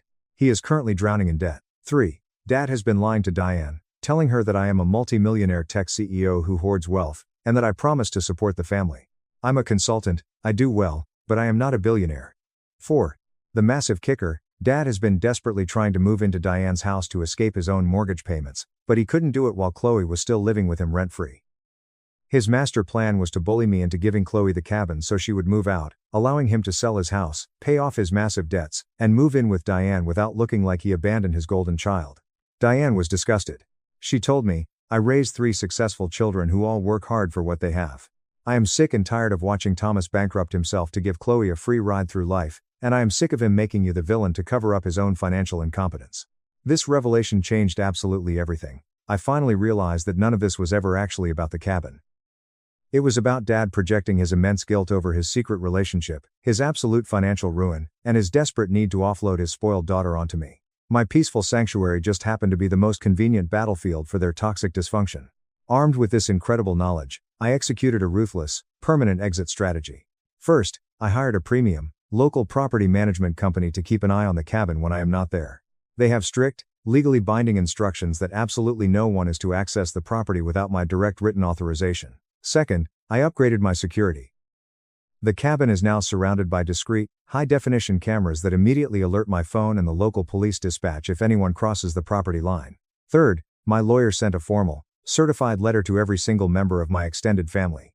It explicitly stated that anyone who attempts to access my property, or contacts me regarding Chloe's finances, will be immediately prosecuted for harassment and trespassing. Fourth, I permanently blocked Dad, Chloe, Aunt Brenda, and Cousin Leo on every single communication and social media platform. I essentially ghosted my own family. Fifth, and most importantly, I took a massive leap of faith. I requested a 6-month paid sabbatical from my consulting firm, packed up my apartment, and moved into the cabin full-time. Just me, the mountain air, and my laptop. The family's reaction to the legal letters was swift and predictable. The family group chat, which Uncle Marcus sends me screenshots of, has been a non-stop stream of Dad playing the victim and Aunt Brenda posting passive-aggressive Bible verses about forgiveness. But here is the absolute most beautiful part of this entire nightmare. I truly, deeply do not care anymore. The sabbatical has been incredibly transformative. Without the constant, draining anchor of my family's toxic drama dragging me down, my creativity exploded. I wrote 75,000 words in 2 months. My thriller novel is finished, and it is shaping up to be something I am intensely proud of. I've also finally gotten to know my neighbors properly. Turns out, the guy who yelled at Chloe is a retired judge who has dealt with his own fair share of entitled relatives. We have a standing Friday night dinner, and they have become the peaceful, drama-free surrogate family I didn't even know I needed. And last week, the universe delivered a massive dose of poetic, cosmic justice. Diane called me one last time to tell me she finally dumped Dad. When she broke up with him, she exposed his massive debts and his secret relationship to Chloe. Chloe threw a monumental, house-shaking tantrum, accusing Dad of betraying Mom's sacred memory and ruining her life by not securing my cabin for her. The irony is richer than a chocolate cake. Chloe has now moved out, is giving Dad the absolute silent treatment, and is currently living on her new boyfriend's couch. Dad is completely financially devastated, living alone in a house he can barely afford, weeping because his precious golden child refuses to speak to him. Diane asked if I would ever consider reaching out to Dad now that he has hit rock bottom. I sat on my pristine cedar deck, watching the morning fog roll over the Blue Ridge Mountains, drinking coffee made with water from my own well, in a house that I own free and clear. I told her, no, not today, probably not ever. Because I have learned a brutal but vital lesson these past few months. Family is not defined by blood or genetic obligation, it is defined by mutual respect, honoring boundaries, and actual support. Sometimes, the absolute best thing you can do for your own soul is to walk away from people who only view you as a battery to power their own delusions. My Uncle Marcus drove up to visit me last weekend. We didn't speak a single word about Dad or Chloe. We just drank cold beers, grilled steaks on the deck, and sat in my newly repaired, perfectly balanced hot tub. Right before he drove back home, he hugged me and said, Your mom would be so damn proud of you, Liam. Not just because you bought the dream house, but because you finally learned how to protect your peace. That one sentence meant more to me than any forced Thanksgiving dinner invitation ever could. So that is where I leave you, Reddit. I am officially the family pariah. But I am a pariah with a thriving writing career, a flawless mountain sanctuary, a pristine hot tub, and absolutely zero regrets. Chloe's wellness empire has mysteriously vanished from Instagram now that she can't steal my property to fund it. Dad is drowning in the consequences of his own decades of enabling. And I am living, breathing proof that sometimes the only cure for toxic family dynamics is extreme geographic and emotional distance. Thank you to everyone who commented on the original post. Your harsh truths and solid advice kept me sane when my family was actively trying to gaslight me into surrendering my life's work. My parents ignored my existence to worship my golden brother. When his career tanked, they tried to hijack my success. My response ruined them. My father stood up at my 26th birthday dinner, delivered a tear-jerking, 10-minute speech about my twin brother's achievements, and then turned to me, raised his glass, and muttered exactly 7 words, "And happy birthday to you, too, Caleb." I walked out of the restaurant that night, cut my family off, and quietly built a massive $500,000 company, only to watch my father's secret financial ruin bring him crawling to my doorstep a year later begging for a bailout. Original post. For our 26th birthday, my twin brother got a customized toast, a deeply emotional speech, and a private dining room full of tears and applause. When the clapping finally died down, my dad cleared his throat, looked in my general direction, and said, "And happy birthday to you, too, Caleb." Everyone immediately went back to eating their expensive steaks. I sat there in the stifling noise of clinking silverware for exactly 10 more minutes. Then, I quietly pushed my chair back, took my fiancé's hand, and walked out of my family's life. My name is Caleb. I am 26 years old, and I want to tell you about the excruciating night I finally realized I had been cast as a silent background character in the movie of my own family's life. I don't mean that in some poetic, metaphorical sense, I mean it quite literally. My father looked me dead in the eye at a party that was supposedly for both of us, gave me 7 obligatory words, and then turned back to his meal like I was an annoying commercial break he had been waiting to end. But I am getting ahead of myself. Let me back up and give you the context of how a family breaks apart so quietly that nobody even hears the snap. I have a twin brother named Liam. We are fraternal twins, not identical, which I think is a crucial detail here because people always expected us to be vastly different, and we absolutely were. Liam was the loud one. He was the golden athlete, the charismatic extrovert, the kind of guy who could walk into a crowded room and immediately have 6 people laughing hysterically at a joke he just made up. He played varsity baseball and football in high school, was crowned homecoming king, and had the kind of perfect, symmetrical jawline that made the old ladies at our church in Richmond, Virginia, constantly stop my mother to say, "Oh, Sarah, you must be bursting with pride." And she was. They both were. My parents worshipped the ground Liam walked on. Me? I was the quiet one. I liked reading thick historical biographies. I liked the smell of sawdust and building intricate things with my hands. I spent the vast majority of my high school years tucked away in the dusty woodshop or isolated in my bedroom, meticulously sketching out complex furniture designs on graph paper. I wasn't some antisocial outcast or a weird recluse. I had a solid group of friends, I went to normal teenage parties, and I had a lovely girlfriend for most of my junior year. I just wasn't Liam. And in my family's household, not being Liam was apparently an unforgivable deal breaker. We grew up in a very affluent, manicured suburb just outside of Richmond. Our dad, Tom, was a high-rolling partner at a commercial real estate firm. Our mom, Sarah, was a cosmetic dental hygienist who treated neighborhood gossip like a competitive sport. We had a sprawling house, a massive backyard with a pool, and a golden retriever named Buster, who was, without a shadow of a doubt, the only objectively good member of our family because Buster loved everyone equally. Buster was the only one who didn't keep score. I should make one thing incredibly clear. Liam and I actually got along fine when we were growing up. We weren't those magical, telepathic twins who finished each other's sentences, but we shared a bedroom until we were 13, played the exact same video games, and bickered over whose turn it was to walk Buster in the freezing rain. Liam wasn't actively malicious or mean to me. He wasn't even consciously aware of the massive psychological disparity happening under our roof. There is a very distinct difference between a villain who actively hurts you and a person who blindly benefits from a rigged system they didn't personally build. Liam was the latter. At least, he was back then. The blatant favoritism wasn't always a screaming siren when we were little kids. It was a slow, insidious drip. It was subtle, plausible deniability. It was the way my dad would charge his camcorder battery to film every single agonizing second of Liam's baseball tournaments, but completely forget to show up to my state-level woodworking showcase at school. It was the specific way my mom would introduce us at large family gatherings. She would firmly wrap her arm around Liam's broad shoulders, beam with radiant joy, and say, "This is Liam, our absolute superstar. He just got scouted for a Division I scholarship." Then, she would vaguely gesture in my direction with a dismissive nod and add, "And this is Caleb. Period. End of sentence." No accolades, no context, no pride, just my name and the heavy, unspoken implication that I was merely the leftover spare. For years, I lied to myself. I convinced myself that it didn't bother me. I built up this impenetrable internal narrative where I was the mature, stoic son. I was the independent one who didn't require constant external validation. I was above keeping score. Spoiler alert, I was absolutely keeping score, carving tally marks into the walls of my own mind. I just didn't have anyone who cared enough to look at the scoreboard. When we graduated high school, Liam secured a partial athletic scholarship to play baseball at a decent university in Atlanta. It was treated like a royal coronation. My parents threw a massive, catered celebration in our backyard. My grandparents flew in from out of state. My dad actually cried real, trembling, cinematic tears over a scholarship that barely covered 40% of the tuition. Meanwhile, I got accepted into a highly prestigious, fiercely competitive trade program for master furniture making and advanced woodcraft in Charlottesville, Virginia. It was a small, elite cohort offering hands-on apprenticeships with master artisans. When I nervously presented my acceptance letter at the dinner table, my mom briefly glanced at it and sighed, "Oh, that's nice, honey.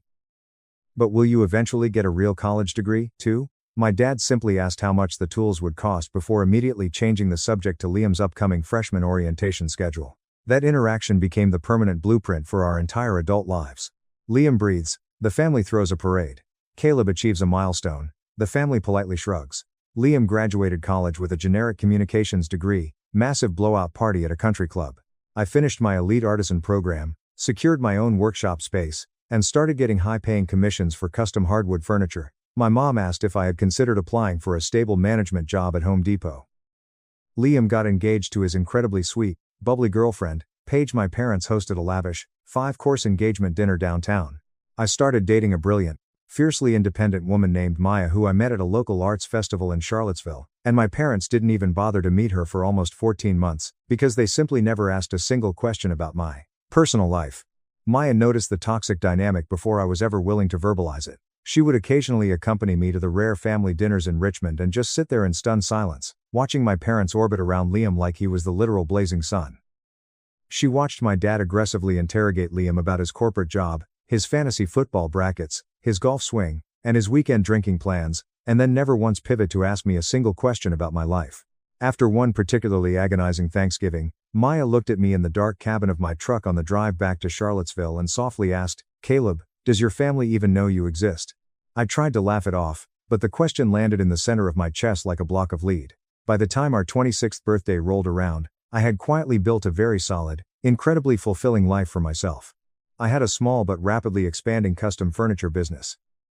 I was handcrafting massive dining tables, complex bookshelves, and intricate bed frames, heirloom pieces that wealthy clients were paying serious money to own. I had just been featured in a regional architectural design magazine. Maya and I had been together for 3 years, and we had just moved into a beautiful craftsman house we were renting with an ironclad option to buy. I was happy. I was stubbornly, quietly happy, like a stubborn weed that had learned to bloom in completely barren soil despite nobody ever bothering to water it. Our parents aggressively insisted on throwing a joint birthday dinner. Turning 26 felt like a milestone, my mom claimed. They booked the private back room at a very expensive, dimly lit steakhouse in Richmond and invited about 35 people. It was a mix of extended family, my parents' country club friends, Liam's rowdy college buddies, and Paige's wealthy parents. The invitation read, "Come celebrate Liam and Caleb's 26th birthday. Equal billing, at least in ink." Maya and I drove in from Charlottesville the evening before. We were forced to stay at a nearby Marriott because my parents' guest room had recently been converted into what my mother unironically called the Liam Memory Room. It was a literal, terrifying shrine to my brother's athletic glory days. Trophies lined custom shelving, framed newspaper clippings covered the walls, and his high school baseball jerseys were professionally mounted in shadow boxes. Maya took one look inside that room, didn't utter a single word, and just squeezed my hand so hard her knuckles turned white. The night of the birthday dinner, Maya and I arrived exactly on time. The private room was aggressively decorated. Silver balloons, a massive custom banner, and an enormous tiered cake with both of our names scrawled in icing. Liam was already there, holding court, shaking hands, hugging aunts, and just radiating that effortless golden retriever energy he always had. I walked in, gave my mom a stiff hug, nodded at my dad, and then strategically retreated to the shadowy edges of the room, quietly nursing a club soda and catching up with an older cousin. Dinner was finally served around 7:30 p.m. The steaks were perfectly cooked, the wine was flowing, and the ambient noise of 35 people laughing was deafening. And then, my dad stood up at the head of the long table. He dramatically clinked his crystal glass with a knife. The entire room fell into a hushed, reverent silence. I sat up a little straighter. I thought to myself, okay, here we go. We are 26 years old. This is a joint party. Surely, this will be balanced. What happened over the next 10 minutes is permanently seared into my brain, and honestly, looking back now, I am profoundly grateful that it happened because it was the brutal slap to the face that finally woke me from a 26-year coma. My dad held his glass high, a warm, glowing smile plastered across his face, the exact smile I had spent my entire miserable childhood desperately trying to earn. He immediately launched into a monologue about Liam.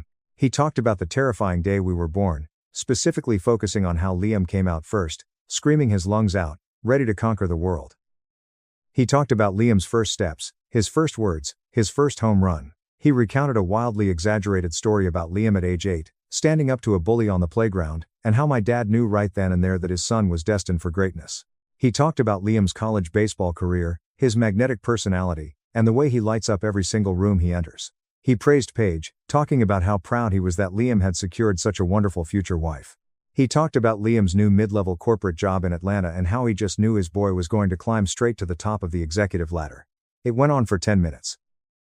10 full, agonizing, uninterrupted minutes of my father standing in front of 35 people, pouring his entire soul out about my twin brother. Extended family members were dabbing their eyes with linen napkins. My mom was openly weeping. Paige had her hand dramatically pressed over her heart. Liam sat there looking deeply humbled and grateful. And I sat exactly 3 seats down, staring at my half-eaten mashed potatoes, feeling a massive, invisible fault line crack open inside my chest. Everything I had been holding together with duct tape and sheer stubbornness for 26 years was splintering. When my dad finally finished his poetic masterpiece about Liam, he paused. He took a deep, theatrical breath. He turned his head slightly to the left, looked at me, and said, "And happy birthday to you, too, Caleb." He raised his glass in my general direction. A few oblivious people around the table mumbled, "Happy birthday, Caleb," in that deeply awkward, obligatory tone you use when someone suddenly reminds you there is a second person in the room. And then, my dad sat down. The conversation immediately resumed, the clinking of silverware returned. That was it, 7 words. After 600 seconds of pure, unadulterated poetry about my brother, I received 7 words in a vague gesture like I was a forgotten postscript at the bottom of a love letter addressed to someone else. I sat completely frozen for about 10 minutes. I robotically cut my steak. I moved a piece of asparagus around my plate. I took a sip of ice water. Underneath the heavy tablecloth, Maya had her hand resting firmly on my knee, her fingers digging into my leg.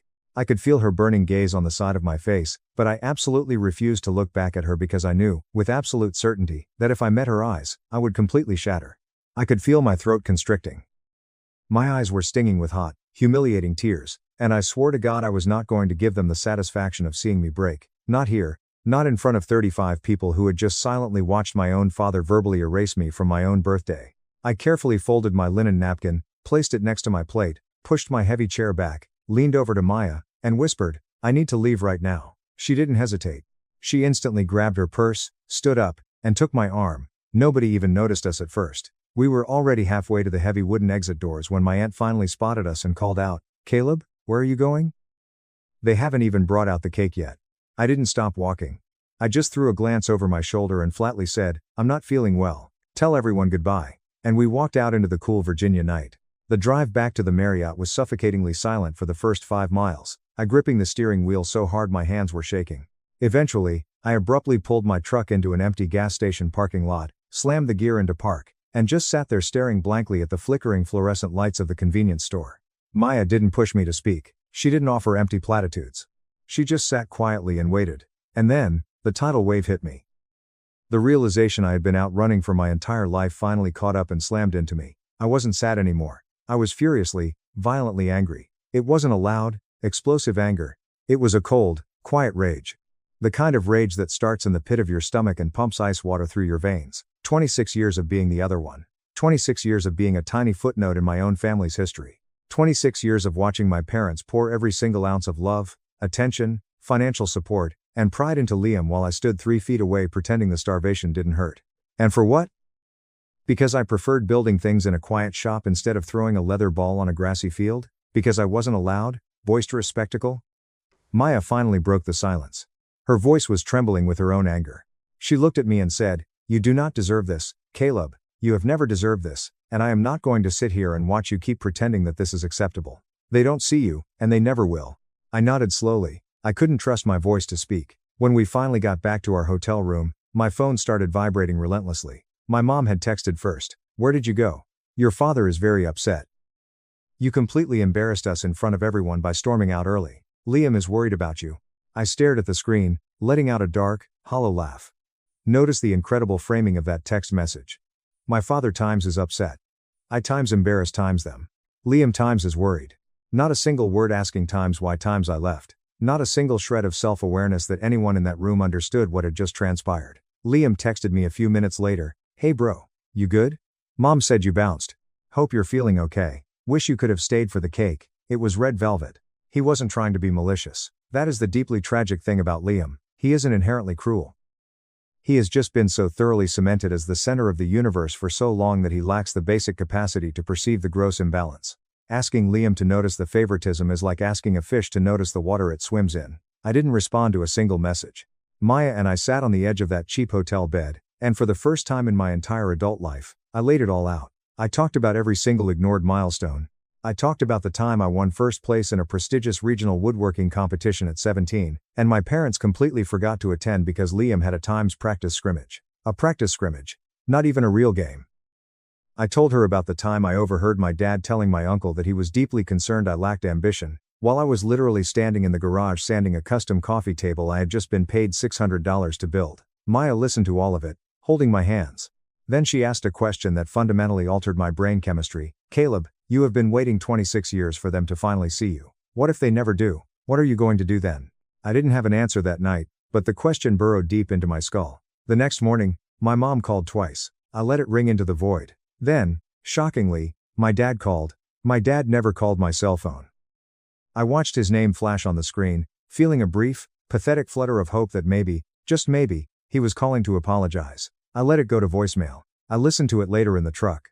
The message was, "Caleb, your mother says you left because you felt sick. Hope you're better. Call us when you get a chance. Liam wants to grab brunch before you drive back." No apology, no self-awareness, just a casual dismissal. Maya and I checked out of the hotel, drove the 2 hours back to Charlottesville, and I didn't call any of them. For the first time in my life, I didn't feel a crushing wave of guilt. I felt completely, utterly done. Not in a dramatic, screaming, bridge-burning way. Done in the quiet, permanent way, the way where you finally accept that a phone works both ways, and if they wanted to reach you, they would. I decided right then and there to stop showing up to tables where no place was set for me. Update 1. The first month after the birthday disaster was bizarrely quiet. I simply stopped initiating contact. I stopped calling on Sunday afternoons. I stopped texting my mom first. I stopped being the invisible glue desperately holding my side of the relationship together. And you want to know the most pathetic part? It took them almost 4 entire weeks to notice I was gone. 28 days passed before my mom finally sent a text, "Haven't heard from you. Everything okay?" It wasn't a panicked phone call. It was a casual text, like she was checking to see if a neglected houseplant was still green. I replied, "Yep, just busy with work." She replied with a thumbs up emoji. That was the entirety of our communication for the next 3 months. During this silence, Maya gently but persistently pushed me into therapy. I started seeing a brilliant psychologist named Dr. Aris. During our very first session I recounted the birthday dinner story. Dr. Aris just leaned back, steepled his fingers, and asked, "Caleb, how long have you been performing the role of okayness just to make your parents comfortable with their own neglect?" I stared at him for a full minute before bursting into tears. Therapy shattered me and slowly rebuilt me. I realized my obsession with being the low-maintenance, independent son was a trauma response. If my parents didn't value me, I convinced myself that needing their validation was a weakness. I had twisted their profound neglect into my own identity and proudly called it maturity. Dr. Aris taught me how to set ironclad boundaries. He told me, "You can love people from a distance without constantly handing them the knife they used to stab you." While I was doing the grueling emotional work in the background, something explosive was happening with my business. Right around the time of the birthday fallout, I was contacted by a very high-profile interior designer named Elena, based out of Raleigh, North Carolina. She had seen my work in the architectural magazine and wanted to commission a massive, custom dining set for a wealthy client's new estate. A massive Appalachian walnut table, 10 matching chairs, and a sprawling buffet. The budget she offered was staggering, $22,000.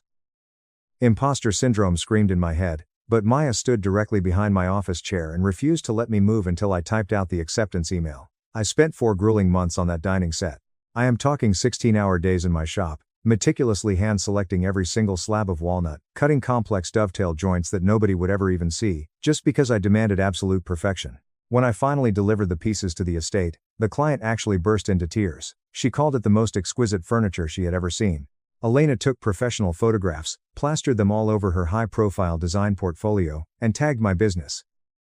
That was the spark that ignited a powder keg. Within 3 months, my phone wouldn't stop ringing. Elena referred me to 4 other luxury designers. A boutique hotel in downtown Charlottesville commissioned me to build custom, live-edge headboards and nightstands for 30 luxury suites. A high-end restaurant owner ordered a massive 30-foot epoxy river bar top. I was drowning in lucrative work. I had to hire my first full-time employee, a brilliant craftsman named Sam. 2 months later, I hired a joinery specialist named Chloe. By the end of the summer, I officially incorporated as Caleb Vance Woodworks. I signed a commercial lease on a massive 15,000 square foot warehouse.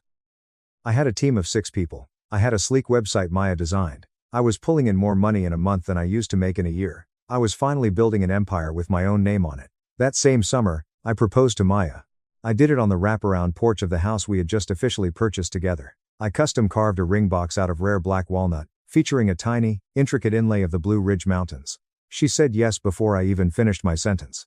It was the happiest moment of my life, and I didn't bother telling my parents about the engagement for 3 full weeks.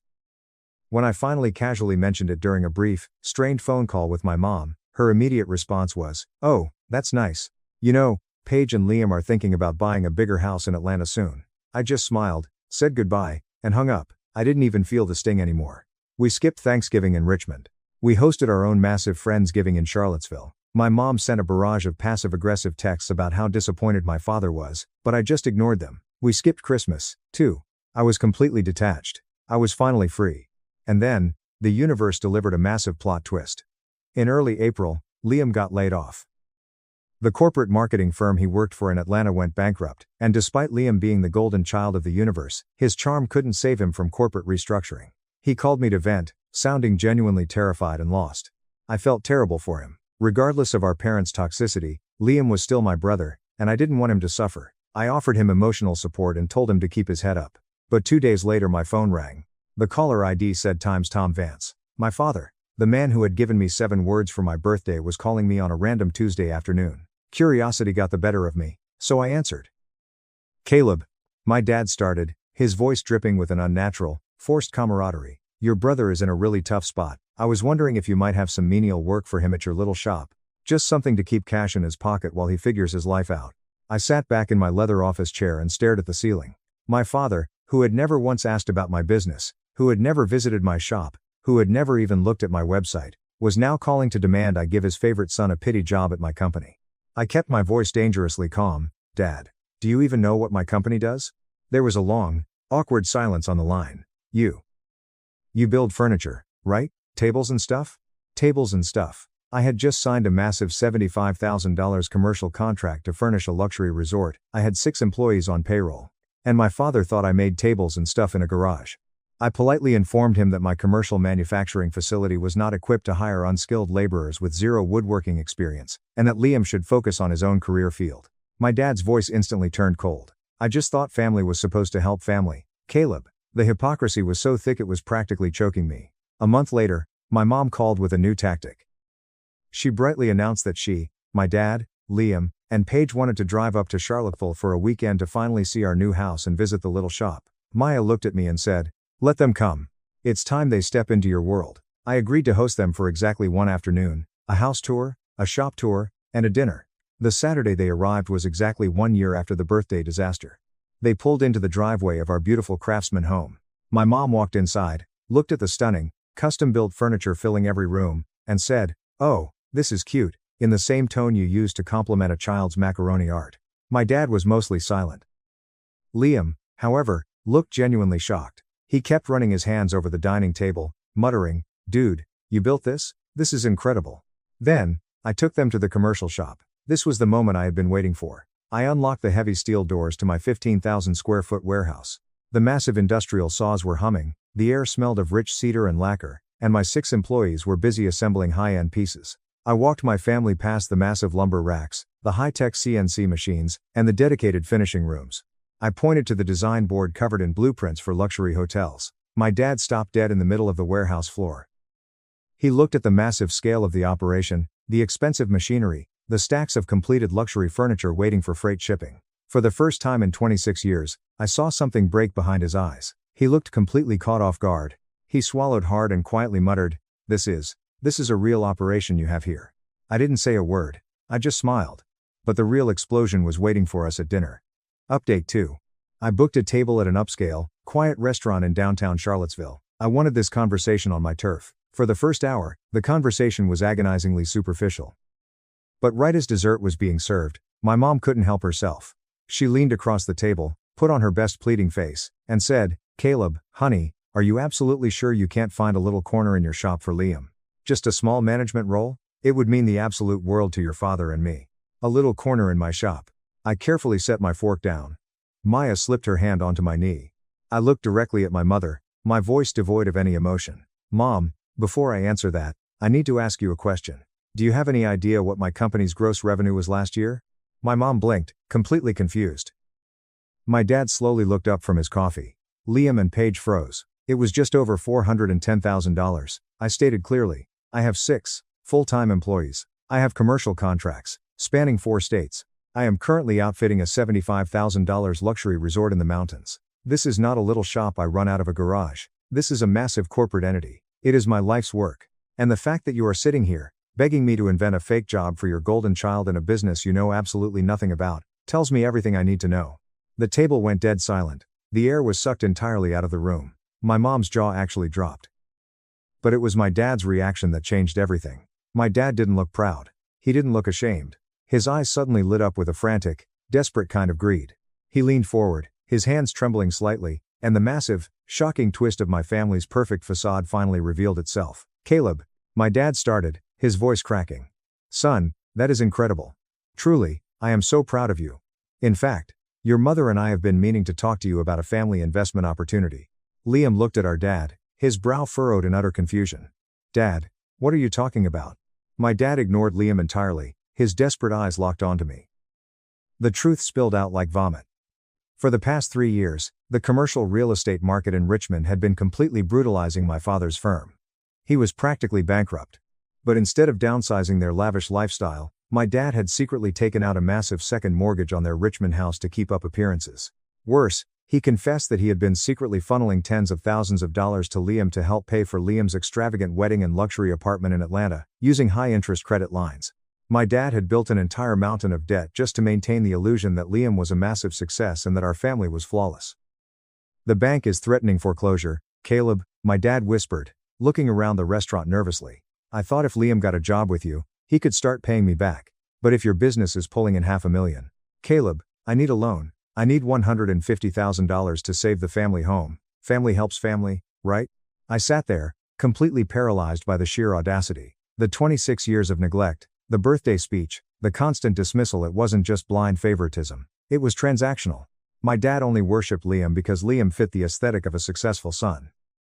And the absolute second Liam faltered, and the second my dad realized times was the one hoarding the actual wealth, he immediately tried to pivot and bleed me dry to save his own skin. I looked at Liam. My brother looked like he had just been hit by a freight train.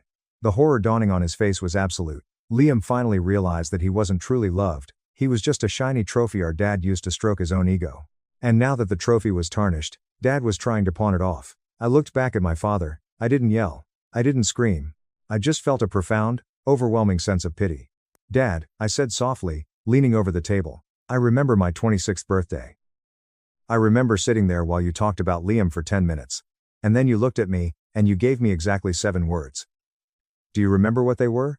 My dad swallowed hard, sweat beading on his forehead. He couldn't speak. I stood up from the table, dropped a $100 bill on the wood to cover my meal, and looked down at the man who had ignored me my entire life. "I have exactly 7 words for you now," I said, making sure every syllable landed like a hammer strike. "I will never give you a dime." I took Maya's hand and walked out of the restaurant, leaving them sitting in the wreckage of their own making. That was a year ago. The fallout was apocalyptic.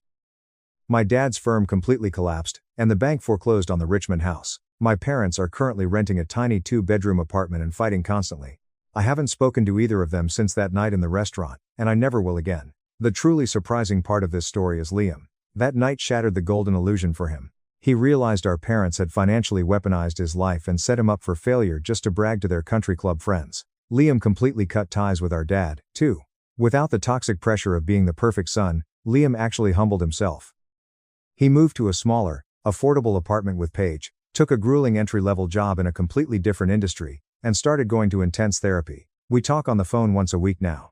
It's awkward, and we have a lot of baggage to unpack, but for the first time in our lives, we are actually building a real brotherhood without our parents pulling the strings. As for me, Caleb Vance Woodworks just cleared $600,000 in revenue this year. Maya and I got married last month in the backyard of our beautiful home, surrounded by friends who actually see us and love us. My parents weren't invited. Liam was my best man. If you are out there reading this, and you are the invisible child in your family, I want you to hear this loud and clear. The people who refuse to see your worth do not hold the pen to your story. Stop begging for a seat at their table. Walk away, build your own table with your own 2 hands, and only invite the people who actually value the craftsmanship. Top comments. User 1. The absolute unmitigated gall of your father to ignore you for 26 years, call your life's work a little shop, and then immediately pivot to begging for $150K when he realized you were rich. The 7 words line at the end was pure cinematic perfection. You dropped a nuke on that table. User 2. I am so incredibly happy for Liam's character arc. Most golden children never wake up from the delusion. The fact that he realized your dad was just using him as a prop to fund his own ego, and then actively chose to cut him off and rebuild a relationship with you, is the best plot twist here. User 3. I will never give you a dime. Exactly 7 words. I literally got chills reading that. You built an empire out of the scraps they threw at you, and when they tried to eat at your table, you served them nothing but reality. Masterpiece. Wishing you and Maya a beautiful marriage. My sister laughed as she handed me a crumpled boarding pass for a middle seat next to the toilets, mocking my low-level government job. My sister handed out first-class tickets to everyone in the VIP lounge, then dropped a crumpled economy boarding pass into my lap with a smirk, whispering, "You're used to the back anyway." I didn't say a word until 3 hours later, when the pilot marched down to row 41B, snapped a crisp military salute that silenced 300 passengers, and said, "Major General, ma'am, we need your authorization." Let me back up, because the humiliation in that Los Angeles airport lounge wasn't the beginning of this story. It was merely the culmination of an 18-year narrative my family had carefully constructed, a story they all agreed upon and never once bothered to fact-check. The story went like this: Elena works for the government doing computer stuff, basic IT, tech support in a uniform. It was a job they deemed useful in a quiet, pension-collecting sort of way, but absolutely not the kind of career you brag about at dinner parties, especially not when you could be talking about my younger sister, Maya. I never corrected them.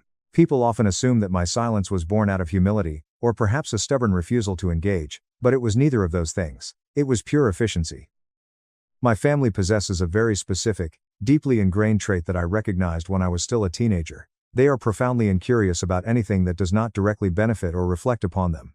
You could correct a misconception they held, and they would nod, smile vacantly, and 2 months later, the old version of the story would resurface completely intact.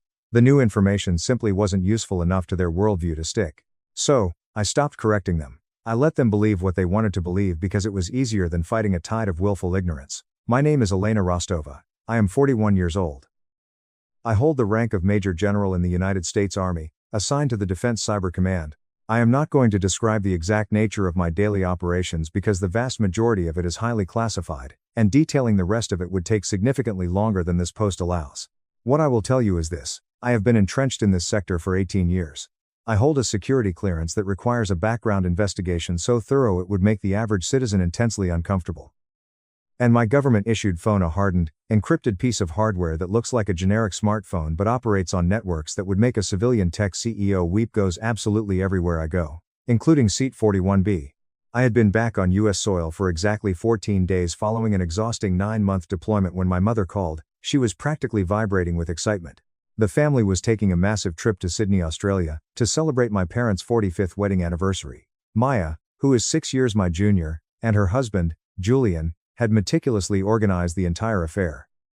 Flights, luxury hotels, exclusive dinner reservations, private tours, the whole architecture of a perfect, Instagram-ready vacation. It was an undeniably generous gesture.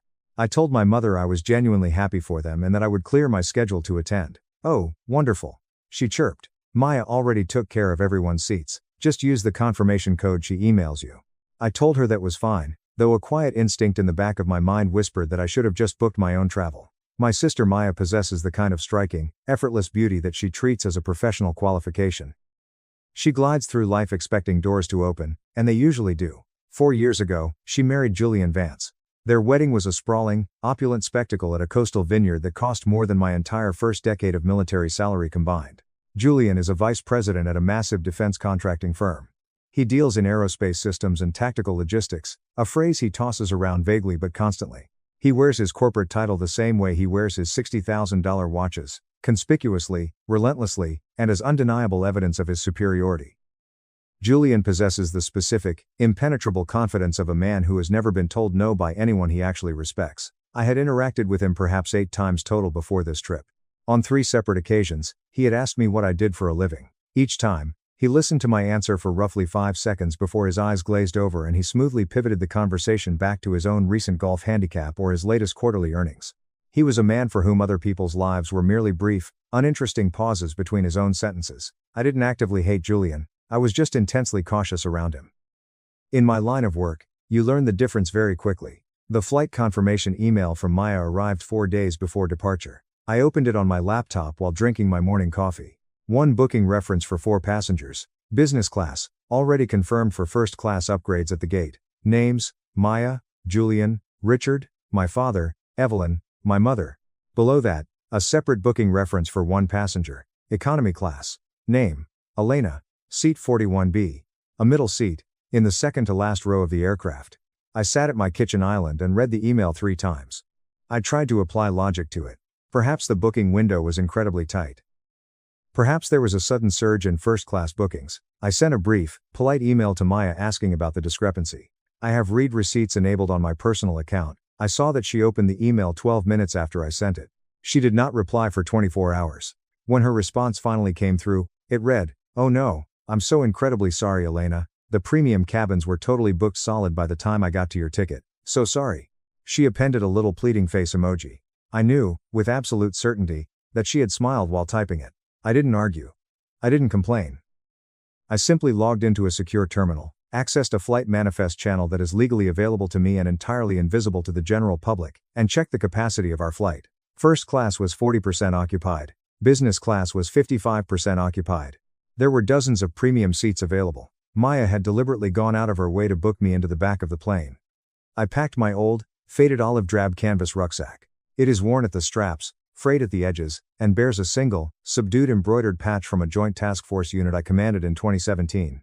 It is a patch that means absolutely nothing to a civilian, but speaks volumes to anyone who has actually been in the arena. I packed my civilian clothes, secured my encrypted devices, and took an Uber to LAX. The true weight of the situation landed fully when I walked into the exclusive One World VIP lounge at the international terminal. My family was clustered together near the floor-to-ceiling windows overlooking the tarmac. They were holding their heavy, gold-trimmed first-class boarding passes the way actors hold props on a stage slightly too high, slightly too visibly, making sure anyone looking would know exactly where they belonged. My father was wearing a crisp linen blazer. My mother had draped her expensive silk scarf over her shoulders. Maya was wearing an immaculate white cashmere travel set, looking flawless. Julian was in a tailored sport coat, casually swirling a glass of vintage champagne. It was 9:30 inches the morning. I walked up to the group, the worn canvas of my rucksack scraping slightly against my jacket. Maya saw me approach, and a flicker of deep, primal satisfaction danced across her eyes before she quickly masked it with a performative pout of sympathy. She reached into her designer leather tote and pulled out my boarding pass, holding it between the tips of her index and middle fingers as if it were contaminated. "Seat 41B. Maya said, her voice dripping with faux sweetness. The smirk was microscopic, but to a trained observer, it was screaming. Right by the lavatories. I know it's not glamorous, but honestly, it should feel like home to you, right? Given your deployments and all. My father let out a booming, unguarded laugh. My mother quickly brought a hand to her mouth, trying to hide her smile but failing entirely. Julian took a slow sip of his champagne, looked me up and down, and chuckled. Honestly, Elena, you're lucky we didn't just throw you on standby. With that government IT salary, I'm sure you're used to flying budget airlines anyway, right? He glanced at my father, sharing a look of masculine solidarity, and my father nodded in agreement. I stood there for 10 full seconds. I looked at my father, who had prioritized a cheap laugh over his eldest daughter. I looked at my mother, who always chose the path of least resistance. I looked at Julian, drowning in his own unearned arrogance. And I looked at Maya, who had spent her entire life trying to prove she was better than me.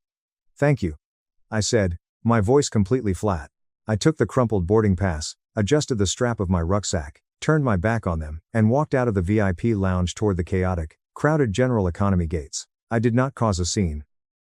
I did not correct their assumptions about my salary, which, for the record, they had been entirely wrong about for 18 years. I did not explain that the canvas bag on my shoulder had been in briefing rooms with the Joint Chiefs of Staff. I had learned a very long time ago that the absolute best response to people who are utterly committed to underestimating you is patience. Patience is not passive. Patience is a highly calibrated precision instrument. You keep it sharp, you keep it hidden, and you wait for the exact millisecond it is required. I had no way of knowing, as I stood in line with 300 exhausted travelers waiting to board, that my moment was going to arrive at 38,000 feet over the vast expanse of the Pacific Ocean. But it did. Seat 41B was every bit the purgatory Maya had intended it to be. It was a narrow, unyielding middle seat. The lavatory was exactly one row behind me, and the distinct, nauseating scent of industrial blue sanitizer and recycled air was already permeating the space before the cabin doors even closed. The man to my left, sitting in the window seat, immediately claimed the shared armrest with aggressive, territorial entitlement. The teenager to my right put on massive noise-canceling headphones and fell asleep, slumping heavily into my personal space. I buckled my seatbelt, shoved my rucksack under the seat in front of me, and looked through the long aisle. Far up at the front, beyond the curtains, I could see my family settling into their luxurious, lie-flat pods. Just before the curtain was drawn, Maya glanced back down the infinite length of the economy aisle. She found my face in the crowd. She gave me a look of comprehensive evaluation, taking in my cramped posture, my worn jacket, the chaotic environment around me, and filed it all away under the narrative she so desperately needed to be true. "Comfy back there?" she mouthed, her eyes gleaming. I gave her a single, slow nod. She laughed to herself and the flight attendant pulled the heavy curtain shut. The massive aircraft took off at exactly 11:15 a.m. For the first 2 hours of the flight, I simply read a paperback novel. I have a strict habit of carrying physical books on long flights. It is one of the very few environments left on Earth where I cannot be easily reached by a 4-star general demanding a cyber threat assessment, and I guard that peace fiercely. Then, 2 hours and 40 minutes into the flight, Julian appeared. He strolled through the curtain dividing the classes, walking down the economy aisle with the leisurely, expansive gait of a colonial governor inspecting his plantations. He was holding a steaming paper cup of black tea. He didn't come back to check on me, he was just stretching his legs, but as he passed row 41, the aircraft hit a sudden, sharp pocket of turbulence. Julian stumbled slightly. To steady himself, he grabbed the headrest of the empty aisle seat in row 40, directly diagonally from me. As he did, his hand jerked, and a quarter of his scalding hot tea sloshed out of the cup, splashing directly across my left shoulder and soaking rapidly into the fabric of my jacket. It was hot. Not quite blistering, but intensely uncomfortable. And it possessed that specific, lingering quality of an accident that doesn't quite feel entirely accidental. Julian looked down at my saturated shoulder. He didn't offer a napkin. He didn't apologize. He just smirked. "Oops, guess all that government desk training doesn't exactly teach you quick reflexes, huh, Elena?" Instead of walking away, he decided the empty aisle seat in row 40 was to his liking. He slid into it, directly in my line of sight, opened his ultra-thin corporate laptop, and connected to the aircraft's public Wi-Fi network.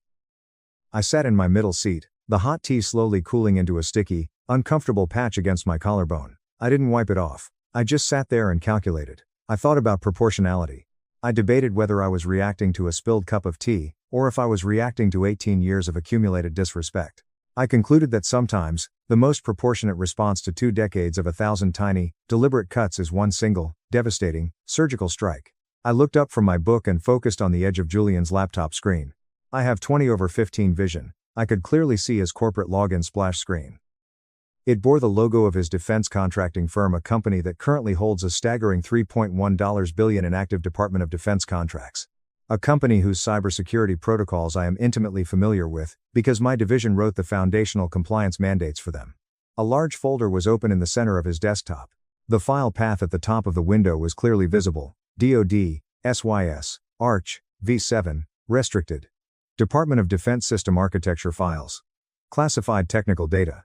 And he had it open on an unencrypted, public commercial airline Wi-Fi network, 38,000 feet over the Pacific Ocean. My face remained completely impassive. This is a skill you do not learn in a classroom. You learn it in windowless rooms in the Pentagon when a geopolitical crisis is unfolding in real time and your expression cannot be the thing that induces panic in the room. I kept my face utterly still. I reached into my rucksack and pulled out my government-issued phone. I bypassed the biometric locks, opened a proprietary network analysis application that does not exist on any civilian app store, and typed a string of commands. The aircraft's internal Wi-Fi network mapped itself on my screen in exactly 14 seconds. 82 active devices, the standard spread for a flight of this duration. A sea of iPhones, Androids, iPads, the aircraft's internal crew telemetry, and then, one massive anomaly. Broadcasting in heavy, encrypted packet bursts on a rapid 4-second cycle was a single machine that was completely ignoring standard consumer protocols. It was Julian's laptop. I watched the data flow.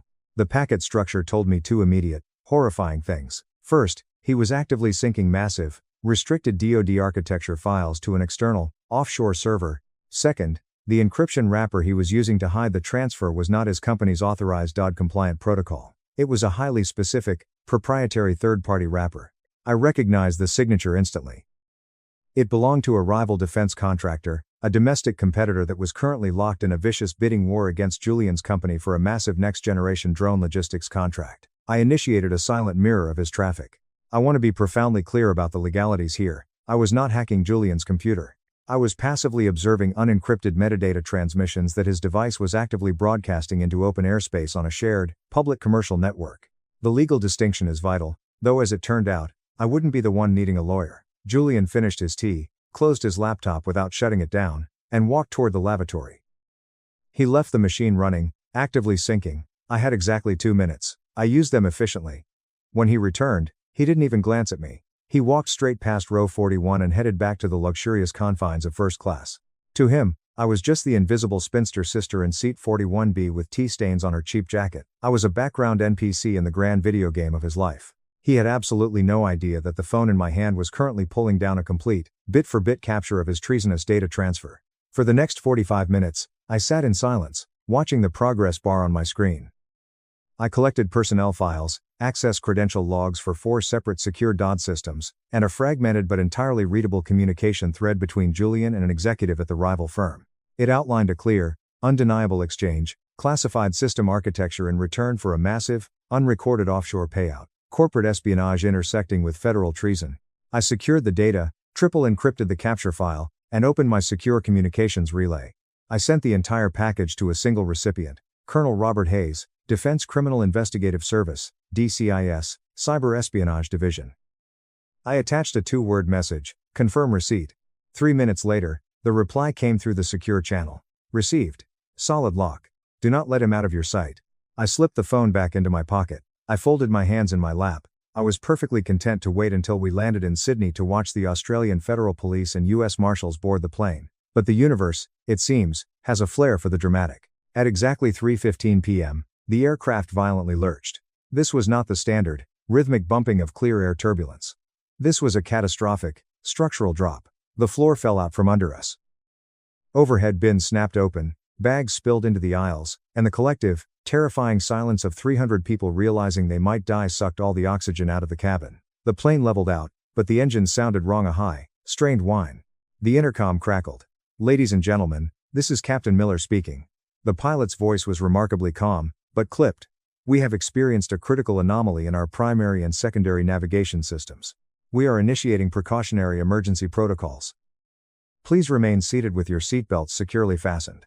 Precautionary emergency protocols. In aviation terms, that translates to, we are flying blind. And I am currently trying to find a piece of tarmac long enough to put this massive tube of metal down before we fall into the ocean.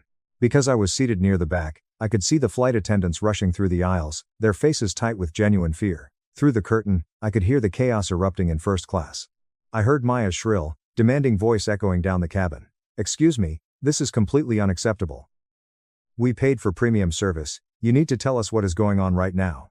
Then my father's voice, blustering and useless, I demand to speak to the captain. And Julian, predictably, threatening to sue the airline for emotional distress. I sat perfectly still. I checked my phone, the secure relay was still active. I messaged Colonel Hayes. Flight experiencing critical nav failure. Probable diversion. Hayes replied instantly, tracking your transponder. Massive Pacific storm cell blocking civilian routes to Hawaii or Japan. Your only viable runway within fuel range is Andersen Air Force Base, Guam. Stand by. 10 minutes later, the cockpit door opened. I heard the heavy, purposeful footsteps before I saw him. Captain Miller was a man in his late 50s. When I had checked the flight details earlier, I noted his bio: former United States Air Force, retired full-bird colonel, 24 years flying heavy transport. He walked down the aisle with a rigid, undeniable military bearing. He strode through first class. Maya stepped into the aisle, trying to physically block him, her face red with indignation. "Captain, I demand to know." He didn't even look at her. He placed a firm hand on her shoulder, moved her aside with the effortless momentum of a freight train, and kept walking. He passed the business class section. He passed through the curtain. He walked down the long, terrified economy aisle. The passengers watched him in dead silence. He reached row 41. He stopped directly in front of my seat. I was already unbuckling my seatbelt. The cabin was entirely silent now. It was a profound, suffocating quiet, the silence of 300 people collectively realizing that the script of their reality had just been violently rewritten. Captain Miller snapped his heels together. The sound echoed like a gunshot in the quiet cabin. His spine went rigid, his shoulders squared, and his right hand shot up to his temple in a razor-sharp, flawless military salute. It was not a polite greeting. It was the specific, non-negotiable salute demanded by military protocol when a lower-ranking officer addresses a general. You do not accidentally salute someone like that. You do it because the person standing in front of you holds the weight of the United States government on their shoulders. "Major General, ma'am," Captain Miller said, his voice carrying clearly to the front of the plane. I stood up. I straightened my tea-stained jacket. I looked him dead in the eye, and I returned the salute with equal precision. The sound that moved through the aircraft in the seconds that followed is difficult to describe. It wasn't a gasp, and it wasn't a murmur. It was a physical wave of shock. It was the sound of 300 paradigms shifting simultaneously. From the row ahead of me, I heard a woman whisper, "Holy shit." But the most telling sound came from the front of the plane, beyond the curtain, absolute, total, deafening silence. My family had heard everything. Captain Miller lowered his hand. He spoke rapidly, stripping away all civilian customer service pleasantries. "General, we have suffered a catastrophic dual nav failure. We are flying on manual instruments. A severe storm cell has closed all civilian diversion airports. We have exactly one viable runway in range, Andersen Air Force Base in Guam. But Andersen is currently under restricted lockdown due to a localized military exercise. Tower control is refusing civilian aircraft without command level override. I need a flag officer's authorization code to force the airspace open, or we are ditching this aircraft in the ocean in 40 minutes. The man who had aggressively hogged my armrest for 3 hours was now pressed so hard against the window he looked like he was trying to phase through the glass. "Understood, Captain," I said, my voice steady, projecting authority. I pulled my encrypted phone from my pocket.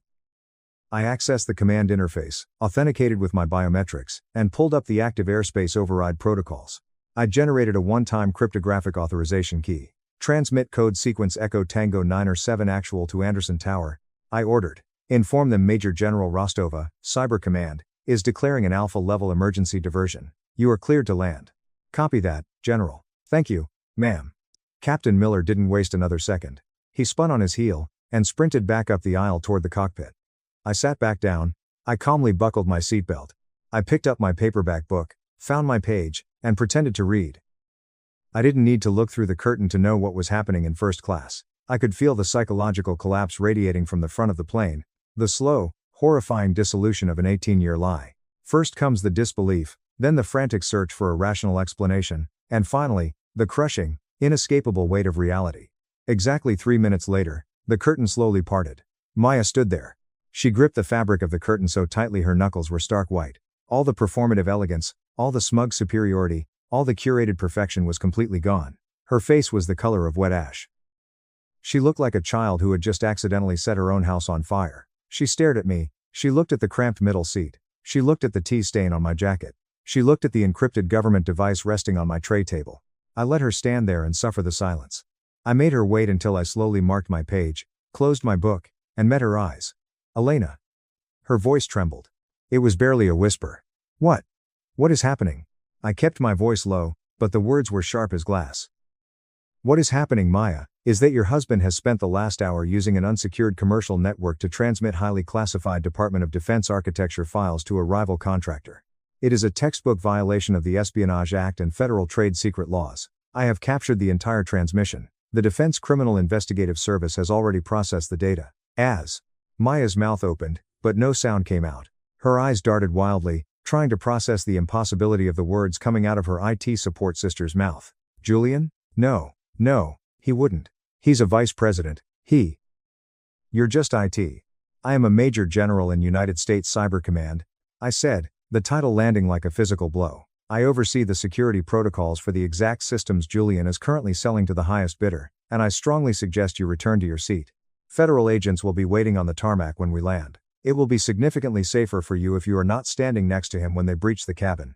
Maya stumbled backward as if I had struck her. She turned and practically crawled back to first class. We landed at Andersen Air Force Base in Guam at 4:52 p.m. local time. Captain Miller brought the massive aircraft down hard but safe on the military runway. Through my small window, the scene was stark. No civilian terminal, no baggage handlers. Just an endless expanse of gray concrete, military hangars, and the oppressive tropical heat, and the vehicles. 4 matte black government SUVs were parked in a perfect chevron formation near the nose of the plane. A dozen heavily armed military police officers formed a perimeter. Standing at the bottom of the rolling staircase were 3 federal agents in tactical vests bearing the bold white letters, DCIS. The captain's voice came over the intercom. Ladies and gentlemen, welcome to Guam, please remain seated. No one is to stand or open the overhead bins until instructed. The front doors were open from the outside. Heavy boots echoed through the cabin. 3 agents walked directly into first class. From row 41, I couldn't see the arrest, but I could hear it perfectly. Julian Vance? A deep voice commanded. Excuse me, do you know who I am? Julian's voice was high, panicked, stripped of all its usual corporate bravado. I am a VP at Julian Vance. You are under arrest for violation of 18 U.S. Code Section 1832, theft of trade secrets, and unauthorized transmission of classified defense materials. Stand up and place your hands behind your back. This is a mistake, Maya, call our lawyers. Call the firm. Sir, do not make me ask you again. Hands behind your back. There was a brief scuffle, the harsh, metallic ratcheting sound of heavy-duty handcuffs closing. And then Julian was marched down the aisle, his designer jacket bunched awkwardly around his shoulders, his face pale and slick with sweat. The agents escorted him down the stairs and shoved him into the back of the lead SUV. Only then were the rest of the passengers allowed to disembark. Update 1. The civilian passengers were ushered into a massive, air-conditioned staging hangar, while the military coordinated with the airline to arrange relief flights. I did not go to the hangar. I was intercepted on the tarmac by Special Agent Marcus Thorne, the lead investigator for DCIS in the Pacific Theater. He escorted me to a secure briefing room inside the base command center. It was a sterile room, white walls, a metal table, 2 uncomfortable chairs. We spent 2 hours meticulously going over the packet capture data. As it turned out, Julian's arrogance was matched only by his staggering incompetence. He had been leaking these files for over 8 months.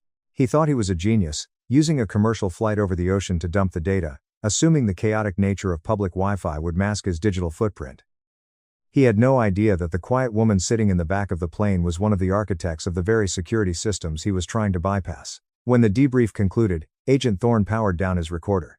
He looked at me, a rare smile breaking across his hardened features. I've been trying to nail this bastard for 6 months, General. He's slippery. But doing a data dump right in front of you?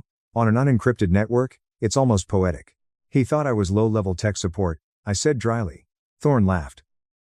Well, he knows exactly who you are now. When I finally walked into the civilian holding hangar, I found my family huddled in a corner near a bank of vending machines. They looked completely destroyed. My father was pacing. My mother was weeping silently into her silk scarf. Maya was sitting on a folding chair, staring blankly at the concrete floor, her phone clutched in her hands. My father saw me approach. He stopped pacing. For 18 years, this man had dismissed my career, laughed at my expense, and allowed his son-in-law to treat me like dirt. Now, he looked at me as if I were a stranger holding a loaded weapon. Elena, he choked out. Dad. He took a step forward, his hands trembling. They took him. Men with guns they took him. Maya is. The agents questioned her for an hour. They said Julian is facing 20 years in federal prison. Elena.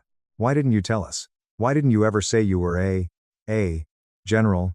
I looked at him, feeling absolutely nothing but a cold, clinical detachment. I told you exactly what I did, Dad. 18 years ago, when I got my first commission, I tried to explain it. You changed the subject to Maya's high school cheerleading competition. 3 years ago, when I got my star, I tried to tell you at Thanksgiving. Julian interrupted me to talk about his new Porsche, and you all eagerly joined in. You didn't know because you never cared to listen. You preferred the version of me that made you feel superior. My father recoiled as if slapped. My mother sobbed louder. Maya finally looked up. Her eyes were red, her makeup ruined. The golden child, completely shattered. You ruined my life, she whispered, her voice venomous. You set him up. You sat back there and you destroyed my husband out of jealousy. I stepped closer to her, my voice dropping to a deadly calm. I didn't force Julian to commit corporate treason, Maya. I didn't force him to sell out his country for a payout. He did that all on his own, I just caught him. I turned and began to walk away, but then I stopped and looked back at her. Oh, and Maya, there's one detail I think you should know. She glared at me. What? I spoke with the agents who interrogated him. Do you know why Julian was so confident doing that data transfer on the plane? Because he specifically asked you to put me in the back. Maya froze. The blood drained completely from her face.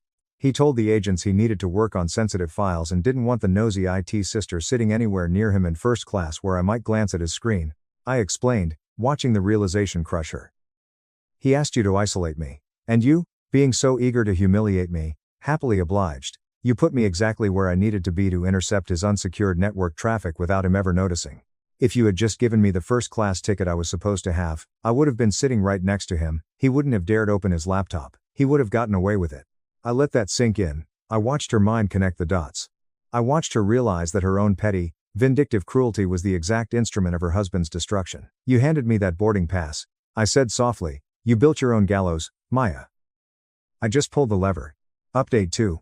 It has been 4 months since the flight. Julian Vance was formally indicted on 6 counts of federal espionage, theft of trade secrets, and wire fraud. His defense contracting firm immediately terminated his employment, revoked his stock options, and threw him entirely under the bus to save their DoD contracts. Facing overwhelming, irrefutable digital evidence and a massive sentence, Julian took a plea deal. He is currently serving 12 years in a federal penitentiary. Maya filed for divorce 3 weeks after the arrest. Her lavish lifestyle evaporated overnight when the federal government froze all of Julian's assets pending an investigation into his offshore accounts. She had to sell the mansion, the cars, and the designer clothes. She moved back into my parents' guest room. My parents have tried desperately to repair our relationship. My father sends me long, rambling emails apologizing for his blindness. My mother sends me care packages. I am polite, but distant. 18 years of willful ignorance cannot be undone with a few apologies born out of shock and intimidation. The dynamic has irrevocably shifted. They no longer look at me with pity, they look at me with fear. And honestly, I prefer it. Last week, I received a text from Maya at 2 a.m. I didn't know what he was doing. I swear to God, Elena, I didn't know, I just wanted to feel important. I'm so sorry. I stared at the screen for a long time. I thought about the LAX lounge. I thought about the smirk. I thought about the spilled tea. But I also thought about the fact that she was my sister, and her life was entirely in ruins. I typed a reply. I know you didn't know about the treason, Maya, I believe you, but you did know exactly what you were doing with that boarding pass. That is what you have to live with. I haven't heard from her since. I am currently sitting in a private military transport plane, heading back to Washington, D.C. for a briefing at the Pentagon. I am sitting in a wide, comfortable seat. The coffee is hot, and nobody is spilling it on me. I look out the window at the clouds below, and I feel a profound, quiet peace. Patience is a weapon, and I wield it flawlessly. Tell everyone your Navy nickname, my sister smirked at her wedding rehearsal. So I did, and the groom's uncle forced her to apologize while the room. That was the very first thing I noticed. Chloe had raised her crystal flute and aimed her perfectly glossed smile across the long, candlelit table directly at me. It was the exact kind of smile she had been weaponizing since we were 8 years old. She was already giggling before the words were even out of her mouth, before I'd even had a chance to process the ambush. That's how you know a social execution is premeditated.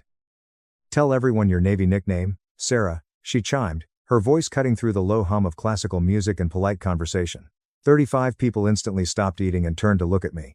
Chloe's future mother-in-law, Liam's cousins from Boston, his senior partners from the law firm, Jenna, her maid of honor who was already biting her lip to keep from laughing too early, and the banquet manager hovering near the Mamansiogany doors who had suddenly gone very, very still. And across the room, because I only truly noticed him later when the atmosphere shattered, sat one older man with iron gray hair, a rigidly straight back, and a tailored suit. He had stopped mid-sip, his eyes locking onto me with an expression I couldn't quite decipher yet. I looked back at my sister. She was absolutely glowing. She wore a bespoke ivory silk dress, her soft curls cascading perfectly over her shoulders, the ambient light catching the fizzing champagne in her glass. She had spent 14 grueling months planning this weekend in Oak Ridge, Pennsylvania. The historic estates, the 6-course menus, the agonizingly specific seating charts, the curated toasts, every single microscopic detail had been calibrated for maximum aesthetic impact, including this ambush. Come on, Sarah, she said, her voice ticking up a notch in volume. Don't make it weird for everyone. And I thought, there it is, that was always her signature trick. Corner someone, trap them in an impossible social situation, and then blame them for the awkwardness when they refuse to play along. I slowly folded my hands on the pristine white tablecloth. I said one word, undertow. You need to understand something fundamental about Chloe and me before any of the fallout makes sense. We grew up in a house that was perpetually suffocating, entirely too small for the sheer volume of psychological warfare our family managed to generate. My mother, Karen, was a real estate agent who believed in keeping the peace above absolutely everything else. She valued the illusion of harmony above honesty, above fairness, and certainly above her youngest daughter's mental well-being. My father packed his bags and left when I was 10, and Chloe was 13. After the door clicked shut behind him, maintaining the illusion of a flawless, happy family became my mother's full-time, obsessive occupation. Chloe understood this dynamic instantly. She figured out that if she smiled at the right moments, played the victim flawlessly, and blamed her messes on other people quickly enough, she could avoid almost any consequence. She was charming, quick-witted, and objectively beautiful, and people desperately wanted to believe her. Teachers, boyfriends, extended family members who only saw us at Thanksgiving, they all bought the routine. And then there was me. I was the stubborn one, the one who categorically refused to let things slide, the one who made things complicated by refusing to pretend that her bullying hadn't happened. By the time I was 18, that dynamic had a permanent label in our household, Sarah being difficult. I enlisted in the Navy at 19. It wasn't out of desperation. I actually had a partial academic scholarship to Penn State waiting for me. I enlisted because I possessed a desperate, clawing need to belong to an institution that required me to be exactly who I was. No performative nonsense, no walking on eggshells, no emotional maintenance, just grueling work, raw competence, and objective truth. The Navy gave me exactly that. It also gave me the nickname. I was stationed aboard the USS Nimitz for my first major deployment, working on the flight deck. For those who don't know, the flight deck of an aircraft carrier is the most dangerous, chaotic working environment in the world outside of active, kinetic combat. You are surrounded by deafening jet engines, highly volatile aviation fuel, and massive steel cables that can snap and cut a person in half in a fraction of a second. There is zero margin for hesitation. You learn to read a catastrophic situation before it has finished happening. You learn to move without waiting for a direct order. My chief, a gruff 15-year veteran named Thomas Vance, started calling me undertow about 6 months into my deployment. I had asked him about it once while we were leaning against a bulkhead, exhausted after a 14-hour shift. He was eating a stale protein bar and barely even looked up at me. An undertow doesn't fight the surface water, Sarah, he said, his voice raspy from the sea air. It moves beneath it. You can't see it coming, it doesn't make a big splash, but it's pure, unstoppable force. You can't stop it once it takes hold. He took another bite, chewing slowly. When things go to hell on that deck, you don't panic. You just pull the chaos under. That's you. The name stuck permanently. It wasn't a punchline to the men and women I served with. It was an acknowledgement, a badge of honor, a shorthand for something I had bled and sweated to earn. But Chloe had heard the word undertow the one time I made the fatal mistake of mentioning it during a rare phone call home 2 years ago. She had laughed hysterically then, too. She said it sounded like an edgy, rejected pro wrestler name. She said I was always so extra and dramatic about my military stuff. She didn't know what it actually meant, the blood and focus behind it, and she actively didn't want to. And now, she had calculated the exact moment to turn my earned title into a cheap punchline at her $120,000 rehearsal dinner. She did it in front of Liam's aristocratic family, in a room full of people who would inevitably laugh because she was the bride, and brides own the room. I knew this was coming because I knew Chloe. What I didn't know, what absolutely none of us knew, was that Arthur Pendleton was sitting across that dimly lit room, and that the word undertow meant something incredibly specific, something sacred, to a former Navy commander from a completely different generation. The laughter started the literal second the word left my mouth. Chloe burst out first, deploying that bright, performative, bell-like laugh she reserved specifically for large audiences, and then the rest of the table rippled with amusement. Liam's cousins chuckled, a few of his law firm partners smirked, and even Jenna, the maid of honor, glanced at me with a faux apologetic grimace as she giggled into her napkin. Undertow, Chloe repeated, wiping a fake tear from her eye. God, that sounds like a villain from a cheap comic book. More laughter erupted. Someone at the far end of the long table echoed it mockingly, watch out for the undertow. What were the other options? Chloe continued, completely in her element now, surfing the wave of 35 people's undivided attention. Captain Buzzkill? Major Mood Swing? The table absolutely loved that one. They roared. I sat perfectly still. My hands remained folded, my shoulders level, my face completely neutral. The Navy teaches you that, too. There are terrifying moments on a flight deck when absolutely everything goes wrong simultaneously. When the wind suddenly shifts, when an arresting cable snags, when an F-18's trajectory becomes instantly, catastrophically unpredictable. In those moments, the absolute worst thing you can do is let your physical body announce your internal panic before your brain has finished calculating the solution. So, you learn stillness. You learn to let the storm rage and scream around you while your mind remains a steel trap. I was doing exactly that right now. My mother's manicured hand suddenly found my forearm under the heavy tablecloth. Her nails dug into my skin. She leaned in, her perfume suffocating me, and hissed a whisper into my ear. "Just let it pass, Sarah. Smile." I turned my head slowly to look at her. "Why?" I said, my voice barely above a whisper. "Is that always my job?" She didn't answer. She never answered that question, because answering it honestly would require her to admit that letting things pass had been her cowardly survival strategy for decades, and that it had cost both of us pieces of our souls we would never get back. Chloe was still going strong. She had turned to Liam now, using her fiancé as a prop in her stand-up routine, leaning into his shoulder with exaggerated, theatrical disbelief. Can you imagine a bunch of grown adults actually calling her that with a straight face? She shook her head, her curls bouncing. The military is so incredibly ridiculous sometimes. That was the exact moment I heard it. A heavy crystal glass touching the mahogany table. It was a soft, deliberate sound. The absolute opposite of an accidental clink. I looked across the sprawling room. The older man with the iron gray hair had set down his water glass. Both of his large, weathered hands now rested completely flat on the table, and he was staring at my sister with an expression I can only describe as profound recognition. Not recognition of her as a person, but recognition of something she had just accidentally, fatally revealed about her own character. I didn't know who he was yet.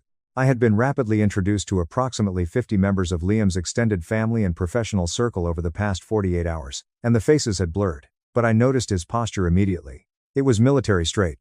The kind of straight that doesn't fade, even in your 70s, and I noticed that his face had gone terrifyingly still. He wasn't confused. He wasn't overtly angry. He was calculating. He pushed his heavy oak chair back. The harsh scrape of the chair legs on the hardwood floor cut through the lingering laughter like a razor blade through a silk screen.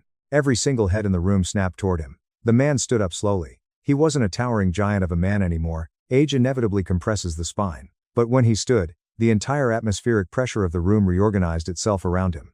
It had nothing to do with physical height and everything to do with the invisible weight that people who have spent their entire lives in command carry in their bones.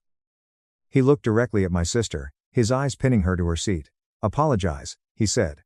The word landed in absolute, suffocating silence. Chloe blinked rapidly, her champagne glass still suspended in the air, her glossy smile still glued in place, but frozen now. Confused, glitching. "What?" she asked, a nervous trill in her throat. "Apologize to her." His voice remained low, calm, and perfectly modulated. It didn't rise in pitch. It didn't crack with emotion. There were zero theatrics in it, no performance, no rage, and that, I realized instantly, was exactly what made it so utterly terrifying. You can dismiss anger, you can argue with shouting. But calm, immovable authority like that? You cannot fight it. Chloe forced out a tight, breathy laugh. "Uncle Arthur, come on. It was just a harmless joke." Uncle Arthur. Liam's uncle. I mentally filed that critical piece of information away. "No," Arthur said, his voice dropping a fraction of an octave. "It wasn't." Chloe looked around the table instinctively. It was a deeply ingrained reflex. The exact same thing she had always done since childhood. The thing our mother had trained both of us to read automatically, the find an ally scan. She was desperately looking for the face that would smile back. Looking for the enabler who would laugh, break the agonizing tension, and make her cruelty acceptable again. She scanned 35 faces. Not a single person smiled. Not Liam. He was staring at his uncle with a horrifying dawn of realization, spreading across his features. Not his wealthy parents, who had both gone rigidly straight in their chairs, sensing the catastrophic shift in the room's politics. Not the Boston cousins who had been snickering like children 2 minutes ago. Not Jenna, the maid of honor, who was suddenly studying her fork as if it held the secrets of the universe. Chloe was completely alone in the dead center of the trap she had built for me. I didn't mean anything by it," she stammered. Her voice had shrunk, retreating to a high-pitched register I hadn't heard since we were teenagers, long before she had learned that sheer volume could successfully substitute for actual vulnerability. Arthur's jaw tightened. A microscopic movement, but devastating. "That," he said, his words slicing through the air, "is exactly what cowards say when they want to inflict the damage without taking any of the responsibility." Liam suddenly shifted in his chair. He leaned slightly toward Jenna, who was sitting 2 seats down, her face pale and sweating. "Jenna," Liam said, his voice dangerously quiet. "Did Chloe plan this little bit before dinner?" Jenna swallowed hard. The word times plan times sat in the dead air between them, heavy and radioactive. Jenna. Liam's voice was careful, precise. Answer me, please. Jenna looked up at Chloe in a panic. Chloe's eyes locked onto Jenna's across the table, and I watched an entire, desperate conversation pass between them in the span of 2 seconds. Don't you dare. I'm asking you as your best friend. As the woman who paid for your $600 dress. Do not betray me. Jenna looked down at her plate, her hands shaking. Then, she broke. She said the Navy nickname bit would absolutely kill. She workshopped it in the bridal suite. Update 1. The table went entirely cold. Not quiet. Cold. There is a massive psychological difference. Quiet is simply the absence of noise. Cold is a physical presence.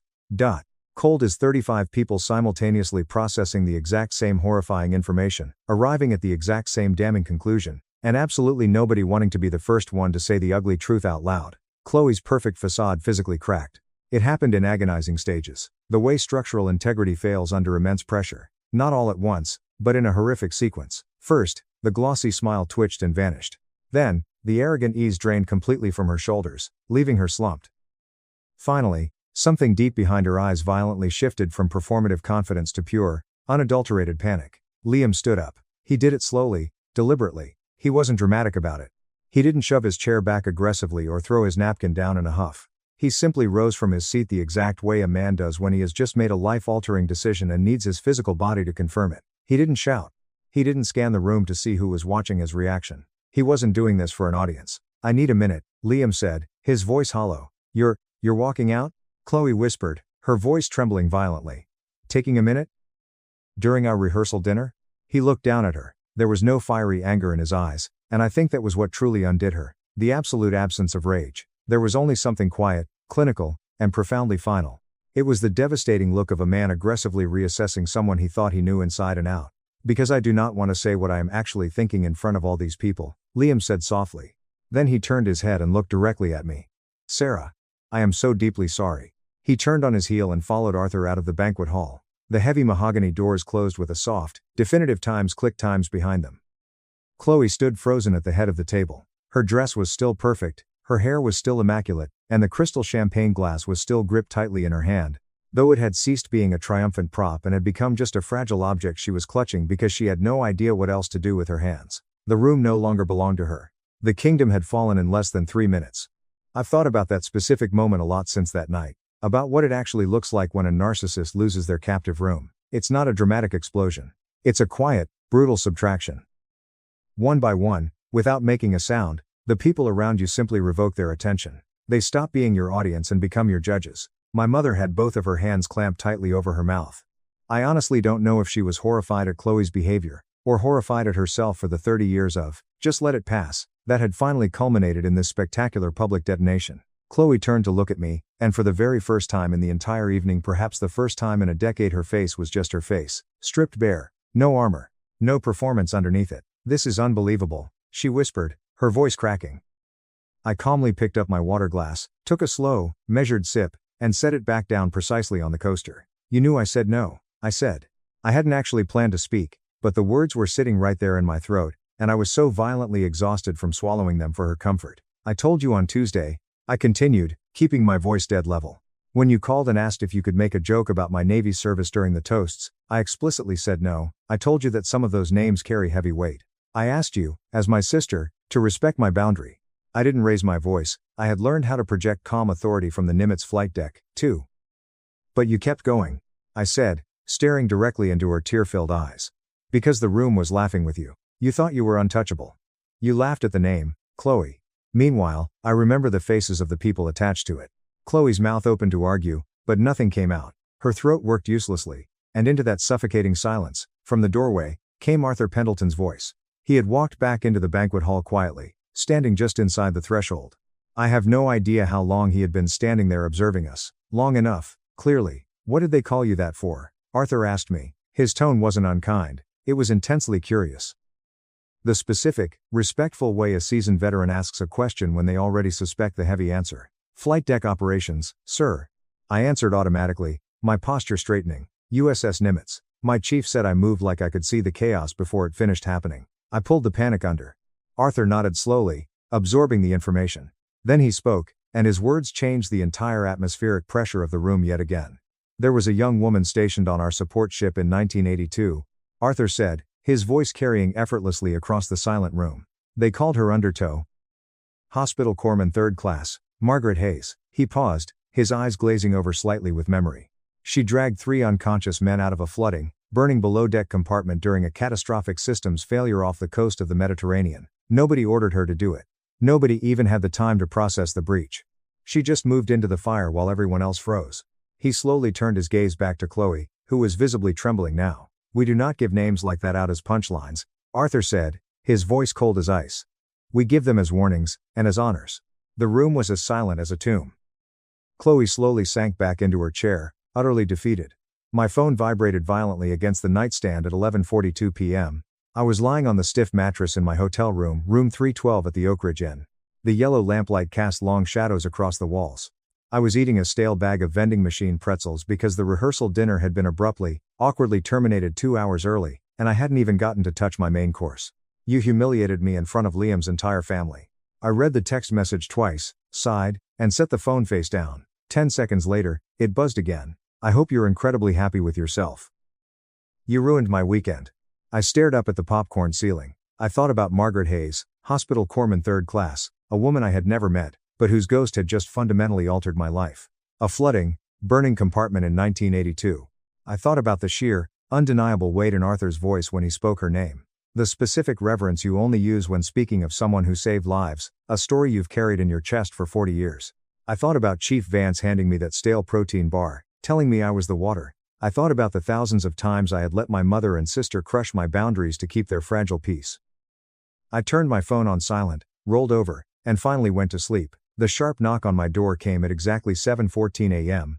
I know the precise time because I had been wide awake since 5:30 a.m., staring at the wall, running complex mental calculations, figuring out exactly how this was going to play out. What I was willing to tolerate, and what I absolutely wasn't. Where my immovable lines were drawn in the sand. Now that I had finally, definitively decided I was allowed to have them, I unlatched the deadbolt and pulled the door open. Chloe was standing in the hallway wearing her expensive, ivory monogrammed bridal robe. The one she had aggressively texted me a dozen photos of 3 months ago.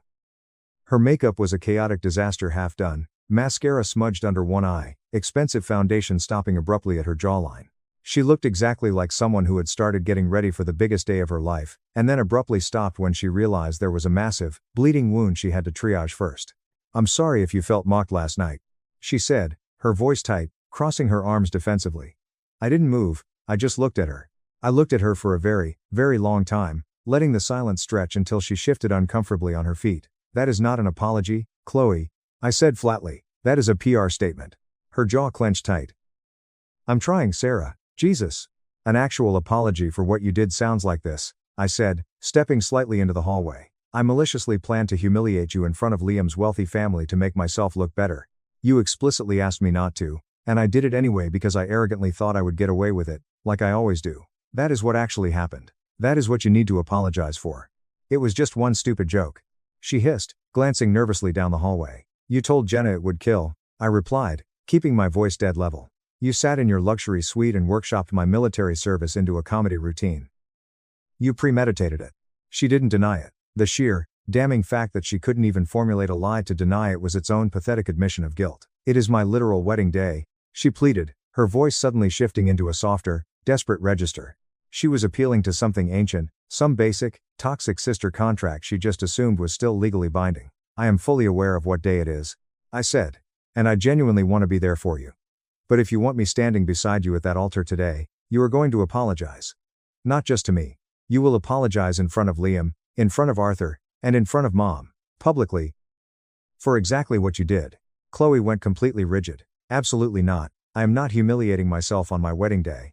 Then I am packing my bags, and I will not be your bridesmaid, I said, my hand moving to close the door. The silence that followed was deafening. I watched her perfectly curated face violently cycle through a dozen different emotions in rapid succession.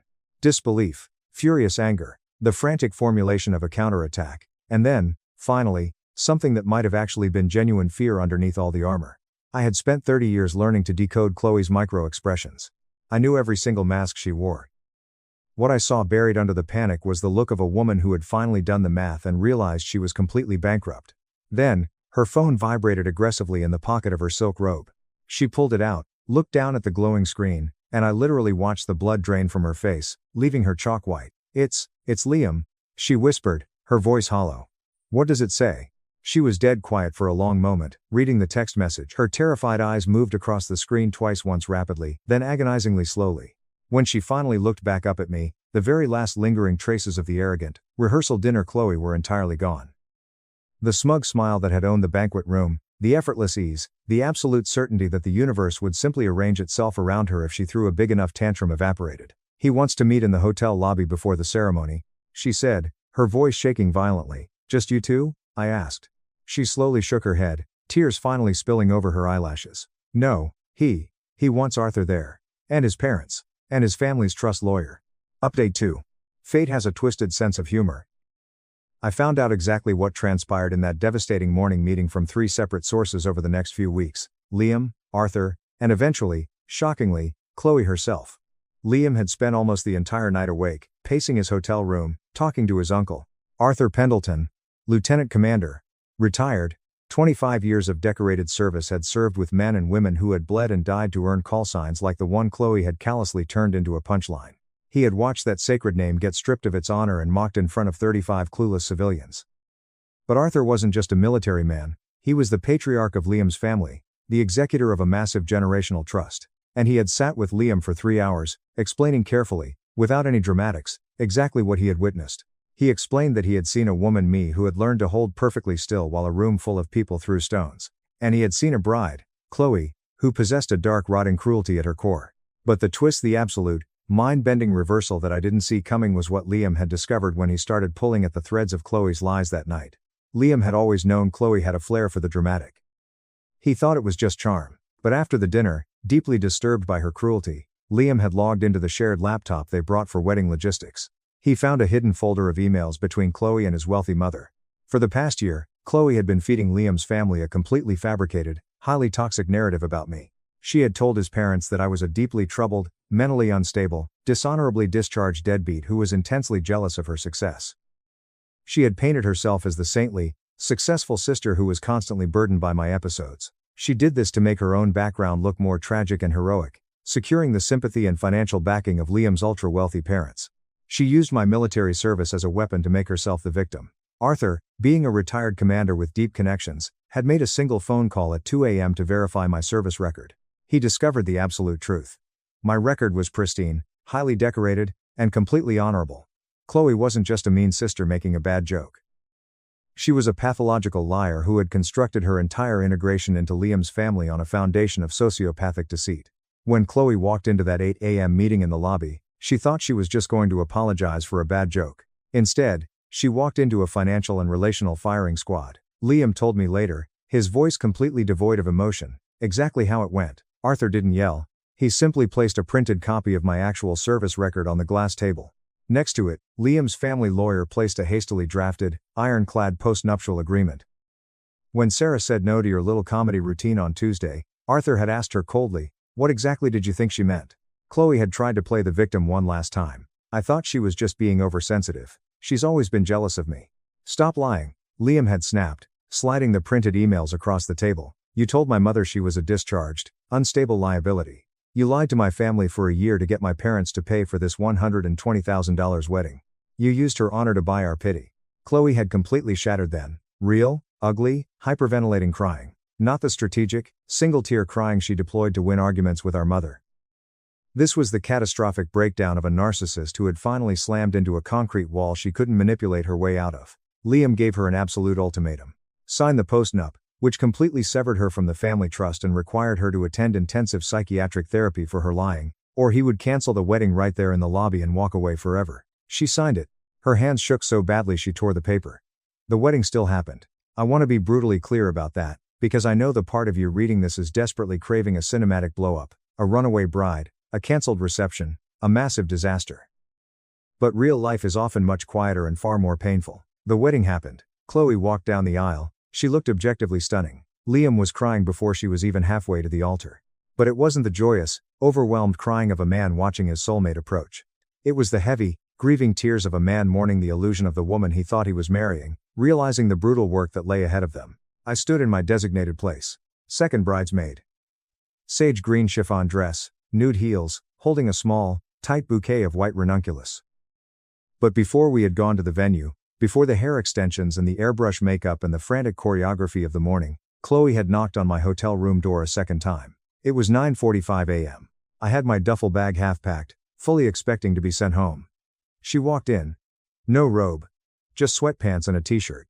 Her eyes were bloodshot, her face swollen from crying so hard she had burst blood vessels in her cheeks. I lied to them about you, she whispered, her voice completely broken. I told them you were crazy, so they would think I was strong for dealing with you.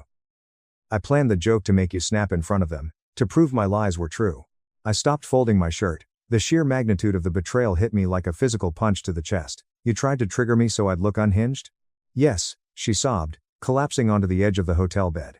I've been doing it my whole life, Sarah, setting you up to react, and then playing the victim when you get angry. I did it because you went away and became something real. You earned respect. I just bought expensive clothes and manipulated people. I am so deeply horribly empty inside, and I couldn't stand that you weren't. I thought about all the years of my mother whispering, just let it pass, Sarah. All the corners I had been backed into, all the times I was called the difficult one for simply demanding the truth. I signed a post-nup, she confessed, staring at the carpet. Liam knows everything. He's making me go to therapy. If I don't change, he's divorcing me in a year. She looked up at me, her face a mask of absolute terror. I don't know how to be a real person, Sarah. I don't know how to stop performing. Alder. I looked at my sister. Really looked at her, stepping entirely outside the toxic grooves of the patterns we had inhabited for 30 years. She looked small, exhausted, and for the very first time in her life, she looked brutally honest. It's going to take years, Chloe, I said quietly. One breakdown doesn't fix 3 decades of abuse. I know, she whispered. I didn't hug her. I didn't forgive her in that moment, but I unpacked my dress, and I stood beside her. Not because she deserved it, but because the undertow doesn't run from a wreck. I have to tell you about Arthur Pendleton, because this story isn't complete without him. Late that evening, after the agonizingly tense reception, after the painfully stiff first dances and the forced smiles, I found Arthur sitting alone outside on the venue's sprawling stone terrace. He had a glass of neat scotch in his hand, watching the sun sink behind the Pennsylvania hills, casting everything in deep orange and violet. I walked over and sat down in the wrought iron chair next to him. We were quiet for a long time, the good kind of quiet, the kind that doesn't demand to be filled with nervous chatter. Thank you, sir, I finally said, for last night. And for this morning. He waved his hand dismissively, a small, tight gesture that meant times don't mention it, but also intrinsically meant you're welcome. What happened to her? I asked softly. Margaret Hayes, the undertow. A genuine, warm smile touched the corners of Arthur's weathered eyes. Maggie? She retired as a chief petty officer in '94. She lives down in Pensacola now. Has about 7 loud grandchildren and a vicious, ongoing blood feud with her local HOA over the height of her privacy fence. He took a slow sip of his scotch, the ice clinking softly. She's fine, Sarah. She turned out absolutely fine. I let that sink in. A hero from a burning ship in 1982. Over 40 years of life, grandchildren, and petty suburban disputes. You moved exactly like her, Arthur said quietly, staring out at the fading horizon. Last night, when everything in that room went completely sideways, when the hostility spiked, the way you held your ground, the way you didn't let the panic touch you. He turned his head, and looked me dead in the eyes. That is not nothing, sailor. That is a rare, formidable force. No, I agreed, feeling a knot in my chest finally, permanently untangle. It's not. 6 months have passed since the wedding. Chloe is in intensive therapy twice a week. She called me last Tuesday, an actual phone call, not a curated text message. She told me her therapist forced her to realize that her entire personality was a survival mechanism that had metastasized into a weapon. She is trying to dismantle it, brick by painful brick. We still aren't close, but the silence between us is finally honest. My mother is furious that Liam's family cut off their financial support to her, but for the first time in my life, I simply blocked her number instead of absorbing her complaints. And right before Christmas, I received a thick, heavy envelope in the mail from Boston. Inside was a handwritten card from Arthur Pendleton. There was only one line written in crisp, black ink. Some currents leave deep, permanent marks on the seafloor. People will try to tell you that is damage. Do not listen to them. It is simply evidence of your force. It is pinned to my refrigerator, and that is exactly where it is going to stay. I need space. My girlfriend texted from another man's apartment. I replied understood, canceled her credit cards, and let foreclosure do the rest. My name is Marcus 28 male, and up until a few months ago, I was in a 2.5-year relationship with Chloe, 24 female. We didn't officially live together. She had her own quaint little studio apartment downtown, and I had my own place closer to my corporate job in the financial district. But for the last 14 months of our relationship, I had essentially become her sole financial provider, her safety net, and her personal ATM. To understand how we got here, you have to understand Chloe's delusion. About a year and a half into our relationship, Chloe decided to quit her perfectly good part-time job as a barista. She constantly complained about smelling like roasted coffee beans and dealing with rude customers. Her ultimate dream was to become a full-time lifestyle, beauty, and travel influencer. She was convinced she was just one viral video away from securing massive brand deals. The glaring problem was that her influencer gig wasn't bringing in a single dime. In fact, it was a massive, gaping financial sinkhole. She was constantly buying new designer outfits, expensive ring lights, high-end cosmetics, and booking aesthetic coffee shops just to capture the perfect Instagram shot. Because I loved her deeply and believed in supporting a partner's ambitions, I foolishly stepped in to bridge the financial gap while she grew her audience. I fell victim to the sunk cost fallacy. And by bridging the gap, I mean I was entirely bankrolling her existence. I had given her 2 premium credit cards in my name, listing her as an authorized user. I was paying her unlimited cell phone plan, her premium car insurance, her luxury $150 a month gym membership, all her music and television streaming services, and even her upgraded cloud storage for all those high-resolution photos she took daily. Altogether, her lifestyle was costing me roughly $2,200 a month. And that $2,200 didn't even include the lavish weekend dinners we went on, the random gifts she'd demand for her, unboxing content, or the occasional $300 cash transfers I'd send her via Venmo when she inevitably couldn't make her portion of her studio apartments. Rent. Enter Liam, 27 male. Liam was Chloe's so-called best friend from her college days. He was the classic, textbook orbiter, the guy who was always the absolute first to like her posts, dropping heart eyes and fire emojis on every single selfie within seconds of it going live. He was the one she always swore was just a platonic friend, and repeatedly told me I was being deeply overreacting, controlling, and insecure if I ever brought up his obvious intentions. This was the dude who was texting her "Good morning, beautiful, hope you crush it today" before I even had the chance to wake up and make my morning coffee. I always had a gut feeling about him, but I suppressed it to keep the peace. 4 weeks ago, the absolute peak of audacity occurred. I was sitting at my desk at work, buried in complex financial spreadsheets, when my phone buzzed. It was a massive paragraph from Chloe. "Hey babe, so Liam's roommate completely bailed on him out of nowhere, and he's offering me the extra room in his apartment for super cheap. I really need this opportunity, Marcus. It's time for me to get out of my tiny studio and focus entirely on my brand without any outside distractions. I think we need to do no contact for a month, okay? I'm just really trying to figure myself out, find my creative voice, and protect my peace. We're still together, obviously. I just need space to breathe and grow. Love you so much." I sat there in my ergonomic office chair, the fluorescent lights buzzing above me, and stared at that glowing screen for a solid 10 minutes. My brain was completely short-circuiting trying to process the sheer, unadulterated entitlement radiating from those words. Let me get the logistics of this straight. She is packing up her life and moving into an apartment with another man, a man who clearly, desperately wants to sleep with her, but we are obviously still a committed couple? And I am suddenly considered a distraction that needs to be cut off for a whole month. While I am simultaneously expected to continue quietly covering her $2,200 monthly living expenses from the shadows. A cold, terrifyingly calm wave of absolute clarity washed over me. The thick, blinding fog of love completely evaporated in an instant. I didn't write a long, emotional paragraph back. I didn't beg her to stay. I didn't call her crying and asking what I did wrong. I typed a single word. Understood. Arky. And then, I got to work. Real work. Update 1. I stood up, walked over to my office door, and locked it. I pulled up my personal laptop, opened a new browser window, and brought up every single banking and utility application I possessed. The great purge commenced. First, the credit cards. She had 2 of my premium travel cards where she was listed as an authorized user. One had an $8,500 limit, the other a $6,000 limit. Both were practically maxed out from her endless business expenses, which translated to designer shoes, luxury brunches, and trips to Sephora. I had been making the minimum payments like an absolute clown for a year. I navigated to the Account Management tab, clicked Revoke Authorized User Access, and then selected Deactivate Card for both pieces of plastic. A green checkmark appeared. Done. Her physical cards were now completely useless pieces of plastic. Next, the phone plan. I logged into my Verizon family account. There was her number, happily utilizing my unlimited 5G data to upload her TikToks. I selected her specific line, clicked Remove from Family Plan, and hit Confirm. Effective immediately. She would have no cellular service the second she stepped off Wi-Fi. Car insurance was next. I logged into my Geico portal. She drove a leased Honda Civic that was somehow bundled onto my policy to save us money. I swiftly removed her vehicle and deleted her name as an insured driver. She could figure out how to drive legally on the roads by herself. Then came the daily lifestyle perks. The $150 a month luxury gym membership. Cancelled online. The Spotify Premium Family Plan? Booted her device permanently. The Netflix, Hulu, Max, and Amazon Prime accounts she used every single evening? Passwords changed to complex alphanumeric strings, and I forced a global sign out of all devices command. Even her precious online shopping accounts that were tied to my email address and payment methods, I went in and deleted the entire profiles, wiping her saved carts and wish lists into the digital void.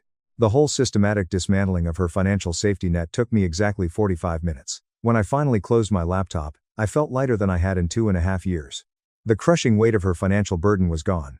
I picked up my phone, navigated to her contact, and hit block. She wanted a month of no contact to find herself? She was going to get exactly what she asked for, down to the absolute letter. The clock was officially ticking. The absolute silence lasted for exactly 3 days. On the afternoon of the 4th day, my phone started lighting up like a Christmas tree with rapid-fire calls from unknown numbers and mutual acquaintances. I didn't pick up a single one, but the voicemails they left were absolute cinematic gold.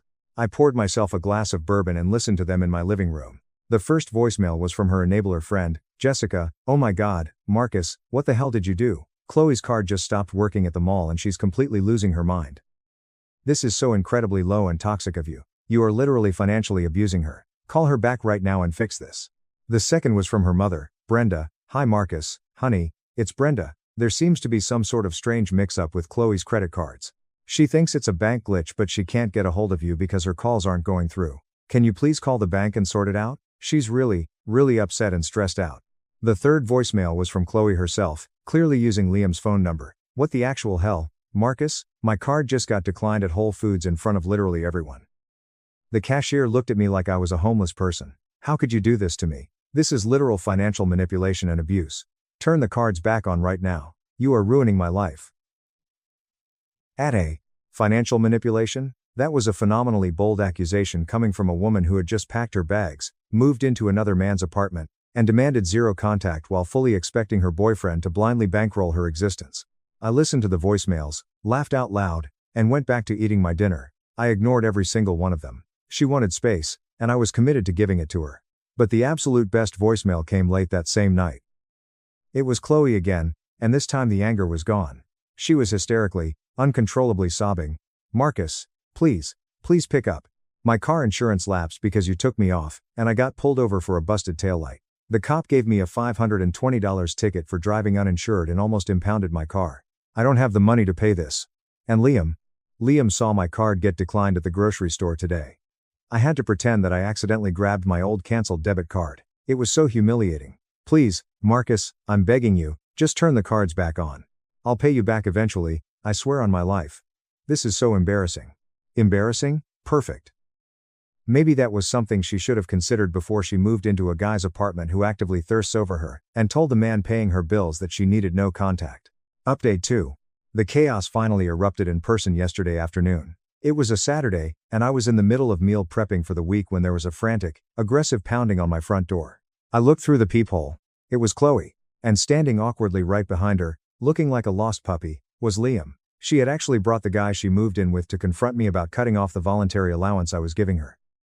I unlocked the deadbolt, opened the door, and leaned against the frame, crossing my arms. Chloe looked like a complete wreck. The polished, flawless influencer veneer was completely gone. She had no makeup on, her hair was shoved into a greasy, messy ponytail, and she was wearing a pair of faded, oversized sweatpants.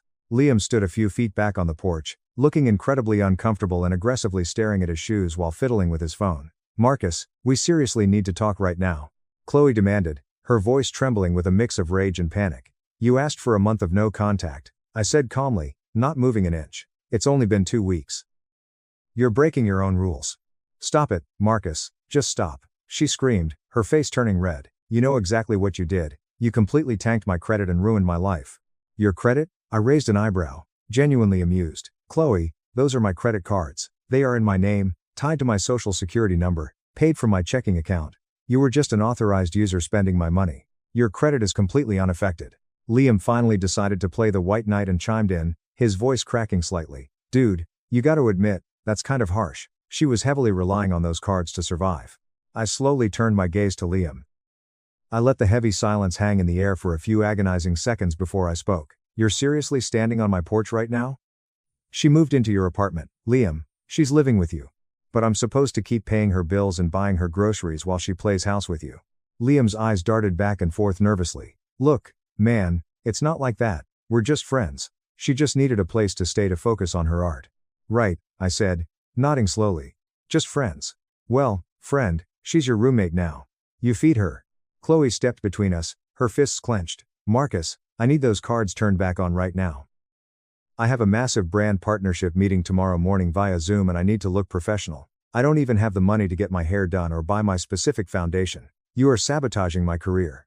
That sounds like a massive you problem, I replied, totally deadpan. I swear to God I will take you to court, she shrieked, pointing a shaking finger at my chest. You controlled me financially. You made me dependent on you and now you're punishing me for needing space. My followers will ruin you. Sue me for what, exactly? I laughed, unable to hold it in anymore. Stopping the flow of free money? Go right ahead. Please, take me to court. Call a lawyer right now. I have over 2 years of bank statements showing tens of thousands of dollars spent at Sephora, Ulta, Zara, and high-end coffee shops, all while you posted on Instagram about being an independent, self-made queen. I looked over at Liam, who was suddenly looking very pale and sweaty. Yo, Liam, didn't she tell you I was a controlling, toxic boyfriend? Liam shifted uncomfortably, looking at Chloe and then back at me. Yeah. She said you were financially abusive, and wouldn't let her leave. Toxic? I asked, looking back at Chloe. I paid every single one of her bills while she chased an influencer dream that generated zero revenue. And controlling? She literally packed her bags and moved in with you, buddy. Does that sound like I controlled her movements or who she hung out with? Chloe's face went from red to a sickly white. You are destroying my life. My engagement is dropping because I can't afford to keep up my content. My car registration is expired and I can't afford to renew it. I can't even afford food. I feigned shock and looked at Liam.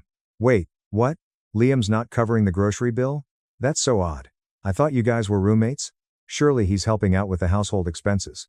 Liam looked at her, his confusion morphing into visible irritation. I paid your share of the rent this month because you said your funds were tied up in brand investments. Not right now, Liam, Chloe snapped at him aggressively. You could physically see the gears turning in Liam's head. The realization was washing over him in real time. He thought he was moving in a vulnerable, beautiful girl who was finally leaving her toxic boyfriend, and that he was going to swoop in, be the hero, and get a girlfriend. Chloe, on the other hand, thought she was getting a free place to stay with her pathetic orbiter while keeping me on the hook as her personal ATM. Look, I said, stepping back into my apartment and grabbing the door handle. You wanted space to focus on yourself and your brand. I am giving you that exact space. Now get off my property before I call the police and have you both trespassed. Chloe immediately broke down into hysterical, ugly tears, dropping to her knees on the porch. You don't get it, Marcus. I have bills. I have responsibilities. My minimum payments on my personal student loans are $400 a month. Then get a job. Content creation is my job, she wailed. Your 4,500 followers aren't paying your bills, Chloe. I was. And now I'm not. Goodbye. I started to close the door. She quickly shoved her foot in the jam to stop it. I'll post about this. I will expose exactly what kind of abusive person you are on TikTok. I will ruin your reputation. Please do, I smiled warmly. Make sure you explicitly mention the part where you moved in with another man while expecting your boyfriend to fund your entire life. I'm sure that we'll get a ton of likes and sympathy. I shoved her foot back with my shoe, slammed the heavy wooden door shut, and locked the deadbolt. Her little smear campaign kicked off almost immediately. That evening, she posted a tearful, highly edited video on TikTok and Instagram about surviving financial abuse in relationships and how her toxic ex left her stranded with nothing. It got maybe 600 views. And the comments from her own followers were absolutely ruthless. Wait, didn't you just post last week that you moved in with your male bestie? So let me get this straight. Your ex paid all your bills and you left him, and now you're mad he stopped paying? Where do I sign up for this kind of financial abuse? This is so incredibly cringe. Delete this before more people see it. She deleted the video within 3 hours. Update 3. The real desperation hit the following Tuesday. I was at the gym, doing a set of deadlifts, when I got a direct message on Instagram. It was from Liam. Hey man, we seriously need to talk. Chloe has been lying to me this whole time. She told me she had enough savings to pay half the rent and utilities for the next 6 months, but she is completely broke. She's been eating all my food, using my expensive shower products, and she just sits on the couch crying all day refusing to clean. She already owes me $1,100 for rent and groceries. Is there any way you can take her back or at least help her out financially? I read the message while wiping the sweat off my face and actually laughed out loud in the middle of the gym. I typed back, "That sounds like a massive issue for you, buddy. She's your roommate now. Her mom lives 25 minutes away. Tell her to go there." Liam replied immediately, his panic obvious through the text, "I tried. Her mom won't take her in unless she deletes her social media and gets a real full-time job. She refuses to do it. Bro, this isn't even funny anymore. She tried flirting with me last night to get me to pay for her car insurance. When I told her I didn't have the money, she flipped out, threw a glass at the wall, and called me a broke loser. I had to leave my own apartment to get away from her. You wanted her as a roommate," I replied coldly. "You played stupid games, Liam. Enjoy your stupid prize. Do not contact me again." The real kicker, however, came from Chloe's mother Brenda. Brenda actually called me the next day, and unlike Chloe, she sounded genuinely apologetic, exhausted, and deeply embarrassed. "Marcus, honey, I am so deeply sorry to bother you." Brenda sighed heavily over the phone. "I had absolutely no idea you were covering all of her expenses." She lied to my face. She told me she was earning a fantastic income online from brand deals and affiliate links. "Brenda, she made maybe $250 a month from random Amazon affiliate links," I explained gently. "That was her entire income. I paid for everything else." "Oh my dear Lord," Brenda gasped, her voice breaking. "And the credit cards?" "She told me there was a bank error and you were holding her money hostage. Are they really maxed out?" "Yes," I confirmed. "Between the two cards, there is about $14,500 in debt. All clothes, makeup, luxury dining, and random aesthetic junk for her videos. If you check her socials, every single post, every meal, every outfit was directly funded by my paycheck." There was a long, heavy silence on the other end of the line. I could hear Brenda taking a shaky breath. "I am cutting her off entirely too, Marcus. I told her she can come home, but only if she gets a job at my friend's dental clinic as a receptionist. She has to work 40 hours a week, and pay me rent. I am done enabling this delusion. I raised her better than this." "Good call, Brenda. You're a good mom, and you're doing the right thing for her long term. You're a good man, Marcus. You deserve so much better than how my daughter treated you. I am so sorry for the pain she caused." Hearing that from her own mother felt like the ultimate vindication. Update 4. Yesterday marked exactly 1 month since the infamous "I need space" text. Right on cue, like a perfectly programmed robot, Chloe texted me from a completely new phone number. "Hey love, the month is officially up. I've done a lot of reflecting and journaling, and I miss us so much. Can we please meet up and talk? Liam is being super weird and creepy and I really need to leave this apartment." I read the text and left it on read. No reply. An hour later, my phone buzzed again. "Hello? Yes." 10 minutes later, "Marcus, please. I know I messed up. I'm sorry." 5 minutes later, "I will do literally anything. Just respond to me." 2 minutes later, "Fine. Be immature and ignore me. See if I care." But she did care, and it escalated to a level of insanity I never anticipated. At 2 p.m., I was in a crucial quarterly financial review meeting in the glass conference room at my office. Suddenly, I saw my manager looking out into the main lobby with a horrified expression. I turned around in my chair. Chloe was in the lobby of my corporate office building. She was completely unhinged, sobbing hysterically, makeup running down her face, and actively trying to push past the front desk security guard, a large man named Stan.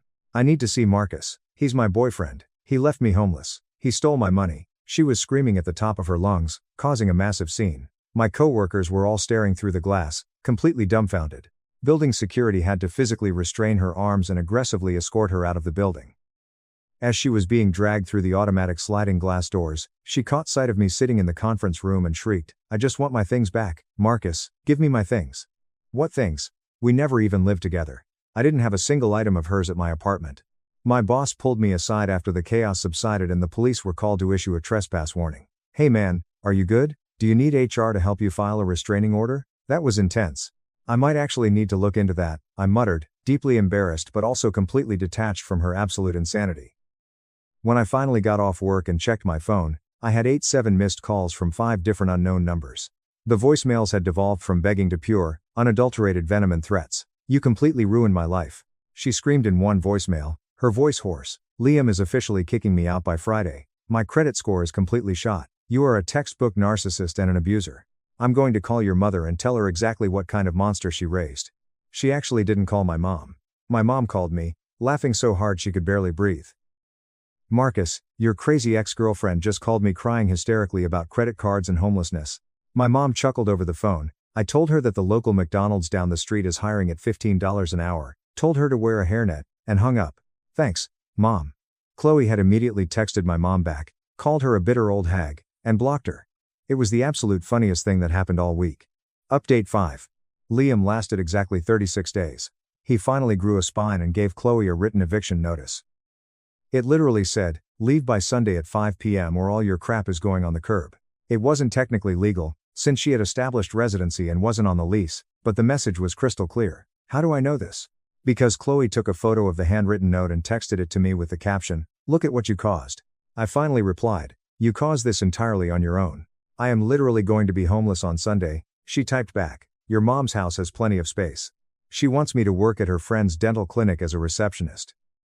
Do you have any idea how degrading that is for someone with my platform and aesthetic? More or less degrading than having your card declined at Whole Foods in front of the guy you left me for? I absolutely hate you. Okay. That was it. Just okay.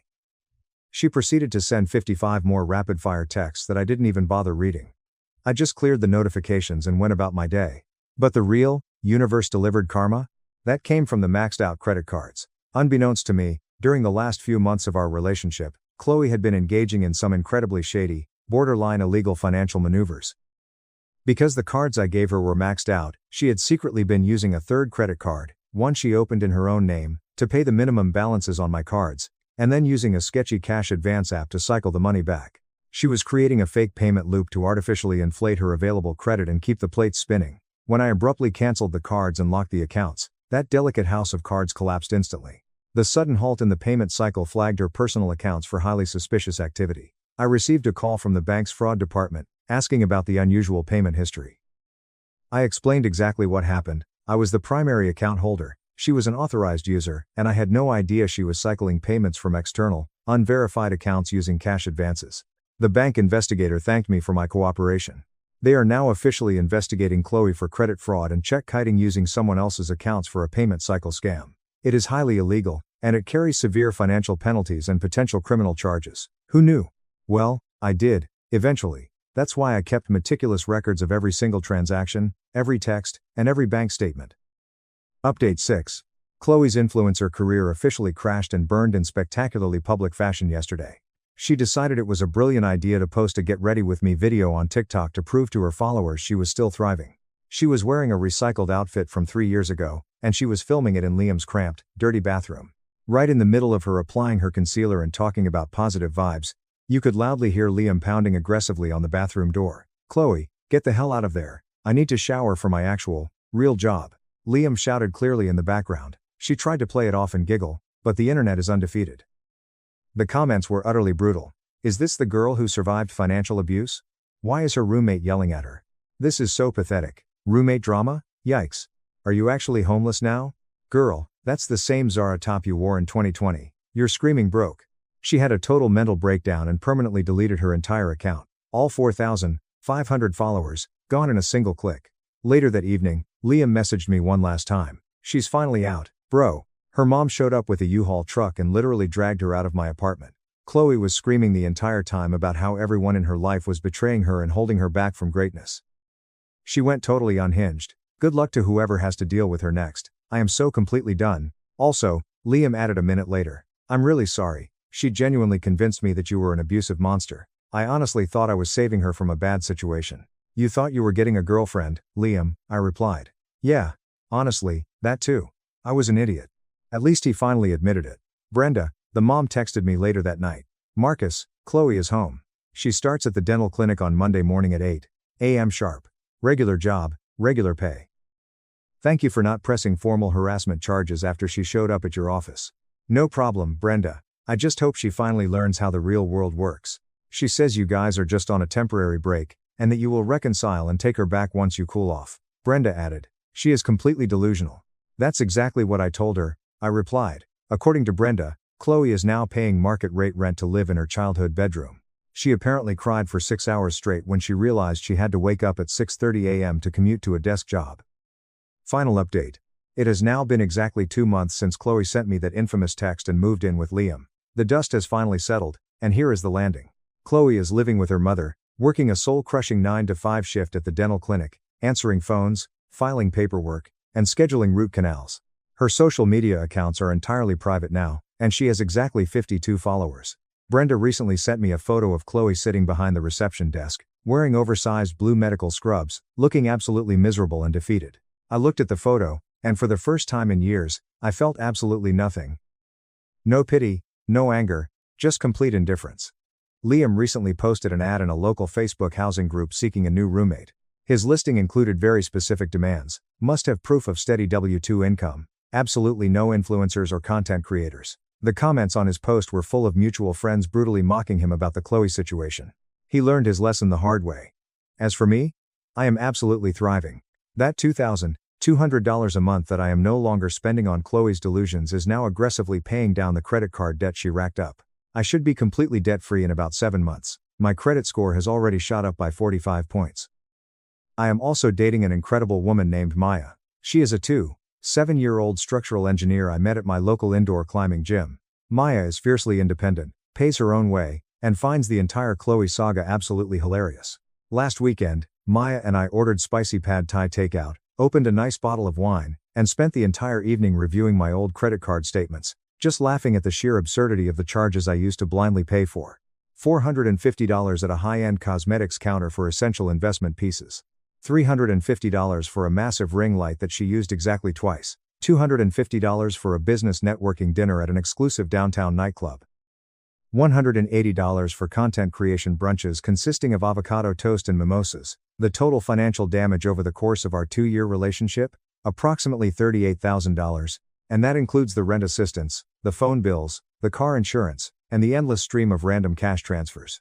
Maya looked over the spreadsheets, took a sip of her wine, and said, "Marcus, you weren't her boyfriend, you were her angel investor, and she was a terrible startup." Pretty much perfectly summarizes it. Just last week, Chloe tried one final, desperate play. She texted me from yet another new number. It was a massive, 4-paragraph text about her personal growth, the deep lessons she's learned, and the special, undeniable connection we share. The craziest part? She actually wrote that she forgave me for overreacting to her moving in with Liam. She forgives me? I replied, "Who is this?" "Stop it, Marcus, you know it's me. Sorry, I don't have this number saved in my contacts. It's Chloe. Please do not contact me ever again. Marcus, I am literally trying to apologize to you. No, Chloe, you are broke, you are miserable at your job, and you need a financial sponsor. I am not that guy anymore. Goodbye." Blocked. Her friend Jessica even tried to reach out to me, claiming that Chloe was genuinely sorry and was willing to set up a payment plan to repay me for the credit cards. "With what money, Jessica?" I asked. "She's working full-time now," Jessica defended. "She makes $21 an hour." I replied, "After taxes, rent to her mom, and living expenses, it would take her roughly 4 years to cover the $14,500 on those cards, assuming she gives me her entire disposable paycheck. Hard pass." She swears she didn't mean anything by moving in with Liam. It was purely platonic. I literally do not care anymore, Jessica, the relationship is done. Stop contacting me. Some of our mutual friends actually bought into Chloe's fabricated financial abuse narrative. I lost a few friends over it, but I kept the ones who mattered, the ones I showed the actual bank statements to, quality over quantity any day. I recently heard that Chloe started a new, anonymous Instagram account dedicated to debt-free living and offering financial independence tips for young women. It currently has 14 followers, most of which appear to be spam bots. Her recent post about avoiding toxic money dynamics in relationships got exactly 3 comments, all from her mother's middle-aged friends saying things like, "Just focus on your job at the clinic, honey." The sheer audacity is almost impressive. I learned an incredibly costly lesson about establishing boundaries, recognizing red flags, and understanding my own self-worth. $38,000 is an incredibly steep tuition fee for the school of Don't Be a Chump, but the education I received is absolutely priceless, right? Maya and I are currently planning a 2-week backpacking trip through Europe for next summer. I am paying my exact half of the trip, and she is paying her exact half. We booked the flights together, split the Airbnb costs down the middle, and planned our budget like actual, mature adults. It is the most refreshing, liberating feeling in the world. To anyone out there who might be in a similar situation, reading this and feeling that pit in your stomach, cut them off. The absolute second someone blatantly disrespects you, takes your resources for granted, or treats you like an ATM while prioritizing other people, believe them. Do not wait for them to pack their bags and move in with another guy before you finally open your eyes. Chloe explicitly told me she wanted space to figure things out. Well, she got exactly what she asked for. She figured out that without my credit cards, my patience, and my bank account, she is just another ordinary person with a regular 9-to-5 job, living in her childhood bedroom with her mom, posting inspirational quotes on the internet that absolutely nobody reads. And honestly, that is exactly the life she earned. Top comments. User 1. The absolute sheer audacity of her moving in with her best friend who actively hits on her, and then having the nerve to get mad that you stopped paying for her lifestyle. She literally wanted to play house with another man on your dime. You handled this beautifully, Marcus. Enjoy Europe with Maya. User 2. Maya's comment about you being an angel investor for a terrible startup is the most accurate thing I've ever read on this app. $38,000 is a tough pill to swallow. But look at it this way. You paid $38K to get a parasite out of your life before you married her, and she took half of everything you own. Money well spent. User 3. As someone who works in banking, the fact that she was doing a payment cycle scam with cash advance apps to artificially inflate the credit limit while you were paying the minimums is wild. That's textbook credit fraud. The fact that the bank is investigating her is the sweetest karma possible. She really thought she was a financial genius until the music stopped. I need to back up. Because the wedding, the sheer, unadulterated panic on my mother's face, the way my sister Chloe's fingers turned bone white as she gripped her fiancé's arm, the single, earth-shattering question Julian asked my father that made a vineyard full of 200 wealthy guests go dead silent. None of it makes sense without the party that started everything. The celebration that was supposed to be about me, but never really was. I was 17 years old, standing in my parents' manicured backyard in a navy blue dress I'd bought off the clearance rack at Walmart for $18.50. I remember the exact price because I'd saved up for it myself, bagging groceries and scrubbing floors at the Safeway on Miller Avenue since I was 15. I remember every single agonizing detail of that afternoon the way you remember a car accident. The strange, crystalline clarity of trauma. Your brain simply refuses to let you forget, even the parts you'd give absolutely anything to burn out of your skull. I had just received a full academic scholarship to the University of Michigan. A full ride. Not a student loan that would chain me to debt for decades, not a partial grant that would leave me begging my parents for scraps. Every single dollar of tuition covered, plus a generous stipend for housing and textbooks. The thick, cream-colored acceptance letter had arrived 3 days earlier.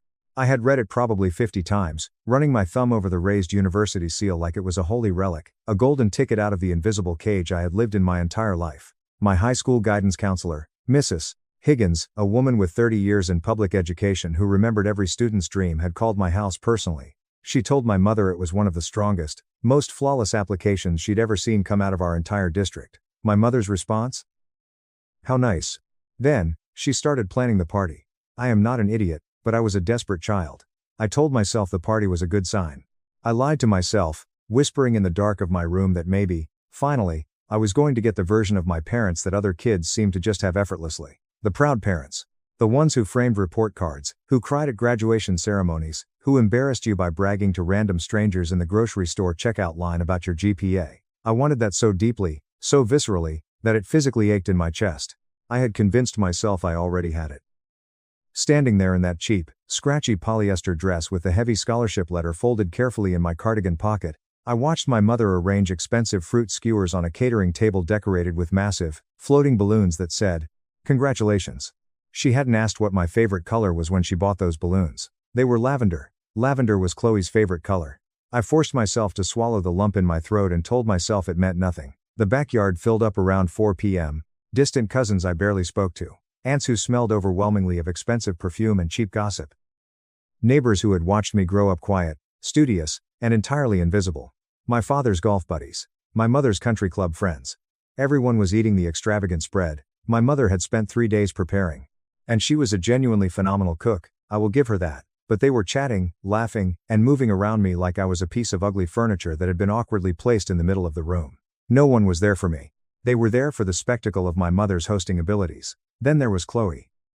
She was 15, already 5'9", with the kind of effortless, striking brunette beauty that made grown adults stop and say things like, "You belong on a magazine cover," and actually mean it as a statement of fact rather than polite flattery. She had breezed past me when I arrived, gave me a limp, one-armed hug, and muttered, "Congrats, Maya."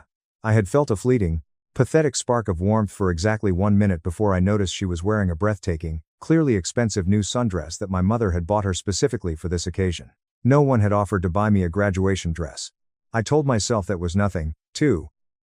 I was an expert at telling myself the blatant favoritism was nothing. Then, the moment that broke the illusion forever, my mother looked at me.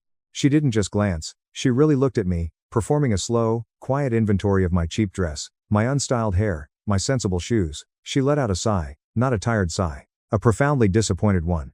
The kind of sigh that carries the heavy, toxic weight of regret. Well, at least she's smart, my mother said to my Aunt Beatrice, her voice intentionally loud enough that the cluster of relatives nearest to them all stopped talking to listen. God knows the beauty genetics entirely skipped her. My father, standing by the grill, chuckled loudly into his beer. Chloe tilted her head, her glossy hair falling perfectly over her shoulder. 15 years old, and she had already mastered the art of sliding a knife between someone's ribs while smiling sweetly. You look like somebody's depressed substitute teacher, she giggled. The entire backyard erupted into laughter. Not a polite chuckle. A roaring, collective laugh. Sure, there were a few people who looked away, who suddenly found their shoes fascinating, who pretended to inspect the punch bowl. But enough of them laughed. Enough that the sound hit me like a physical blow to the stomach. I stood there in my $18.50 clearance dress, my fingers gripping the scholarship letter that represented 4 years of waking up at 4 a.m. to study, every extracurricular activity I had forced myself to endure, every shift at the grocery store smelling like bleach and rotting fruit, and I thought, with terrifying clarity, this is it, this is the celebration, this is all I will ever be to them. I heard my own voice. It was quiet, steady, and devoid of any emotion. Why would you say that? My mother's smile didn't fade, it retracted, snapping back like a switchblade. Oh, Maya, don't be so dramatic. We're obviously joking, stop ruining the mood. It was never a joke when I was the punchline. I didn't cry, I want to make that explicitly clear, because the twisted, sanitized version of this story, my family peddled to relatives for the next decade, involved a lot of my supposed crying, my instability, my hypersensitivity. I did not shed a single tear. I smiled blankly at a few neighbors, ate exactly half a plate of dry pasta salad, watched my father light the candles on a cake that had my name misspelled in cheap blue icing, and thought with a strange, icy calm, I am leaving in 2 weeks, and I am never, ever coming back. I left exactly 14 days later.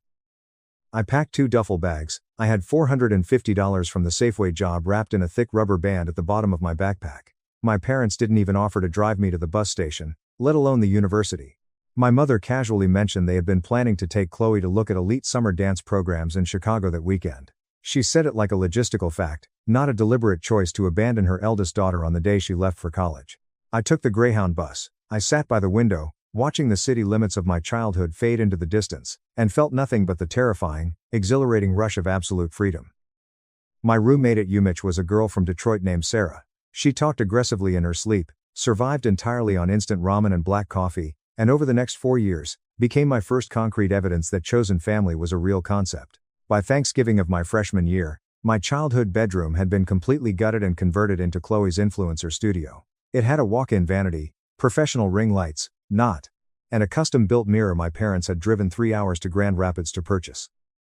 I only knew this because my cousin Jessica, who possessed zero tact but an endless supply of gossip, texted me a photo with the caption, "Did you know about this?" I hadn't known. By Christmas, my name was entirely missing from the family holiday card. I found this out the same way.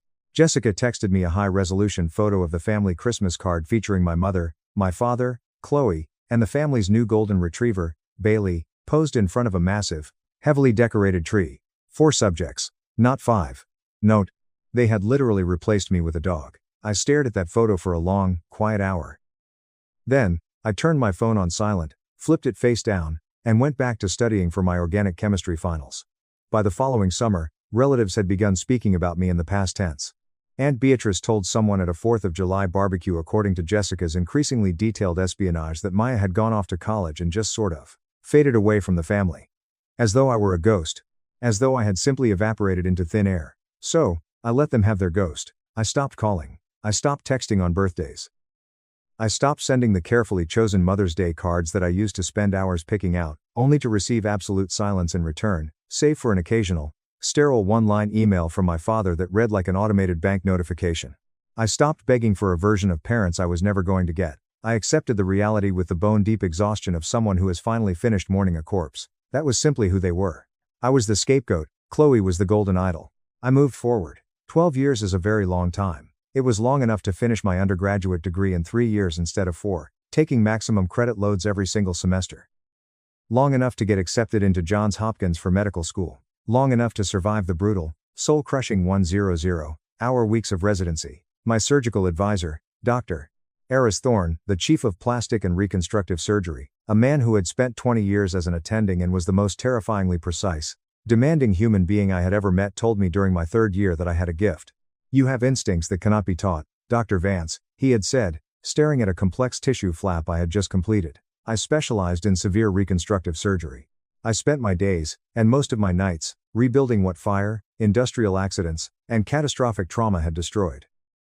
I put human faces back together. I know exactly how dramatic, almost cinematic that sounds, but it is the brutal, bloody reality of my life. I work with burn victims, blast survivors, people who woke up in hospital beds and were told by crying relatives that they would never look like themselves again. I performed the marathon 12-hour surgeries. I navigated the terrifying post-op complications. I sat in sterile, freezing recovery rooms at 2 a.m. holding the hands of patients when the night terrors hit them hardest. I watched mothers, fathers, and young adults look into a mirror for the first time after months of refusing to see their own reflections, and I watched the exact moment their soul came back into their eyes. I was good at it. By every professional and metric standard, I was one of the best young reconstructive surgeons on the East Coast. I was 29 years old, living in a beautiful, minimalist apartment in Fells Point, Baltimore. I had an impressive collection of medical journals, a thriving career, and a small but fiercely protective circle of colleagues and friends. And then, the heavy ivory envelope arrived in my mailbox. "Chloe Elizabeth and Julian Vance request the honor of your presence at their wedding." There was no handwritten note, no sticky note apologizing for the 12-year silence. No explanation for the massive, gaping void between the last time my parents had deemed me worthy of a Christmas card and this exact moment, when my name had suddenly been remembered and printed in clean, expensive gold embossing.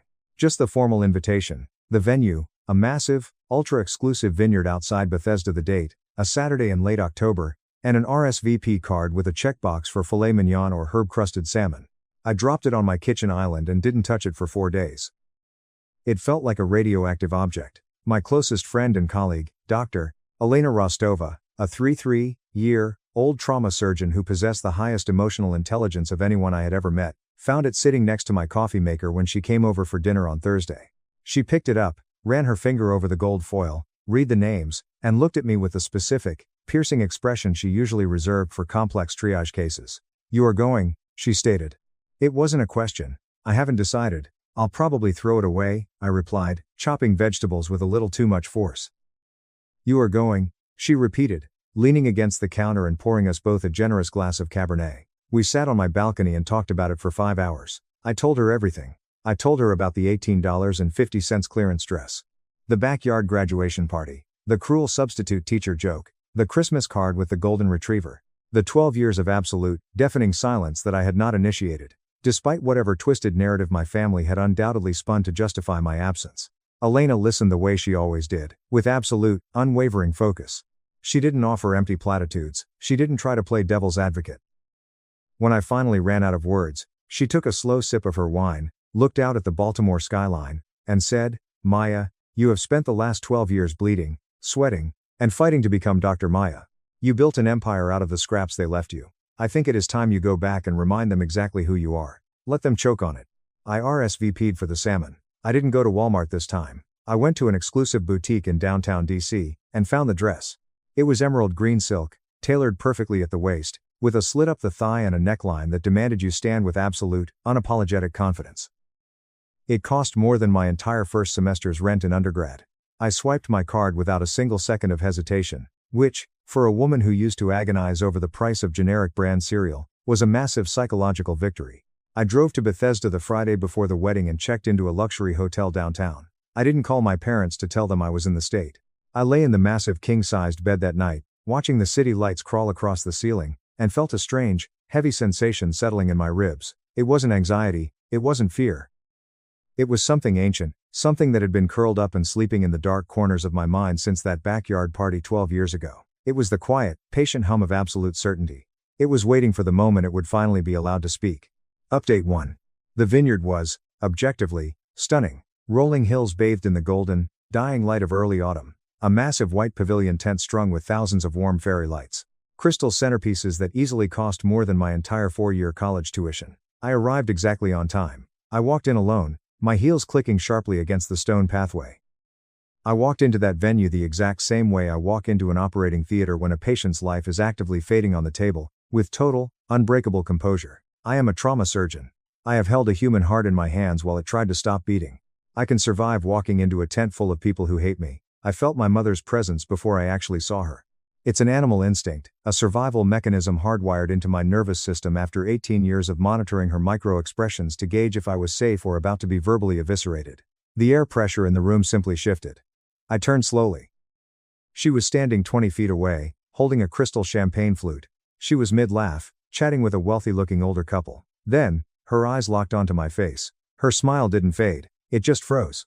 It was like watching a video buffer and suddenly pause. Her knuckles turned white around the stem of the glass. My father, standing next to her, stopped his sentence abruptly. His eyes dragged over me, the emerald silk, the expensive blowout, the diamond studs in my ears, the sheer, radiating confidence with the deeply confused expression of a man trying to read a map printed in a language he doesn't speak.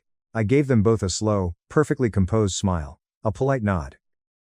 Neither of them moved a single muscle. Neither of them breathed my name. They looked terrified. I broke eye contact, turned my back to them, and kept walking. I found a seat near the back of the ceremony aisle, politely greeted a distant cousin who looked like she had seen a ghost, and watched the room. It was an aggressive display of wealth. Women in designer gowns, men in bespoke suits, an open bar serving top-shelf liquor. Chloe had, by all visible metrics, secured a spectacularly lucrative life. I felt absolutely zero jealousy. I had no interest in her money or her life. I was simply there to exist. To be a physical, undeniable object in a room full of people who had agreed to pretend I was dead. Then, the string quartet began to play, and Chloe appeared at the top of the aisle. I will be completely honest, she looked breathtaking. She was 26, wrapped in custom Vera Wang lace, her makeup flawless, her posture impeccable. She was the absolute center of the universe, exactly as she had always been raised to be. She began her slow walk down the aisle, beaming at the crowd. And then, halfway down, her eyes swept over the back rows. She saw me. The color drained from her face so violently and so instantly that her father had to physically grip her arm to keep her from stumbling. Her breath hitched audibly. I held her panicked gaze for exactly 3 seconds. 1, 2, 3. Then, I casually looked down at my program. The ceremony was brief, elegant, and entirely focused on aesthetics. I watched from the back, my hands folded neatly in my lap. I studied the groom, Julian Vance.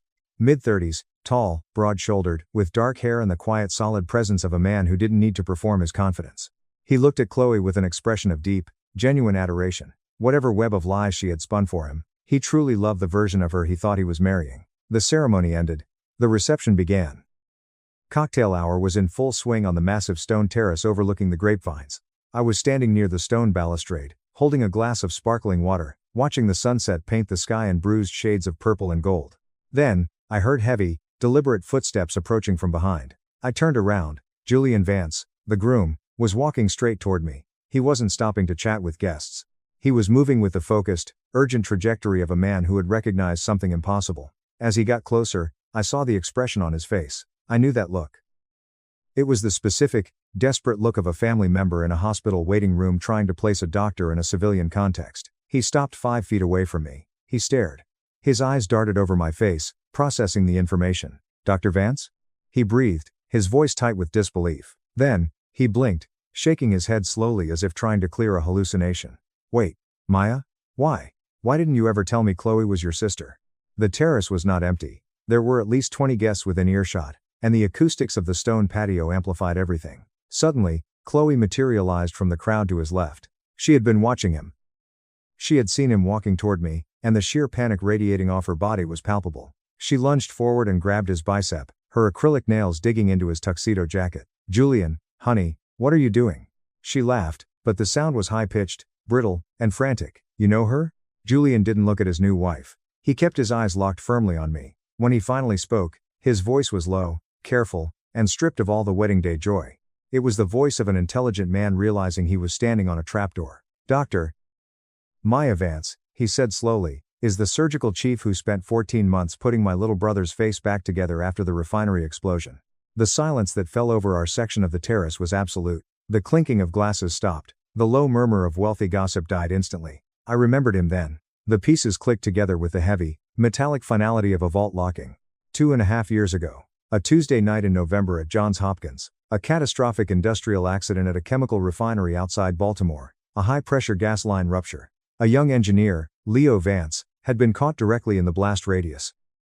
The injuries were horrific, the kind of trauma that makes seasoned ER nurses pale and quiet. Half of Leo's jaw had been shattered, his cheekbone pulverized, the tissue severely compromised. I remembered Julian standing outside the ICU doors.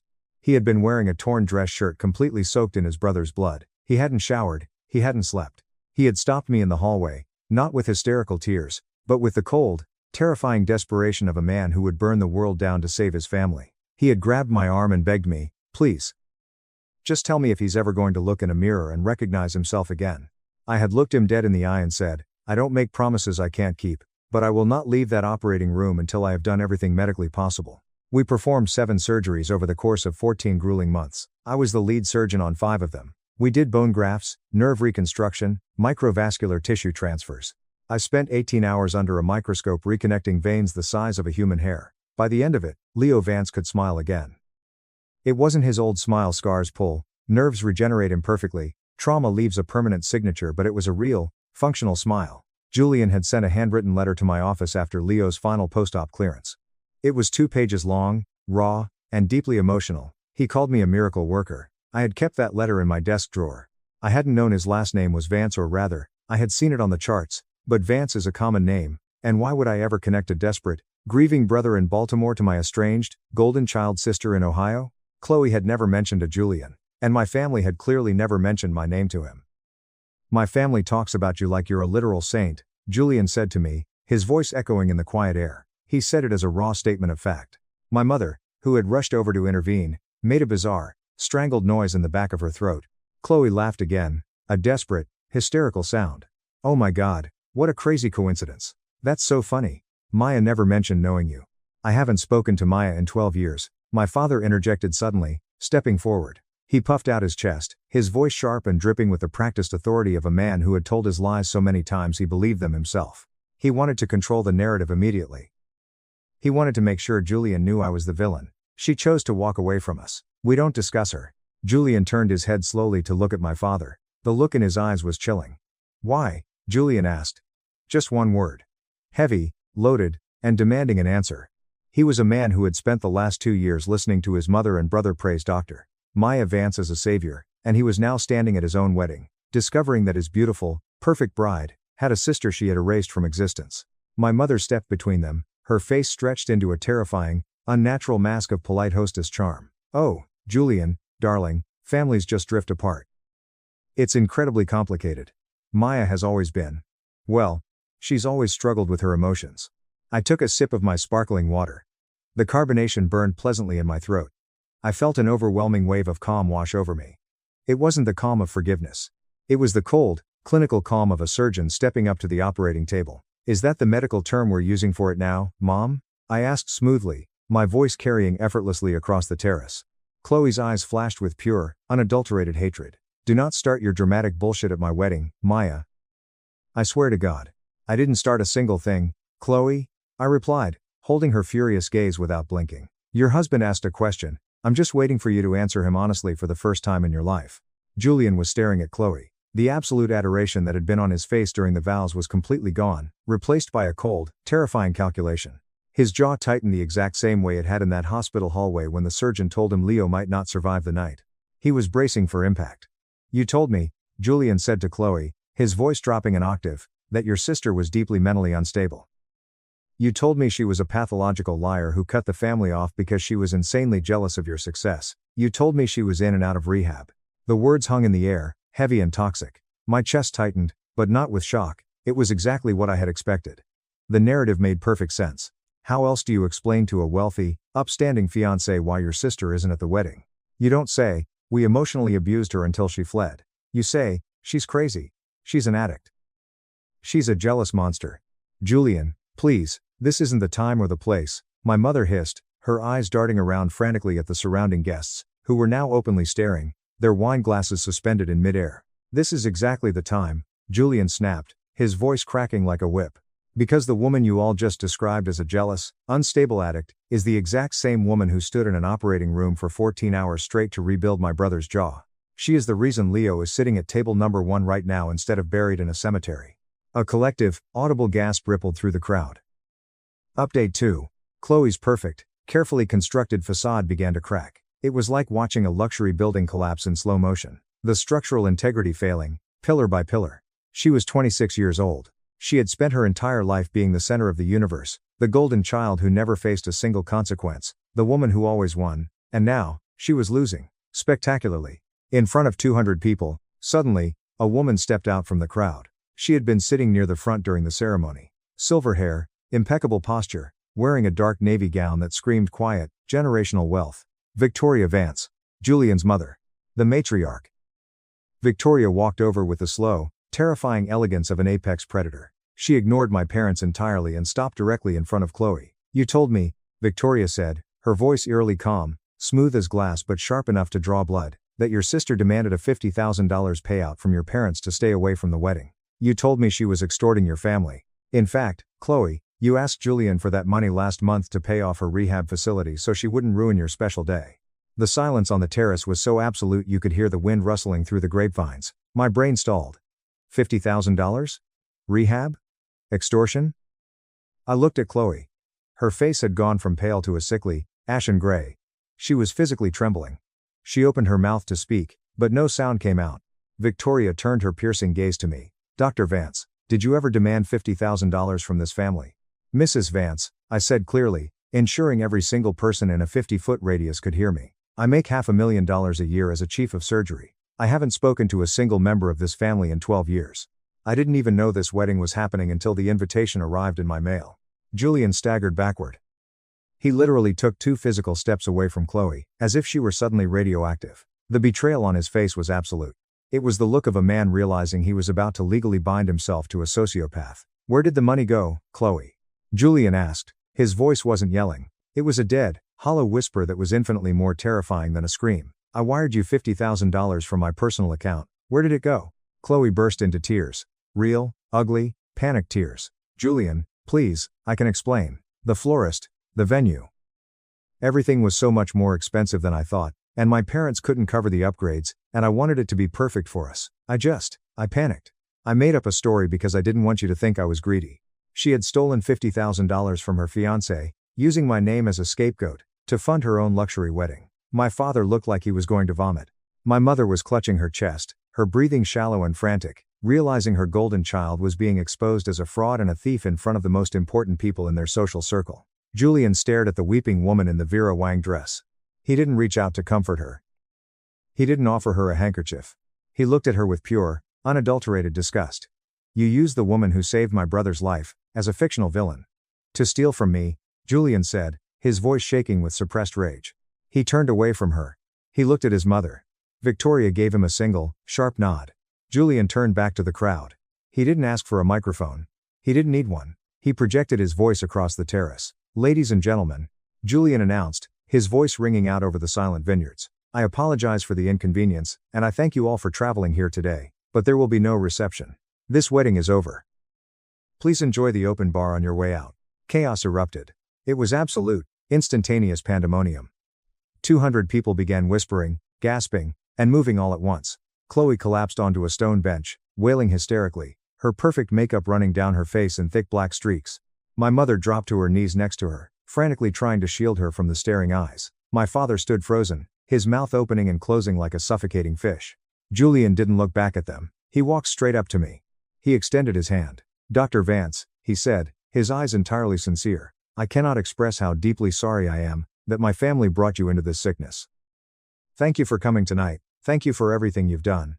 I shook his hand. His grip was firm. "Take care of Leo, Julian," I said softly. "I always do," he replied. Then, he turned and walked off the terrace, followed closely by his mother and his brother, who gave me a small, grateful wave as he passed. I didn't stay to watch the wreckage. I had seen exactly what I needed to see. The illusion was shattered. The ghost was real, and the ghost had burned their house to the ground without striking a single match. I walked back through the massive pavilion tent. I passed the towering, 6-tier wedding cake that would never be cut. I passed the crystal centerpieces. I walked out to the valet, handed them my ticket, and got into my car. I drove back to my hotel in downtown D.C. I stopped at a 2-4-hour diner on the way. I sat in a red vinyl booth, wearing a $3,000 emerald silk gown, eating a plate of greasy French fries and drinking terrible black coffee. I sat there for an hour, listening to the hum of the fluorescent lights, and I realized something profound. I didn't feel triumphant. I didn't feel the adrenaline rush of petty revenge, I just felt light. The massive, crushing weight I had carried in my chest since I was 17 years old was completely gone. I had finally set it down. Update 3. It has been 3 months since the vineyard.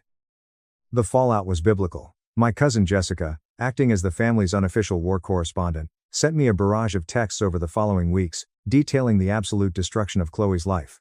Julian did not just cancel the wedding. He hired a team of aggressive corporate lawyers. He sued Chloe for the $50,000 she had fraudulently obtained under false pretenses. He also threatened to press criminal charges for wire fraud if she didn't pay it back immediately. My parents, desperate to save their golden child from prison and complete social ruin, had to take out a massive second mortgage on their house to pay Julian back. Chloe was forced to move back into my childhood bedroom, the same room she had selfishly converted into a vanity studio 12 years ago. She lost her wealthy fiancé, her social standing, and her pride. According to Jessica, my parents are miserable, constantly fighting about the crushing debt they are now in, and blaming each other for the disaster.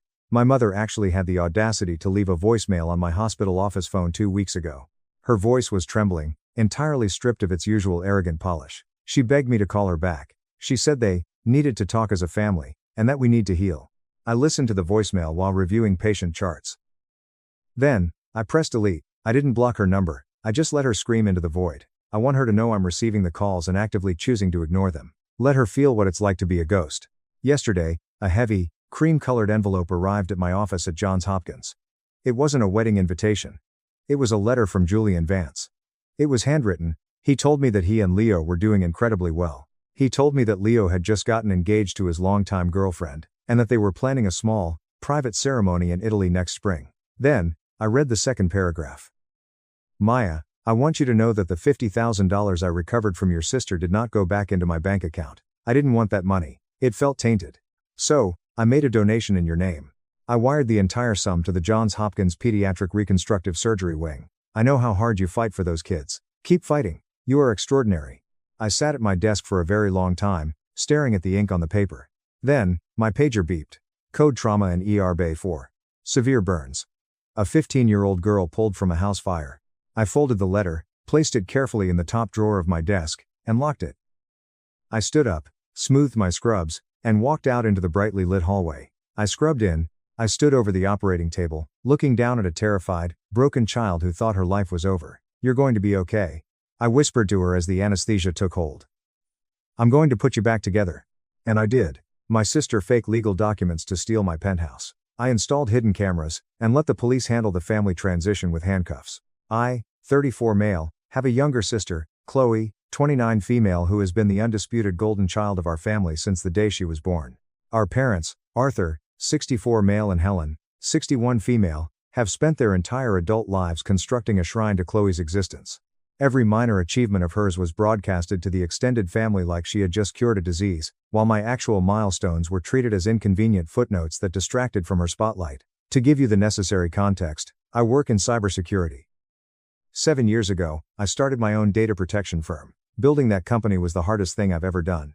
I spent 3 solid years living off bulk rice and discounted canned beans, sleeping under my desk on a yoga mat, working grueling 16-hour days, and watching my bank account hover precariously close to zero. I sacrificed relationships, sleep, and my 20s to make this business work. Finally, all that brutal grinding paid off. 18 months ago, my startup was acquired by a massive global tech conglomerate. The payout was life-changing. It allowed me to finally breathe, invest heavily, and buy my absolute dream home, a stunning, top-floor luxury condo in downtown Seattle. It has floor-to-ceiling glass walls, a wraparound balcony, custom walnut floors, and an unobstructed, breathtaking panoramic view of Mount Rainier and the Puget Sound. I paid $3.2 million in cash. It is my sanctuary. Chloe, on the other hand, is the PR director for a boutique luxury lifestyle brand. She is undeniably good at networking and projecting an image, but she acts like she is the CEO of a Fortune 500 company. Every single family dinner inevitably devolves into a hostage situation where we are forced to listen to a TED Talk about her latest revolutionary influencer campaign or how she single-handedly transformed her brand's digital footprint. Our parents eat it up, staring at her with glowing adoration, nodding along to every buzzword she drops. The nightmare truly began about 4 months ago when Chloe finally came to see my new condo. I had been living there for a little over half a year, taking my time to meticulously decorate it exactly the way I wanted: minimalist, dark tones, comfortable, and quiet. She walked through my front door, and I instantly saw her entire demeanor shift. Her eyes darted around the massive open floor plan, and that familiar, calculating, predatory look washed over her face. It's the exact look she gets when she sees something she wants and is already figuring out how to take it. "This is adequate," she murmured, trailing her perfectly manicured fingers along my custom Italian leather sofa. "Though, honestly, Marcus, this incredible space is completely wasted on you. You don't even entertain. You're basically a hermit. When was the last time you actually hosted a gala or a networking event here?" I just laughed it off, assuming she was just leaning into her usual brand of suffocating condescension, but she didn't stop. She spent the next hour pacing around my home, pointing out everything she deemed wrong with my personal sanctuary. My vintage movie posters were pedestrian. The placement of my reading chair was blocking the natural energy flow of the room, and she nearly scoffed at my dark charcoal and navy color palette. "Someone who actually understands and appreciates high-end luxury should be living in a place like this," she sighed, standing dramatically by the glass wall overlooking the city skyline. "Someone who knows how to leverage and showcase a space of this magnitude. You're treating a $3 million property like a college dorm room, Marcus." I should have recognized that as the massive, glaring red flag it was. Exactly 2 weeks later, during our mandatory Sunday dinner at our parents' suburban house, Chloe dropped the bomb. "I've been thinking a lot about Marcus's condo," she announced loudly over slices of apple pie, making sure everyone at the table stopped eating. "It really is just an absurd amount of space for one single guy who literally sits in front of a computer screen in his sweatpants all day." My mother's eyes instantly lit up with excitement. "Oh, Chloe, are you finally thinking of upgrading from your apartment? You deserve something nicer." Chloe flashed that practiced, camera-ready smile she uses for corporate photoshoots. "Well, I was just promoted to senior PR director. Did I mention that? And with my new salary bracket, plus my escalating social and professional obligations, I desperately need a living space that accurately reflects my new executive position. Marcus's place would be absolutely perfect for my brand." I genuinely almost choked on my glass of water. I coughed, wiping my mouth. "My place isn't for sale, Chloe. Nor is it for rent." She waved her hand in the air dismissively, rolling her eyes. "Oh, Marcus, don't be so dramatic and silly. I'm not talking about buying it from you. Obviously, I can't afford a $3 million mortgage right now. I'm talking about a logical family arrangement. You could just move back out to the suburbs, find a nice, quiet little one-bedroom apartment that actually suits your introverted lifestyle, and I could take over the downtown condo. It just makes vastly more sense for the family image." I stared at her, completely stunned into silence. I looked over at my father, waiting for him to shut down this utterly insane proposition. Instead, he wiped his mouth with a napkin and nodded thoughtfully. "You know, she actually has a very valid point, son," my father said in a calm, measured tone. "Chloe does a tremendous amount of high-level entertaining for her career. She needs to project success. You just sit at your desk alone all day typing code. You don't need panoramic city views for that." "I run a highly successful cybersecurity firm," I said, my voice trembling slightly as I tried to keep my temper in check. "I worked my absolute ass off for 7 years, nearly destroyed my own health, and built a company from scratch just so I could afford that specific home." "Watch your language at the table," my mother scolded sharply, her tone dripping with disapproval. "And really, Marcus, there is absolutely no need to be so incredibly selfish about this. Your sister is right. She would make much better use of the square footage. You could easily get a nice, practical apartment somewhere much cheaper and quieter. Why do you need to hoard all that space?" I looked around the dining room table. I was desperately waiting for someone, anyone, to crack a smile and tell me this was a bizarre, elaborate practical joke. But their faces were completely stoic. They were dead serious. They genuinely believed I should just hand over the keys to my multi-million-dollar home. "That condo is mine," I said, my voice dropping an octave, hard and firm. "I bought it with cash. The money I earned from selling the company I built with my own 2 hands. My name is on the deed. This conversation is over." Chloe's eyes narrowed into tiny slits. Her composed, polished facade instantly cracked, revealing the spoiled brat beneath. "God, Marcus, why do you always have to make everything into a toxic competition? This isn't about who earned what or whose name is on some piece of paper. It's about what makes the most logical sense for the family as a whole. You're being incredibly immature and stingy." "Immature?" I stood up from the table, my chair scraping loudly against the hardwood floor. "You are literally sitting here trying to convince me to abandon my own home and give it to you for free, simply because you think you deserve a better Instagram aesthetic." "Because I do," she shrieked, slamming her hands down on the table. "I am the one with the active, important social life. I am the one whose career actually relies on public perception. I am the one who actually knows how to present themselves properly in high society. You just got lucky with some random tech buyout, but that doesn't mean you have the class or the taste to know how to live well. My mother immediately rushed over and grabbed Chloe's hand, rubbing it soothingly. Sweetheart, please don't upset yourself. Breathe. Your brother has just always been deeply jealous of your success and your natural charisma. Jealous? I felt like I was losing my grip on reality. Are you listening to yourselves? She is actively trying to take my home. No one is taking anything, Marcus, my father said, using that deep, dismissive, authoritative tone he's used to belittle me since I was a child. Chloe is just being practical and looking at the bigger picture. You really should take some time to seriously consider her proposal instead of throwing a childish tantrum and storming off. I didn't say another word. I turned around, walked out the front door, got into my car, and drove back to the city. Over the next 2 weeks, my phone did not stop buzzing. Chloe relentlessly texted me dozens of Zillow listings for tiny, depressing one-bedroom apartments in the suburbs, attaching messages like, "This one has a great little den for your computers. Let me know when you want to start packing." Simultaneously, she ramped up her social media presence. She started posting heavily filtered photos on Instagram from various luxury rooftop bars around Seattle. Her captions were sickening, manifesting my dream high-rise life. And, big transitions coming soon. Can't wait to be living my absolute best life in the clouds. My parents called me almost every single day to berate me. They told me I was being stubborn, unyielding, and completely lacking in family loyalty. They insisted that a good brother would want to see his sister thrive and that I was actively hindering her career growth by hoarding a property I didn't truly need. The absolute worst part was discovering that Chloe had already started telling her entire professional network that she was in the final stages of acquiring a luxury downtown condo. A mutual acquaintance from college reached out to me on LinkedIn, confused, asking if I was moving out of state because Chloe had told him she was already consulting with contractors about tearing out my custom kitchen island. I thought they would eventually drop it. I thought it was just a phase of intense entitlement that would burn out. I was so incredibly wrong. Update 1.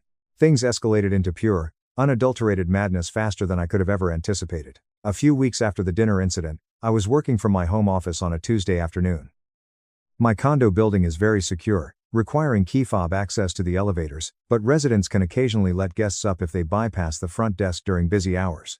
I was deep into a coding review when I heard distinct voices echoing in my private hallway. I am the only unit on this end of the floor, so any noise is unusual. The voices were getting closer, and one of them was unmistakably my sister's high-pitched, commanding tone. Then, I heard the terrifying sound of metal scraping against metal. Someone was actively trying to force a key into my front door. I sprang out of my chair, heart pounding, and yanked the heavy wooden door open. There stood Chloe, aggressively jiggling a massive ring of random keys, trying to find one that might magically fit my lock. Standing awkwardly right behind her were two elegantly dressed women holding expensive leather portfolios, laser measuring tapes, and massive books of fabric swatches. Chloe didn't even flinch when I opened the door. She just beamed at me with a terrifyingly bright, artificial smile. "Oh, Marcus, perfect timing. I was just trying to see if that spare key Mom gave me for your old apartment would work here. Anyway, this is Amanda and Michelle from Veranda Luxury Interiors. I brought them over for the initial consultation for the renovation." The two interior designers looked incredibly uncomfortable, shifting their weight from foot to foot, clearly sensing the massive wave of hostility radiating from me. I stared at my sister, my blood boiling. "Renovation of what, exactly?" "The condo, obviously," she said, rolling her eyes and trying to physically push past me into my foyer.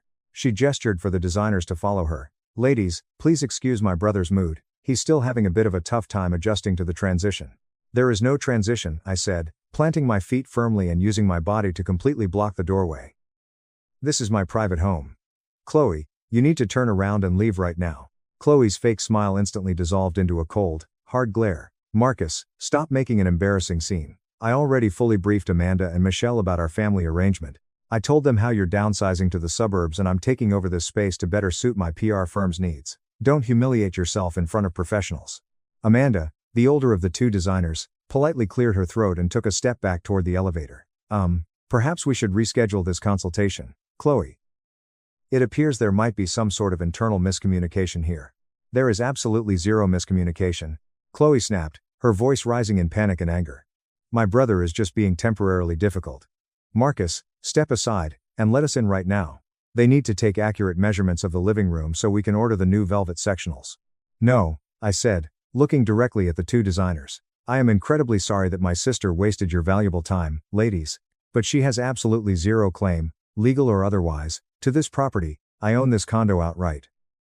I am not moving, I am not renovating, And she is entirely unwelcome here. Michelle's eyes went wide. She quickly exchanged a panicked glance with Amanda. We really should be going. Chloe, please contact our office only when this situation is legally sorted out. The two women turned on their heels and practically sprinted down the hallway toward the elevator, desperate to escape the toxic fallout. Chloe stood frozen in my doorway, her face flushing a deep, angry crimson. She crossed her arms, her nails digging into her sleeves. You just completely humiliated me in front of the most exclusive design firm in Seattle, she hissed, her voice shaking with rage. You humiliated yourself by dragging innocent professionals into your delusional fantasy, I shot back. I grabbed the edge of my door and started to close it. She quickly wedged her designer boot into the doorframe, stopping it from shutting. This is far from over, Marcus. That condo should be mine, and you know it deep down. You are completely wasting it. You just sit in there alone in the dark like some pathetic hermit. I have the connections, the elite lifestyle, and the presence to make this space what it actually deserves to be. Get your foot out of my door and get out of my building before I call the police and have you escorted out for trespassing, I warned, my voice deadly calm. She finally pulled her foot back, but not before pointing a manicured finger directly at my face. You are going to deeply regret choosing your own petty pride over your family. That night, my phone exploded. My mother called me, practically hyperventilating with manufactured tears. She screamed at me for devastating Chloe and publicly destroying her professional reputation. According to the completely fabricated version of events Chloe had fed our parents, I had explicitly invited her over to discuss the transition timeline, only to maliciously ambush her in front of the designers just to make her look foolish and crazy. She was literally trying to break into my home with a ring of random keys. Mom! I yelled into the phone, pacing my living room. Oh, stop being so theatrical, Marcus, my mother scolded. She was probably just confused about the timing of your meeting. You know how incredibly busy she is managing her new promotion.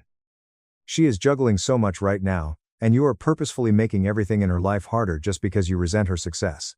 The gaslighting was so intense I felt dizzy.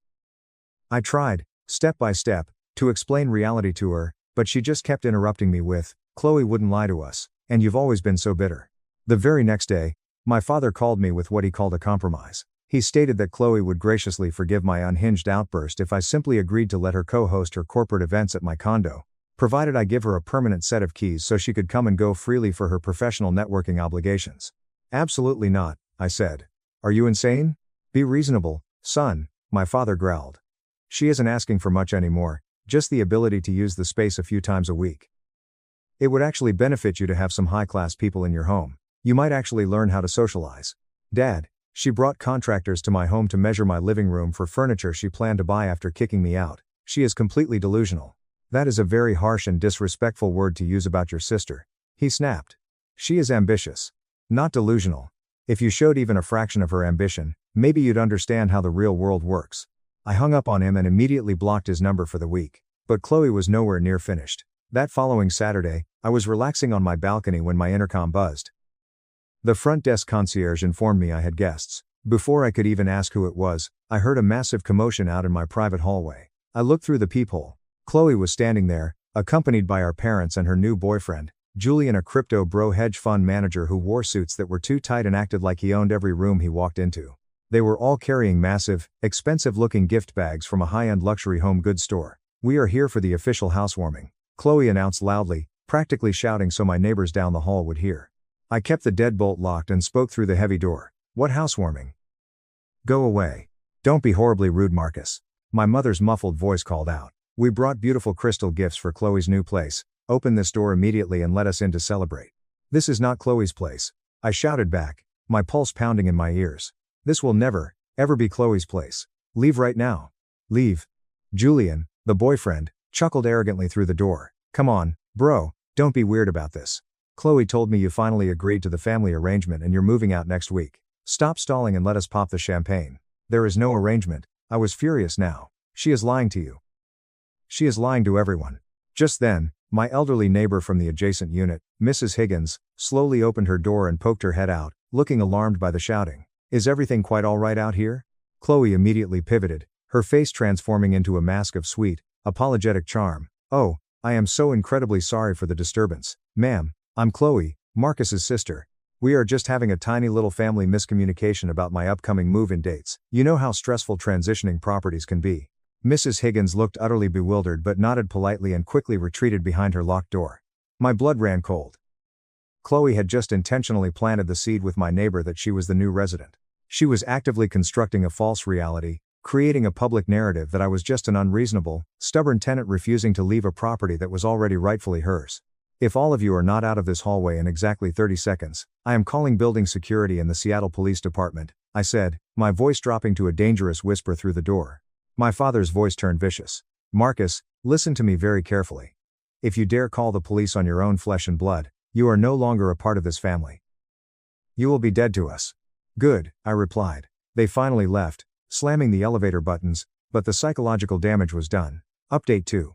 The situation spiraled so far out of control that I had to hire a legal team to protect myself from my own family. After the disastrous fake housewarming, Chloe changed tactics. She began a subtle but aggressive smear campaign on social media. She posted cryptic paragraphs about how sometimes toxic family members make transitions incredibly difficult, and how dealing with a loved one's mental decline is heartbreaking. But persistence and love will eventually secure my new home. She never explicitly stated I was crazy, but the implications were violently clear. She was painting a picture that I was having a mental breakdown and she was stepping in to manage my assets. Then came the wellness check. 2 weeks ago, I was in the middle of a highly sensitive virtual meeting with a major corporate client when someone began pounding aggressively on my front door. It wasn't a knock, it was the heavy, rhythmic thud of authority. Seattle Police Department, open the door. I froze. I quickly muted my microphone, apologized to my clients in the chat, and ran to the door. I opened it to find 2 uniformed police officers and a woman wearing a lanyard who introduced herself as a county crisis social worker. They stepped into my foyer uninvited, their hands resting cautiously near their belts. They explained, in very serious tones, that they had received an urgent call regarding a severe welfare concern. The caller claimed I was exhibiting extreme signs of paranoia, severe mental distress, complete isolation, and was potentially a danger to myself. Who exactly called this in? I asked, though my stomach was already sinking with the realization. The social worker clicked her pen and checked her clipboard. Your sister, Chloe. She reported that you have been acting increasingly erratic, aggressively isolating yourself in this apartment, and making wild, false accusations that your family members are conspiring to steal your property. She stated you are showing textbook signs of severe delusional thinking and paranoia. I felt the blood drain entirely from my face. She is lying to you. She is intentionally filing a false report because she is trying to illegally take ownership of my condo, and she is furious that I won't just give her the deed.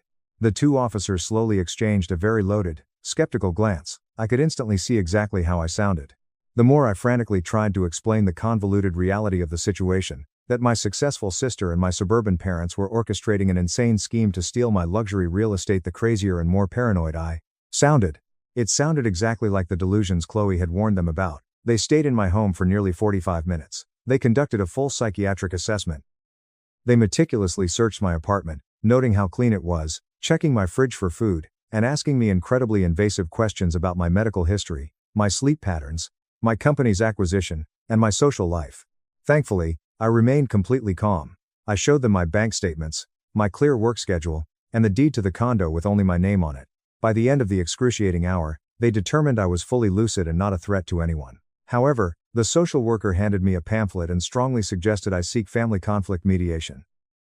The second the door clicked shut behind them, I collapsed onto my couch, shaking with a mixture of pure adrenaline and white-hot rage. Chloe hadn't just tried to embarrass me, she had actively tried to have me documented by the state as mentally incompetent. I immediately called my close friend David, who is a corporate attorney. When I explained what happened, he went dead silent on the phone. Marcus, you need to listen to me very carefully, David said, his voice grim. This is not a joke anymore. If she can successfully establish a documented legal pattern of mental health crises and police interventions, she could potentially team up with your parents to petition the court for a conservatorship or medical power of attorney. If they get that, they can legally force you out of that condo and transfer the assets. You need to document every single interaction and get a lawyer right now. That same afternoon, I discovered the true extent of her poison. Chloe had been calling every single member of our extended family, aunts, uncles, cousins, telling them that the $18 million buyout of my company had completely broken my brain. She told them I was suffering from extreme paranoid schizophrenia, that I believed everyone was trying to steal from me, and that she was bravely trying to step in to manage my life before I ended up on the streets. My cousin Rachel called me in tears. Marcus, Chloe says you violently attacked her when she tried to bring you groceries, and that you accused her of trying to steal your house. Are you okay? Do you need me to come over? Rachel, I said, rubbing my temples. She brought an interior design team to my house to measure my living room for her own furniture. She is trying to steal my home. There was a long, painful pause. That is not what she told Aunt Susan. She said you begged her to come evaluate the condo because you were terrified of the space, and then you snapped and chased her out. I spent the next 3 hours sending Rachel exhaustive screenshots. I sent Chloe's text demanding I move to the suburbs. I sent screenshots of her Instagram posts manifesting the condo. I sent everything. Rachel was completely horrified. This is psychotic, Marcus. She is actually trying to steal your life. I didn't wait around. I immediately contacted building management and had them install hardwired security cameras directly above my door in the hallway. I replaced my standard lock with a heavy-duty, military-grade smart lock that sends instant alerts to my phone if anyone even touches the keypad. I installed a Ring doorbell that records 24/7 audio and video. I formally sat down with the head of building security and handed them printed photos of Chloe, my parents, and Julian, explicitly stating that under no circumstances were they allowed past the lobby, and if they breached the elevators, police were to be called immediately for trespassing. When my parents found out about the security measures, they went ballistic. My mother sent me a massive, unhinged text message block accusing me of destroying the family fabric and breaking my sister's heart with my sick paranoid delusions. I replied with one sentence, "You called the police to have me committed so you could steal my house." Her response was chilling. "We are terrified for you. You are acting erratically and cutting off the only people who love you. Any loving family would intervene. Get help before you lose everything." Update 3, Final. It has been 3 months since I went completely no contact with my immediate family. It has been a brutal, exhausting nightmare, but I finally have closure. The absolute breaking point happened about a month ago. Chloe had been eerily quiet for an entire week. No harassing texts, no fake wellness checks, no Instagram posts. I should have known she was simply changing her angle of attack. I received an urgent phone call from the head of my building's homeowners association and the property management office. They asked me to come down to the lobby conference room immediately to resolve a critical ownership dispute. When I walked into the glass-walled office, I stopped dead in my tracks. Sitting across from the bewildered property manager was Chloe, my parents, and a man in a sharp gray suit who introduced himself as Chloe's legal counsel. Chloe had actually marched into the HOA office and presented them with a highly sophisticated, notarized document claiming she had an equitable interest and immediate right of occupancy to my penthouse due to a pre-existing family trust arrangement. The document was completely, 100% fabricated. It was a masterpiece of legal jargon designed to confuse the property manager, claiming that my condo was purchased with pooled family assets and that I was legally obligated to vacate the premises by the 1st of the month. "This is blatant, criminal fraud," I said loudly, slamming my hand on the conference table. "That document is entirely fake. There is no family trust. I bought this property with a cashier's check from my own personal bank account. I have the sole deed." Chloe's sleazy lawyer smiled smoothly, adjusting his tie. "My client's firm position is that there was a binding verbal and written agreement regarding this property, witnessed and attested to by Arthur and Helen here, stating that the condo would be transferred to Chloe as part of a family wealth distribution plan." I looked at my parents. They were sitting there, nodding solemnly. My own flesh and blood were actively participating in a coordinated legal conspiracy to commit real estate fraud just to appease their golden child. "You are actually doing this?" I asked my mother, my voice barely above a whisper. "You are willing to commit a felony to steal my home?" My mother looked me dead in the eye, completely devoid of warmth. "We are simply helping your sister claim what was rightfully promised to her, Marcus. You have always been terribly selfish, but hoarding this asset is beyond acceptable." I didn't argue. I didn't yell. I pulled out my phone, took a clear photo of the fake document on the table, and walked out. Within 2 hours, I was sitting in the office of a vicious, high-powered real estate litigator. By the next morning, we had filed a massive cease and desist order against Chloe, her lawyer, and my parents. We made it explicitly clear that any further attempts to claim my property, forge documents, or contact my HOA would result in immediate criminal charges for fraud, extortion, and harassment, followed by a ruinous civil lawsuit. Chloe's immediate response was to go nuclear on TikTok. She posted a tearful, highly edited, 10-minute video crying about how her severely mentally ill brother was viciously attacking the family and showing signs of dangerous paranoid schizophrenia. She actually claimed in the video that I had promised her the condo when my mind was clear, but my deteriorating mental state was causing me to hoard the property and threaten her life. The video got thousands of views. People who didn't know me were leaving comments calling me a monster and suggesting she start a GoFundMe to hire better lawyers to save me from myself. But then, Chloe made her final, fatal mistake. About 3 weeks after the cease and desist was served, Chloe apparently convinced herself her own lies were true. She started telling people that my mental break was complete, that I had abandoned the condo, and fled the state.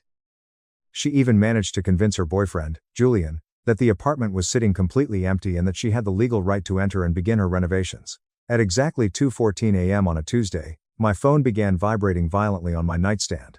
It was a severe motion alert from my front door camera. I grabbed my phone, heart hammering in my chest, and opened the live feed. There, in crisp, high-definition night vision, was Chloe. She was dressed in all black. Standing next to her was Julian, holding a heavy duffel bag, and another man I didn't recognize.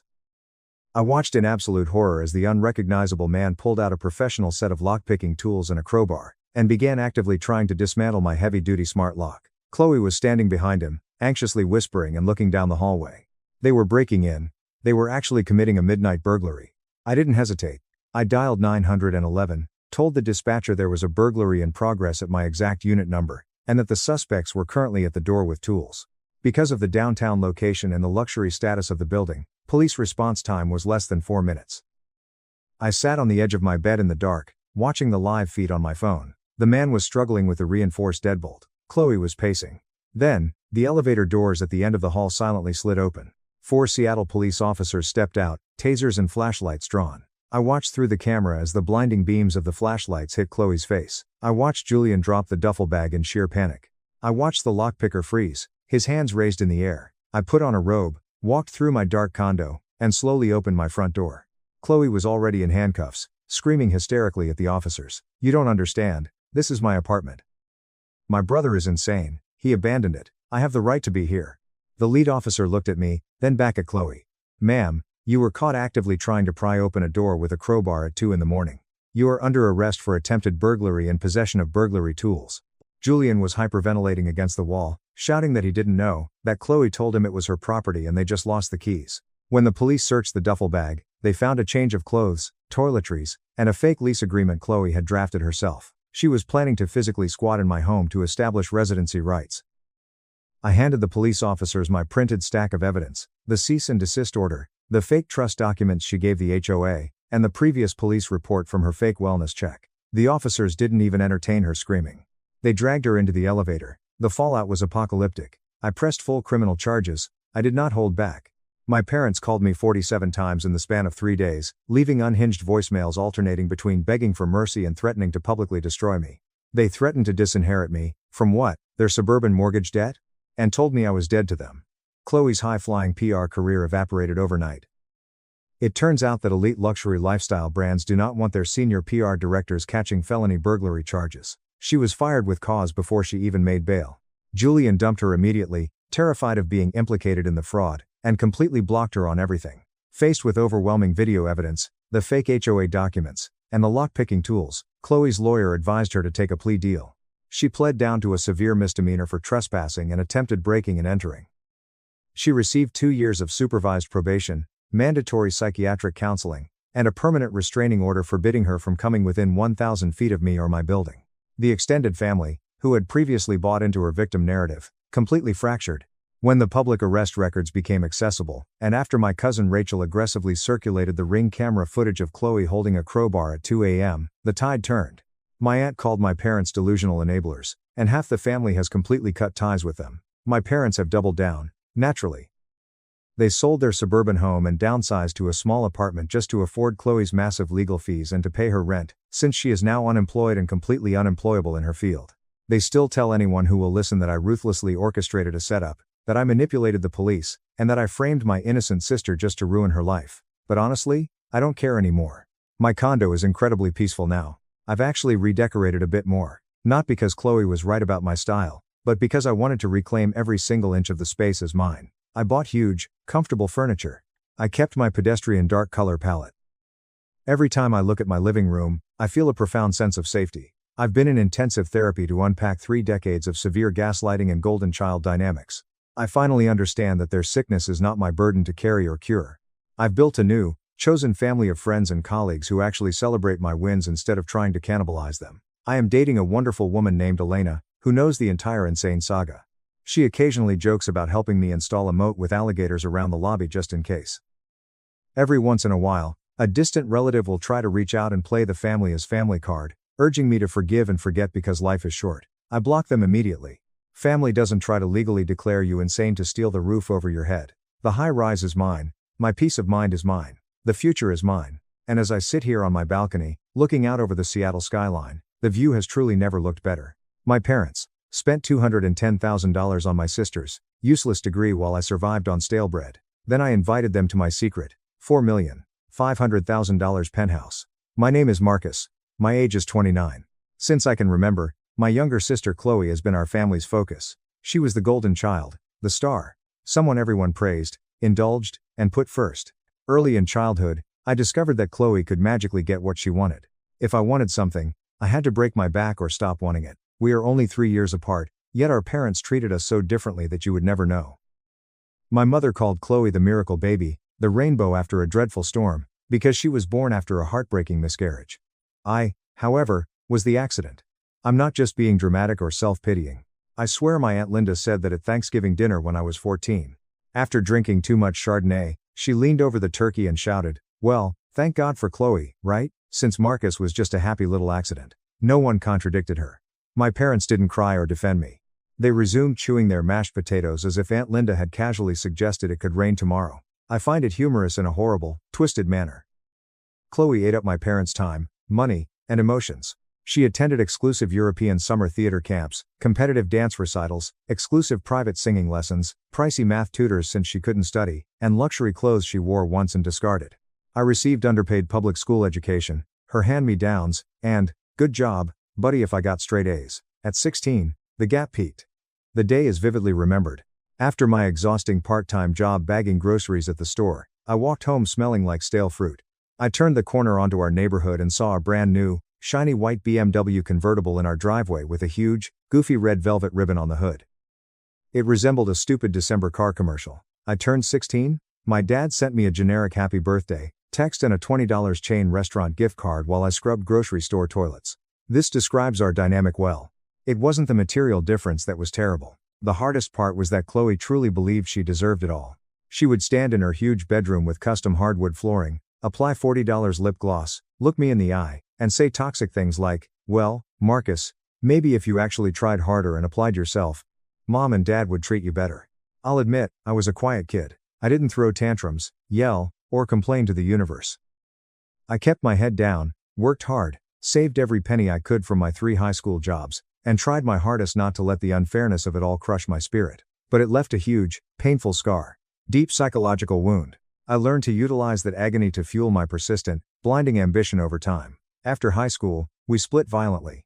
Our parents covered all of Chloe's tuition, luxury apartment rent, and living expenses at a tremendously expensive private performing arts university in Los Angeles.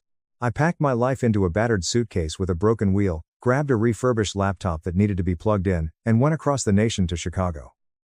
With 4 odd Craigslist housemates, I moved into a tiny, gloomy apartment. Damp carpet and cheap ramen permeated the space. To pay the bills, I worked nights and weekends performing IT help desk support and freelance coding while taking demanding college courses. I am serious when I say my parents didn't know my college major. Perhaps twice a year, usually around major holidays, they would call and inquire if I had enough food, behaving like I was a local stray cat they occasionally recalled. Isolation breeds focus. Got really good at what I did. As usual, I kept my head down and was silent. I built an empire at night while my roommates partied. I created a niche data management product that exploded on GitHub spontaneously. That created a prosperous full-stack freelance business. We founded a tech startup with a bright guy I met at a cybersecurity conference. Our startup was acquired by a big tech conglomerate late last year after we received massive angel capital from a Silicon Valley firm and scaled rapidly. I still get a jolt when I enter into my banking app and see the price. This money changes your bloodline. From eating cold, generic brand noodles in a freezing apartment to signing ironclad acquisition papers in glass-walled, high-rise boardrooms wearing custom-tailored Italian wool suits that cost more than my sister's sweet 16 white BMW, I had made it. This was never mentioned to my family. Not because I didn't desire it. I practiced the "I made it" speech 1,000 times while walking around my living room. I kept quiet since I knew how the conversation would go. I would not be praised or hugged for my tremendous financial achievement. I heard mistrust, envy, and smothering guilt. In 5 minutes, they would somehow turn my decade of torturous work into a way to uplift Chloe. It is, "Oh, Marcus, your sister is really struggling to get her acting career off the ground in LA. Since you have all this extra money, maybe you could buy her a condo out there? Or fund her short film?"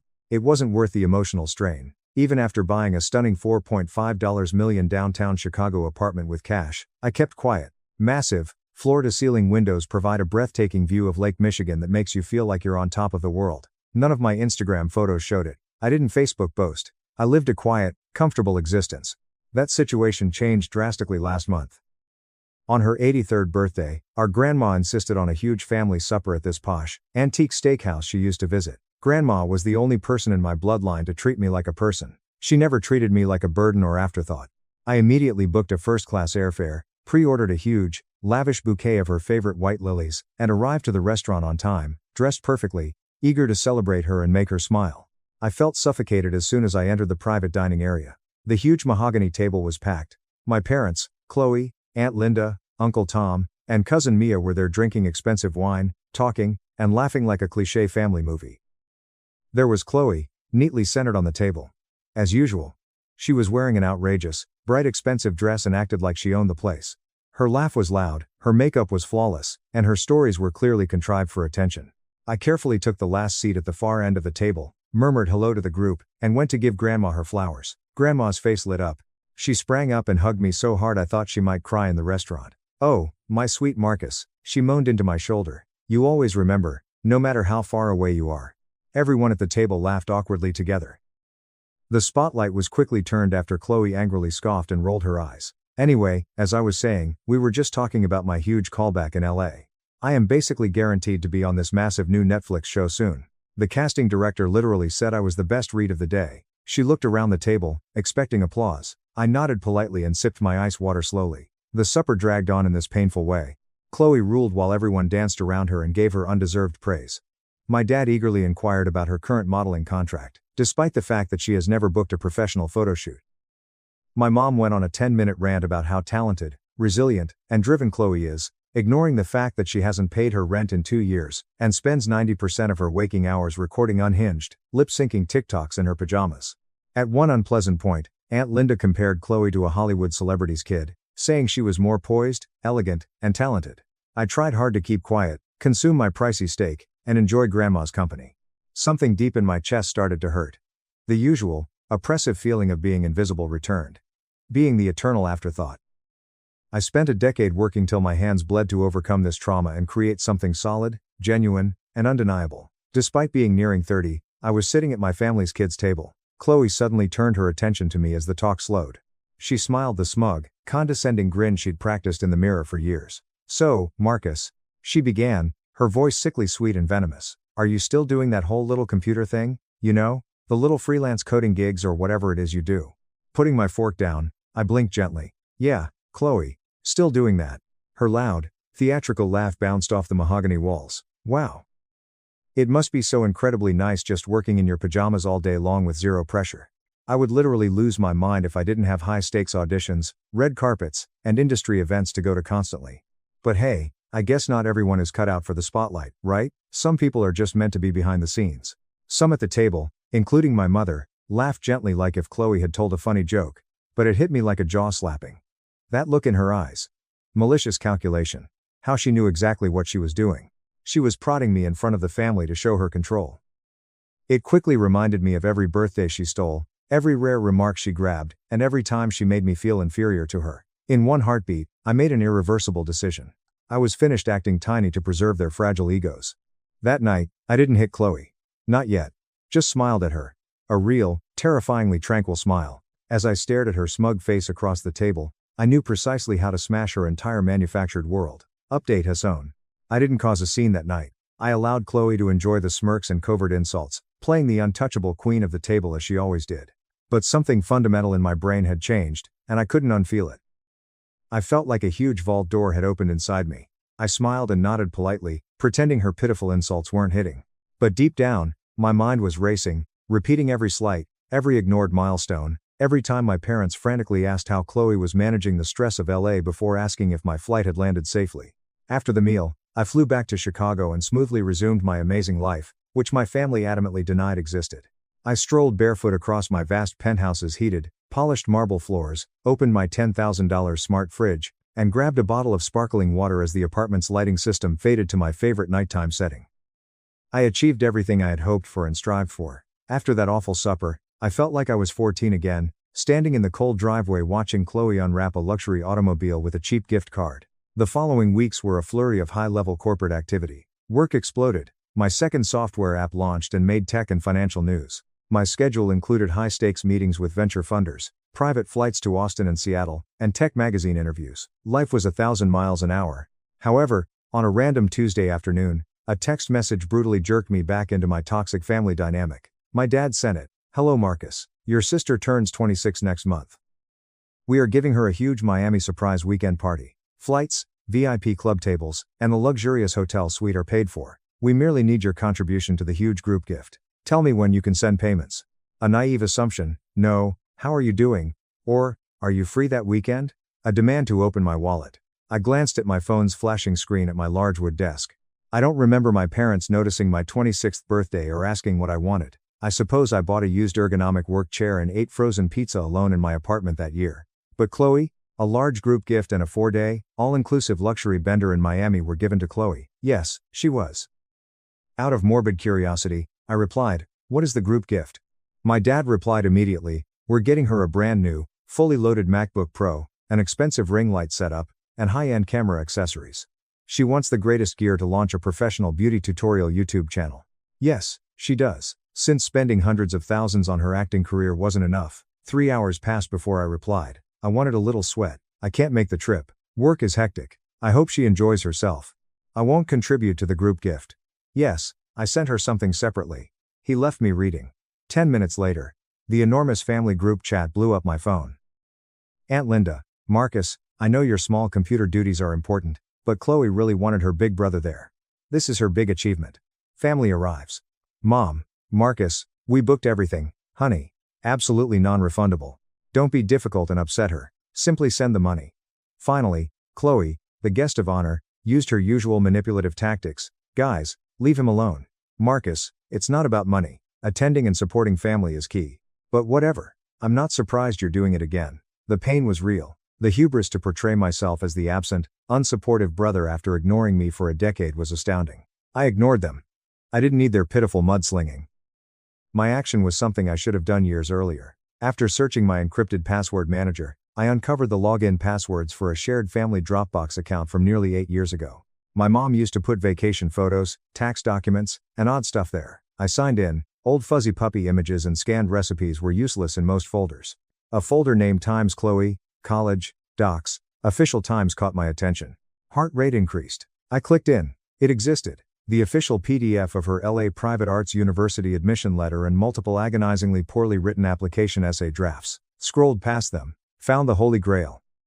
A high-resolution image of her university's final tuition and housing invoice, PAIDIN full. Balance, $0 was stamped across the bottom in large red letters. I checked the total, $210,000. $210,000. For a useless performing arts bachelor's degree. The same parents who said they couldn't afford to help me fix the brakes on my 10-year-old Honda Civic so I could drive to my IT work paid in cash without a second thought. My hands shook. Returning to the main menu revealed the next folder. The title was Marcus, College. I opened. Only one file was within. I wrote a Microsoft Word document at 17. The file was scholarship, essays, drafts, docx, the end. That was all my parents gave me. Not invoiced, unpaid receipts, deposit-free housing, no help. Drafts from a lonely, desperate youngster seeking academic scraps. A tsunami of repressed recollections flooded my awareness. I remember sitting at the sticky kitchen table at 2 a.m., my eyes burning from exhaustion, trying to format those scholarship essays while Chloe loudly rehearsed a terrible dramatic monologue in the living room for the 5th time that evening, my parents clapping every time. I remember my community college financial assistance officer solemnly telling me I narrowly received a $500 grant. My parents couldn't swing helping me with a $200 rent shortage, so I lived on generic ramen and burnt toast for a winter. I closed my laptop after clicking out of the folder.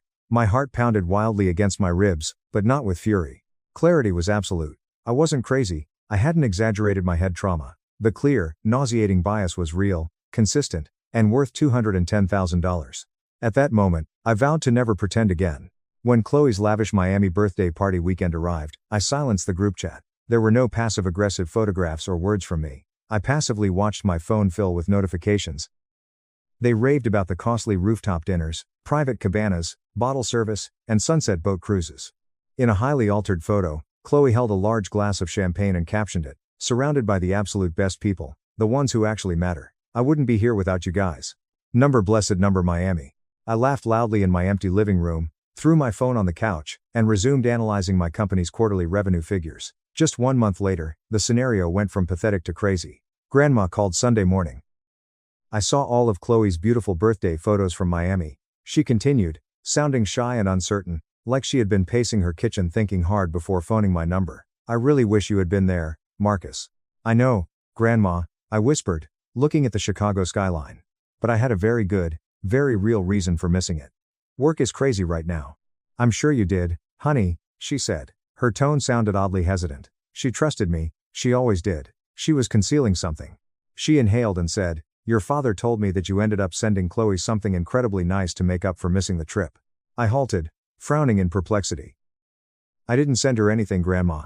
Not a card, not a gift, nothing. The other end was silent. Then Grandma exhaled deeply and shakily. Oh, well, she told the entire family at the dinner that you felt so guilty for missing it, you overnighted her a brand new, authentic Tiffany diamond necklace. She was wearing it all weekend. I gripped my marble kitchen island so hard my knuckles turned white. I almost dropped my phone. She said I got her times. What? Grandma sighed, exhausted. A Tiffany necklace. I figured it didn't sound like something you would do, but, you know exactly how she is. Marcus. I aggressively tightened my jaw, gnashing my teeth. Chloe didn't insult me by demanding I buy her awful MacBook. After that failed, she pathologically lied and claimed credit for a huge, expensive luxury present I never delivered. She probably forced one of her pitiful orbiters or one of our ignorant relatives to buy it for her, then maliciously plastered my name on the story to make herself look like the cherished sister. And then something inside me snapped permanently. This went beyond childhood hurts. This went beyond being ignored or excluded from vacations. This was psychopathic, intentional manipulation. Chloe used my dignified quiet to entirely rewrite reality, portraying me as the affluent, sorry, loving brother from afar and making herself even more universally loved. I made a plan. A harsh, thorough, unshakable plan. Then came Grandma's 84th birthday dinner. The same elegant, mahogany-lined eatery hosted it last year. Grandma stuck to her routine and liked traditions. I knew the whole family would come back to eat pricey meat and admire Chloe. I wouldn't come empty-handed this time. Immediately purchased my first-class flight. I set 12 calendar reminders. I contacted my Chicago high-end real estate agent, the well-connected guy who helped me buy my penthouse, 3 weeks before the dinner. Hey David. I responded when he replied. I need a massive favor. I need a physical, officially printed, fully notarized copy of the deed to my penthouse. And I need it to look incredibly official. I dressed for a hostile corporate takeover on dinner night. I fit perfectly in a charcoal gray Italian wool suit customized to me. My leather dress shoes sparkled. I wore a refined but costly watch. I took a black luxury car service to the restaurant's front doors, stepped out onto the pavement feeling like I belonged on GQ, and entered with my head held high. When I entered the private dining room, heads turned, not simply because of the pricey suit. Due to my aura, I carried myself with undying confidence. I was cool, dangerous, and unconcerned. I was no longer the quiet, worried background character they had ignored for 30 years. As expected, Chloe was at the center of the table. I heard her grating, artificially loud laughter down the hallway before I touched the doorway. Her extravagant silver cocktail dress and arrogant, self-satisfied expression made my fury boil. She never paused as I reached the table. Well, look who finally decided to grace us with his presence. She brayed, throwing her arms out like I was a pitiful, long-lost peasant relative. We were literally just taking bets on whether you were going to flake and miss this one too, Marcus. Glad you could take a break from your pajamas. I added, I wouldn't dream of missing Grandma's birthday, Chloe, with menacing ease. I passed her without looking, hugged Grandma passionately, and gave her a lovely white rose, her favorite. Grandma smiled so broadly and wonderfully I thought her face would break. The dinner started as before. Chronic small talk, mind-numbing family gossip, and Chloe's relentless promotion of her thriving LA social scene. I was eerily silent. I ate steak. I drank costly red wine. I waited in tall grass like a predator. I waited until plates were cleared and dessert menus were given. Grandma looked to me, her eyes shining with interest, and asked her magic question. So, Marcus, honey, what is new and exciting in your world? Timing was perfect. Everyone at the table slowly turned toward me, expecting me to babble about a boring IT project or a new video game. Instead, I cautiously delved into my fitted suit jacket's inner breast pocket. I took a sturdy, tri-folded quality parchment paper. I carefully placed it on the polished mahogany table in front of me. I straightened the seam with my index finger, looked Grandma dead in the eyes, and smiled. Well, Grandma, since you asked, I actually just bought a new place. Chloe snorted mockingly. Oh, cute. Did you finally upgrade to a 2-bedroom apartment, Marcus? Good for you. Grandma and I kept eye contact. I continued smiling. Not exactly, Chloe. I carefully unfolded the hefty paper and pushed it across the table into the chandelier's light, the notarized property deed. The top bold black government lettering read, Warranty Deed of Ownership. Grantee, Marcus Elias Vance is below in bold. Property description, Unit 5401, Penthouse 4,500 square feet, downtown Chicago. The room went silent, terrifyingly silent. The silence was stifling, like after a car catastrophe. Dad dropped his heavy silver fork onto his ceramic dish. With a loud Times clang, Aunt Linda gasped, reaching for her pearl necklace. Chloe froze solid. Her arrogant expression went instantaneously, replaced by pure dread. She stared at the thick paper like a live grenade going to explode and ruin her face. Aunt Linda broke the silence first.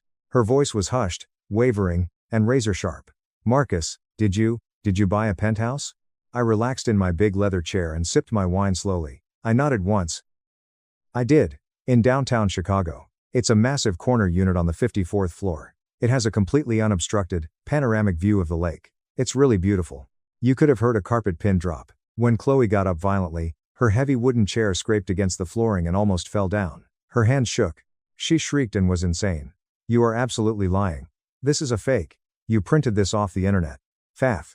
Her outburst didn't upset me. I lifted one eyebrow. I took my phone from my pocket. Would you like me to pull up the closing photos with the real estate brokers? Or maybe I can show you the wire transfer receipt from my bank account. Before unlocking the screen, she forcefully slapped both palms flat onto the table, shaking wine glasses, and screamed, "WHY didn't you tell us?" With one stunning sentence, every carefully built mask in the room broke. Chloe shook uncontrollably, her cheeks flushed crimson red, her hands balled into tight fists at her sides, panting rapidly like a cornered animal. As her loud voice bounced off the restaurant's acoustic ceiling, the entire table was transfixed. Her voice cracked as she shouted, "Why didn't you tell us, Marcus?" For the first time in my 29 years, I saw my sister shaken.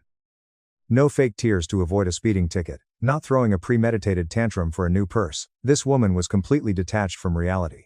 Her panicked eyes flitted rapidly from the official deed on the table to my calm face to our parents, like her brain couldn't comprehend how her reality had just flipped upside down. This was her first time not being the focus of attention. She couldn't steer the story or stand the feeling for the first time. I didn't respond immediately. I let her stew in her public humiliation while I sat there. I stared at her blankly. "Marcus," my mother muttered, her voice tight and clogged with perplexity and worry. Is this actually real? How did you afford this?" I looked at my mother and nodded firmly. "Yes, Mom. It's completely real. I bought it in cash last fall. We officially closed on the property in December."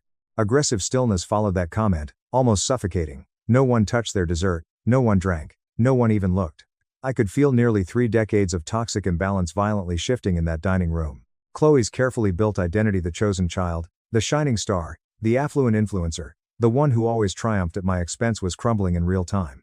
My dad uncomfortably cleared his throat to laugh and relieve the immense strain. "Well, wow, that is incredibly impressive, son. Really?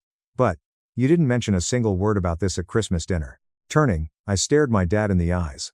My voice was cold and lifeless. "I wasn't invited to Christmas dinner this year, Dad, remember? You guys went to Aspen with Chloe and told me there wasn't enough room in the cabin." He lost his uneasy grin instantaneously. His cheeks turned pink as he gazed at his lap. Chloe forcefully turned toward our parents' side of the table on cue, unable to tolerate the unfavorable attention. "Are we seriously just going to sit here and pretend like any of this makes sense?" she shouted, pointing a manicured finger at me. He was literally fixing broken keyboards in a basement 3 years ago. And now he's suddenly some massive real estate mogul buying penthouses? This is a joke. Quote. I couldn't resist. A dark, delighted grin grew across my face. "It's called working hard, Chloe. It's what happens when you actually build a company instead of faking a life on Instagram. You should try it sometime. It pays better than pretending to be an actress." My cousin Mia did a very awful, muffled laugh at the end of the table, slamming her palm over her lips in fright. However, Chloe did not laugh. Leaning over the table, she slit her eyes in fury. "So, what?" she snarled. "You were just sitting in your little apartment, secretly waiting to drop this massive bomb at Grandma's birthday dinner like it's some kind of sick, twisted gotcha moment. You just wanted to ruin my night?" My elbows rested on the mahogany table as I leaned forward slowly. I gently lifted the weighty deed, folded it along the creases, and placed it back into my fitted jacket's inner pocket. I whispered, "No, Chloe," with a deadly tone. I just genuinely didn't feel the need to explain my financial situation to anyone until someone actually cared enough to ask me about my life. And Grandma asked. That's all. Grandma, who had been sitting calmly next to me, slowly reached over and placed her warm, wrinkled hand on my wrist. Her unshed tears sparkled in her eyes. I am so incredibly proud of you, Marcus, she whispered, yet everyone at the table could hear her. I always have been, even when nobody else in this room was paying attention. It was that simple, lovely sentence that broke Chloe's delicate facade forever. Her forehead vein pulsed as her cheeks went red. Oh my God, are you all seriously kidding me right now? She yelled, forcefully flinging her napkin onto her plate. He has been a literal ghost for years. He didn't even bother to come to my graduation. He completely ignored my Miami birthday trip. He didn't even text me happy birthday. He is a terrible brother. That's exactly right, Chloe, I answered, cutting through her hysteria. I remained sad and relaxed. I didn't go to Miami. I didn't send you a text. I didn't send you a card. Which is exactly why it was so incredibly fascinating to hear that you told this entire family I bought you an authentic Tiffany diamond necklace to apologize. She went cold. The air in the room quickly froze. 10 degrees seemed to plummet. I saw her eyes explode with panic. She didn't expect that untruth to return. She believed she buried it. Her mouth opened and closed like a dying fish as she fought to defend herself, but her brain was shutting down. She only gave a pitiful scoff and a limp shrug. Whatever, Marcus. It was obviously just a joke. You're taking it out of context. No, Grandma responded, suddenly severe and forceful. It made everyone at the table sit up straight. It absolutely was not a joke, Chloe. You looked me dead in my eyes and told me he bought it for you. That was a calculated, malicious lie. And you know it. Chloe's face shriveled, facade gone. The surrounded, exposed woman was horrified. She searched the table for anyone to defend her like they always did. However, my parents sat mute, staring at the table in shame. You're all seriously going to gang up on me? Right now? At Grandma's dinner? She blurted, wrath overflowing over her mascara. Her voice was laced with malice as she turned to me. I don't care how much stupid money you have now, Marcus. I don't care about your penthouse. You will always times just be the weird, quiet, pathetic loser that nobody ever remembered to pick up from school. I didn't flinch. I felt nothing but pity as I watched her cry. Yeah, Chloe, I answered emotionlessly. And while you were getting dropped off in a brand new BMW that you didn't earn, I was building an empire. You thought I was jealous of you all these years. I wasn't jealous. I was just ignored. There is a massive difference. As if overwhelmed by her reality, she grabbed her fancy purse, shoved her chair back, and abruptly rushed out of the restaurant. She furiously clicked her heels on the hardwood. My mother panicked and rose up halfway, like she was hardwired to follow and comfort her. Then she stopped. She gazed at me and the empty doorway, then slowly, heavily slumped back into her chair. Astonished, no one pursued Chloe. For the first time in 26 years, nobody rescued her. The rest of the night was awkward and disorganized. The rest of the meal was eaten quietly. No one dared mention my penthouse or money again. However, Grandma sat next to me, beaming with delight like I had given her the greatest birthday gift ever. I was satisfied with her smile alone. However, I would be lying if I said I felt triumphant leaving that restaurant that night, because the awful reality was, I was emotionally ruined.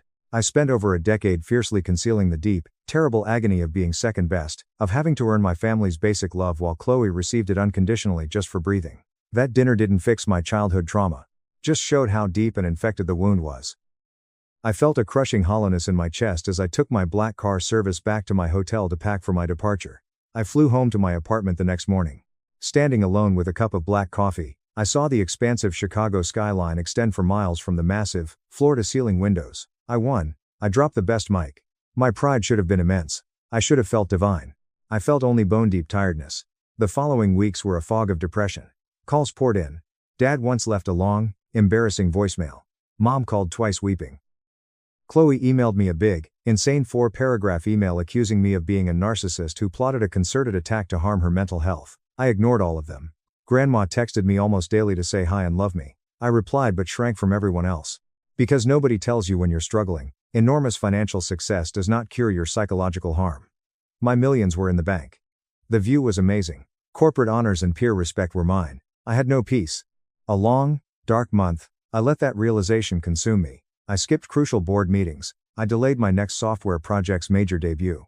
I ignored several high-level angel investors who begged for money. Although my executive assistant was patient, she began sending cautious just checking in, Marcus emails after I missed 3 Zoom calls. I didn't sleep. At 3 a.m., I would lie awake in my enormous, empty California king bed, staring stupidly at the ceiling, wondering why the one thing I believed would finally make me feel seen, force my family to recognize my worth, had actually made things 10 times more confusing and agonizing. The saddest part was that I believed Chloe's restaurant goodbye in those silent, dark hours. That poisoned, evil voice in my head, which I believed I had buried when I sold my company, resurfaced. It started speaking to me in the dark. She's right, you know. You just got lucky with your code. You're still just the weird, forgettable kid in the hand-me-down clothes. They will never actually love you for who you are. They only care about the deed to this apartment. I actually believed that for a terrible time. Until a tiny but major event changed my perspective. No big cinematic revelation. Just a quiet, random Thursday day in late March. It started raining as I walked home from an artisan coffee shop, my head down in sad thoughts. Not a gentle drizzle, a sudden, ferocious, torrential Chicago deluge. I jogged and hid behind a fancy hotel's big canvas canopy to remain dry. A 7-year-old boy and his father stood next to me under the awning. A huge camera around the dad's neck and maps in his pockets showed they were tourists. The small boy, drenched but smiling, glanced up at the big, gleaming glass skyscraper above us, my penthouse's building. He pulled his dad's sleeve and pointed at the clouds. "Dad, look how tall it is. Is this where Spider-Man lives?" The dad laughed loudly and caressed the child's wet hair. "Not exactly, buddy, but yeah, pretty close. Only really, really important people get to live all the way up there in the clouds." The small boy turned and saw me in my fitted coat holding my coffee, casting wide, inquiring eyes on me. "Do you live in the Spider-Man building?" Totally surprised, I looked down at him and smiled gently. "Yeah, I actually do live all the way up at the very top." Child's eyes were as huge as dinner plates. "Whoa, that is so cool. You must be like a superhero. Or super rich." My first real laugh in a month came from my chest. "Something like that, kid." Dad grinned at me with calm regard. He nodded at the building. "You must have worked incredibly hard to earn a spot up there. Man, good for you." The sincerity with which that stranger expressed those things affected me more than any pricey treatment session. Because he was right. I worked hard, not lucky. No big check came. I didn't buy a premium car at 16. I created my empire on willpower, broken laptops, and restless nights. The environment was geared to make me quit. I irrevocably proven to myself that I was not the miserable loser they all called me. After the rain stopped, I walked the remaining few blocks to my building, took the private elevator to the 54th level, and took a long, hot shower.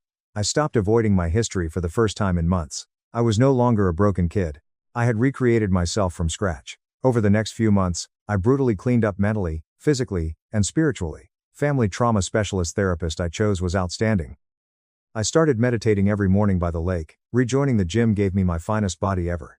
Reuniting with my tech co-founder, I apologized for my absence and aggressively resumed the large software project we had shelved. I secretly gave $50,000 to the community college scholarship program that saved my life at 18. I invested extensively in a new tech business managed by a talented, first-generation college kid who resembled me at that age. My family's group chat was permanently silenced. I stopped checking for calls, but most significantly, I started living my life for me. Not for simple revenge, not to urgently convince my parents, not to beat my sister in some silly competition. The penthouse was decorated by an interior designer to my specifications. Gourmet cooking was taught to me. I started giving small, intimate dinner parties with my real friends, people who saw me, respected me, and loved me for who I was, not what I could buy. First-class flight to Chicago for a long weekend. Grandma shed tears of pleasure when I told her she was sleeping in the enormous master bedroom suite while I took the guest room. I finally shed my shame on that peaceful excursion. The terrible noise in my mind stopped. That nasty tiny voice that sounded like Chloe shrank and faded until it disappeared. I was alone again. I ultimately understood. I never needed my family's approval. I never did. I received the life-changing call just when I had found serenity. It was Tuesday night. My phone vibrated on the glass table, while I watched the sunset over the ocean on my balcony. Down I looked. My dad. His name was neon lit at the top of the screen like a cosmic test. More than 4 months had passed since I heard his voice. Not since Grandma's birthday dinner's spectacular deed disclosure. Not since the time our family forcibly shifted power toward me. He called me directly. I let the phone ring 4 times. I inhaled, picked it up, and clicked accept. "Hello?" I said calmly. "Marcus," Dad said. He spoke with a hoarse, weary voice. We really need to talk to you." "It's about Chloe." I delayed responding. I watched the orange sky. I let the heavy quiet hang on the line for a few seconds longer than necessary, letting him sense my remoteness. "Is she physically okay?" I inquired, trying to seem objective. His line ended with a long pause and a trembling breath. She is going through a really massive crisis right now, Marcus," he murmured. Your mother and I thought it might be best if we finally looped you in on what is happening. In the background, my mom was hurriedly whispering something I couldn't understand.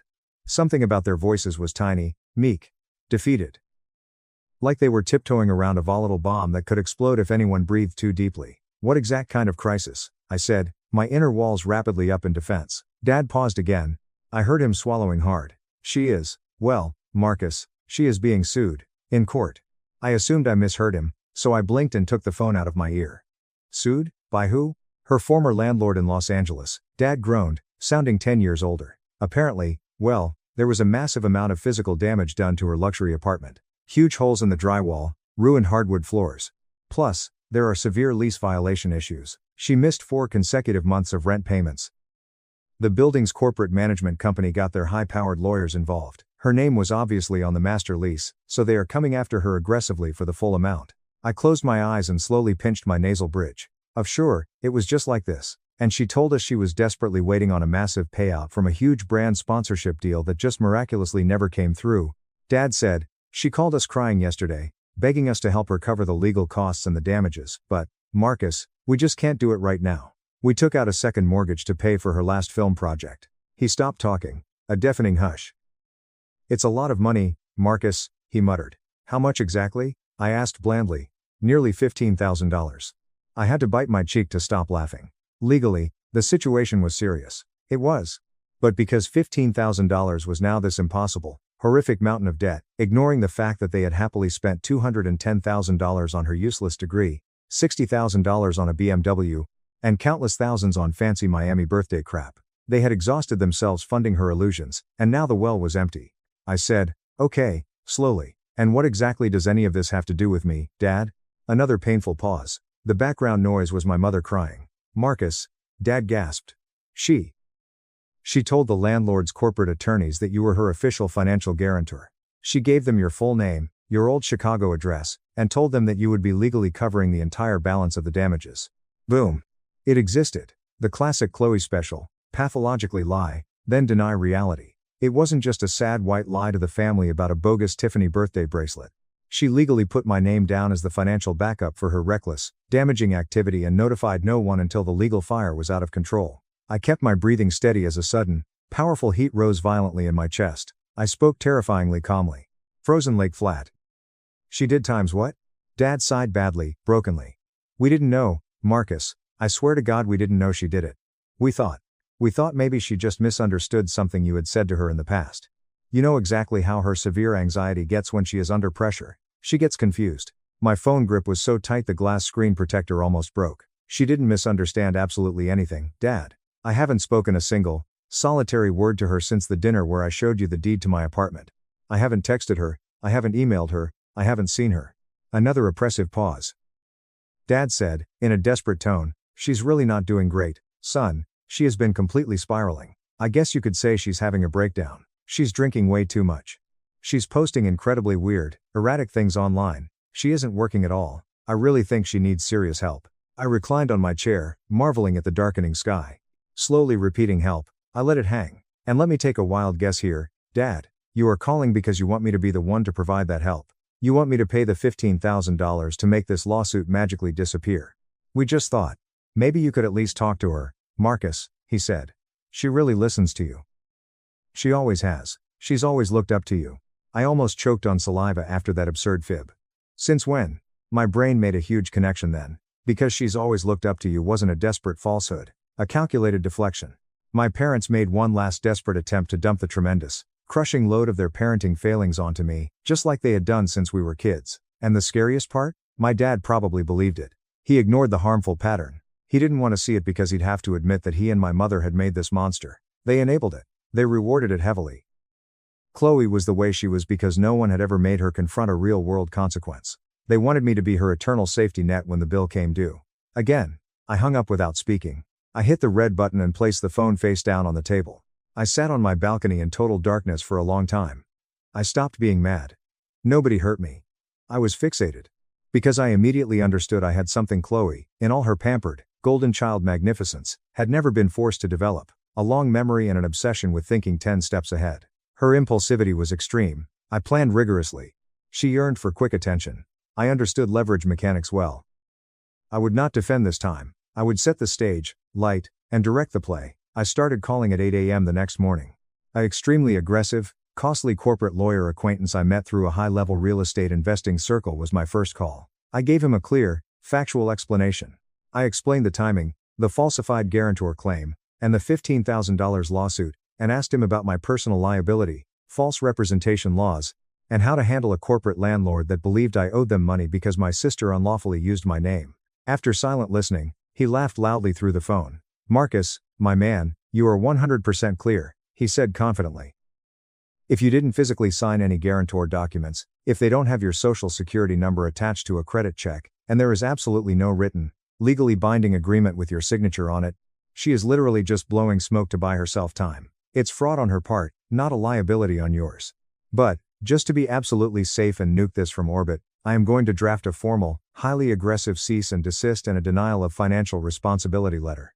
We will send it directly to the landlord's legal team via certified mail, just to make it absolutely airtight. I requested a draft today." "Absolutely. I'll have my paralegal send you the rough draft in an hour." By the next morning, I had a terrifyingly official, legally enforceable letter signed, sealed, and notarized disputing financial responsibility for Chloe's lease.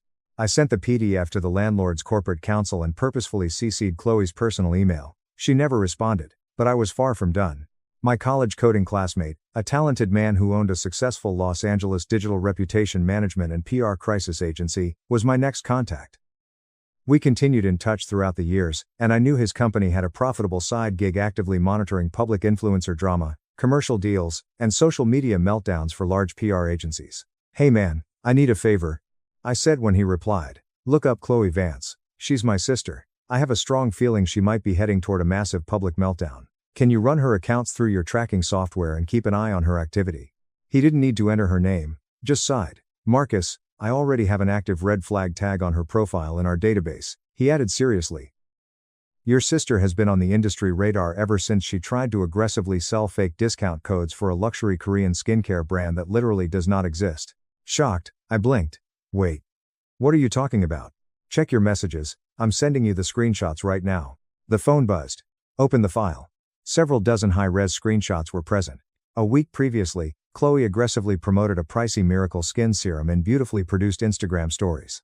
She offered her followers a 20% off exclusive discount with the promo code CHLOE20 at checkout, except the brand was fake. The website she linked to was unregistered and dead. Under her tweets were hundreds of outraged, anxious comments from her real followers, questioning where their money went, why a shell corporation charged their credit cards, and threatening to denounce her to the FTC for wire fraud. I felt a chill creep up my spine. This went beyond family immaturity. This went beyond lying about a necklace to grandma, authentic federal financial fraud. She was about to be publicly exposed by the internet for defrauding her followers to pay her rent. I didn't tell my folks. Not yet. Instead, I quietly gathered evidence. My PR friend emailed me a huge digital file with everything. I preserved the bogus skincare scam screenshots. I saved follower angry emails. I kept her thief comments public. I kept documentation of 3 failed brand collaborations where corporations dropped her for unprofessionalism. I preserved a crazy, crying TikTok tirade she uploaded at 3 a.m. and deleted 2 hours later, when she blamed her toxic, narcissistic, unsupportive family members for her financial problems and alleged financial abuse. She didn't have to name me in the video. The connotation was clear. It was gathering into an unstoppable avalanche. Legal pressure, financial collapse, public exposure. Despite this, she hadn't contacted me to apologize or explain. My mother did. I couldn't understand her Friday night call because her voice was shaking so badly. "Marcus, sweetheart, please," she wailed into the phone. "Please, you have to help us. Chloe is having a complete mental breakdown. She has locked herself inside her apartment. She barely leaves her bed. She won't eat. I don't know what to do anymore. We are terrified.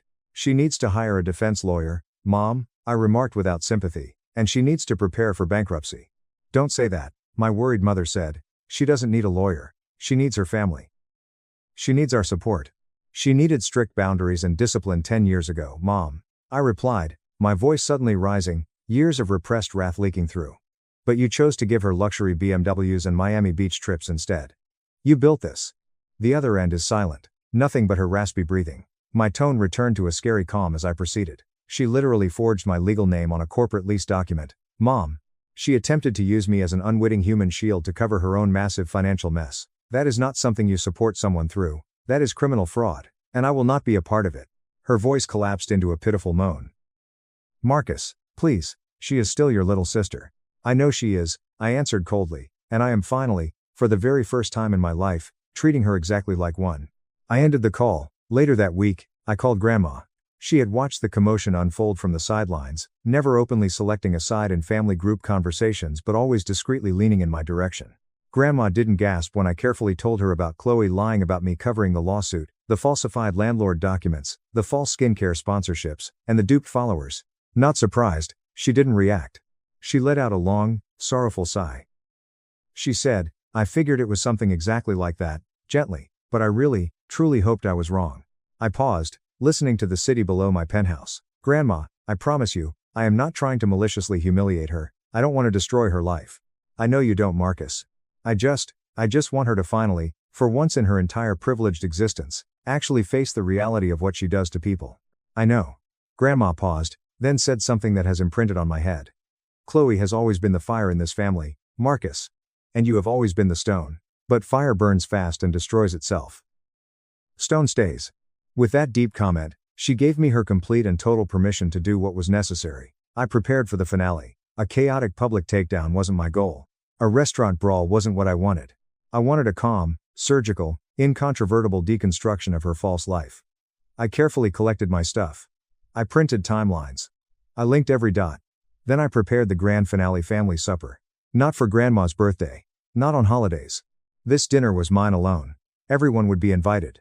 If my family only watched large, theatrical events, I would give them a front row, VIP ticket to the absolute, raw reality they had aggressively ignored for 3 decades.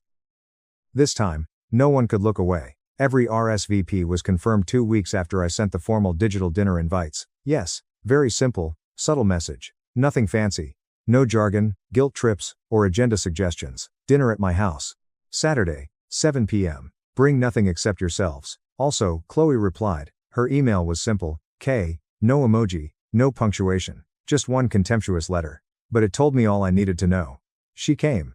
Her big ego was injured, her bank account was depleted, and her burning curiosity about my life was eating her up. It was new to her to not know what was going on, especially with me. Saturday arrived quickly. The stage was properly set all day. Professional cleaners left the penthouse pristine. The smart home lighting was dim and cozy. A huge wood dining table fit Grandma, Mom, Dad, Chloe, Aunt Linda, Uncle Tom, Cousin Mia, and me. The entire residence resembled an architectural digest spread. Modern, sleek, minimalist, and expensive without being garish or flashy. However, one critical object was unseen to anyone entering the room. A thin, heavy folder neatly put on the floor beneath my chair at the head of the table. Not a cheap manila folder. A thick, glossy black leather folio, like the ones high-powered attorneys carry into federal courtrooms. That black leather folio held everything. Chloe's bogus brand deals in high resolution. The exact copies of her fraudulent lease documents she gave the landlord with my name. Hundreds of printed screenshots of her scammed followers' outraged comments. Her insane, erased TikToks calling me an awful monster who left the family. Most importantly, physical evidence of her urgent text messages and emails telling my parents I was happy paying her luxury lifestyle. It wasn't a drama prop. No, I wouldn't aggressively toss the papers in her face like a soap opera villain, just in case she lied. The folder was there. It reminded me physically that I had the entire truth on my side. They all arrived on time. Chloe, who always arrived 45 minutes late to family gatherings to make others wait, entered the double doors at 7:05 p.m. She wore an unsuitable, tight black cocktail dress, too much evening makeup, and a guarded face that said, "You absolutely cannot touch me." She entered the huge living room and leisurely admired the Chicago cityscape, costly modern art, and custom furniture. Her compliment was hollow and passive-aggressive. She mumbled, "Nice view, Marcus," folding her arms over her chest. Seems kind of huge and empty for just one person, though, a little lonely. My smile was genuine and relaxed. It actually helps me think clearly, Chloe. I like the quiet. The supper started agonizingly slow. Private chef prepared the meal. The small conversation was agonizing. Grandma complimented the pricey Pinot Noir. Some awkward weather jokes by Uncle Tom failed. Mom cautiously asked if I was dating anyone, scanning the room. Chloe slumped back in her heavy chair, arms folded, appearing bored, biting her tongue, and occasionally glaring at me. I patiently waited. I fed them roasted duck. I let them finish truffle risotto. I waited until the plates were emptied and the room quieted. I cautiously rose from my position at the head of the table. I carefully cleared my throat and spoon-tapped my crystal water glass. I really appreciate all of you flying out and coming tonight. I shouted across the huge crowd. I have been meaning to host you all for a very long time, but I wanted to wait until it actually meant something important. All the table heads turned to me. Even Chloe stopped scrolling through her phone app and narrowed her eyes. I know that things have not exactly always been balanced in our family dynamic, I said smoothly, pacing myself. And I want you all to know that I have made my peace with a lot of that childhood history. I really have. But recent, very serious events have made it abundantly clear to me that true peace absolutely cannot exist in this family if the actual truth keeps getting aggressively buried to protect people's feelings. The leather creaked as my mother shifted uneasily in her seat. Dad smiled a weak, scared smile. A loud, theatrical sigh followed Chloe's violent eye rolling. Let me be completely, 100% clear, I added, looking at my parents. This is absolutely not a confrontation. This is not an attack. This is simply closure for me. And it is the baseline reality for the rest of you. Next, I cautiously reached under my seat. I grabbed the thick black leather folio. It remained unopened. No paper was dramatically removed. I placed it carefully, methodically, and with a heavy Times thud, Times on the center of the oak table in front of me.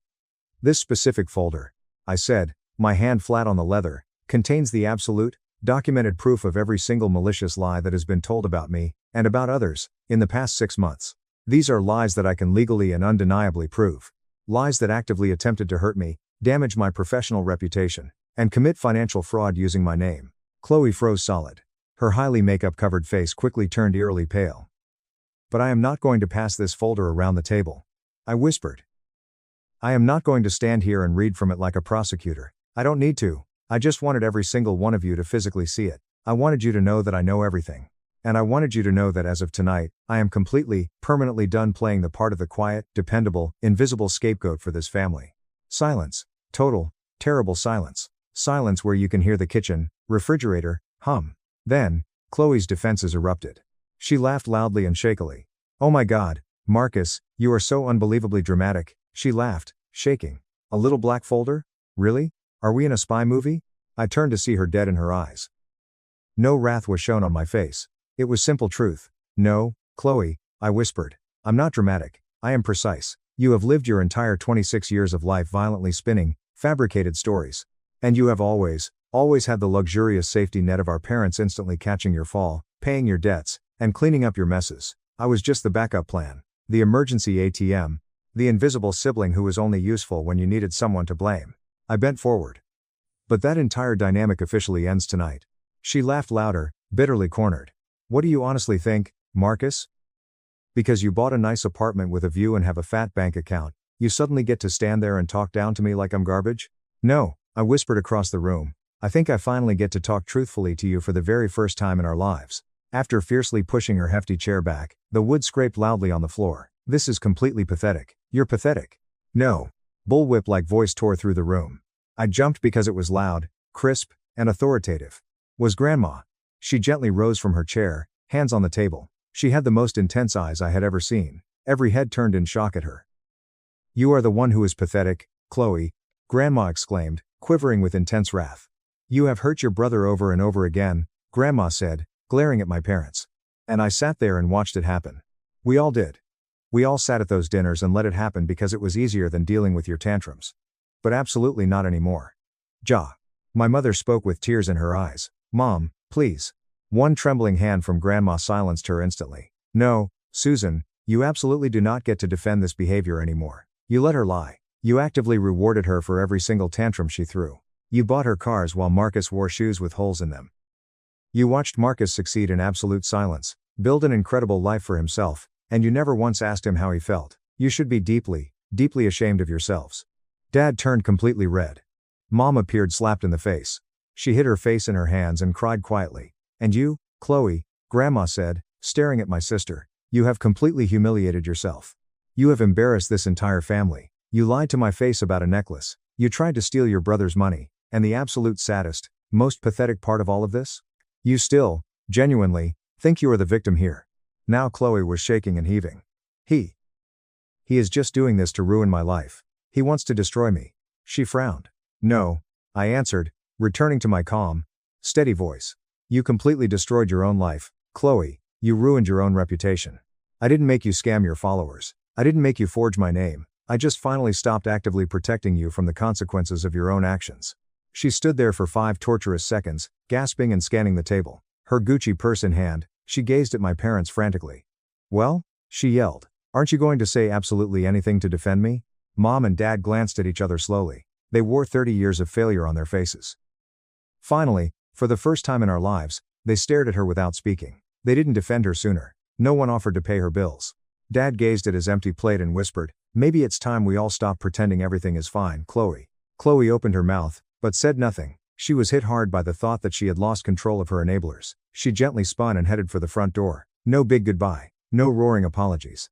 Just the hefty, echoing thud times of the enormous oak door closing behind her. She departed. Nobody stood up to follow her. The rest of dinner was silent. It was honest for the first time in my family's history, but not joyous or jubilant.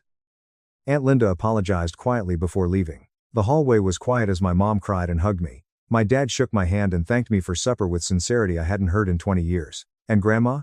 She grabbed my hand strongly as I took her to the guest room, smiled sweetly, and said, "You did it the exact right way, Marcus." Update 2. 3 months have passed since the Black Folder supper. Chloe's fake influencer profile vanished in the weeks after that night. A major cosmetics brand chastised her on Twitter for misusing their trademark name in a promotion. Her followers dropped by tens of thousands. She produced a 20-minute YouTube video lamenting about toxic energy and family betrayal, but scammers demanded their money back so forcefully that she panicked and canceled her channel within 24 hours. Then she turned black. Silent radio. My dad recently told me that the landlord's lawsuit drove her to declare bankruptcy and leave Los Angeles. She shares a tight Phoenix apartment with a former buddy.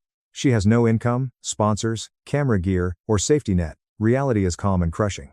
And I? Never slept better throughout my life. I work better. I laugh louder. I breathe easier. I didn't seek my revenge by killing my sister or yelling at her in public. It came from outgrowing her. I got it by slowly and gradually disclosing the absolute truth and letting it sit on the table. Unignorable. Undeniable. Totally permanent. I had no tantrums. No shouting required. I didn't beg for parental affection. I have to quit shrinking to fit in. After Dad's $4,800,000 estate opened, my blood sugar hit 658. My brother filmed instead of helping. 3 weeks later, labs proved he'd swapped my insulin with saline. I awoke on the restroom floor at 2:47 a.m. Paramedics strapped an oxygen mask on my face, while my brother stood in the doorway recording with his phone. Not helpful. Filming. My blood sugar level was 658. The usual range is 70 to 110. At 630 you begin to get diabetic ketoacidosis. At 760, you die. The lead paramedic continued asking when I had last taken my insulin. And I kept telling him 3 hours ago, right before bed, as I had done every night for the preceding 12 years. He gazed at my brother. My brother looked at his phone. And something about that interchange chilled my skin in a way that had nothing to do with the medical crisis actually killing me. The estate struggle began 7 weeks earlier, when our father died of a fatal heart attack at the age of 65, leaving behind a commercial real estate portfolio valued around $4.8 million. My father will share everything 50-50 between me and my brother Caleb. Simple, clean, and fair. Except Caleb had been Dad's business partner for the previous 9 years, while I had been teaching high school chemistry 3 states away. Caleb had access to all of the funds, assets, and papers. He'd been residing at Dad's house since the funeral, purportedly preparing things for probate. I drove down from Michigan to our hometown of Columbus, Ohio, 12 days after Dad died to remain at his house throughout the estate settlement. That's when my diabetes started acting up. I am 35 years old. I was diagnosed with type 1 diabetes when I was 24, shortly after graduating from college. It's been a part of my daily routine for more than 10 years. I understand my body. I recognize the warning signals of high blood sugar, extreme thirst, frequent urination, impaired vision and exhaustion. I understand how excellent control feels against negative control. And I'd had great control for years. My latest A1C test, 4 months before Dad died, was 6.1, which is practically ideal for a diabetic. My endocrinologist, Dr. Michael S. Carter from Ann Arbor Medical Center, genuinely praised me at my previous checkup. So, when I began having hypoglycemic symptoms while taking my insulin on a regular basis, I blamed it on stress. Grief causes unexpected changes in your body. Cortisol levels increase. Sleep habits become interrupted. Food habits change. It seemed reasonable that my blood sugar would be more difficult to regulate. Except, it wasn't only more difficult to control. It was totally uncontrolled. Before injecting long-acting insulin at night, I would check my blood sugar. Let us pretend it was 135. Slightly high but doable. I would inject my customary dose of 36 units, which I had been taking for 2 years. Then I'd check again in the morning, anticipating it to be anywhere between 90 and 110. Instead, it would read 380, 420, or 511. I hadn't seen these numbers since I was initially diagnosed and had no idea how to control the condition. Numbers that didn't make sense considering my insulin regimen. I began monitoring my blood sugar every 2 hours and even set alarms to wake up during the night. The trend was constant and disturbing. My insulin simply wasn't functioning. I phoned Dr. Carter's office on a Thursday morning after a particularly horrible night in which my blood sugar reached 512. I spoke with Lauren Hayes, his nurse practitioner who had been overseeing my treatment for the previous 20 months. She asked all the appropriate questions. Have I modified my diet? No. Was I unwell from an infection? No. Was I experiencing extraordinary stress? Well, yeah. My father had recently died and I was dealing with his inheritance. She indicated that stress hormones might definitely develop insulin resistance, making my regular dosages less effective. She upped my overnight long-acting dose from 36 to 44 units and instructed me to call back in 4 days if things did not improve. They did not improve. They became worse. Caleb was quite helpful throughout this time. He saw I wasn't feeling well and kept asking if he could help. He'd bring me bottles of water whenever I mentioned being thirsty. He'd offer to prepare dinner so that I could relax. He'd ask about my blood sugar levels and shake his head compassionately when I informed him they were high. One night, he sat with me in the kitchen while I prepared my injection. Is it scary? He inquired, observing me draw insulin from the container into the syringe. Knowing you must do this every day or you will die. I advised him to get accustomed to it. You don't fully consider the stakes anymore. It becomes routine, much like cleaning your teeth. He nodded slowly and looked at the vial of insulin on the counter. Where do you keep it? In the fridge. I informed him. Yes, in the door of the upstairs bathroom fridge, the small one Dad installed when Mom was sick. Caleb was aware that he had previously lived in this house, but he inquired nevertheless. The estate lawyer, Thomas Whitaker of Whitaker and Associates, planned our first official meeting for Monday morning, 4 weeks after I arrived. I was feeling really bad by that moment.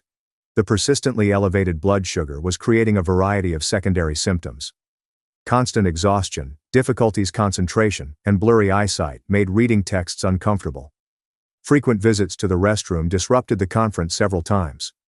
Whitaker often paused his explanation of the probate procedure to ask if I wanted a break. I continued apologizing and explaining that I was all right, just struggling with some health concerns.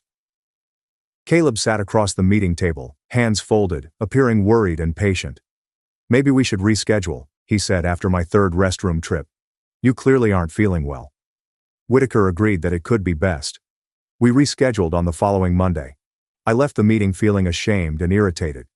I had seemed incompetent in front of our father's lawyer. Worse, I had appeared unstable, as if I couldn't handle fundamental adult obligations. That evening I upped my insulin dosage without first phoning Dr. Carter's office. I took 58 units rather than 44. It was foolish and even hazardous to take such a large jump without medical supervision, but I was desperate. I needed to get my blood sugar under control before our next appointment with Whitaker. I couldn't afford to appear distraught during the estate processes. My blood sugar level before bedtime was 371. The following morning, it was 552. I had taken 58 units of long-acting insulin, and my blood sugar had risen by 181 points. That isn't how insulin works. That is not how any of this works. Something wasn't right with me. Something outside stress, bereavement, or insulin resistance. I scheduled an appointment with a local endocrinologist, Dr. Allison Grant, at Columbus Diabetes Associates, and was seen 2 days later after stressing the situation was an emergency. Dr. Grant was in her late 40s, with gray-streaked hair and the calm, analytical manner of a specialist dealing with a medical emergency. She looked at my blood sugar logs, insulin dosage data, and a recent A1C test from Michigan. Then she examined me, looking for evidence of lipohypertrophy, a kind of scar tissue that might interfere with insulin absorption. Everything seemed perfect. She ordered a full blood workup, which included a C-peptide test to assess my pancreatic function, a hormone imbalance screening, and an insulin antibody test. I'm going to be honest with you, she added, removing her exam gloves. The presentation does not make physiological sense. You should respond to these insulin dosages. We need to find out why you aren't.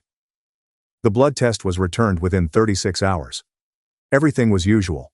My pancreas was not making insulin, as predicted for type 1 diabetes. My thyroid function was fine. There is no illness, no hormonal imbalance, and no insulin antibodies. Dr. Grant phoned me personally to explain the findings. I want you to come back in and bring your insulin vials, she told me. All of them, including the ones you're using now and any backups you have. I'd like to test them. I asked her what she felt was wrong. There was a lengthy delay on the line. I don't want to speculate until we rule out environmental factors, she explained cautiously. However, if your insulin is incorrectly maintained or contaminated, this might explain why it isn't working. Can you come tomorrow morning? I said yes. I grabbed all of my insulin vials that evening. I had 3. The one I was using from the bathroom fridge, a backup in the same fridge, and an unopened one in my luggage case from Michigan. I arranged them on my dresser to bring to Dr. Grant in the morning. Then I headed downstairs to prepare dinner. Caleb was in the kitchen, staring at his phone. Are you okay? He inquired, looking up. You've seemed stressed lately. I assured him I was all right, but annoyed with my blood sugar concerns. He nodded compassionately. So, let me know if there's anything I can do to assist. We are in this together, right? Dad would have wanted us to take care of one another. I thanked him and reheated the leftovers. After supper, I returned upstairs to prepare my nightly injection. When I reached for the vials on my dresser, the backup vial was in a different location than I had placed it. Not much altered, but slightly displaced, about an inch to the left, something you may miss if you weren't paying attention. My hands became shaky. I told myself I was too paranoid. I persuaded myself that the stress of Dad's death, the estate processes, and my medical concerns were causing me to perceive conspiracies where none existed. I assured myself Caleb wouldn't do that. He was my brother. We had grown up together. We had shared a room until I went to college. He'd been there when I was initially diagnosed with diabetes, teaching me how to administer injections and monitor my blood sugar levels. He phoned me every few months to see how I was doing and whether my diabetes was under control. He cared for me. But I also recall what Dad had stated approximately a year before his death. During one of our phone discussions, he said that Caleb had been pressing for a change in the business structure that would make Caleb the major owner and Dad a silent partner. Dad had refused. I built this company, he had stated. I'm not signing it away while I'm still alive and capable. Caleb had been furious with the choice. Very furious. I did not take my insulin that night. Instead, I visited a 24-hour pharmacy and purchased 3 fresh vials with my insurance. They were pricey, at $110 each, even with insurance. But I had to know. I needed to exclude the idea that something was amiss with my existing supply. I took my nightly dosage with one of the brand new drugstore vials. My blood sugar level before the injection was 382. When I woke up the next morning and tested again, it was 109, which is normal, healthy, and exactly where it should be. After an appropriate dosage of long-acting insulin, I sat on the side of my bed, looking at the glucose meter display, feeling chilly all over my body. The insulin from the pharmacist worked. The insulin from my bathroom fridge did not work, indicating that my medicine had been tampered with. I phoned Dr. Grant and informed her that I had found out the problem. She questioned what I meant. I described buying fresh insulin at the pharmacy and receiving a normal result for the first time in weeks. She paused for a bit before saying, "Bring in all of your old vials today if possible. I'm going to have them evaluated by our lab and file a report with the Ohio Board of Pharmacy. If your medicine was tampered with, this is a serious offense." I agreed to come in within an hour. Then I went to the bathroom fridge and got the vials. The current one I was using was still there. The backup vial was gone. I had noticed it the night before on my dresser. It wasn't in either the bathroom or my bedroom. I looked for 25 minutes before acknowledging the apparent reality. Someone had snatched it. Someone who realized I was growing suspicious. Someone gained access to the house and my stuff. Someone who was my brother. I drove to Dr. Grant's office with the 2 leftover vials. The one I was currently using, and the unopened one from my Michigan travel case. Dr. Grant greeted me in an exam room with a worried expression that made her appear older than she did at our initial session. She gave over the vials to a lab worker who photographed them and filled out chain of custody documents. "These will go to Ohio State's Medical Forensics Lab," Dr. Grant added. They may evaluate the contents to see whether there has been any replacement or contamination. The procedure takes around 4 to 6 business days. I asked her what she believed had happened. She selected her words carefully. In my 17 years of practicing endocrinology, I've encountered 3 instances of pharmaceutical manipulation. Both included family members with financial incentives. I cannot make allegations, but anybody with access to your insulin might readily replace it with saline solution or another transparent liquid. The vials appear identical. Without advanced testing, you'd never know. I did not return to Dad's place that night. I got into a downtown hotel and paid with cash since I didn't want Caleb to be able to monitor my credit card. I sat in my hotel room, reflecting on everything that had transpired during the previous 4 weeks. My blood sugar difficulties began shortly after I arrived at the residence. Caleb's remarkable care, giving me water, inquiring about my diabetes control, seeing me prepare injections, and his query about where I kept my insulin, which he already knew but asked nevertheless. At the rescheduled estate conference, I appeared incompetent and unstable, just the type of person whose judgment could be challenged in probate court. The missing backup vial from the night made me suspect. And at the heart of it all, there's the money. $4.8 million shared between 2 brothers, unless one brother is judged unable to manage his inheritance. I contacted the Columbus Police non-emergency number and requested to talk with someone about a possible attempted murder. The dispatcher connected me with Detective Marcus Reed of the Major Crimes Unit. Reed had worked with CPD for 21 years, according to the brief history he provided me when we met at the station the next morning. He was in his mid-40s, with graying hair and sad eyes from witnessing too many betrayals inside his family. I told him everything. Dad's death, the multi-million-dollar inheritance, my odd blood sugar issue, the insulin that stopped functioning, the lost backup vial, and the drugstore insulin that worked wonderfully. Reed listened without interrupting and took notes on a yellow legal pad. When I finished, he put down his pen and stared directly at me. "Do you still have access to your father's home?" he asked. I said, "Yes, I still had my key." "Don't go back there alone," Reed said. "If what you're saying is correct, your brother tried to murder you. The fact that he's photographing your medical emergency shows that he's documenting your alleged instability for legal reasons. This was deliberate. This is sophisticated. This is someone who has planned every step." Detective Reed directed Officer Nolan Park to accompany me back to the residence to grab my possessions and any evidence. Park was younger, perhaps in his early 30s, with an intense focus that made you feel both safe and little apprehensive. We got at the house about 10:30 a.m. on a Friday. Caleb's automobile was gone. I let us in with my key and immediately went upstairs to the bathroom. The insulin vial I had been using was still inside the refrigerator door. Park shot it in place before carefully bagging it as evidence, using a body camera to film the entire process. Next, we searched my bedroom. Park discovered an empty insulin bottle in the trash bin next to my dresser, buried among crumpled papers and tissues. Not one of mine, but an extra vial mistakenly dumped by someone who assumed it would be disposed of with the ordinary trash. Park also grabbed that. We then searched Caleb's room. I felt bad about it. Invasive, as if I was breaking some basic trust between brothers. However, Park was thorough and professional, inspecting drawers and closets with trained skill. In Caleb's bedside table, below a stack of financial paperwork pertaining to Dad's estate, Park found a box of saline solution vials, the sort used for wound irrigation or medical treatments.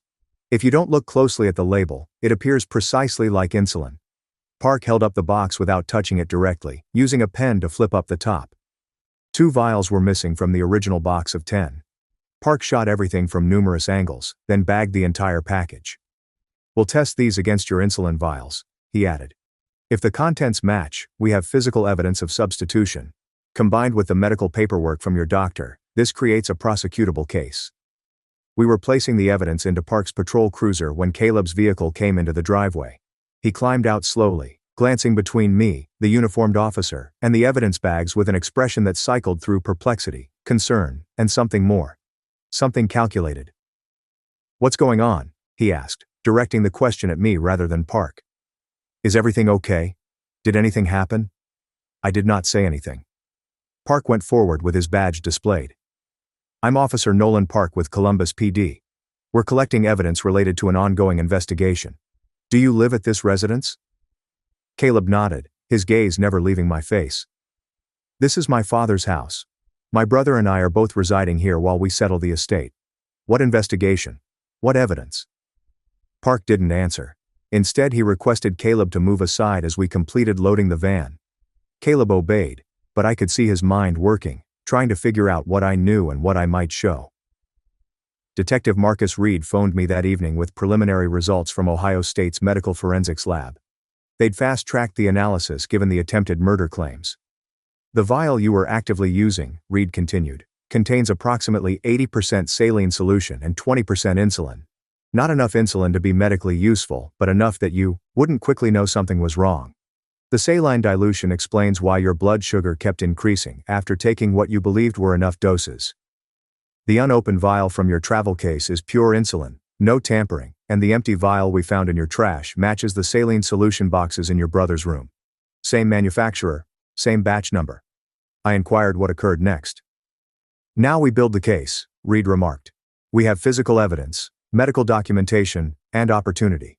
What we need is motivation testimony, and any proof proving your brother's financial interest in you, seeming incompetent. I called Thomas Whitaker, the estate attorney, and demanded copies of every correspondence between him and Caleb over the preceding 7 weeks. Whitaker was professionally reluctant until I indicated there was a current police investigation into alleged estate fraud and attempted murder. That changed his tone dramatically. He sent over the emails within 2 hours. There were 41 messages total. Most were standard queries regarding probate processes and property appraisals, but 6 communications sent over the period of 12 days voiced worries about my abilities to manage my inheritance. The first email was sent 4 days after I arrived at the residence. I'm worried about my brother's health. He appears highly unorganized and is having problems controlling his diabetes. Is there a method for medical examination if one successor looks unable to perform financial responsibilities? The second email followed 6 days later. My brother had to leave our meeting multiple times due to health issues and seemed confused about basic estate details. I want to make sure he's safeguarded, even if it requires greater oversight of his portion. The cycle continued, each communication meticulously documenting my seeming deterioration, while posing Caleb as the worried responsible sibling seeking to safeguard both of us.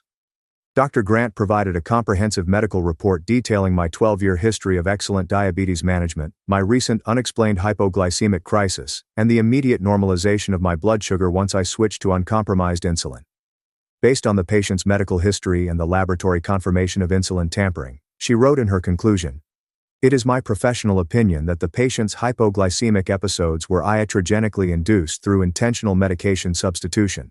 Without intervention, the patient would have progressed to diabetic ketoacidosis, coma, and likely death within days to weeks." She attached my blood sugar logs, showing the dramatic contrast between the 4 weeks of using tampered insulin and the immediate improvement with pharmacy insulin. The documentation was devastating and indisputable. Detective Reed brought Caleb in for questioning on a Monday morning, exactly 5 weeks after the paramedics had found me unconscious on the bathroom floor. I wasn't present for the interview, but Reed recorded everything and played portions back for me later. Caleb maintained his innocence throughout, claiming he had no idea how saline solution ended up in his bedside table, suggesting maybe I'd planted it there to frame him out of grief-induced paranoia. He said he'd been nothing but supportive during my health crisis, that his emails to the estate attorney were genuine expressions of concern, not attempts to undermine my competency.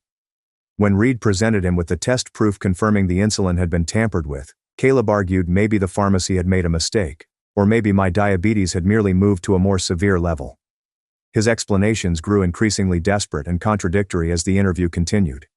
The breakthrough came when Reed asked Caleb about the video footage, the footage from my medical emergency, which Caleb had filmed on his phone instead of helping. "Why were you recording your brother during a medical crisis?" Reed asked. There was a long silence on the recording. Then Caleb said something that destroyed any remaining pretense of innocence. "I needed documentation for the estate proceedings to show he wasn't capable of managing his portion." Reed asked him to clarify. "Documentation of what specifically?" Another pause. "Of his mental state, his instability." The lawyer said it would be helpful if there were concerns about competency. Reed pressed further. "So you were documenting your brother's medical emergencies to use against him in a state court, and you saw no reason to help him instead?" Caleb realized his mistake too late. He tried to backtrack, claiming he'd called 911 first before recording, that he'd only filmed for a few seconds. but the damage was done. He'd admitted to documenting my crisis for legal advantage rather than providing help. The Ohio prosecutor's office filed charges 4 days later. Attempted murder, assault with a deadly weapon, the tampered insulin qualified as a weapon under Ohio law, and estate fraud. The prosecutor, Madeline Pierce, had spent 14 years in major crimes and had a reputation for being thorough and merciless with white-collar criminals who hurt family members. She scheduled a preliminary hearing for 12 days out. In the meantime, Detective Reed executed a search warrant for all of Caleb's electronic devices, his phone, laptop, tablet, and cloud storage accounts. The digital forensics team found things that made the case even worse. Caleb had researched insulin tampering methods 4 weeks before Dad died. He'd visited forums discussing how to induce diabetic crises without being detected. He'd researched estate competency laws and medical conservatorship procedures. He'd even calculated how long it would take for sustained hypoglycemia to cause permanent organ damage or death. Every search, every calculation, every research query had been saved in his browser history like a roadmap of premeditated attempted murder. But the most damaging evidence came from Caleb's text messages with his girlfriend, someone named Rebecca Dalton, who worked in medical billing at a local hospital. The messages went back 7 months to before Dad's death. In them, Caleb complained about having to share the estate 1/2 to 1/2 when he'd done all the work building Dad's business. He wrote things like, "Why should he get half when he's been gone for years, and there has to be a way to contest the will." Rebecca had apparently suggested using my diabetes against me. "Doesn't he have to take insulin every day? What if something happened with that? Like if he seemed really sick or unstable?" Caleb's response: "That's genius. If he can't manage his own health, how can he manage millions of dollars?" The text chain continued over weeks, with Rebecca providing information about insulin storage and effectiveness, Caleb planning when to make the switch, and both of them discussing how to document my decline for legal purposes. The preliminary hearing was brief and brutal. Prosecutor Pierce presented the physical evidence, the medical documentation, the text messages, and the search history. Caleb's attorney, a public defender named Daniel Mercer, who looked increasingly uncomfortable as the evidence mounted, argued that the case was circumstantial, that the text messages were taken out of context, that Caleb's research could have been motivated by genuine concern for my health. Judge Evelyn Hart, who'd been on the bench for 24 years and had presided over some of Ohio's most notorious family crime cases, wasn't buying it. "Counsel," she said, removing her glasses and addressing Mercer directly. "Your client researched how to make someone diabetic appear unstable, purchased the materials to tamper with medication, had access to the victim's medication storage, exchanged texts. Planning this exact scenario, and filmed the resulting medical crisis instead of providing aid. At what point does this stop being circumstantial and start being a clear pattern of intentional harm?" She bound Caleb over for trial with bail set at $600,000. He couldn't make bail. He stayed in county lockup, awaiting trial. The estate proceedings took a different turn after the charges were filed. Thomas Whitaker filed a motion to pause probate pending the outcome of the criminal trial. Ohio has a slayer statute that prevents criminals from inheriting from their victims. And while Dad's death itself was natural causes, the argument was that Caleb's attempt to murder me for my inheritance disqualified him from benefiting from Dad's estate. Judge Hart agreed to pause the proceedings until the criminal case concluded. In the meantime, the court appointed a neutral third-party administrator to manage Dad's properties and accounts. I was relieved. I didn't want the money anymore. I just wanted to understand how my brother, someone I'd grown up with and trusted completely, could look at me and see nothing but an obstacle to wealth. The trial took place 5 months after my near-death experience. The prosecution's case was methodical and overwhelming. Dr. Grant testified about the medical impossibility of my blood sugar crisis occurring naturally given my history. Dr. Carter, my Michigan endocrinologist, testified via video about my years of excellent control. The Ohio State forensic chemist testified about the insulin dilution and saline substitution. Detective Reed testified about finding the empty vial in my trash and the saline boxes in Caleb's room. Officer Park testified about the evidence collection. The digital forensic specialist testified about Caleb's research history and text messages. And I testified about watching my brother film me during a medical emergency instead of helping. About the missing backup insulin vial. About realizing someone I loved had spent weeks systematically poisoning me.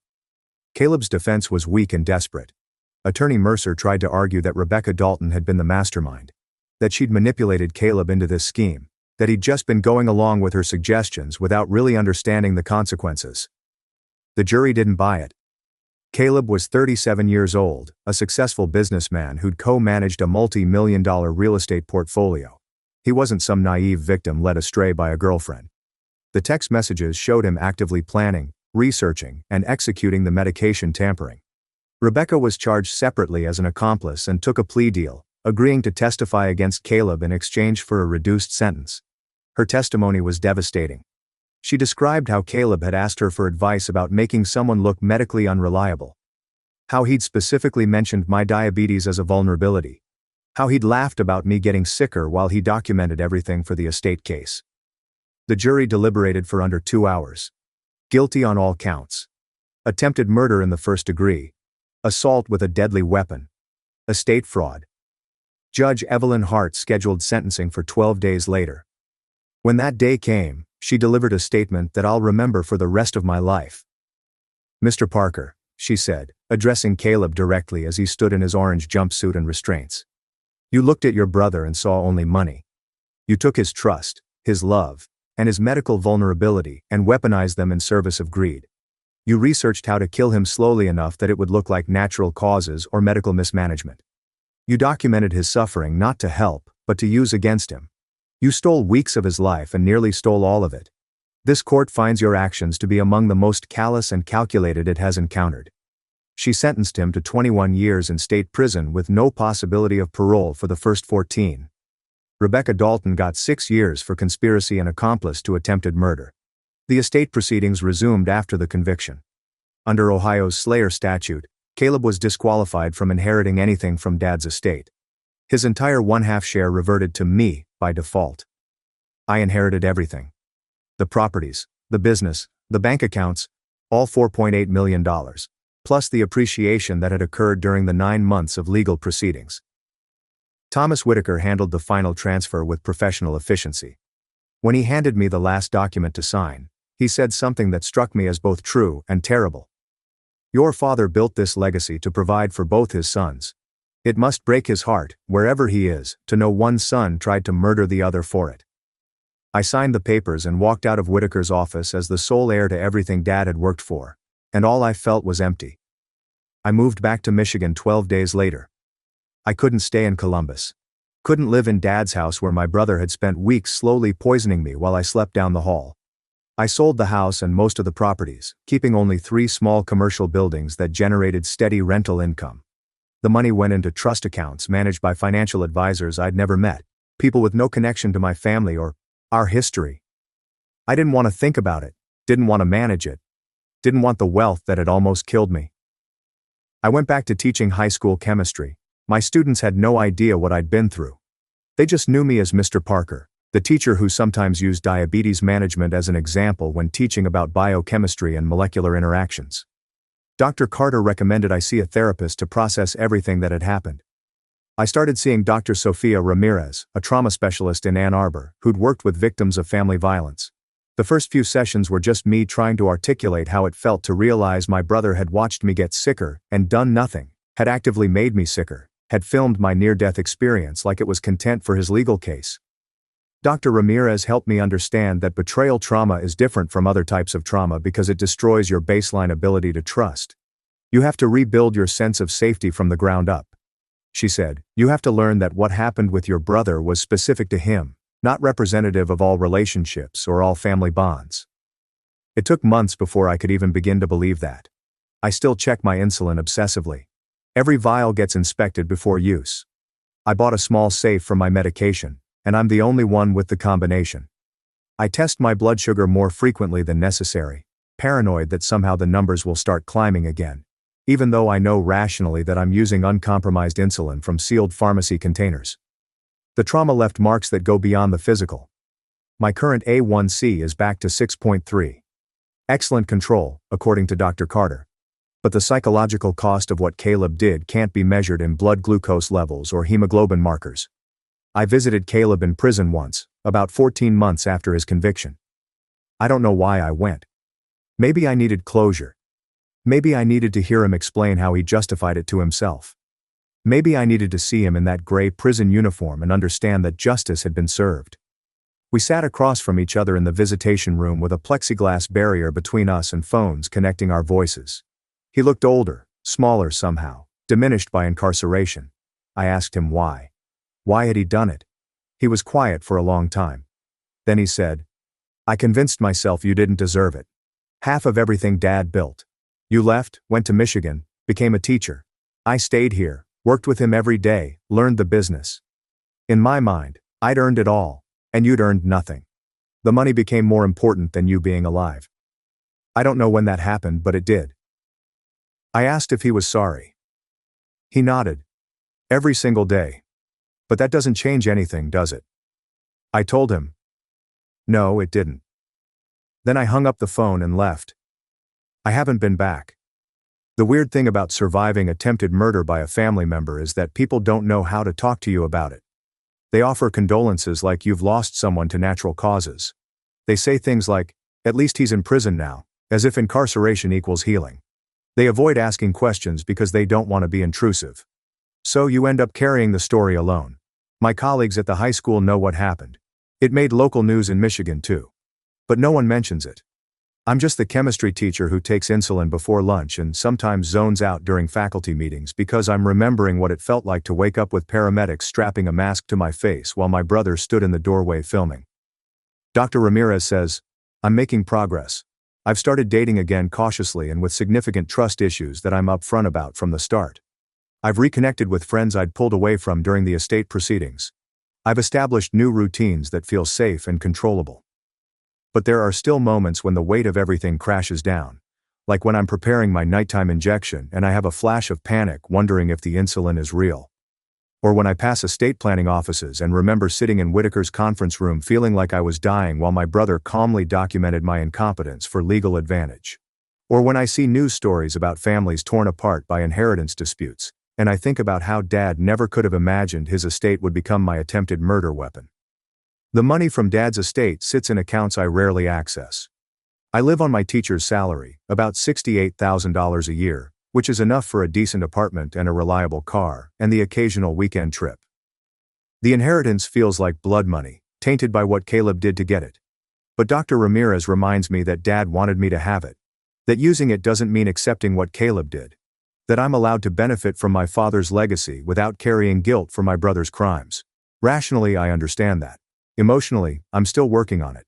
I've started using small amounts to fund diabetes research at the Ohio State Medical School, and to support programs teaching high school students about science and medicine.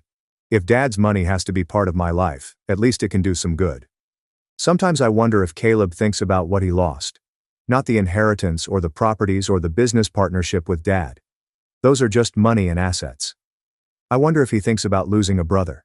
If he remembers the years before greed made me into a target instead of family. We used to be close, or I thought we were. We'd call each other every few months to catch up. We'd visit during holidays when our schedules aligned. He'd helped me through my diabetes diagnosis, learning about the disease alongside me so he could understand what I was dealing with. Or maybe that was research too. Maybe he was always calculating, always looking for advantages. Always seeing relationships as transactions. I'll never know which memories were real and which were strategy. Judge Hart's words come back to me often. You looked at your brother and saw only money. That's what haunts me most. Not the physical danger, not even the betrayal itself, but the reduction of everything we'd been to each other down to a dollar amount. $2.4 million to be exact. That's what my half of the estate was worth. That's what Caleb decided was worth watching me die. The math is simple and horrifying. My life, my trust, our shared childhood, our father's love for both of us. All of it calculated and found less valuable than money. You can't come back from understanding that. You can't unknow that equation. I still have the glucometer reading from that first morning after using the pharmacy insulin. 109, normal, safe, proof that my body wasn't failing, that my diabetes hadn't suddenly become uncontrollable, that the crisis was manufactured. I kept the printout in a drawer for months, looking at it sometimes when I needed to remind myself that I wasn't crazy, that my suspicions had been justified, that the person who tried to kill me was actually imprisoned for it and not walking around free.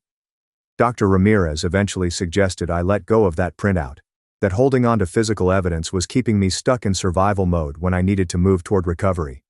I threw it away, but I still remember the number 109, the proof that saved my life. The criminal case made local news, but never went national. Ohio teachers didn't recognize my name or my story when I returned to Michigan. I was grateful for that anonymity. I could rebuild my life without carrying the label of that guy, whose brother tried to kill him for inheritance money. My students know me as someone who explains molecular bonds with enthusiasm and occasionally brings in donuts for the class. My neighbors know me as the quiet guy in Unit 4C who's pleasant in the elevator and always sorts his recycling correctly. My therapist knows the full story and a few close friends know the outline. But most of my world is built on normal interactions that have nothing to do with attempted murder or family betrayal or estate fraud. That normality is precious and a hard one. There are good days now. Days where I don't think about Caleb or the tampered insulin or the paramedics finding me on the bathroom floor. Days where my diabetes is just a manageable chronic condition rather than a weapon someone used against me. Days where I can enjoy teaching chemistry without the irony of explaining how molecules interact while remembering that someone used molecular manipulation to try to kill me. Those days are increasing in frequency, and Dr. Ramirez says that's the definition of healing. Not forgetting what happened, but reducing how much space it takes up in your daily existence. I'm working on that. Some days are easier than others. I keep Dad's watch, the one Mom gave him on their 20th anniversary. Caleb hadn't wanted it during the estate division because it wasn't worth much monetarily. Just a regular Seiko with a leather band worn from years of daily use. But it was Dad's, and wearing it makes me feel connected to the parent who loved both of his sons and never imagined one would try to murder the other. Sometimes I wonder what Dad would say if he knew what happened. Whether he'd understand how money corrupted Caleb. Whether he'd blame himself for building an estate valuable enough to kill for. Whether he'd forgive either of us, me for surviving and keeping everything, Caleb for attempting murder and losing everything. I'll never know. Dad died thinking his sons would take care of each other after he was gone. Instead, one of us tried to kill the other before the funeral flowers had wilted. I got a letter from Caleb 2 months ago. The prison screened it and forwarded it to my attorney first, protocol for contact between criminals and their victims. The letter was 2 pages, handwritten, full of apologies and regrets and explanations that didn't really explain anything. He wrote about the moment he decided to tamper with my insulin. How he'd convinced himself it was just to make me look unreliable for a few weeks, not to actually kill me. How things had spiraled beyond his original intent. How he wished he could take it back. How he understood if I never forgave him. How he hoped I was doing okay and managing my diabetes well. The cognitive dissonance of that last line, hoping I'm managing the disease he'd weaponized against me, would be funny if it wasn't so tragic. My attorney asked if I wanted to respond. I said, no. What would I even say? Some betrayals are too profound for communication to bridge. Next month marks 4 years since the night I woke up on the bathroom floor with my blood sugar at 658. 4 years since my brother filmed my near death instead of helping. 4 years since I learned that the person who'd grown up sharing a room with me could look at me and see only an obstacle to wealth. Dr. Ramirez says anniversaries of trauma are difficult, that I should expect the memories to feel more intense as the date approaches. She's right. I've been having more nightmares lately. Dreams where I'm checking my blood sugar and the numbers keep climbing no matter how much insulin I take. Dreams where I'm searching for the tampered vials but can't find them. Dreams where I'm trying to tell someone what's happening, but no one believes me. I wake up and check my glucometer immediately, confirming that my blood sugar is normal, that the insulin is working, that I'm safe. It takes a while for my heart rate to settle. The inheritance money funded a diabetes education program at my high school. I worked with the district to create a comprehensive curriculum teaching students about metabolic disorders, insulin function, and the daily realities of chronic disease management. We bring in endocrinologists to speak, demonstrate continuous glucose monitors, and explain how modern medicine allows diabetics to live normal lives. I don't tell the students why I started this program or what happened with my brother.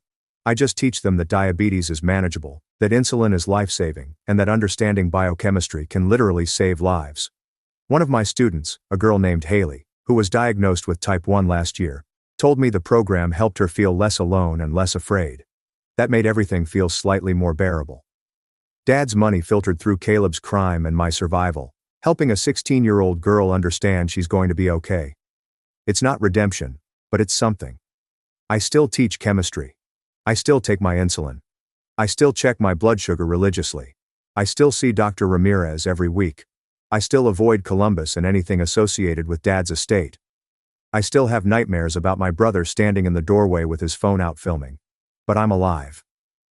That's the irreducible fact underneath everything else. Caleb tried to kill me methodically and deliberately over the course of 4 weeks. He researched it, planned it, executed it, and documented it. And I'm still here. That survival doesn't erase the trauma or heal the betrayal, but it matters. Judge Hart said Caleb stole weeks of my life and nearly stole all of it. But he didn't.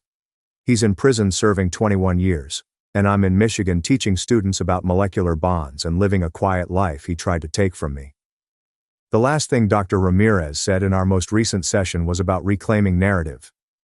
Your brother wrote a story where you were an obstacle to be removed, she said. But you're writing a different story now.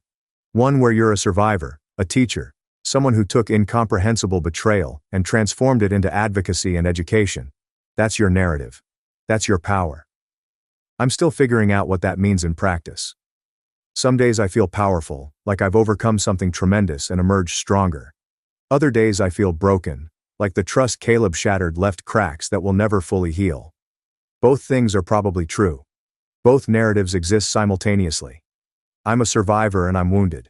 I inherited everything, and I lost my brother. I'm safe now, and I'll never feel completely safe again.